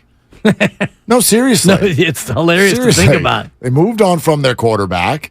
You remember we always called Jimmy placeholder plus. Mm-hmm. And I think that's exactly what the Raiders did. They're like, we can compete, but do we really want to, what are we going to do to attack Patrick Mahomes and Justin Herbert this year? What exactly is it that we're going to do? We can do placeholder plus. We can kind of hang in there, but also, if we stink and that guy breaks an ankle like he often does, Caleb Williams is on line 2. Yeah. I don't think the Raiders would hate that at all. Yeah, and that's true. And if you look around the league, though, you're going to have to be really bad because there are a number of teams, I think, that would be in the Caleb Williams sweepstakes. Who's in that derby for you right now? Who stands to be awful? Because some of the teams that I would think stand to be awful are the ones who just drafted quarterbacks. Yeah, Tampa Bay would be a team I think would be maybe in that derby. They're a team that I don't think you look at their situation and think, oh boy, we're pretty happy with Baker Mayfield, and where they got Kyle Trask down there as well. They're probably looking for an upgrade. Washington Commanders, but they've got a really good defense. Yeah. Arizona Cardinals, but they've got a bunch of money tied up in Kyler. They're kind of stuck there, yeah. Right? Houston, Indy, and Carolina have all got the kids. They got the young guys who just came in. There could be New England. They're too well coached to end up 3-14. Right. But that division is nasty. They're nasty, no doubt. They might be in a spot where it's hard to imagine Bill doing that, going into tanking mode, considering how successful he's been. But if you find yourself behind the 8 ball in that division, you may just shut it down. Yeah, we're on to the draft. Totally. Yeah. How about Pittsburgh? Same thing. Too well coached to not be 9-8. They got to 9-8 last year. I know. Mike Tomlin's never had a losing season. Yeah, it's crazy. It's like they're too good. So who else is in there? Raiders are on that list. They're on the list, And then could there be a team where someone that you're giving the gig to actually stinks? What if Jordan Love is terrible? Yeah. I don't know what Jordan Love's going to do. Atlanta. I saw some practice tape where their quarterbacks are just throwing the ball like they're not even coming close to their receivers. They're just in the general neighborhood play. So we'll see on that. But anyway, getting back to the 49ers situation, the thing that is difficult for me is that a lot of these opinions seem to have the underlying story, which is that the 49ers are in some way evildoers. They want bad things. They want bad things for Trey Lance. They're purposefully making it hard for him. You can be excited about Trey. They were obviously excited about Trey. We all know who the starter is as of now. That's no longer an opinion piece. Who should they start? Well, Brock Purdy is their starter. We'll see where that goes from here. But the whole thing, and I know this, we said this earlier, you and I, Dibs, we live in a sports media echo chamber, so we hear a lot more of this than Bob the accountant or whatever. So Joan and payroll. Maybe I'm overly sensitive to it. but the Trey Lance, Brock Purdy, Sam Darnold, Brandon Allen conversation so far, after less than a week of it's gotten nasty. It's gotten nasty to the point where it spills into the media room where the questions are being asked, which I think more often than I'm comfortable with ends up spilling into the quarterback room. I'm not saying the media shouldn't ask the pertinent questions. They should. But I also don't think that questions should be as leading as they often are. When Trey Lance is in front of the microphone right now, it sounds like someone wants to make him cry. It does. Well, they're hard questions that have to be asked. They have to be asked, but I don't know if you just need to find a new way every day to be like, so you were the third overall pick, and a year ago you were the starter, and now you're battling your butt off for the 2 job, and they won't get rid of this 4 guy who keeps it. It's like, what are you trying to get him to say? I hate the Niners? You're trying to get him to say something other than I'm just trying to take it 1 rep at a time. Not going to happen. Well, and that's the nature of all of these press avails. It's July, for crying out loud. What's he supposed to say? I mean, Brock Purdy could have a setback, or Trey Lance could get traded, or, there's a lot of different things that could play out between now and the Pittsburgh game, and none of these things Trey Lance can control. All he can control is taking it 1 rep at a time and just trying to get better each and every time he's called upon to do what he does. So in many ways, a lot of this is just nonsense. It's created to be nonsensical because they ask him questions that he can't possibly answer. He's not going to be honest with his feelings. And yeah, I'm rooting against Brock Purdy, and I hope Sam Darnold bumps his head when he falls asleep tonight. And he can't say what people want him to say, so it just becomes a cliche fest. I don't even know if he feels those things. I don't know. Right. I don't know if Trey's mad at the 49ers. I would imagine he's probably not. And you said something earlier about fans saying, "Oh, Trey should want to be out of here."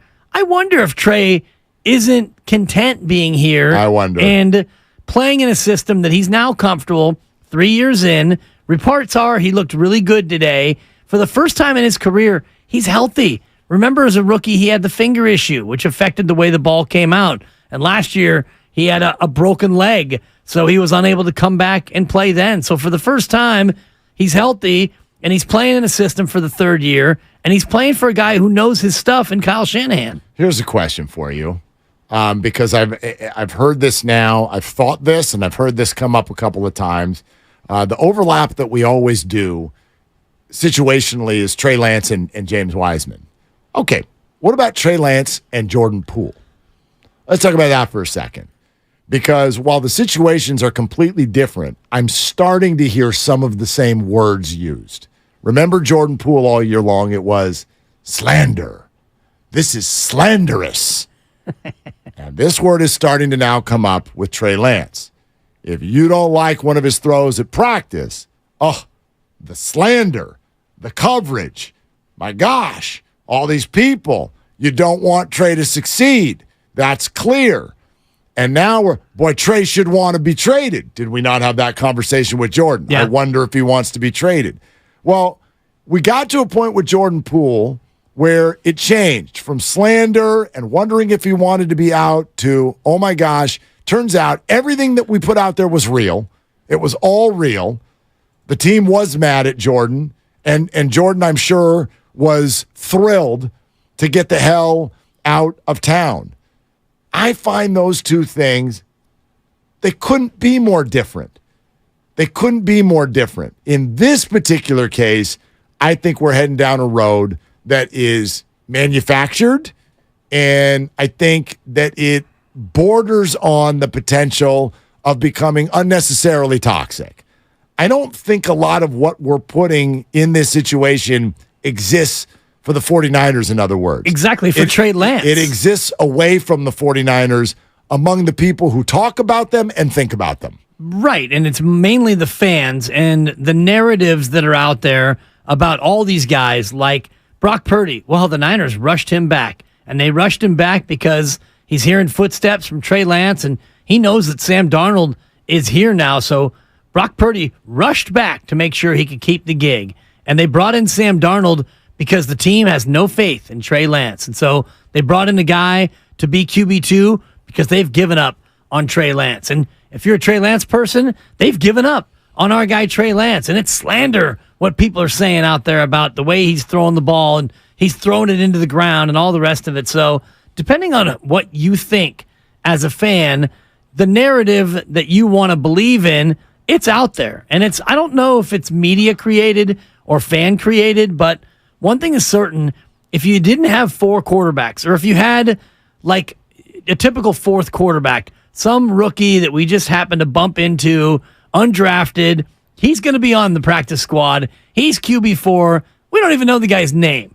But instead, they have a guy who we know. We've seen him play. He started as many games as Brock Purdy, for crying out loud. Yeah. So because of that, the Niners have created this in many ways. No doubt. Look, they signed up for this. They think they can handle this, and so far they can. What's head-scratching to me is just the vitriol and the energy that surrounds the Trey Lance conversation. Brings me to this question, and I'll throw it out to you. Like, whatever you think about Trey Lance, why do you think that?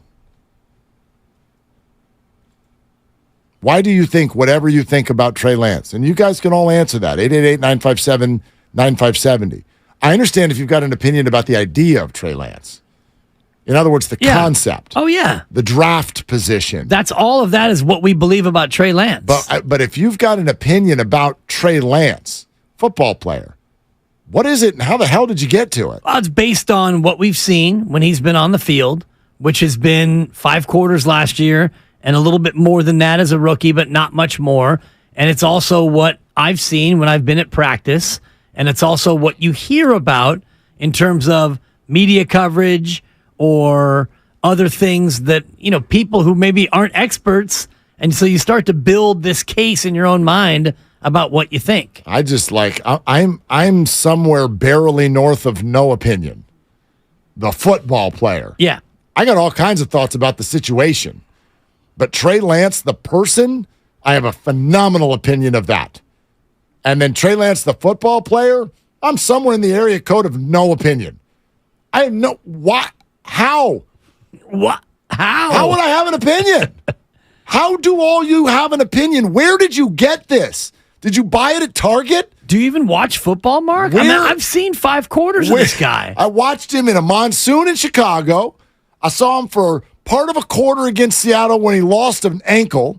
I saw him win a game against Houston where he did not have a good first half, and then he did fine in the second half, and Houston stinks out loud.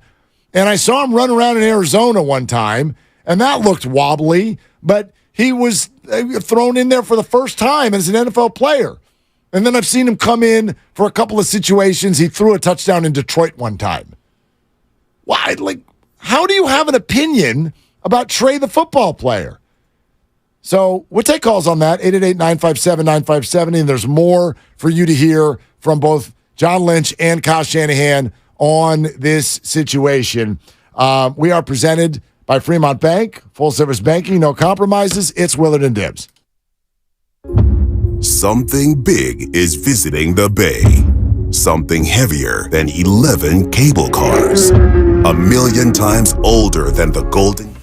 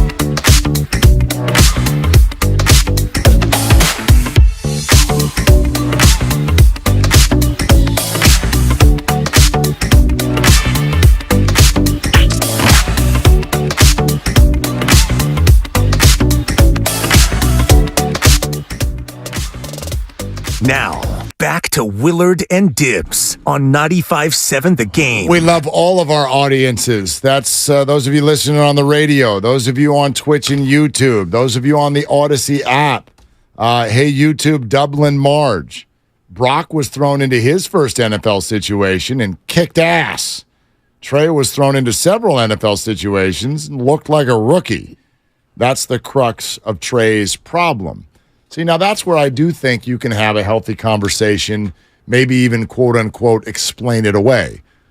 Was the Bears game a fair assessment of Trey Lance? Probably not. Probably not. Probably not. And I actually don't think he looked terrible in that game. We got to the end. The Niners were down. It was raining sideways, and he could no longer function. He missed a very big play, wide open Tyler Kroft. Absolutely. Those are the ones where if Kyle Shanahan's going to give up on you, and I'm not saying that he has, but if Shanahan's going to turn on you, it's when he has a perfectly called, perfectly scripted play that is there for the taking and you mess it up. Yeah, but I mean, quarterbacks, Aaron Rodgers overthrows people. So, like, I'm not going to take... But he's got a level of gravitas. Yeah, but you're not going to take a gig for one throw. You're right. You had a bad throw. There were some other things that happened in that game. Seattle, the Niners were winning, and dude gets hurt, right?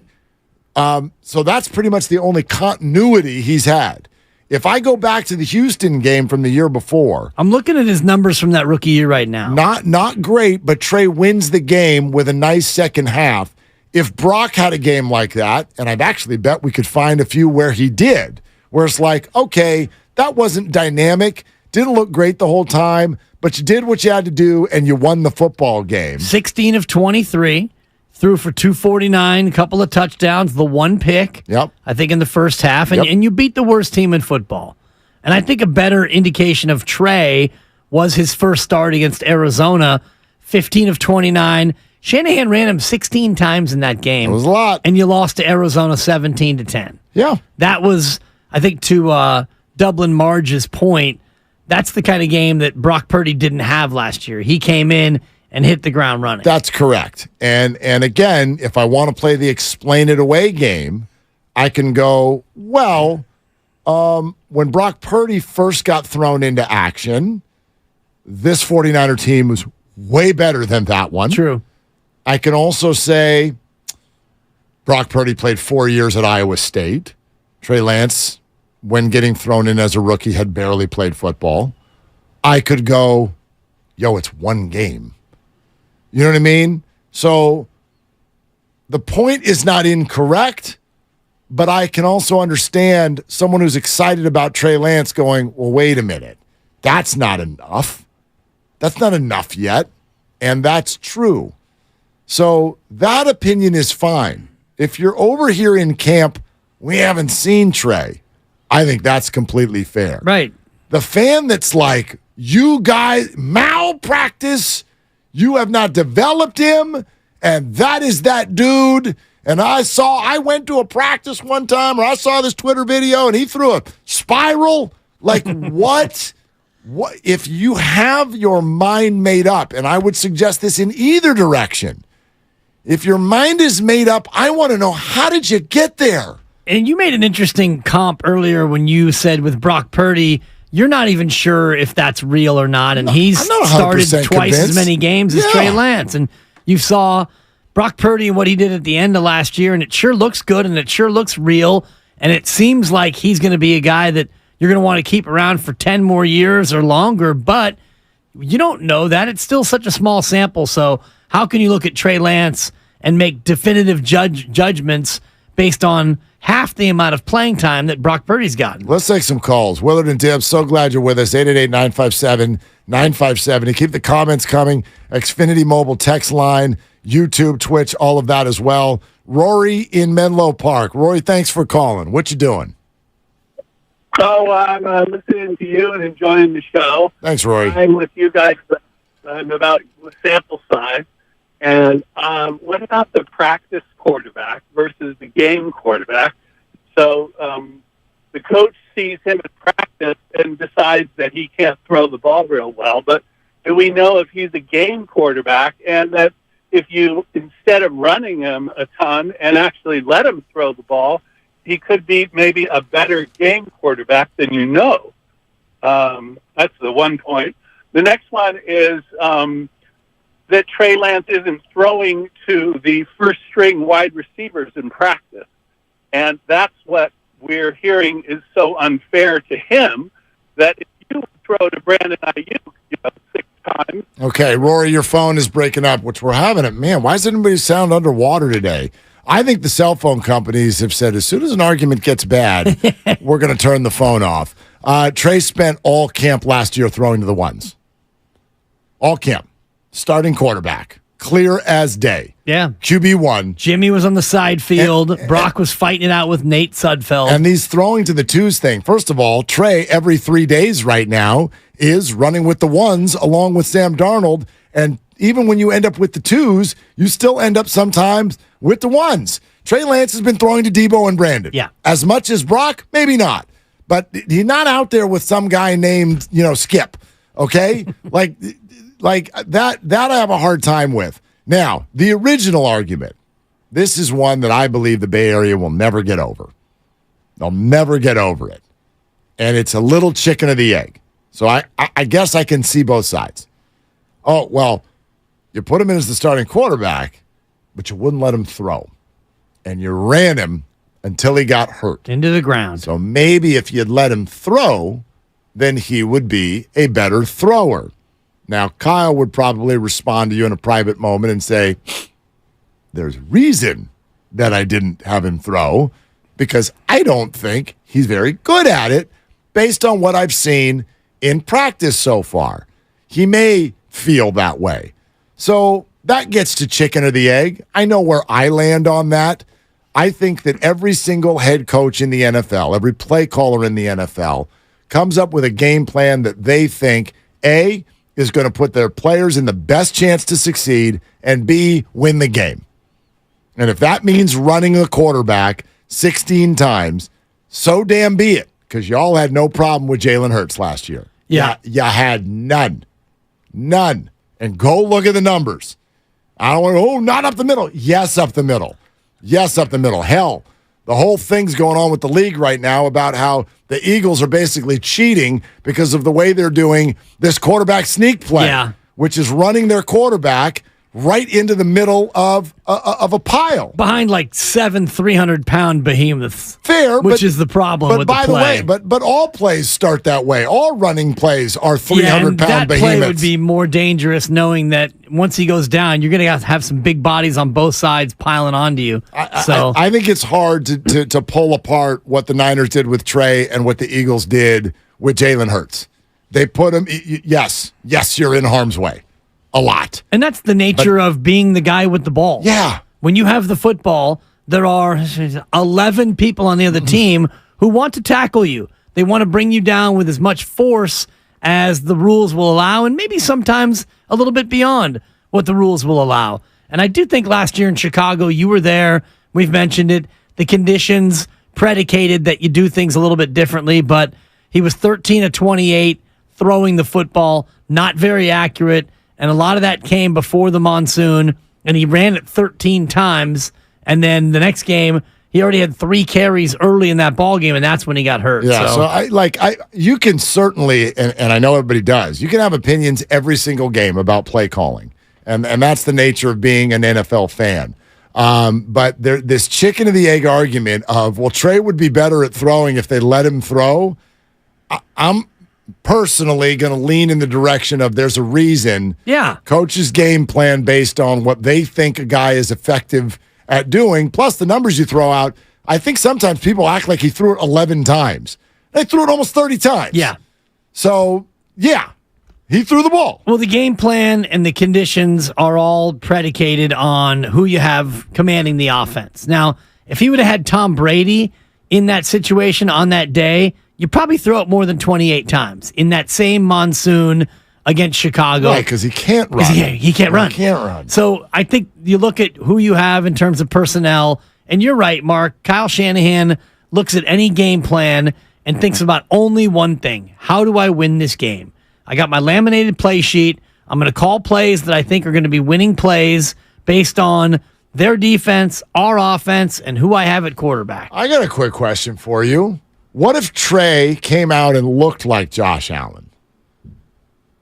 And the running plays. Which Josh Allen? The rookie Josh Allen or the Josh Allen we now know? No, it's just Josh Allen. Josh Allen, the guy we watch now on Sundays. Okay. Because he runs with crazy reckless abandon. Yeah. So what if Trey what the play calls were exactly the same, but the Niner offense was humming. Trey was putting up numbers. Oh my gosh, first round fantasy draft pick. But running that much, 13, 14, 15 times a game. But it was humming. Would you tell him to stop? No. You wouldn't want because now hold on, because Kyle hurt the quarterback. So those running plays, whether they're effective or not, are the exact same, right? Yeah, pretty much. Okay. So do you want it to stop if it's working? Or is that the actual frustration, is that they weren't getting chunk plays out of it? It's both, and I'm looking at Josh Allen's stats just to see how much he runs. He ran it 124 times in 16 games last year. So that's about 8 times a game. Yeah, they do a little bit less in terms of planned runs. Less than Jalen Hurts, and probably fewer runs than what Trey Lance was doing.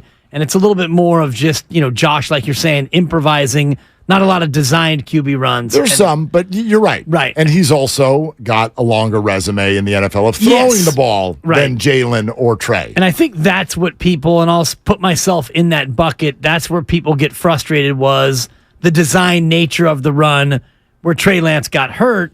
And how can you have him be your starter if you don't trust him to throw the ball? You're listening to 95.7 The Game, KGMZ FM and HD1 San Francisco, always live on Twitch, YouTube, and the free Odyssey app. I guess where my ear goes is sometimes that opinion feels as if people are saying, look, if you could put anyone in there.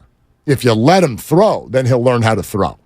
And then you'll win. That's not usually the way that goes. Learning on the job in any job, holy hell, incredibly difficult. Especially this one. But yeah, try doing that. Like as a pitcher, well, we're going to go ahead and let you go out there and we're going to let you find the strike zone as you go. I know you've got no command, you've got no control, but figure it out, kid. Stand on that white thing and throw it to the guy with the mask on. That's a great point, because if that were the way it worked, then Kyle Harrison would be up. Right. Because the only thing he's missing is command of the zone. His stuff is unhittable a lot of the time. Yeah. He's got the best stuff, better than Logan Webb's. And it's think better about than anybody's. Camilo Doval is a great example. He's the best closer in the game now, but he wasn't. And when he wasn't the closer. Right. You were trying to find a way to get him in spots where he could succeed, and then his stuff was electric. And he had some control issues, and now he doesn't, so now he's your closer. Let's go to Rai in the city. Hey, Rai, what are you doing? Hey, guys. Big fan of your show. Thanks, man. Just wanted to say that right now, the way, as a fan at least, as all those fans look at Trey Lance, it's almost the same thing as like in Moneyball, when we just look at someone and we think they're really good, and that's it. But we don't really have any proof about it. I think he's going to be a really good player. I just don't feel like it's going to be with us. Reasons I'd still pick Brock Purdy is he came in a losing situation and won that Dolphins game. And from there on out, he just had a different mentality, different from Trey Lance. And that's why I'm sticking with Brock Purdy, even though I have that Trey Lance jersey at home. But I still think they're incredible players. I think one day Trey Lance on a different team might be, a really good player, just probably not with us. Yeah, I mean, maybe. And Rai, thanks. There's a piece of me, and I wonder how 49ers feel about this. No one's rooting against Trey Lance, but you do understand, I think, as we sit here today with the reality that's out there, if Trey Lance becomes the starter, something went wrong. Like, I got high hopes for this season. And the only way he ends up as the starter is either Brock Purdy gets hurt or Brock Purdy's totally ineffective. Yeah. And I find both of those to be bad things. They are bad things. Right. So I'm not rooting against Trey Lance, but I'm rooting for this season, and the path for this season to be great mostly goes through Brock Purdy being everything we think he might be. If he gets hurt and it's an injury like he sustained last year in the NFC Championship game and it's a season ender, well then it's Trey Lance's time, unless it's Sam Darnold's time. Right. And if that's the case, and Trey Lance is the 3, now you've got bigger issues in terms of the future of the position. Because if Brock Purdy has a UCL injury again, and he's out for another 6 months, and Trey Lance can't beat out Sam Darnold, who's your quarterback next year? Yeah. And in the future.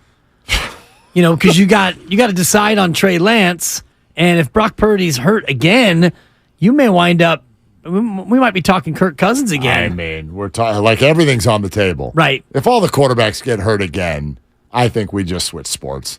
I'm honestly, it can't happen again, can it? I can't believe I just asked that.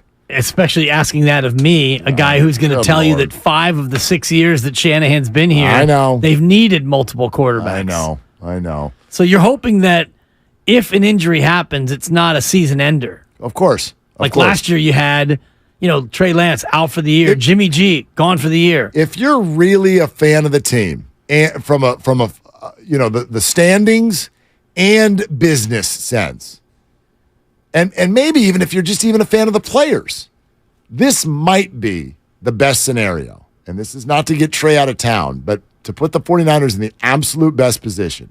Wouldn't you agree with this? Brock Purdy, let's start with that. He's everything you think he might be. He is that good, okay? But out of the 17 games, he misses 3 for whatever reason. Gets a high ankle sprain at some point during the year. Ooh, not the high ankle. Okay.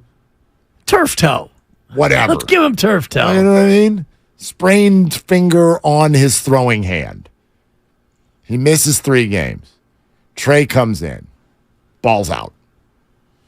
But not so much that you're like, we got to get Brock out of here. Because Brock's still winning at a, 80% clip. Okay? Brock comes back in. On they go. Whatever. Niners go deep into the playoffs. Maybe even they win a ring. Okay? And then you're sitting there with another 2 years of Brock Purdy on the complete cheap. And I would bet you're out on the market asking for a first-round draft pick for Trey Lance. Would that not be, if you just take the whole umbrella into picture, maybe even for Trey, wouldn't that be the best scenario? Absolutely. For the 49er franchise. Yes, and whether or not you could get a first to just get more than you could get right now, the team was reportedly offered a 5th at some point here in this offseason, and they turned it down. So if they could get anything, if they could get a 2nd for Trey Lance, absolutely. Best case scenario would be Trey Lance gets a chance to play a couple games, like you said, and looks good. Like, wow, we can see why they took him number 3 overall. But maybe Brock Purdy sprains his pinky and they're 10-1, and then Trey Lance takes them to 13-1. Right. You still have a big debate in there, though, because of the physical upside that Trey Lance presents.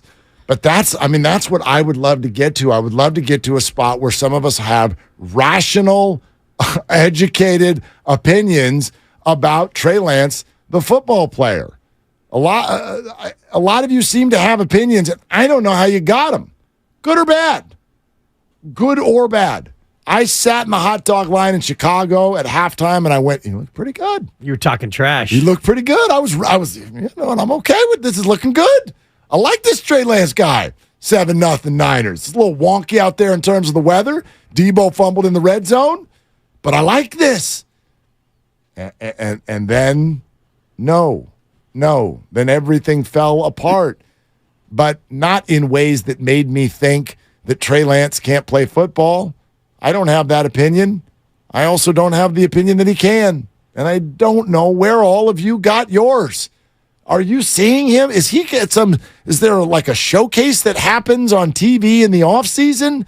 What is it that Trey Lance has done that makes you think one way or the other? He's played football. That he can't, but barely. But I've seen enough to form an opinion. Now, is it absolutely? See, but is it the most educated, well-reasoned opinion? I look at Tom Brady, and I can form a pretty significant opinion in terms of how good he is. Of course. After 22 years of playing and doing all the winning that he did. You can't really consider yourself a football fan if you come out and say, Tom Brady, guy's not very good. I think he was a system quarterback. I think he was overrated. The guy did things we've never seen before. Trey Lance, is my opinion as formed, as well-founded as it would be of a player I've seen for 22 years? Of course not. But it doesn't mean it prevents me from having an opinion. No, I'm not saying no one's allowed to. I get what you're saying. You know what I mean? Like what? So if you formed an opinion, what is it? My opinion is that player. he's not very good. Really? Yes, he's not great. He's not great. I think that he has potential. He's got some skills. He's not as fast as I thought he was. I'll agree with that. He's not as accurate as you would want him to be. And, I have not been impressed with watching him play. Okay. I mean, I'm again, if I get a chance to see him start this entire year, my opinion will be a little bit more founded. It'll be based on more evidence. I think the frustration more sits in the inability to see what he can do. Like, that's what I hear from most people. But what's interesting to me is how many of those people say, you got to let him play because he can do X, Y, Z. Can he? I have no clue. I have no clue how anybody's mind would be made up. You can take whatever you can take out of the 4 sort of games. Does it even equal 4? He had most of Arizona. He had a tiny bit of Seattle. He had all of Houston. He had all of Chicago and the other little spots where he showed up. And I'm just like, well, that's not, saw some good things, saw some bad things, and mine's not made up at all. Like 3.5 games, essentially. Yeah, mine's not made up at all. Like in terms of the football player.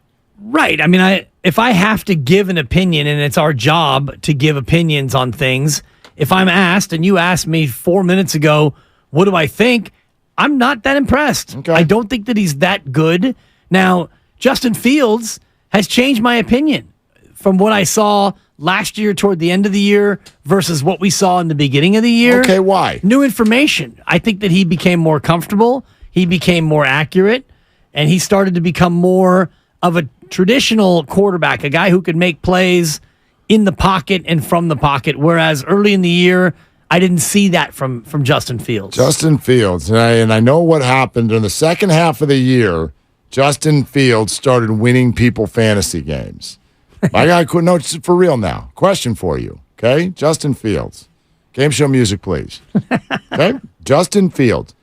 Last year, how many times did Justin Fields throw for 300 yards? Boy, that's a great question. Last year, 300-yard games. I'm going to say 1. Take the under. Justin Fields threw for 0. Fewer than 1? 0 300-yard games. Next question. Last year, how many times did Justin Fields throw for 250 yards?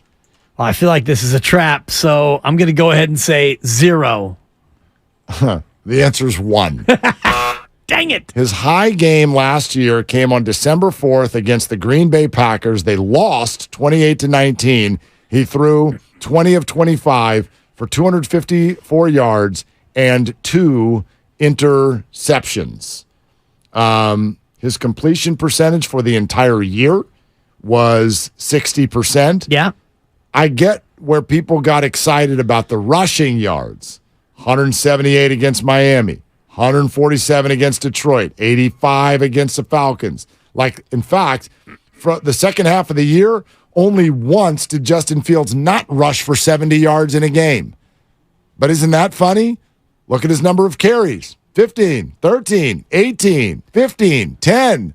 Nobody had a problem with that. Because he's not running inside the tackles. Yeah, he was. He's running everywhere. He's running. A lot of those runs are student body right, QB keepers to the outside. By the way, second half of the year, do you know how many games the Bears won? Yeah, I'm looking at it right now. Not a game. None. They stunk. Look at his completion percentage. He goes 20 of 25 against Green Bay. Awesome.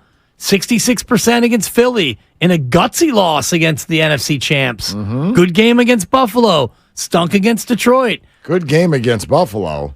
I mean, 15 to 23 for 119 yards. You have to have context. Check down. Exactly. Check down. Who do they have on Chicago's offense? Fair they point. have Dante Pettis. Fair point. And Equanimous St. Brown. No, they had that the lesser of the Browns. They had of the that St. other guy. Browns. Who was the guy that was supposed to be the good receiver for the Bears last year? Is it Robinson? No. Darnell Mooney. Darnell Mooney. That's who. You can't even come up with his name. I know. No, now they got DJ Moore. It is completely a fair point. The Bears' offensive roster was the worst in the NFL. My point was That's about fair. the changing of an opinion because I saw Justin Fields do more in the second half of the year. And so with more evidence, an opinion can change. I'm not looking at Trey Lance and saying, oh, he's a bust. He'll never be anything anywhere. But if I'm looking at the Niners quarterback situation, it feels to me like he's going to be the odd man out. Yeah, Fields is such an interesting one because I really do. I believe that. I believe that the positive vibe for Justin is based more on fantasy football than reality. He was a great fantasy player. My God, he started running that darn ball. Man, he started running the ball like a crazy person. And it was incredible. And yes, there were a couple of high completion percentage games, only a few. It wasn't great. It wasn't terrible. His last game of the year, he went 7 of 21 for 75 yards. That was a weather game. At Detroit. Thank you. Uh-huh. I'm setting you up. But he ran for $132. You're damn right he did. And so in your they little got crushed in that fantasy game. Super Bowl, Justin Fields was ready to deliver. Awesome. So, I think jury is still way out on Justin Fields. Well, you won't form an opinion on anyone until they've played 80 games? Is that when you feel comfortable? No, not at all. But Justin Fields has not solidified himself as what we're asking for a quarterback to be. Go be a winning quarterback. Well, he's the one. He's the unrequited starter in He's Chicago. the starter, yeah. Yeah, they won 3 football games They were last year. terrible. They won 3 football games. He ran a whole lot. Apparently doing that means the quarterback and the coach got together and conspired to make sure he was hurt. It didn't work in Chicago. He kept playing again the next week, which is super frustrating for the coaching staff, I'm sure. You know what I mean? Like, come on. Not a lot of QB power being run by Chicago. The man threw for 250 yards one time all year long. Once. Right. And we're decided that this is a success story? I simply said, Mark, that he got better, and my opinion of him changed when I saw him over the second half of the year play better. If you look early in the year, 8 of 17 in a win over the Niners, that's not very good. 8 of 17 against Houston, they stink. A lot of games near or below 50% completion percentage, that's bad. Yeah. That's bad at any level. Yeah. Certainly in the National Football League. I'm even going back to Justin Fields the year before. Only 2 games over 250 yards. Right. He's not and he had weapons all over the field that year. I mean, and again, 3 wins. Yeah. 3 wins, and still in his career, never, not once, has he thrown for 300 yards. Right. So I don't know. I don't know what we're looking for here. But he's played a whole lot more football than Right. Trey Lance, and I still like when I say I don't have an opinion on him. That's not true. On Justin Fields? I don't have a firm opinion that he's good. I have not decided that. Like, yes, he showed improvement at the end of last year. Not enough to win football games. Well, but they started. Quarterbacks don't win football games alone. If you put Brock Purdy on that Bears team last year, what's their record? Probably 3-14. They have nothing. The only weapon they have is Justin Fields himself. Yeah. And they got a whole lot of nothing. Brock Purdy has the luxury yes. of having an elite supporting cast. Different situation, but Justin Fields is not someone who has thrown or shown the ability, work through progressions, be successful on offense. Sure, are his receivers not open? Maybe that. I'm sure that's part Now, of the if problem. Justin Fields quarterbacks the same games that Brock Purdy did last year, they may not win as many games as how'd Brock that Purdy. go? Yeah, I mean, Jacob in San Jose is next up. Hey, Jacob, you're on with Willard and Dibbs. What you doing? Hey, nothing much. On my way home. Hey, with Justin Fields, they also let him throw the ball, and then half of those runs was like not even growing up for him. The natural ability took over. Wait a minute now. Hold on, because what you're about to say is that Shanahan didn't let Trey Lance throw the ball. Dibbs, do you have it in front of you? Pass attempts by Trey Lance in the games where he started and finished the game. 28 in last year against Chicago. 28 last year against Chicago. Then what else? 29 against Arizona in a loss. Okay. And 23 in the game against Houston that we all look at as his high water mark. Okay, so 23, 28, and 29. Do you know how That's many? 80. You know how many times Justin Fields threw the ball 25 or more times last year? Yeah. Twice. 3 times. Twice. Well, you said 25 or 25 more. or more. 28 against 3. Miami. Yeah, I didn't see the 25. 27 against Washington. Okay, 3. You're right. How many times has he thrown 30? Oh, never last year. Never. Okay, Jacob, go ahead with the rest of your point. So my point is, man, I maybe forget my point, but here it goes. Okay, my point is that they didn't give Trey Lance a fair shot. They also didn't run Brock Purdy 15 times up the middle. They did that to Trey Lance. Only thing for what Trey Lance is missing is a little touch over the top to like Kittle or something, or not throw the ball at the ground. He can work on that. What about Purdy? He can't run like Trey Lance. So what do Brock Purdy need to work on? Running to the left, running out of the pocket, getting away. Yeah. This is like Alex Smith and Kaepernick all over again. Just like with Jimmy G and Trey Lance all over again. Now with Trey Lance and Brock Purdy will be all over again. Which one of the wins did you hate the most last year for Brock Purdy? The better quarterback is Trey Lance. Brock Purdy saved Shanahan's job. Got it. Okay, Jacob, thanks. That was literally the call I've been talking about. The whole show, Jacob, is based on you. Man. What in God's name are you talking about? He ran. What on Brock Purdy earth? can't run, and he ran Trey Lance 15 times. No, he straight said into Brock defense. Purdy didn't run. Right, because he can't run. Right. He doesn't run like Trey. So the coach, whose job it is to put the player in the best position to succeed, did not call the same plays for Purdy and Lance, because he tried to call plays for Purdy that worked for him and plays for Lance that worked for him. It's because he was out of quarterbacks and he realized that running Brock Purdy would get him hurt, like it got Trey Lance hurt. You're welcome, Jacob. I'll channel you the rest of the way, Jacob. Oh, God. You had me at Trey Lance. Okay. Trey Lance is better than Brock Purdy. Yeah. You're right. No, you're right. No, you're right. You're right. You're right. Trey was drafted 3rd. I like your counterpoint of which of those wins did you like the least? I wish which one made you mad? Jacob. No. Okay, you right. Jacob, I'm gonna call Corey with the 49ers. We're gonna get Jacob a credential. Perfect. For game number 1. I would like Jacob in the press room with Brock Purdy so that he can, and Kyle Shanahan, so that he can ask the probing questions of all the things that Purdy has done wrong with all of the games that he's won. Let's go to Jacob in the back. Excuse me, Brock. Why can you not go to your left? We won 31-14. What on earth are we talking about? And how do you get to the opinion you have about Trey Lance if you have one? I've spent the whole 4 hours telling you I don't even have one. This is not a negative or a positive. I don't know what to think because he hasn't played football yet.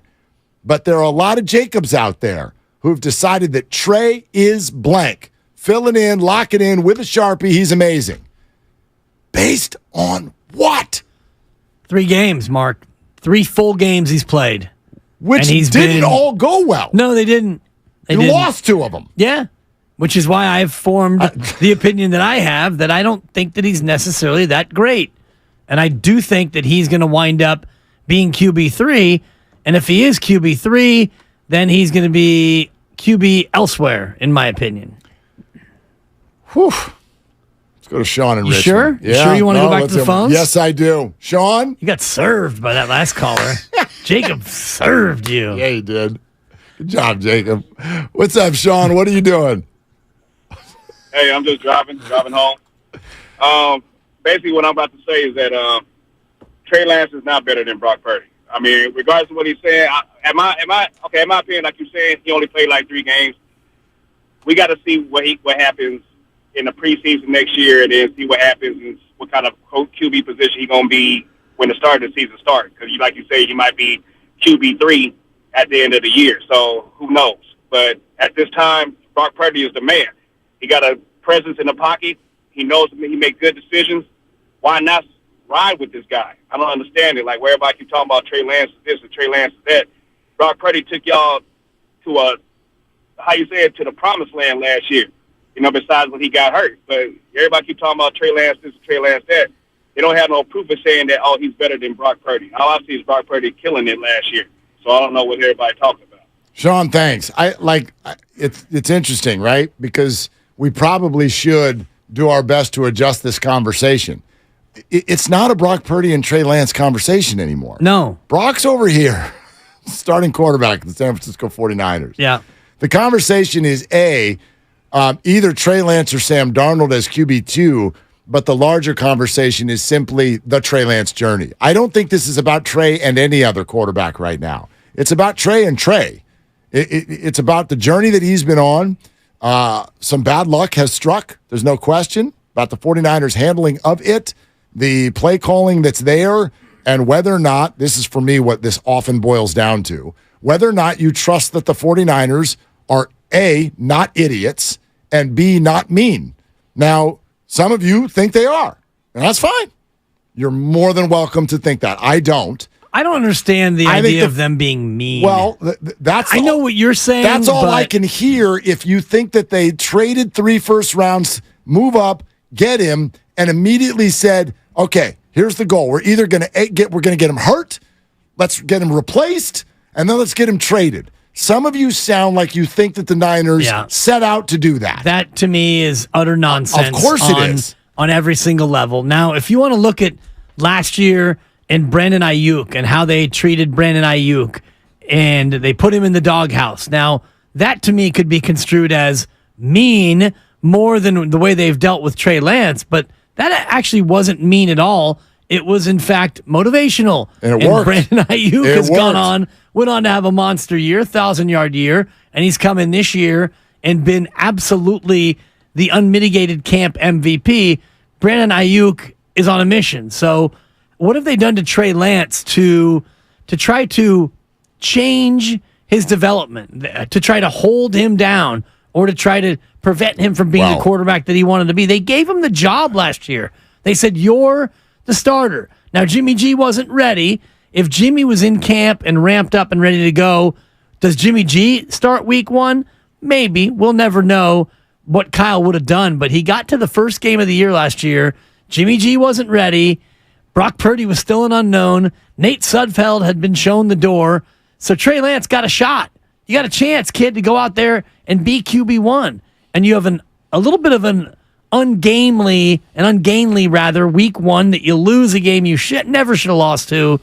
And then into the first quarter, you got hurt. Yep. And that's bad luck. I mean, I think this is a really good comparison that you just made, because you go back to the Aiyuk situation where he ends up in the doghouse. It's never based just on like the perception of poor play. I think Kyle Shanahan put Brandon Aiyuk in the doghouse because he felt like something within his process wasn't right. Brandon had a good rookie year and then came in and thought his bleep didn't bleep. You can say stink. I know. I tried to leave a little something to the imagination there. Oh, Schmidt. Right? And if that's the perception, Kyle went, all right, we're going to adjust. We're going to tighten the screws on this because I think this is a really good player, but you need to adjust your process. The 49ers have never had a problem with Trey Lance's process. No. In fact, they compliment him every single month. They did it again today. Yeah. John Lynch, run it. You want to hear it right here? You play it, Mark. John Lynch. You're getting agitated. Lots been chronicled. I've been working with Jeff Christensen, and there's all kinds of different gurus and specialists for these guys to go through. I was really proud. Trey took the initiative, and I've talked with Trey. I won't get into the details because I'm not exactly sure on how it all happened, but I was proud that it was something that he sought out. And then, I think in the past, maybe Trey was working with multiple people. That's like trying to work with multiple golf coaches. Signals can get mixed. And I think he decided, all right, I got to find one that I vibe with the best and roll with that. And I think they did some great work. And I think he's throwing the football a lot better. His base is better. Some of his mechanics are better. Those things are showing up on the field. So I'm not just proud of him for his attitude and his leadership, his resiliency. I'm proud for what I'm seeing out there. And I know there's been a lot of talk about the opportunities he's not getting. I'm proud of him for what he's doing with the opportunities he is getting. They love his process. Nobody's got a problem with anything that Trey Lance is doing or trying to do. But you can also infer from what's being said, they do have a problem at times over the last 3 years with the performance they're getting. Like, even when you hear that, John starts talking about all the things that he's back doing better this year. His base looks better. Yeah. And his release looks better. And is this, that? Well, what can we take from that? That means last year they didn't like where those things were. And those matter to them in their evaluation, and those are not things that you see in the game if you're a fan. No, you don't normally, like when we watch football, you don't watch a lot of the offensive line. You don't watch the base and the wide feet and the footwork and the release. You're just watching football. I don't even know how many of us would know what the hell that even means. Yeah. And Trey Lance had to fight uphill with the rookie year. He hurts his finger, which affected his release. So he had to go back and work on those mechanics. And then he breaks his ankle and he misses the entire rest of the season. So I think that the James Wiseman comp works for me in the way of both players didn't have a lot of experience in college, and both players have had their career start with injury issues that have kept them from really developing the way they would want. Let's keep going on the phones, 888-957-9570. Jacqueline in San Mateo. Hey, Jacqueline, thanks for calling. What you doing? Not much. Just driving home. Brock Purdy, like Trey Lance, has had his chance. He had his opportunities to throw. You're exactly right. Shanahan calls what he thinks the quarterbacks can do. Trey Lance had his time. Maybe Purdy gets hurt and he can come back and throw, but Trey Lance had his opportunity and he didn't seize it. He's not as good as everyone thought he was. Brock Purdy is the bomb. Peace. Like Jacqueline, thanks. Jacqueline might be right. I think we're a little ahead of ourselves to actually make that comment. Trey had his chance.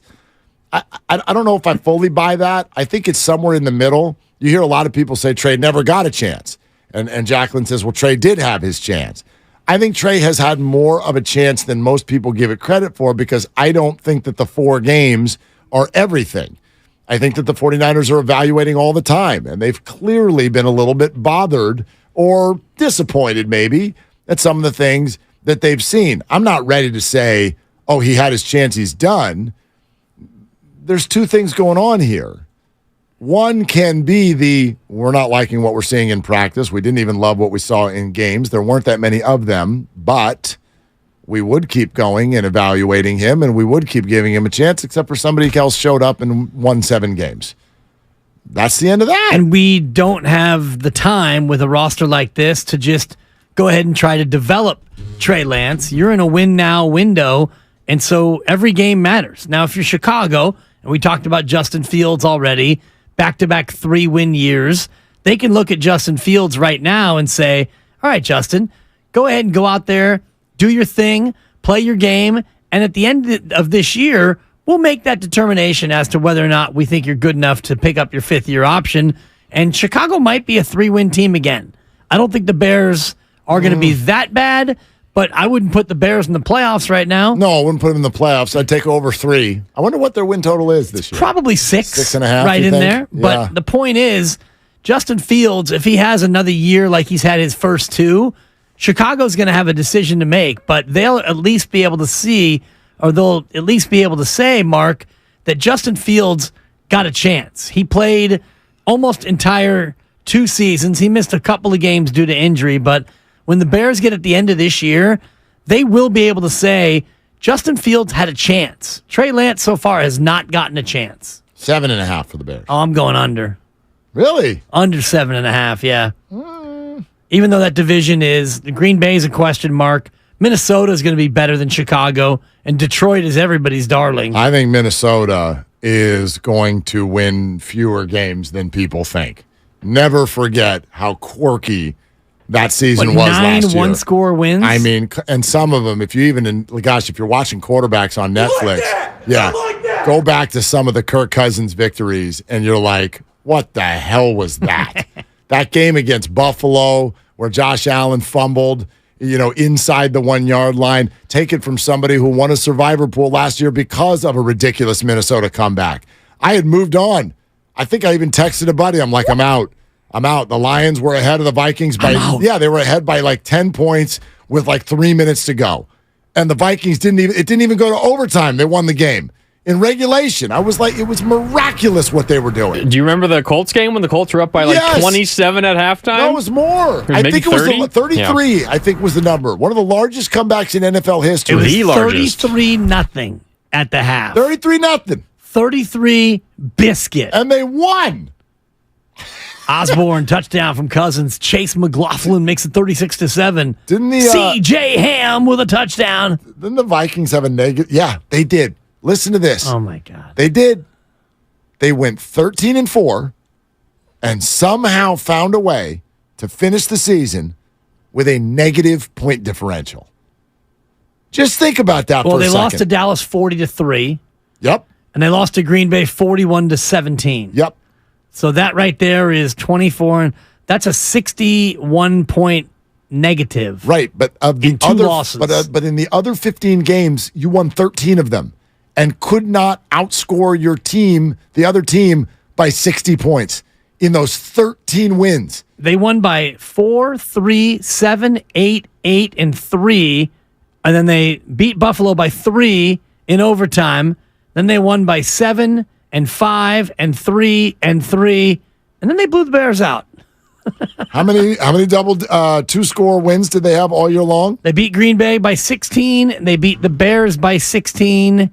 And I believe that's all. That's all. Mark. Number 2. Yep. Thank you. That's it. That's Number 2. Twice all year they beat somebody by 2 so scores. 11 one-score victories. Redonkulous. Yep. Larry in San Jose. Hi, Larry. You're on with Willard and Dibbs. What's cooking, man? Hey, what's up, guys? How you doing? Good. Hey, it's the whole debate is funny to me because it kind of reminds me of this Family Guy episode. You guys fans of Family Guy? I don't know, but yeah, there's this episode where they bring in Peter Griffin and he's checking out like timeshares, right? And the reward is, hey, you can either have a boat or the mystery box. And Peter Griffin goes, well, I'll take the mystery box because it might be a boat. I mean, to me, it's like you already know what you have in hand, but you're going to dig into this mystery box and hope that it's what you have on hand. It's just crazy to me. It's like there's the eye test and then there's the conjecture. And to me, the eye test is proven. I'm just confused by desire to have this other unknown quantity be like, oh, he must be the guy because we drafted him here. Or whatever. Larry, it's a great point. I remember making this point last year, which is like you're all hoping for Trey to be what Brock already is. Yeah. Or you were hoping Trey does what Brock's already done, so why would you worry about it? You don't need to worry about it. And it was irrelevant because the guy's ankle was broken. So that's kind of why I'm where I am. This is not a conversation about Brock and Trey anymore. This is a conversation about Trey and Trey. Trey and Sam, even. Well, but that's a backup. That's who's going to be QB2.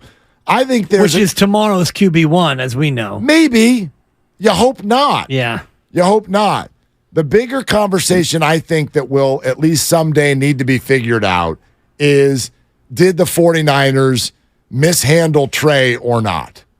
And I don't think they did. I don't know exactly what else it was they were supposed to do. You can argue with the play calling. We've had that conversation.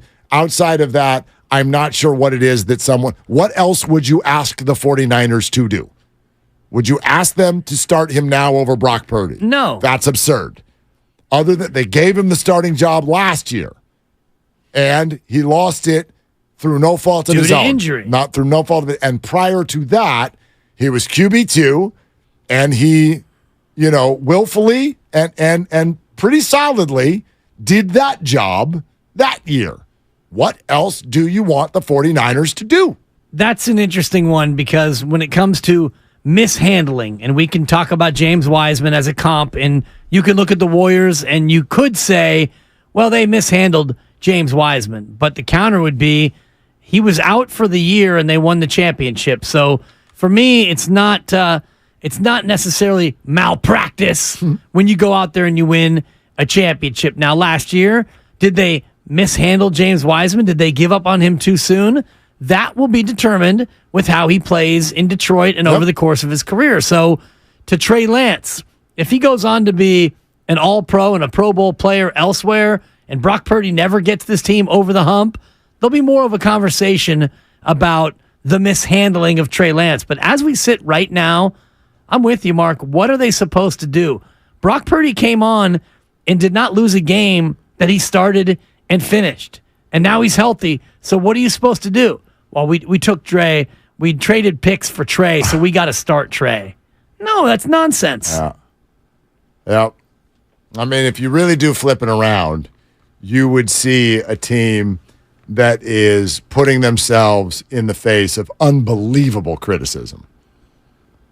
So that's why I don't even think this is a Trey and Brock conversation anymore, because if it is, you're basically asking a team to do exactly what fans often ask teams not to do. Stop giving time to somebody just because of how much you pay them. Stop giving time to someone just because you drafted them high. Like, it would be akin right now. It would be akin right now to the Giants being like, Bailey has looked nice, but we drafted Bart second overall. We're going with Bart. We got to start pitching Kyle Harrison because we took him in the first round. Right. I mean, we got to see what we have with Kyle Harrison. Yeah, that's what that would be, which is pretty wild. So that's why I think this is a conversation just about Trey and Trey. And we'll keep having it. More of your calls next. We're sponsored by Cars.com, and it's Willard and Dibs. Oh, that's the sound of a car being added to Cars.com. And since up to 50,000 cars are added per day over the course of this...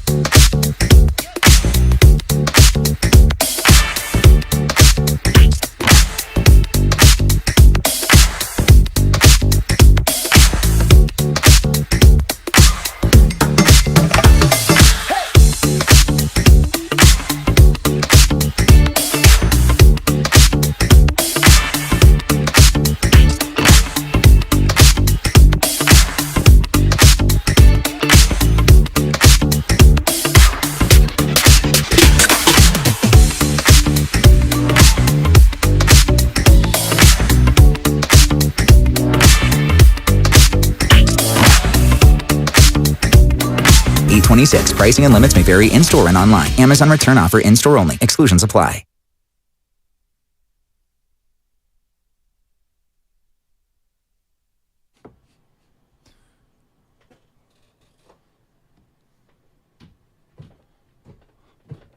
Brock Purdy is the bomb. Now, back to Willard and Dibs on 95.7 The Game. We are really happy to have him. This is a move that suggests we think there's more in the tank for AJ. Nice. Direct quote from Gabe Yapler. All right. On the acquisition of AJ Pollock, Farhan's big deadline deal. So far, I mean, if he doesn't do anything else, then that's very Farhanian. That's pretty weak. No, it's pretty weak. Like the Giants have now announced they're expecting Mike Yastrzemski to miss 2 to 3 weeks.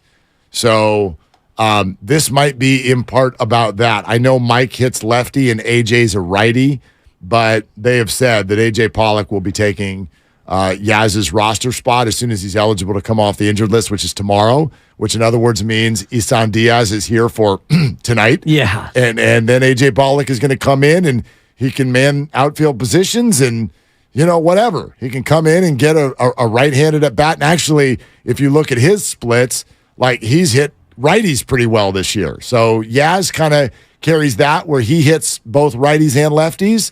Maybe that's what they want to do with AJ. And then you see 3 weeks from now what everything's looking like. Where's Tyro? Where's Yaz? Where's Haniger here in another month or so? All of that stuff. So he's actually struggling against lefties this year. Yeah. He's been terrible against lefties. Yeah, he's hitting righties. So that's why he's going to take Yaz's spot. That's weird. And it's the spreadsheet indicates. Anyway, whatever. Yeah, this isn't it. This is not it. And if it is, then Giants fans have every right to be disappointed. Underwhelmed. Disappointed. Yeah, underwhelmed. It's because it'd be great to get an arm, but we talked to John Heyman earlier today, and he said positionally, it's a bad deadline. Not a lot of good position players that are going to be out there that are going to be on the move. Pitchers, though, there's some pretty good pitchers to be at. I do still think Tommy Edman is a possibility. Tim Anderson, maybe, though I doubt it. I hate to say this offensively. I think the Giants' big acquisition is going to be Tyro Estrada. That's what I think their big deadline acquisition is going to be. And that's something. That's fine. Like starting pitcher, I do think that they should get one. I do think they will. I think that they would badly like to not touch their top 3, 4, 5 prospects, but we'll see. Because Eduardo Rodriguez and Justin Verlander are out there, and like 57 teams want them. That drives the price up. Yeah. It drives the price up. Maybe their deadline acquisition from a pitching standpoint is Ross Stripling, who just decides to return to being the Ross Stripling he was with the Dodgers. So if he can pitch like he has of late, he's been terrific in his last 5 outings. So maybe that's the guy who you end up acquiring at the deadline. I think you also can remove Wisenhunt and Harrison from any deadline discussion anyway, because Wisenhunt is hurt and Harrison has been hurt. They haven't been pitching. And so no one's going to acquire those guys, I think, right now. Maybe. But, I mean, I don't think the Giants are really interested in giving those guys up anyway. So we'll see. If a prospect's going to be on the move, could it be Bart? Could it be Ramos? Guys that I think that they're probably not all that high on anymore. Could it be, someone else, a Vaughn Brown? There are other prospects than the 4 or 5. Because you made this point earlier, and I think it's a fair one. You look at the Giants prospect list, and the top 5 are mostly on the Giants. Right. Like, there have to be a certain number of games before they're not allowed to be a prospect anymore. But your top 3 offensive prospects are Matos, Luciano, and Bailey. They're all starting tonight. Right. So, you're not going to trade those guys. You need them. Totally. Right. So, anyway, that's where we're at. Yeah, Luciano is still listed as prospect number 2. This according to MLB.com, but Bailey's no longer on the list. And is Matos still there? I do not see Matos any longer. He's been removed as well. Keaton Wynn is still on here. He's prospect 11. And he's hurt too. Yeah. Although he escaped really bad news with that whatever he was feeling the other night. So I don't think there's Ramos is at 17 according to MLB in terms of the prospects. No, there are other guys. There are guys that teams would want. Grant McCray, Vaughn Brown, Reggie Crawford, who's really young, San Jose, number one pick for the Giants last year. Like, there are players that people would want. I don't know what the Giants' willingness is, but yeah, they probably someone on that list would be on the move if you end up with Verlander or Eduardo Rodriguez. Right.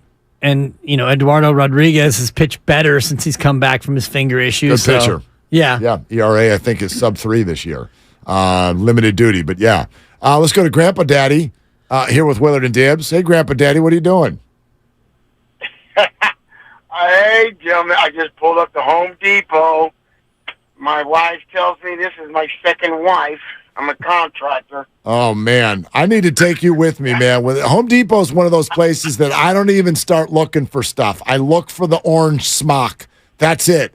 If there's not an employee that can point to me where I'm supposed to go, I would wander around that place for an hour just looking for a hammer. Oh, you got to use the app. The app is incredible. The app will tell you what aisle and what bin. Dibs, you're right, Dibs. I got the app on my phone. But I already know where everything is, man. I've been going to Home Depot. I know you do, Grandpa Daddy. I'm talking about for civilians like Mark and I. I know, but my problem is I wouldn't even know what to put in the app. Oh, what are you looking for? Well, I'm looking for a 3/4 inch. What do I put in there? I have no clue. Yeah. You call somebody. That's all I do. I just call. Anyway, go ahead, Daddy. You go to search and you put in exactly what you want. But anyway, I'm 2 points. Man, listen. Trey Lance, and I'm going to say something real quick about the Giants. Trey Lance, the 49er quarterback. Bro, stop tripping these people, the fans. This is business, man. I totally agree with you guys, man. Look, hey, Kyle Shanahan didn't call that play just to get Trey Lance hurt. This is a business. They are going to choose the best quarterback to do the JOB. And like you said, Mark, no matter who it is, I don't care who it is. I'm a black guy. Well, I'm kind of black. My dad's half white. My dad's half Irish, half black. My mom's Creole. That makes me a quarter pounder without cheese, I guess. Oh, my God. This is getting better by the second. Keep talking, please. Okay, anyway. But I have no race in this. Race doesn't play a part of this, bro. Not at all. He didn't get a chance. He got a chance. And he got hurt. Oh, well. This is business, and we're going to put the best quarterback in there. And like you said, they got quarterback issues, so they're going to stack the deck. And they're going to see who rises to the top. It's like Kareem. Purdy rose to the top last year. Okay, he got hurt. How's he looking? They're not putting Purdy in because they're bringing him in too soon. The doctor said he's cleared. So you're cleared, man. Do your JOB. And he's doing his JOB. So these people need to just chill out. It's not a nefarious thing, man. It's a job, and they're not going to tell you everything. You know that because they got to keep it cryptic because they know that they can't tell the media everything. They can't tell you everything because they got things behind the screen. They know what's going on. Now, with that said, yes, I have total faith in the 49ers and what they're going to do. I do too. I do too. Yeah, Grandpa Daddy, thanks, man, and enjoy that app.